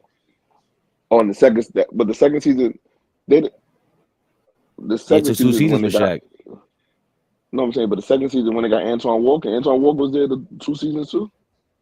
I don't know if he was there for 2 seasons, but they had Antoine Walker for the championship. Yeah, but that's when I started paying attention to more to D Wade. I knew who D Wade was, and I watched the game on TNT, but I didn't really tune in and go to my cousin's house to steal the NBA TV because they were Fabian. They were like you. They were the rich side of the family, so he had NBA TV in his house. Yeah, they were like back you. Then, he was fair skinned and he had a nice European style nose that you crave in your life. The one that I have, I mean, we crave. I look at it every morning. But D Wade, you know what it was? It was like Marbury, Baron Davis. We were just talking about this earlier. Remember earlier we were talking about this, the early 2000s. That Charlotte and Miami used to have some horrible series, but it was still ill to watch because it was a different style. Like Tim Hardaway, Eddie Jones, and I can't forget the other guard I think Ricky Davis was on the bench for either Charlotte or Miami. But they had these tough, Ricky Davis was on the strong. Bench. He wasn't.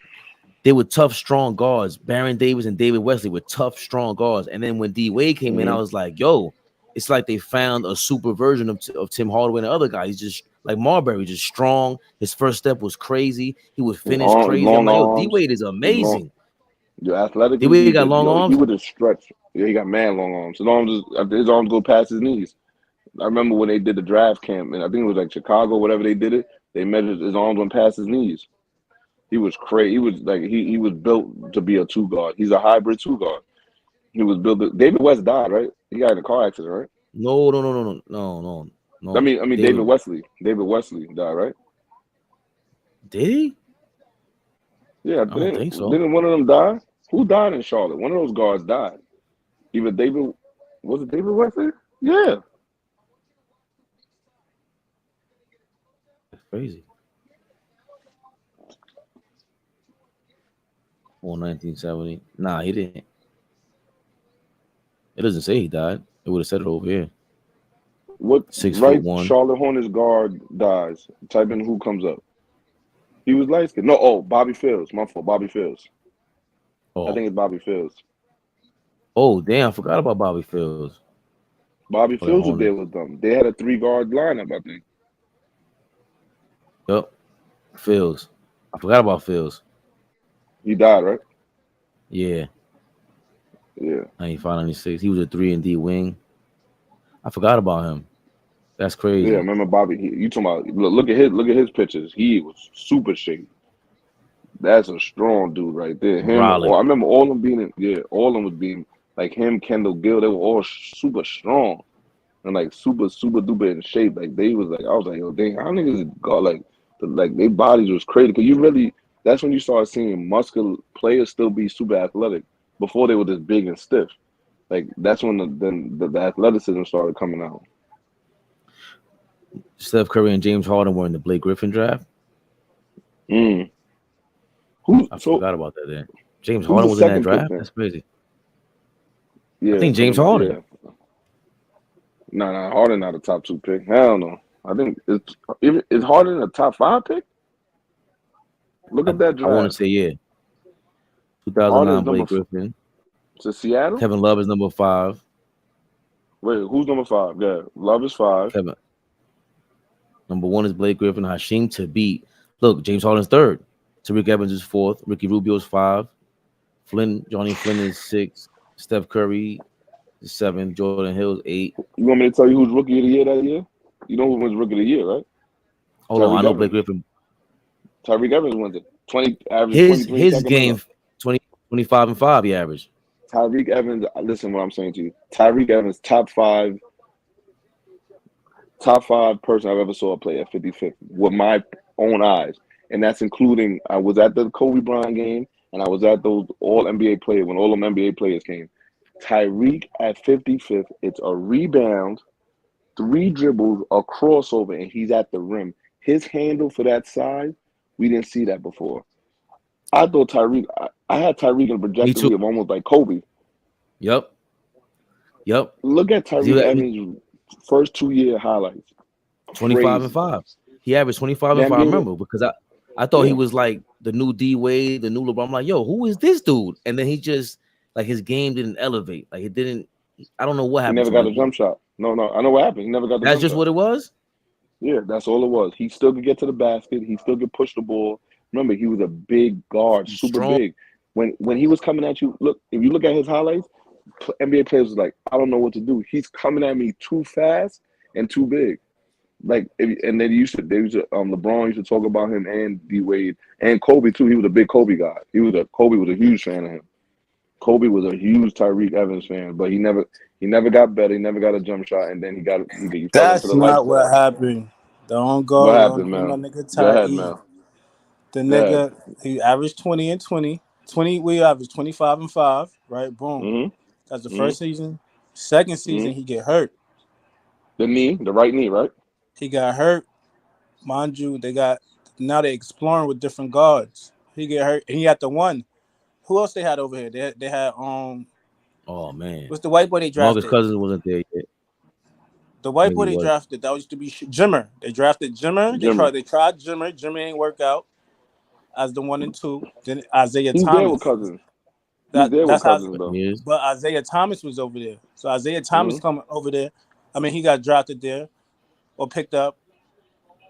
And he running shit now. So now he went from now Tyreek coming back, but Isaiah he's small and he running shit, averaging like 16 probably.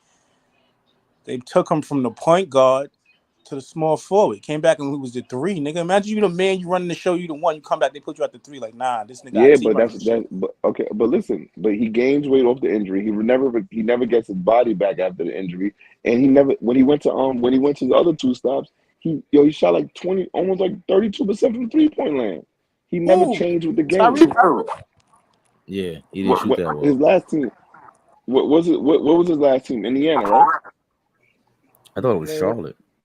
Hold on. Charlotte. Yeah, Indiana was his last team at 29 years old. I was a big Tyreek guy. Yo, remember, he's out the league before 30. That's crazy. Well, the funny thing, 29 years old. The funny thing was he started shooting 43%, 40%, 35% his last 3 years in the league. Right, he wasn't that bad of a shooter. That's what I was saying, bro. Like you said, he never shot it. He wasn't like her shit was horrible, nigga. But it Nah, was when he horrible. first You got to don't the have league, to. was But no. trash. But I'm saying it's horrible, Mel, when you don't got the same athleticism when you had before you hurt the knee. He never recovered from the knee injury. But if you don't recover from the knee, you don't take your body seriously, and you don't develop a jump shot, He was you're just in not the gonna league buy like nobody no more. You're not what? he was just trying to He's get to out the the league league like before 30. Oh yeah, 2 years ago. Him and Beasley 2 years was ago working on out the together. Bucks. He was in the G League. He was Yeah, killing too, averaging like a dub, I think. yeah. But why would I? But that I could bring somebody else his in. rookie season, that 25-5, I forgot he was rookie of the year. Jesus Christ! Yeah, I couldn't He was believe it. balling shit up. I did it. That was my Yeah, guy. Yo, when he used to get the ball in the open court, there ain't nothing you could do. You ever seen him play now? Like in street Nah, ball? my man. First time I ever heard about him was high school. My man went to 5-star with the nigga. Like, mind you, everybody there, like the top niggas, Corey Fisher, Johnny Flynn, all them niggas. He's like, yo. So I'm asking about them type of niggas. He said, fuck all them niggas. He said them some nigga from Philly named Tyreek Evans.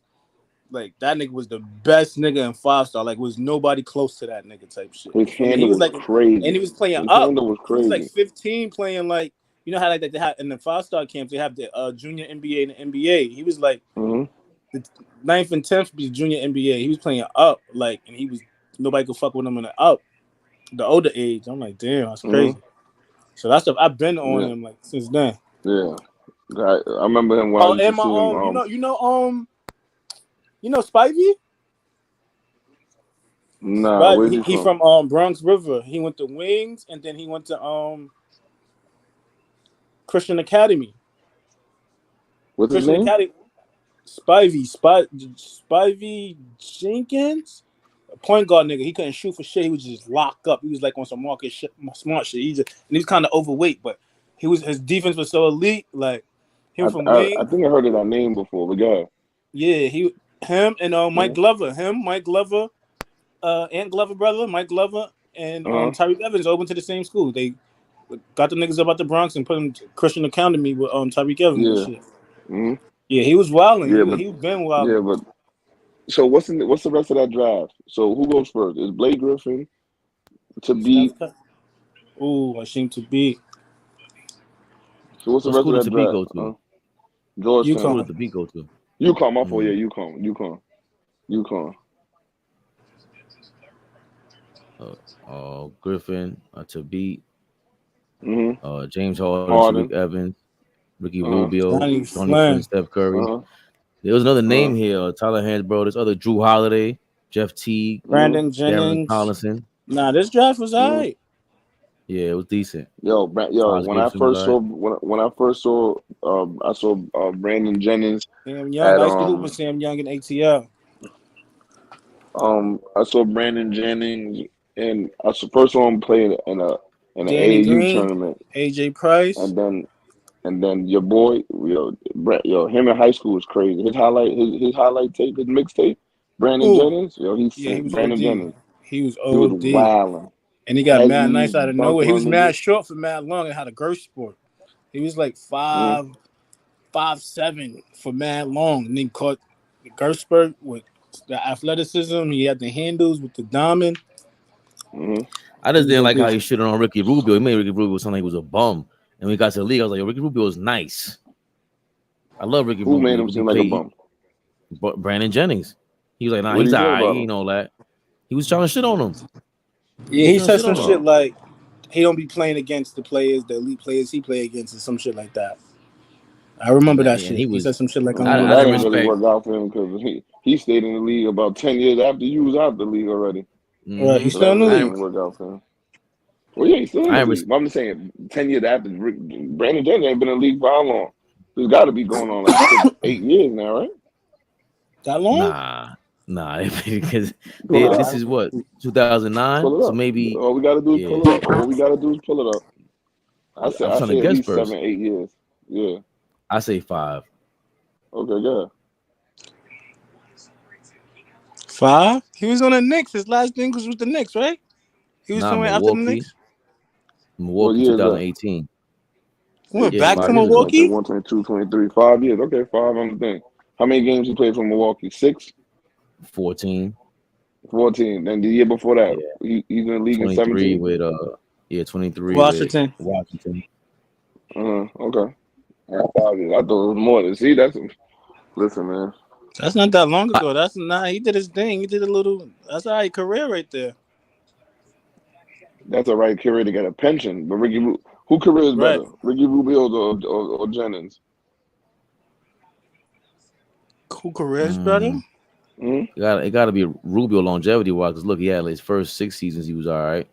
I just never cared for his game. And I love Ricky Rubio. That he slept on when his passing was crazy. Rubio passes was Natural amazing. point guard. Natural point guard. Yeah. Him and Jose, him and Calderon, natural point guards. Natural point guards. But I just think even on another level, like there was flair to his game that was, it wasn't Jason Williams extra. It was on point. I love Ricky Rubio. He played smart, and he D'd up. He tore his shit up his rookie season. He tore his knee against the Lakers. It was bad. Ricky Rubio had a more consistent career. What about Jose Calderon? Who had a better career? Jose Calderon or Brandon Jennings? I hate Jose Calderon. Yeah. Why do you hate him? I just don't like his game. I don't know. Penetration, dime, and knock down the three. And ran the pick and roll crazy with Chris Bosh. You bugging out. He ran that pick and roll the best with Chris Bosh. He played 13 seasons? Who? Jose Calderon. Yeah, look at the numbers with Chris Bosh. Yeesh. 12 and 8. That's all right there. 12 and 9. We're from 13 and 9. Yeah. Hold on, and Rubio. What's his highest assist year? And remember, Rubio had a couple good seasons with the Jazz. That was it. 8.9. 2011 with the Toronto.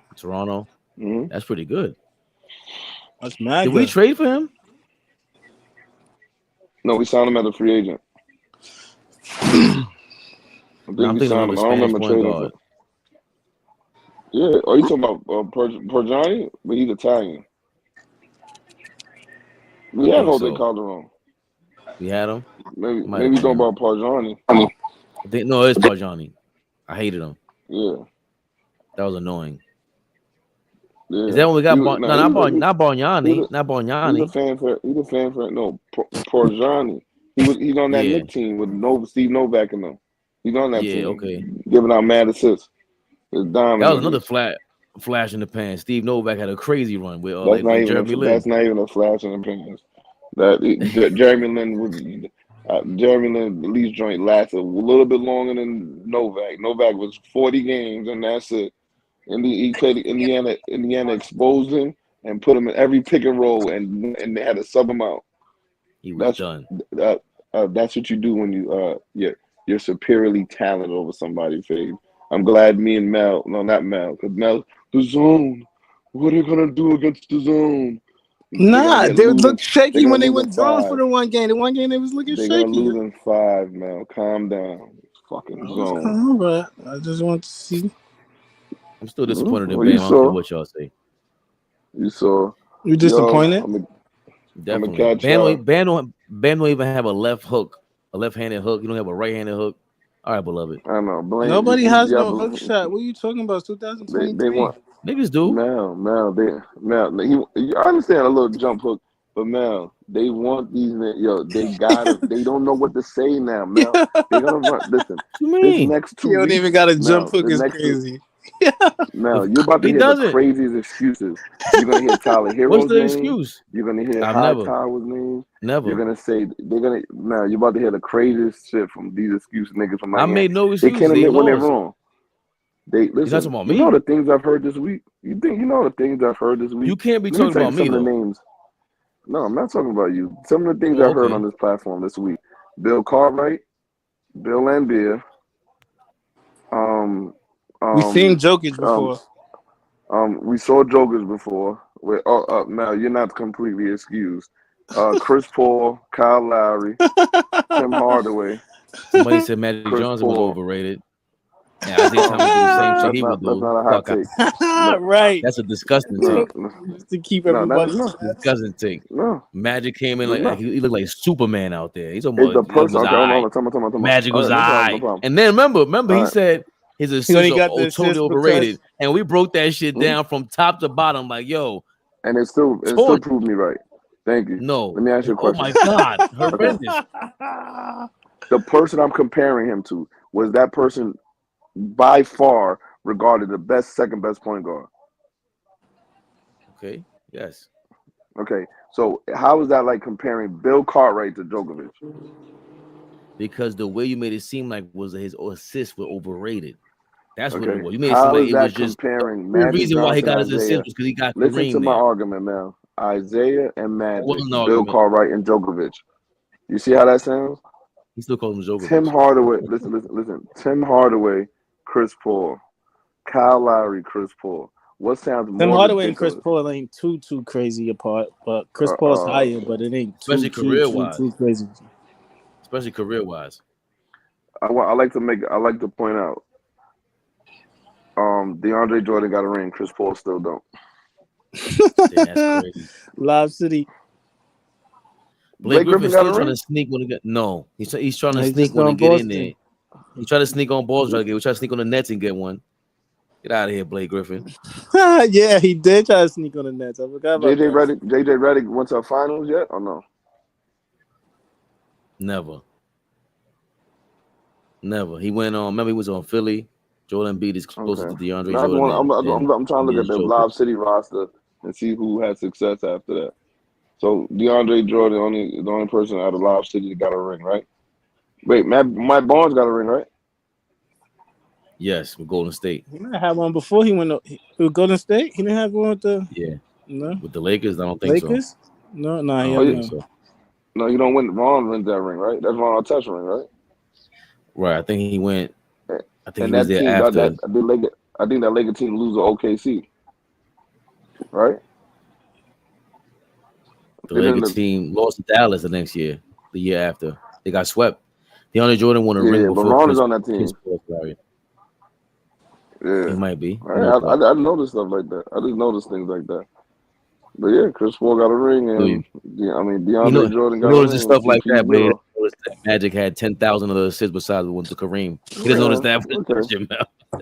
No problem. Right. My man, listen, I just feel my man was better, and everybody in that era, Yo, niggas everybody in gotta that era stop doing knows he that was too, the best, man. the second Doing what? best. Just What's crediting that, Mel? somebody else to pull somebody up Like that nigga could have been good or you could like them better, but you can't call this nigga trash because you think this nigga better though. Like I never said All Magic people Johnson take was it that trash. way. Yeah. All people take it that way. Never And said he's he just was saying, trash. I like Isaiah better. Yeah. No. But see, I'm not this. Let me tell you something. I just feel that Isaiah does everything a zillion % better besides pass. But that doesn't mean I'm disrespecting him. I'm not disrespecting him. I'm not calling him a bum. I just feel that he had a better situation than my man did, and my man had the same situation. I feel that he would have did the same thing. But I can tell you this, and we do this all the time. If my man played in this era, he will be very successful. Very successful. Who? Isaiah Thomas.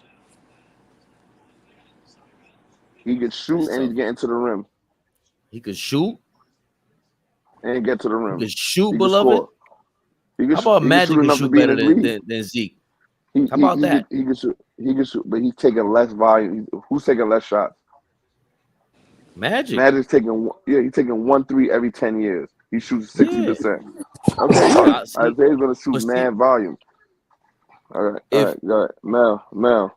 We're way less tired Imagine, though, so Mel. It'll be tough on Isaiah in his Imagine. How? Hell no. Everybody could shoot, everybody could dunk. He'll look crazy. He can't. I don't think he can shoot like that. He'll have to learn how to shoot like that. I don't think he can shoot like that. He could cross everybody up all he wants to. Be free to do all that shit, but it'll be tough, bro. I think it's easier for Magic. When I do that. What is Magic? Explain that. I'm listening. I'm not gonna cut you off. I'm listening. I just think he could go coast to coast. If Draymond Green could run these little stupid ass plays on offense, Magic would be crazy. He could run an offense. He could go in the post and do his trickery and post you up. I like Magic in this era. He's not gonna be the same kind of point guard. He can't just run the point like that. That'll be kind of silly. But I think he can. In the straight up point guard. Nigga, Ben Simmons just did it. He better than fucking Ben Simmons. Nigga can't shoot a lick. Yeah. He would be crazier than Ben Simmons. But Ben Simmons was there because of his defense, bro. Like Ben Simmons' defense was crazy. Like we suddenly forget that shit because he just turned to a fucking. Who's Magic Garden? Who's Magic Garden? Oh, you ain't mean guarding like anybody they'll back just switch then. him off. They'll Yeah. just switch him off to they'll just change the lineup up. He would have to learn to So play he can't defense guard like no. Joker. Or they'll hide him. You Yeah. can hide him. They be used to hide Kyrie and shit. Magic might get the shit crossed out of him every play in this era. No. Zeke wouldn't. Zeke would probably stay in front of his man way better than Magic. Nobody in Miami Heat is crossing Magic up.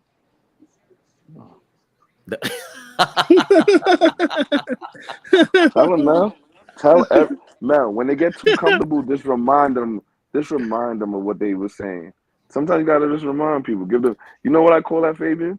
When black people get a little bit too. Oh, excuse me. Yes, I'm. You know what? Sometimes you gotta get your nigga check. You gotta get pulled over down This south. nigga's crazy Get pulled right over here, man. down south. I told you. Listen, I love when niggas get their nigga check. You know who gets it? I love when people get their nigga check. Oh, you thought you was something that you wasn't? Come here. Let me bring you down from reality. You go up there and this rights and this person got a right and this person got a right? Oh, you think so? They'll humble you real quick. We've seen all our celebrities humbled. Either they'll humble you or put your brains against the wall. Look it up. Don't get too big for your britches there. Don't get too big for your britches. Did Jordan get humbled? Yes, they put his father in the gutter. They put his father they put his father in a ditch and left his Benz and try to blame it on a black crackhead. Everybody gets humbled. And you know what Jordan did after that? Republicans buy sneakers too. Was that before? That was after that? That was after his father gets killed. Even shit like that, like if that would have happened in this day and age, niggas been looking at Michael crazy, saying all types of what they be saying, conspiracies and the mob killed him and his gambling problem. That would have been crazy on the internet now. They were saying that back then. But remember, he was talking about retiring from the first time he won a championship. So it wasn't far-fetched from what he was saying. It's just the fact that that was all crazy. His pops died and he retired. That was crazy. Remember, he's the biggest star on the planet at that point. Him, Michael Jackson. That was nuts. I was in DR when it happened. It was front page news, back page news. Michael, you want to run with the nation? No problem. Don't forget what you into, brother. We always gonna know. Listen, one thing they do, they always know what you into. All your vices. They'll use all your little vices. You didn't do it to this one? Don't worry, we'll pay a Mexicano one to go in there and say you did it. But y'all pray for Mexico, and they got my man Mike in trial like he did something. But they do that to everybody, though, right? Like nobody's exempt from this. Anybody can get got. Yeah, everybody can get got, but they do it especially, and they put you front row in the newspaper. If you ever think that you're gonna try to uplift or do better for your race, you listen. You know who dodged that bullet very well? Who? But he's doing it. You know why? Because he's coming up at the right time. LeBron. If LeBron was doing this in the 80s or 70s, oh brother. He don't really do shit. LeBron, my nigga, he talk about shit, but he don't really stand on that. He talk though. He'll say like, "Yo, I'm from the people." He'll say some shit, but he not gonna really do no shit to make a real movement or a real change. Yeah, Mel, that's what he does. He'll build a school. He'll give some money. He'll pay for a funeral, and that's it. Right. That's the most they let you do. They let you pay for a funeral and build a school. When you get too listen. When you get a little bit too big for your britches, here comes your check. But they do shit on him though. That side, the same side you talking about, the Republicans, they do shit on him bad. He's so much for the people, right? It was so much for, standing up. He stand up for Kyrie. Of course not, because no. But remember what he said. Remember when he said that Jew money line? They made sure he humbled himself. Remember, LeBron said something first. He said, "I want money like the Jews." He was singing that Jay-Z lyric, Look it up, Fabian. Go to your computer. I ain't hear that They one. made Braun. Yeah, go. Before I get off, look What up. is he's line? They I get he LeBron was on live singing some type of verse where it says I get Jew money. And he got a lot of flack about that. I think he's talking about the 444 shit. Yeah, he got a lot of flack about saying Jew money. Guess what happened? Guess what he had to do? He came out, I love the Jews, boom, boom, boom. I do remember that. I do remember that. Right. And I'm not saying that. LeBron James said it YouTube. I did not say that. LeBron, I'm just restating what LeBron said. His horrendous remarks about the lovely Jewish community. Listen, I respect the Jewish media. I respect the Jewish religion. I grew up with nothing but Jewish people. I can tell by your shape up. The Russian Jews. Yeah, he's probably this guy's been disrespecting me for the last 2 days. Yeah, they're cool people, man. What gonna do? What could you do? What could you do, beloved? What you can do about that? You see what this is, man? You see what what you call this? Entrapment. You know, the original Jews are black though. I'm out. There you go. Gotta go. It's public information, man. No, listen, he don't play that shit.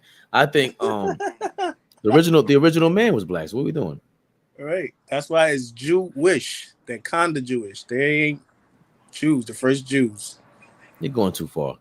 Nah. I think that they just remixed everything. I don't know what happened. Something happened where everything was just like with Israel and Palestine. We always go back to that. Like what happened in 5,000 years ago, whenever it took place.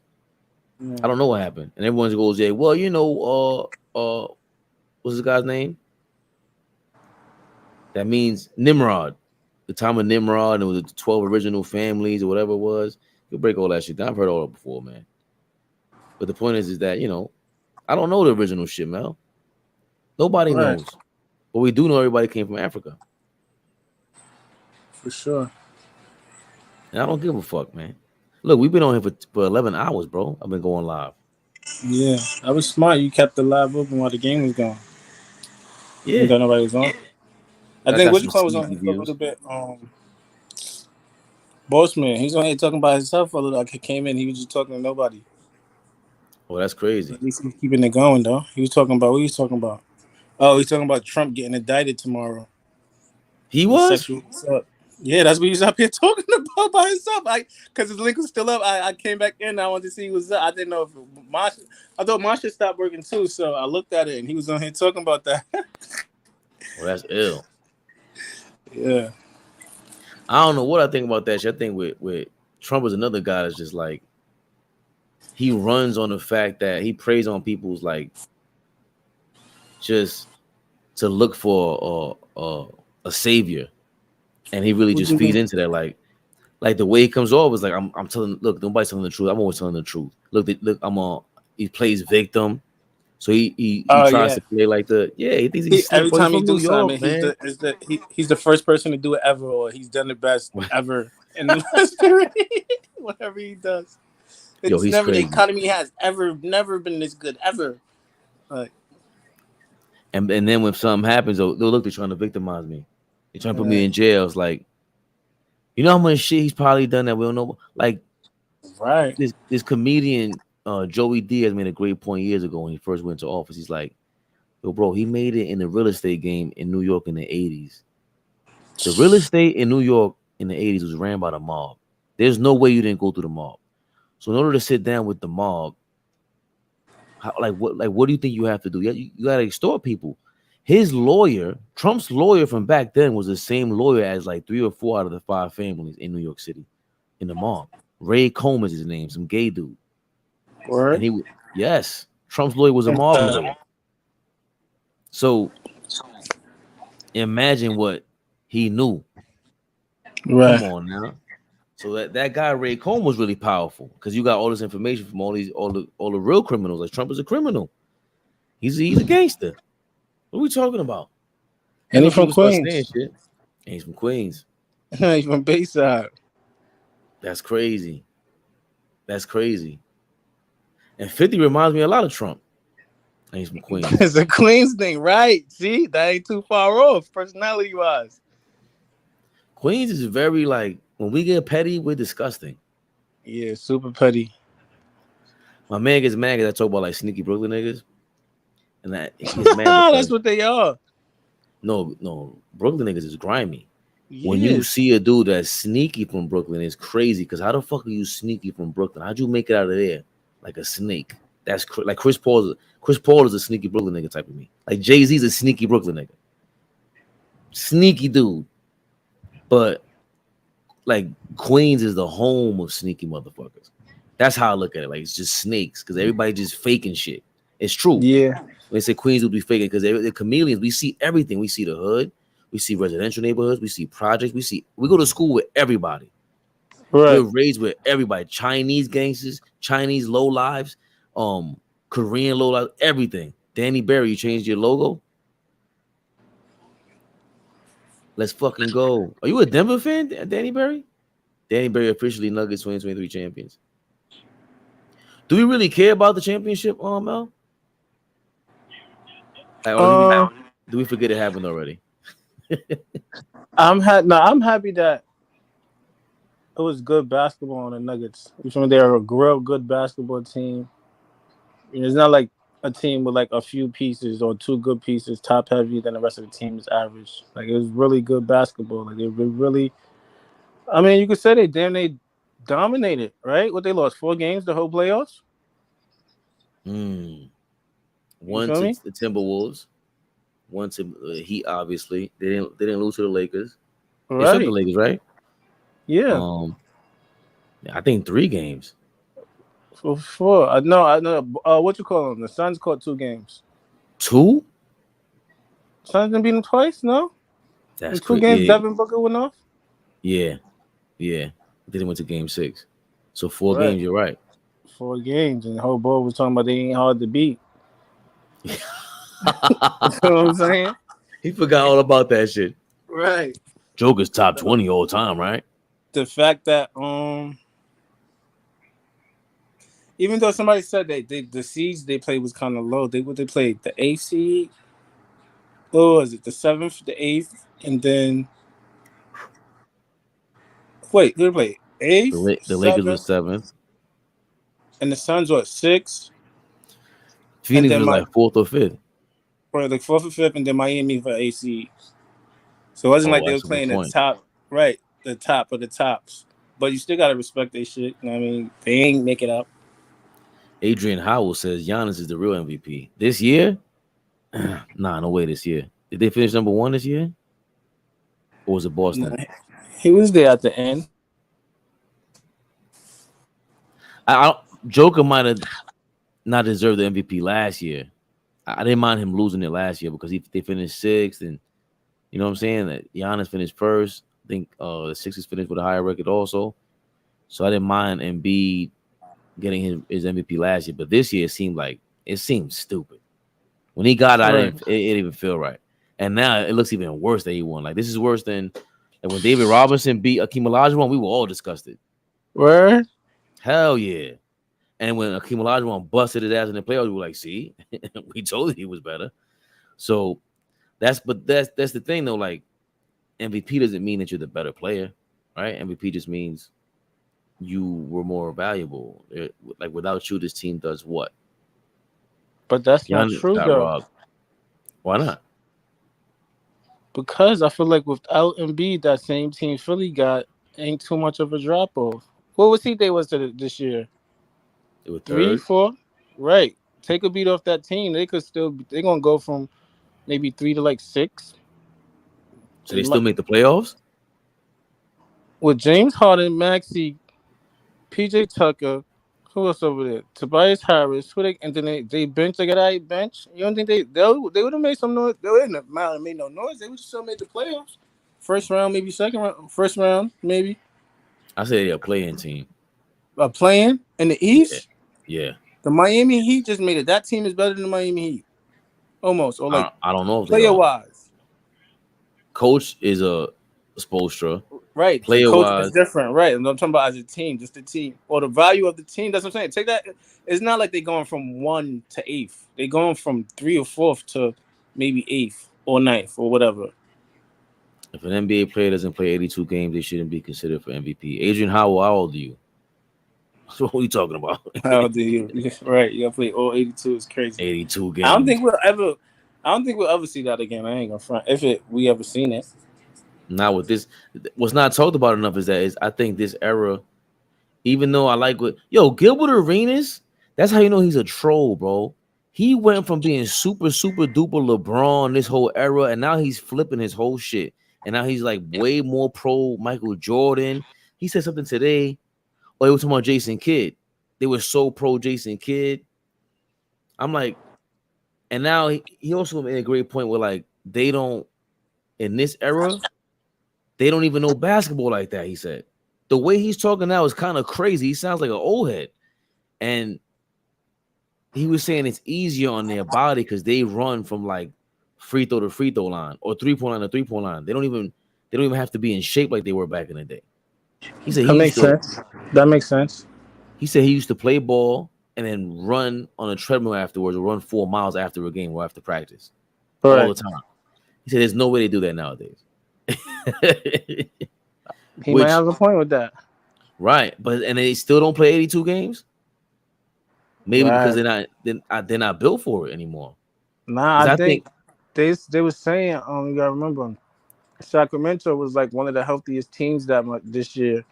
They didn't really have a lot of injuries, and they really practiced more than most teams, and most of them played in their games and most of the games and shit.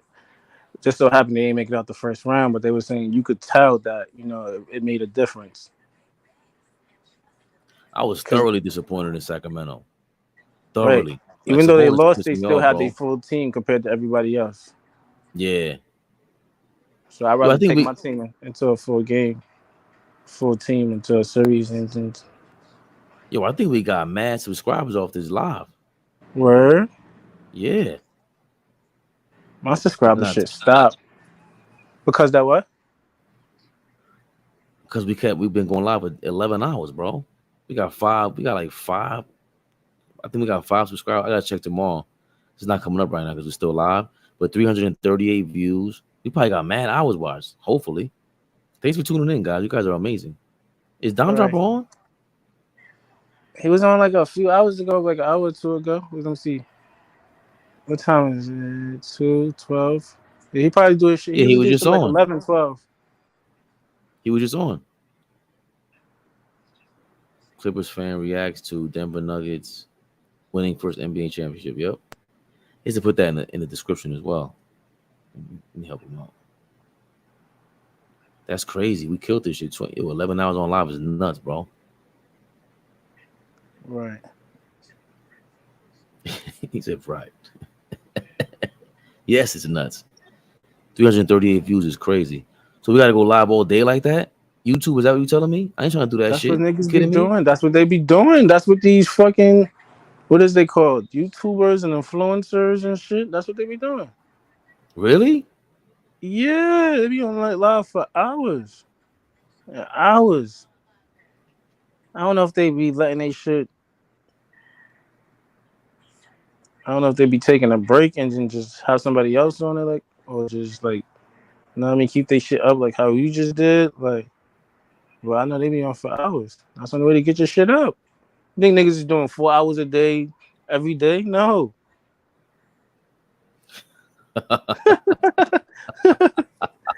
That's what you think? Why you say really? You think niggas is coming on for 2 hours a day and then they should have just gone crazy like that? I'm not sure. I don't know. I just know we got over 300 views just now, which is nuts. Let me see. I got shout out to Puerto Rico on one of them. That one didn't get much. I thought I was gonna get some on there. Shout out to Puerto Rico for yesterday. Puerto Rican Day Parade. That's when Bilal was making fun of me, saying that I grew up as a Puerto Rican or something like that. Wasn't it Puerto Rican parade this weekend? It just passed. Hmm.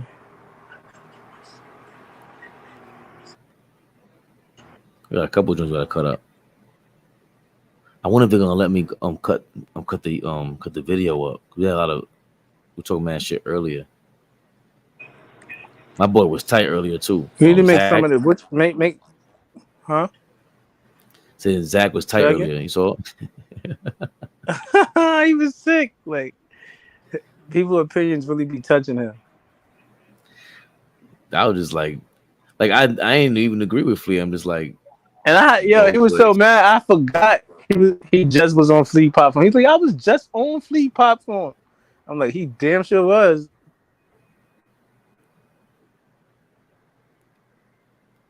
That's a good thing though. Everybody passionate. Everybody what? Everybody passionate and got their own opinions. Yeah, I don't mind that. I just don't want it to be like I said, everybody was saying crazy shit. Older Grace is some crazy shit with the Bill Cartwright thing, but it's like you say something crazy. I might say something. Well, I definitely say crazy shit. Like, look, I'm stuck on the Bam Out of Bayou thing. I'm just like, I can see the Jimmy Butler criticism. I get that, but I feel this way. He doesn't have the help that he should have gotten from his. But if I don't express that, how am I gonna know how you feel? And maybe you could convince me, or at least show me a different point of view, or just nigga, we all like, what else are we gonna do? Right. We're talking about basketball, bro. Like, it's not that serious. So when Flea said it, he was dead wrong. He was dead wrong. Because if Aldous Gilmore was there, he would have laughed at him like, are you kidding me? You know who I am? He definitely would have given Flea that, the stiff arm, but he logged off on everything. It was hilarious. I don't know if he had to get off the I phone. thought Flea was going, him being a historian, he always talk about the past and shit. I thought he was going to apologize. Nah, I think, I don't know. Because even when we went through the stats, it was like, I look at this numbers. The numbers is crazy. His numbers is nuts. His numbers is crazy, bro. They 50 rebounds a game. Fuck? Right. Like, I don't know. Maybe averaging this era? Because he's like Gobert. I could understand that. But for his era, he was dominant. He looked dominant. A dominant rebounder. You saw his highlights?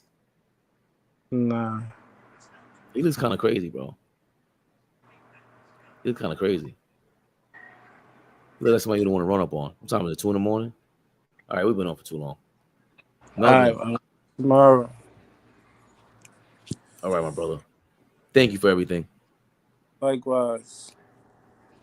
Good night, good people. Appreciate you tuning in. Ishant Ariel. Thanks for tuning in. Danny Berry, you're the man. Adrian Howell, appreciate you. Bernardo, you're a lunatic. Pagan 180. I think Pagan 180 is kind of crazy himself. I say Thursday's the next live, definitely. And we got to come up with something beforehand because we got to get these hours together, baby.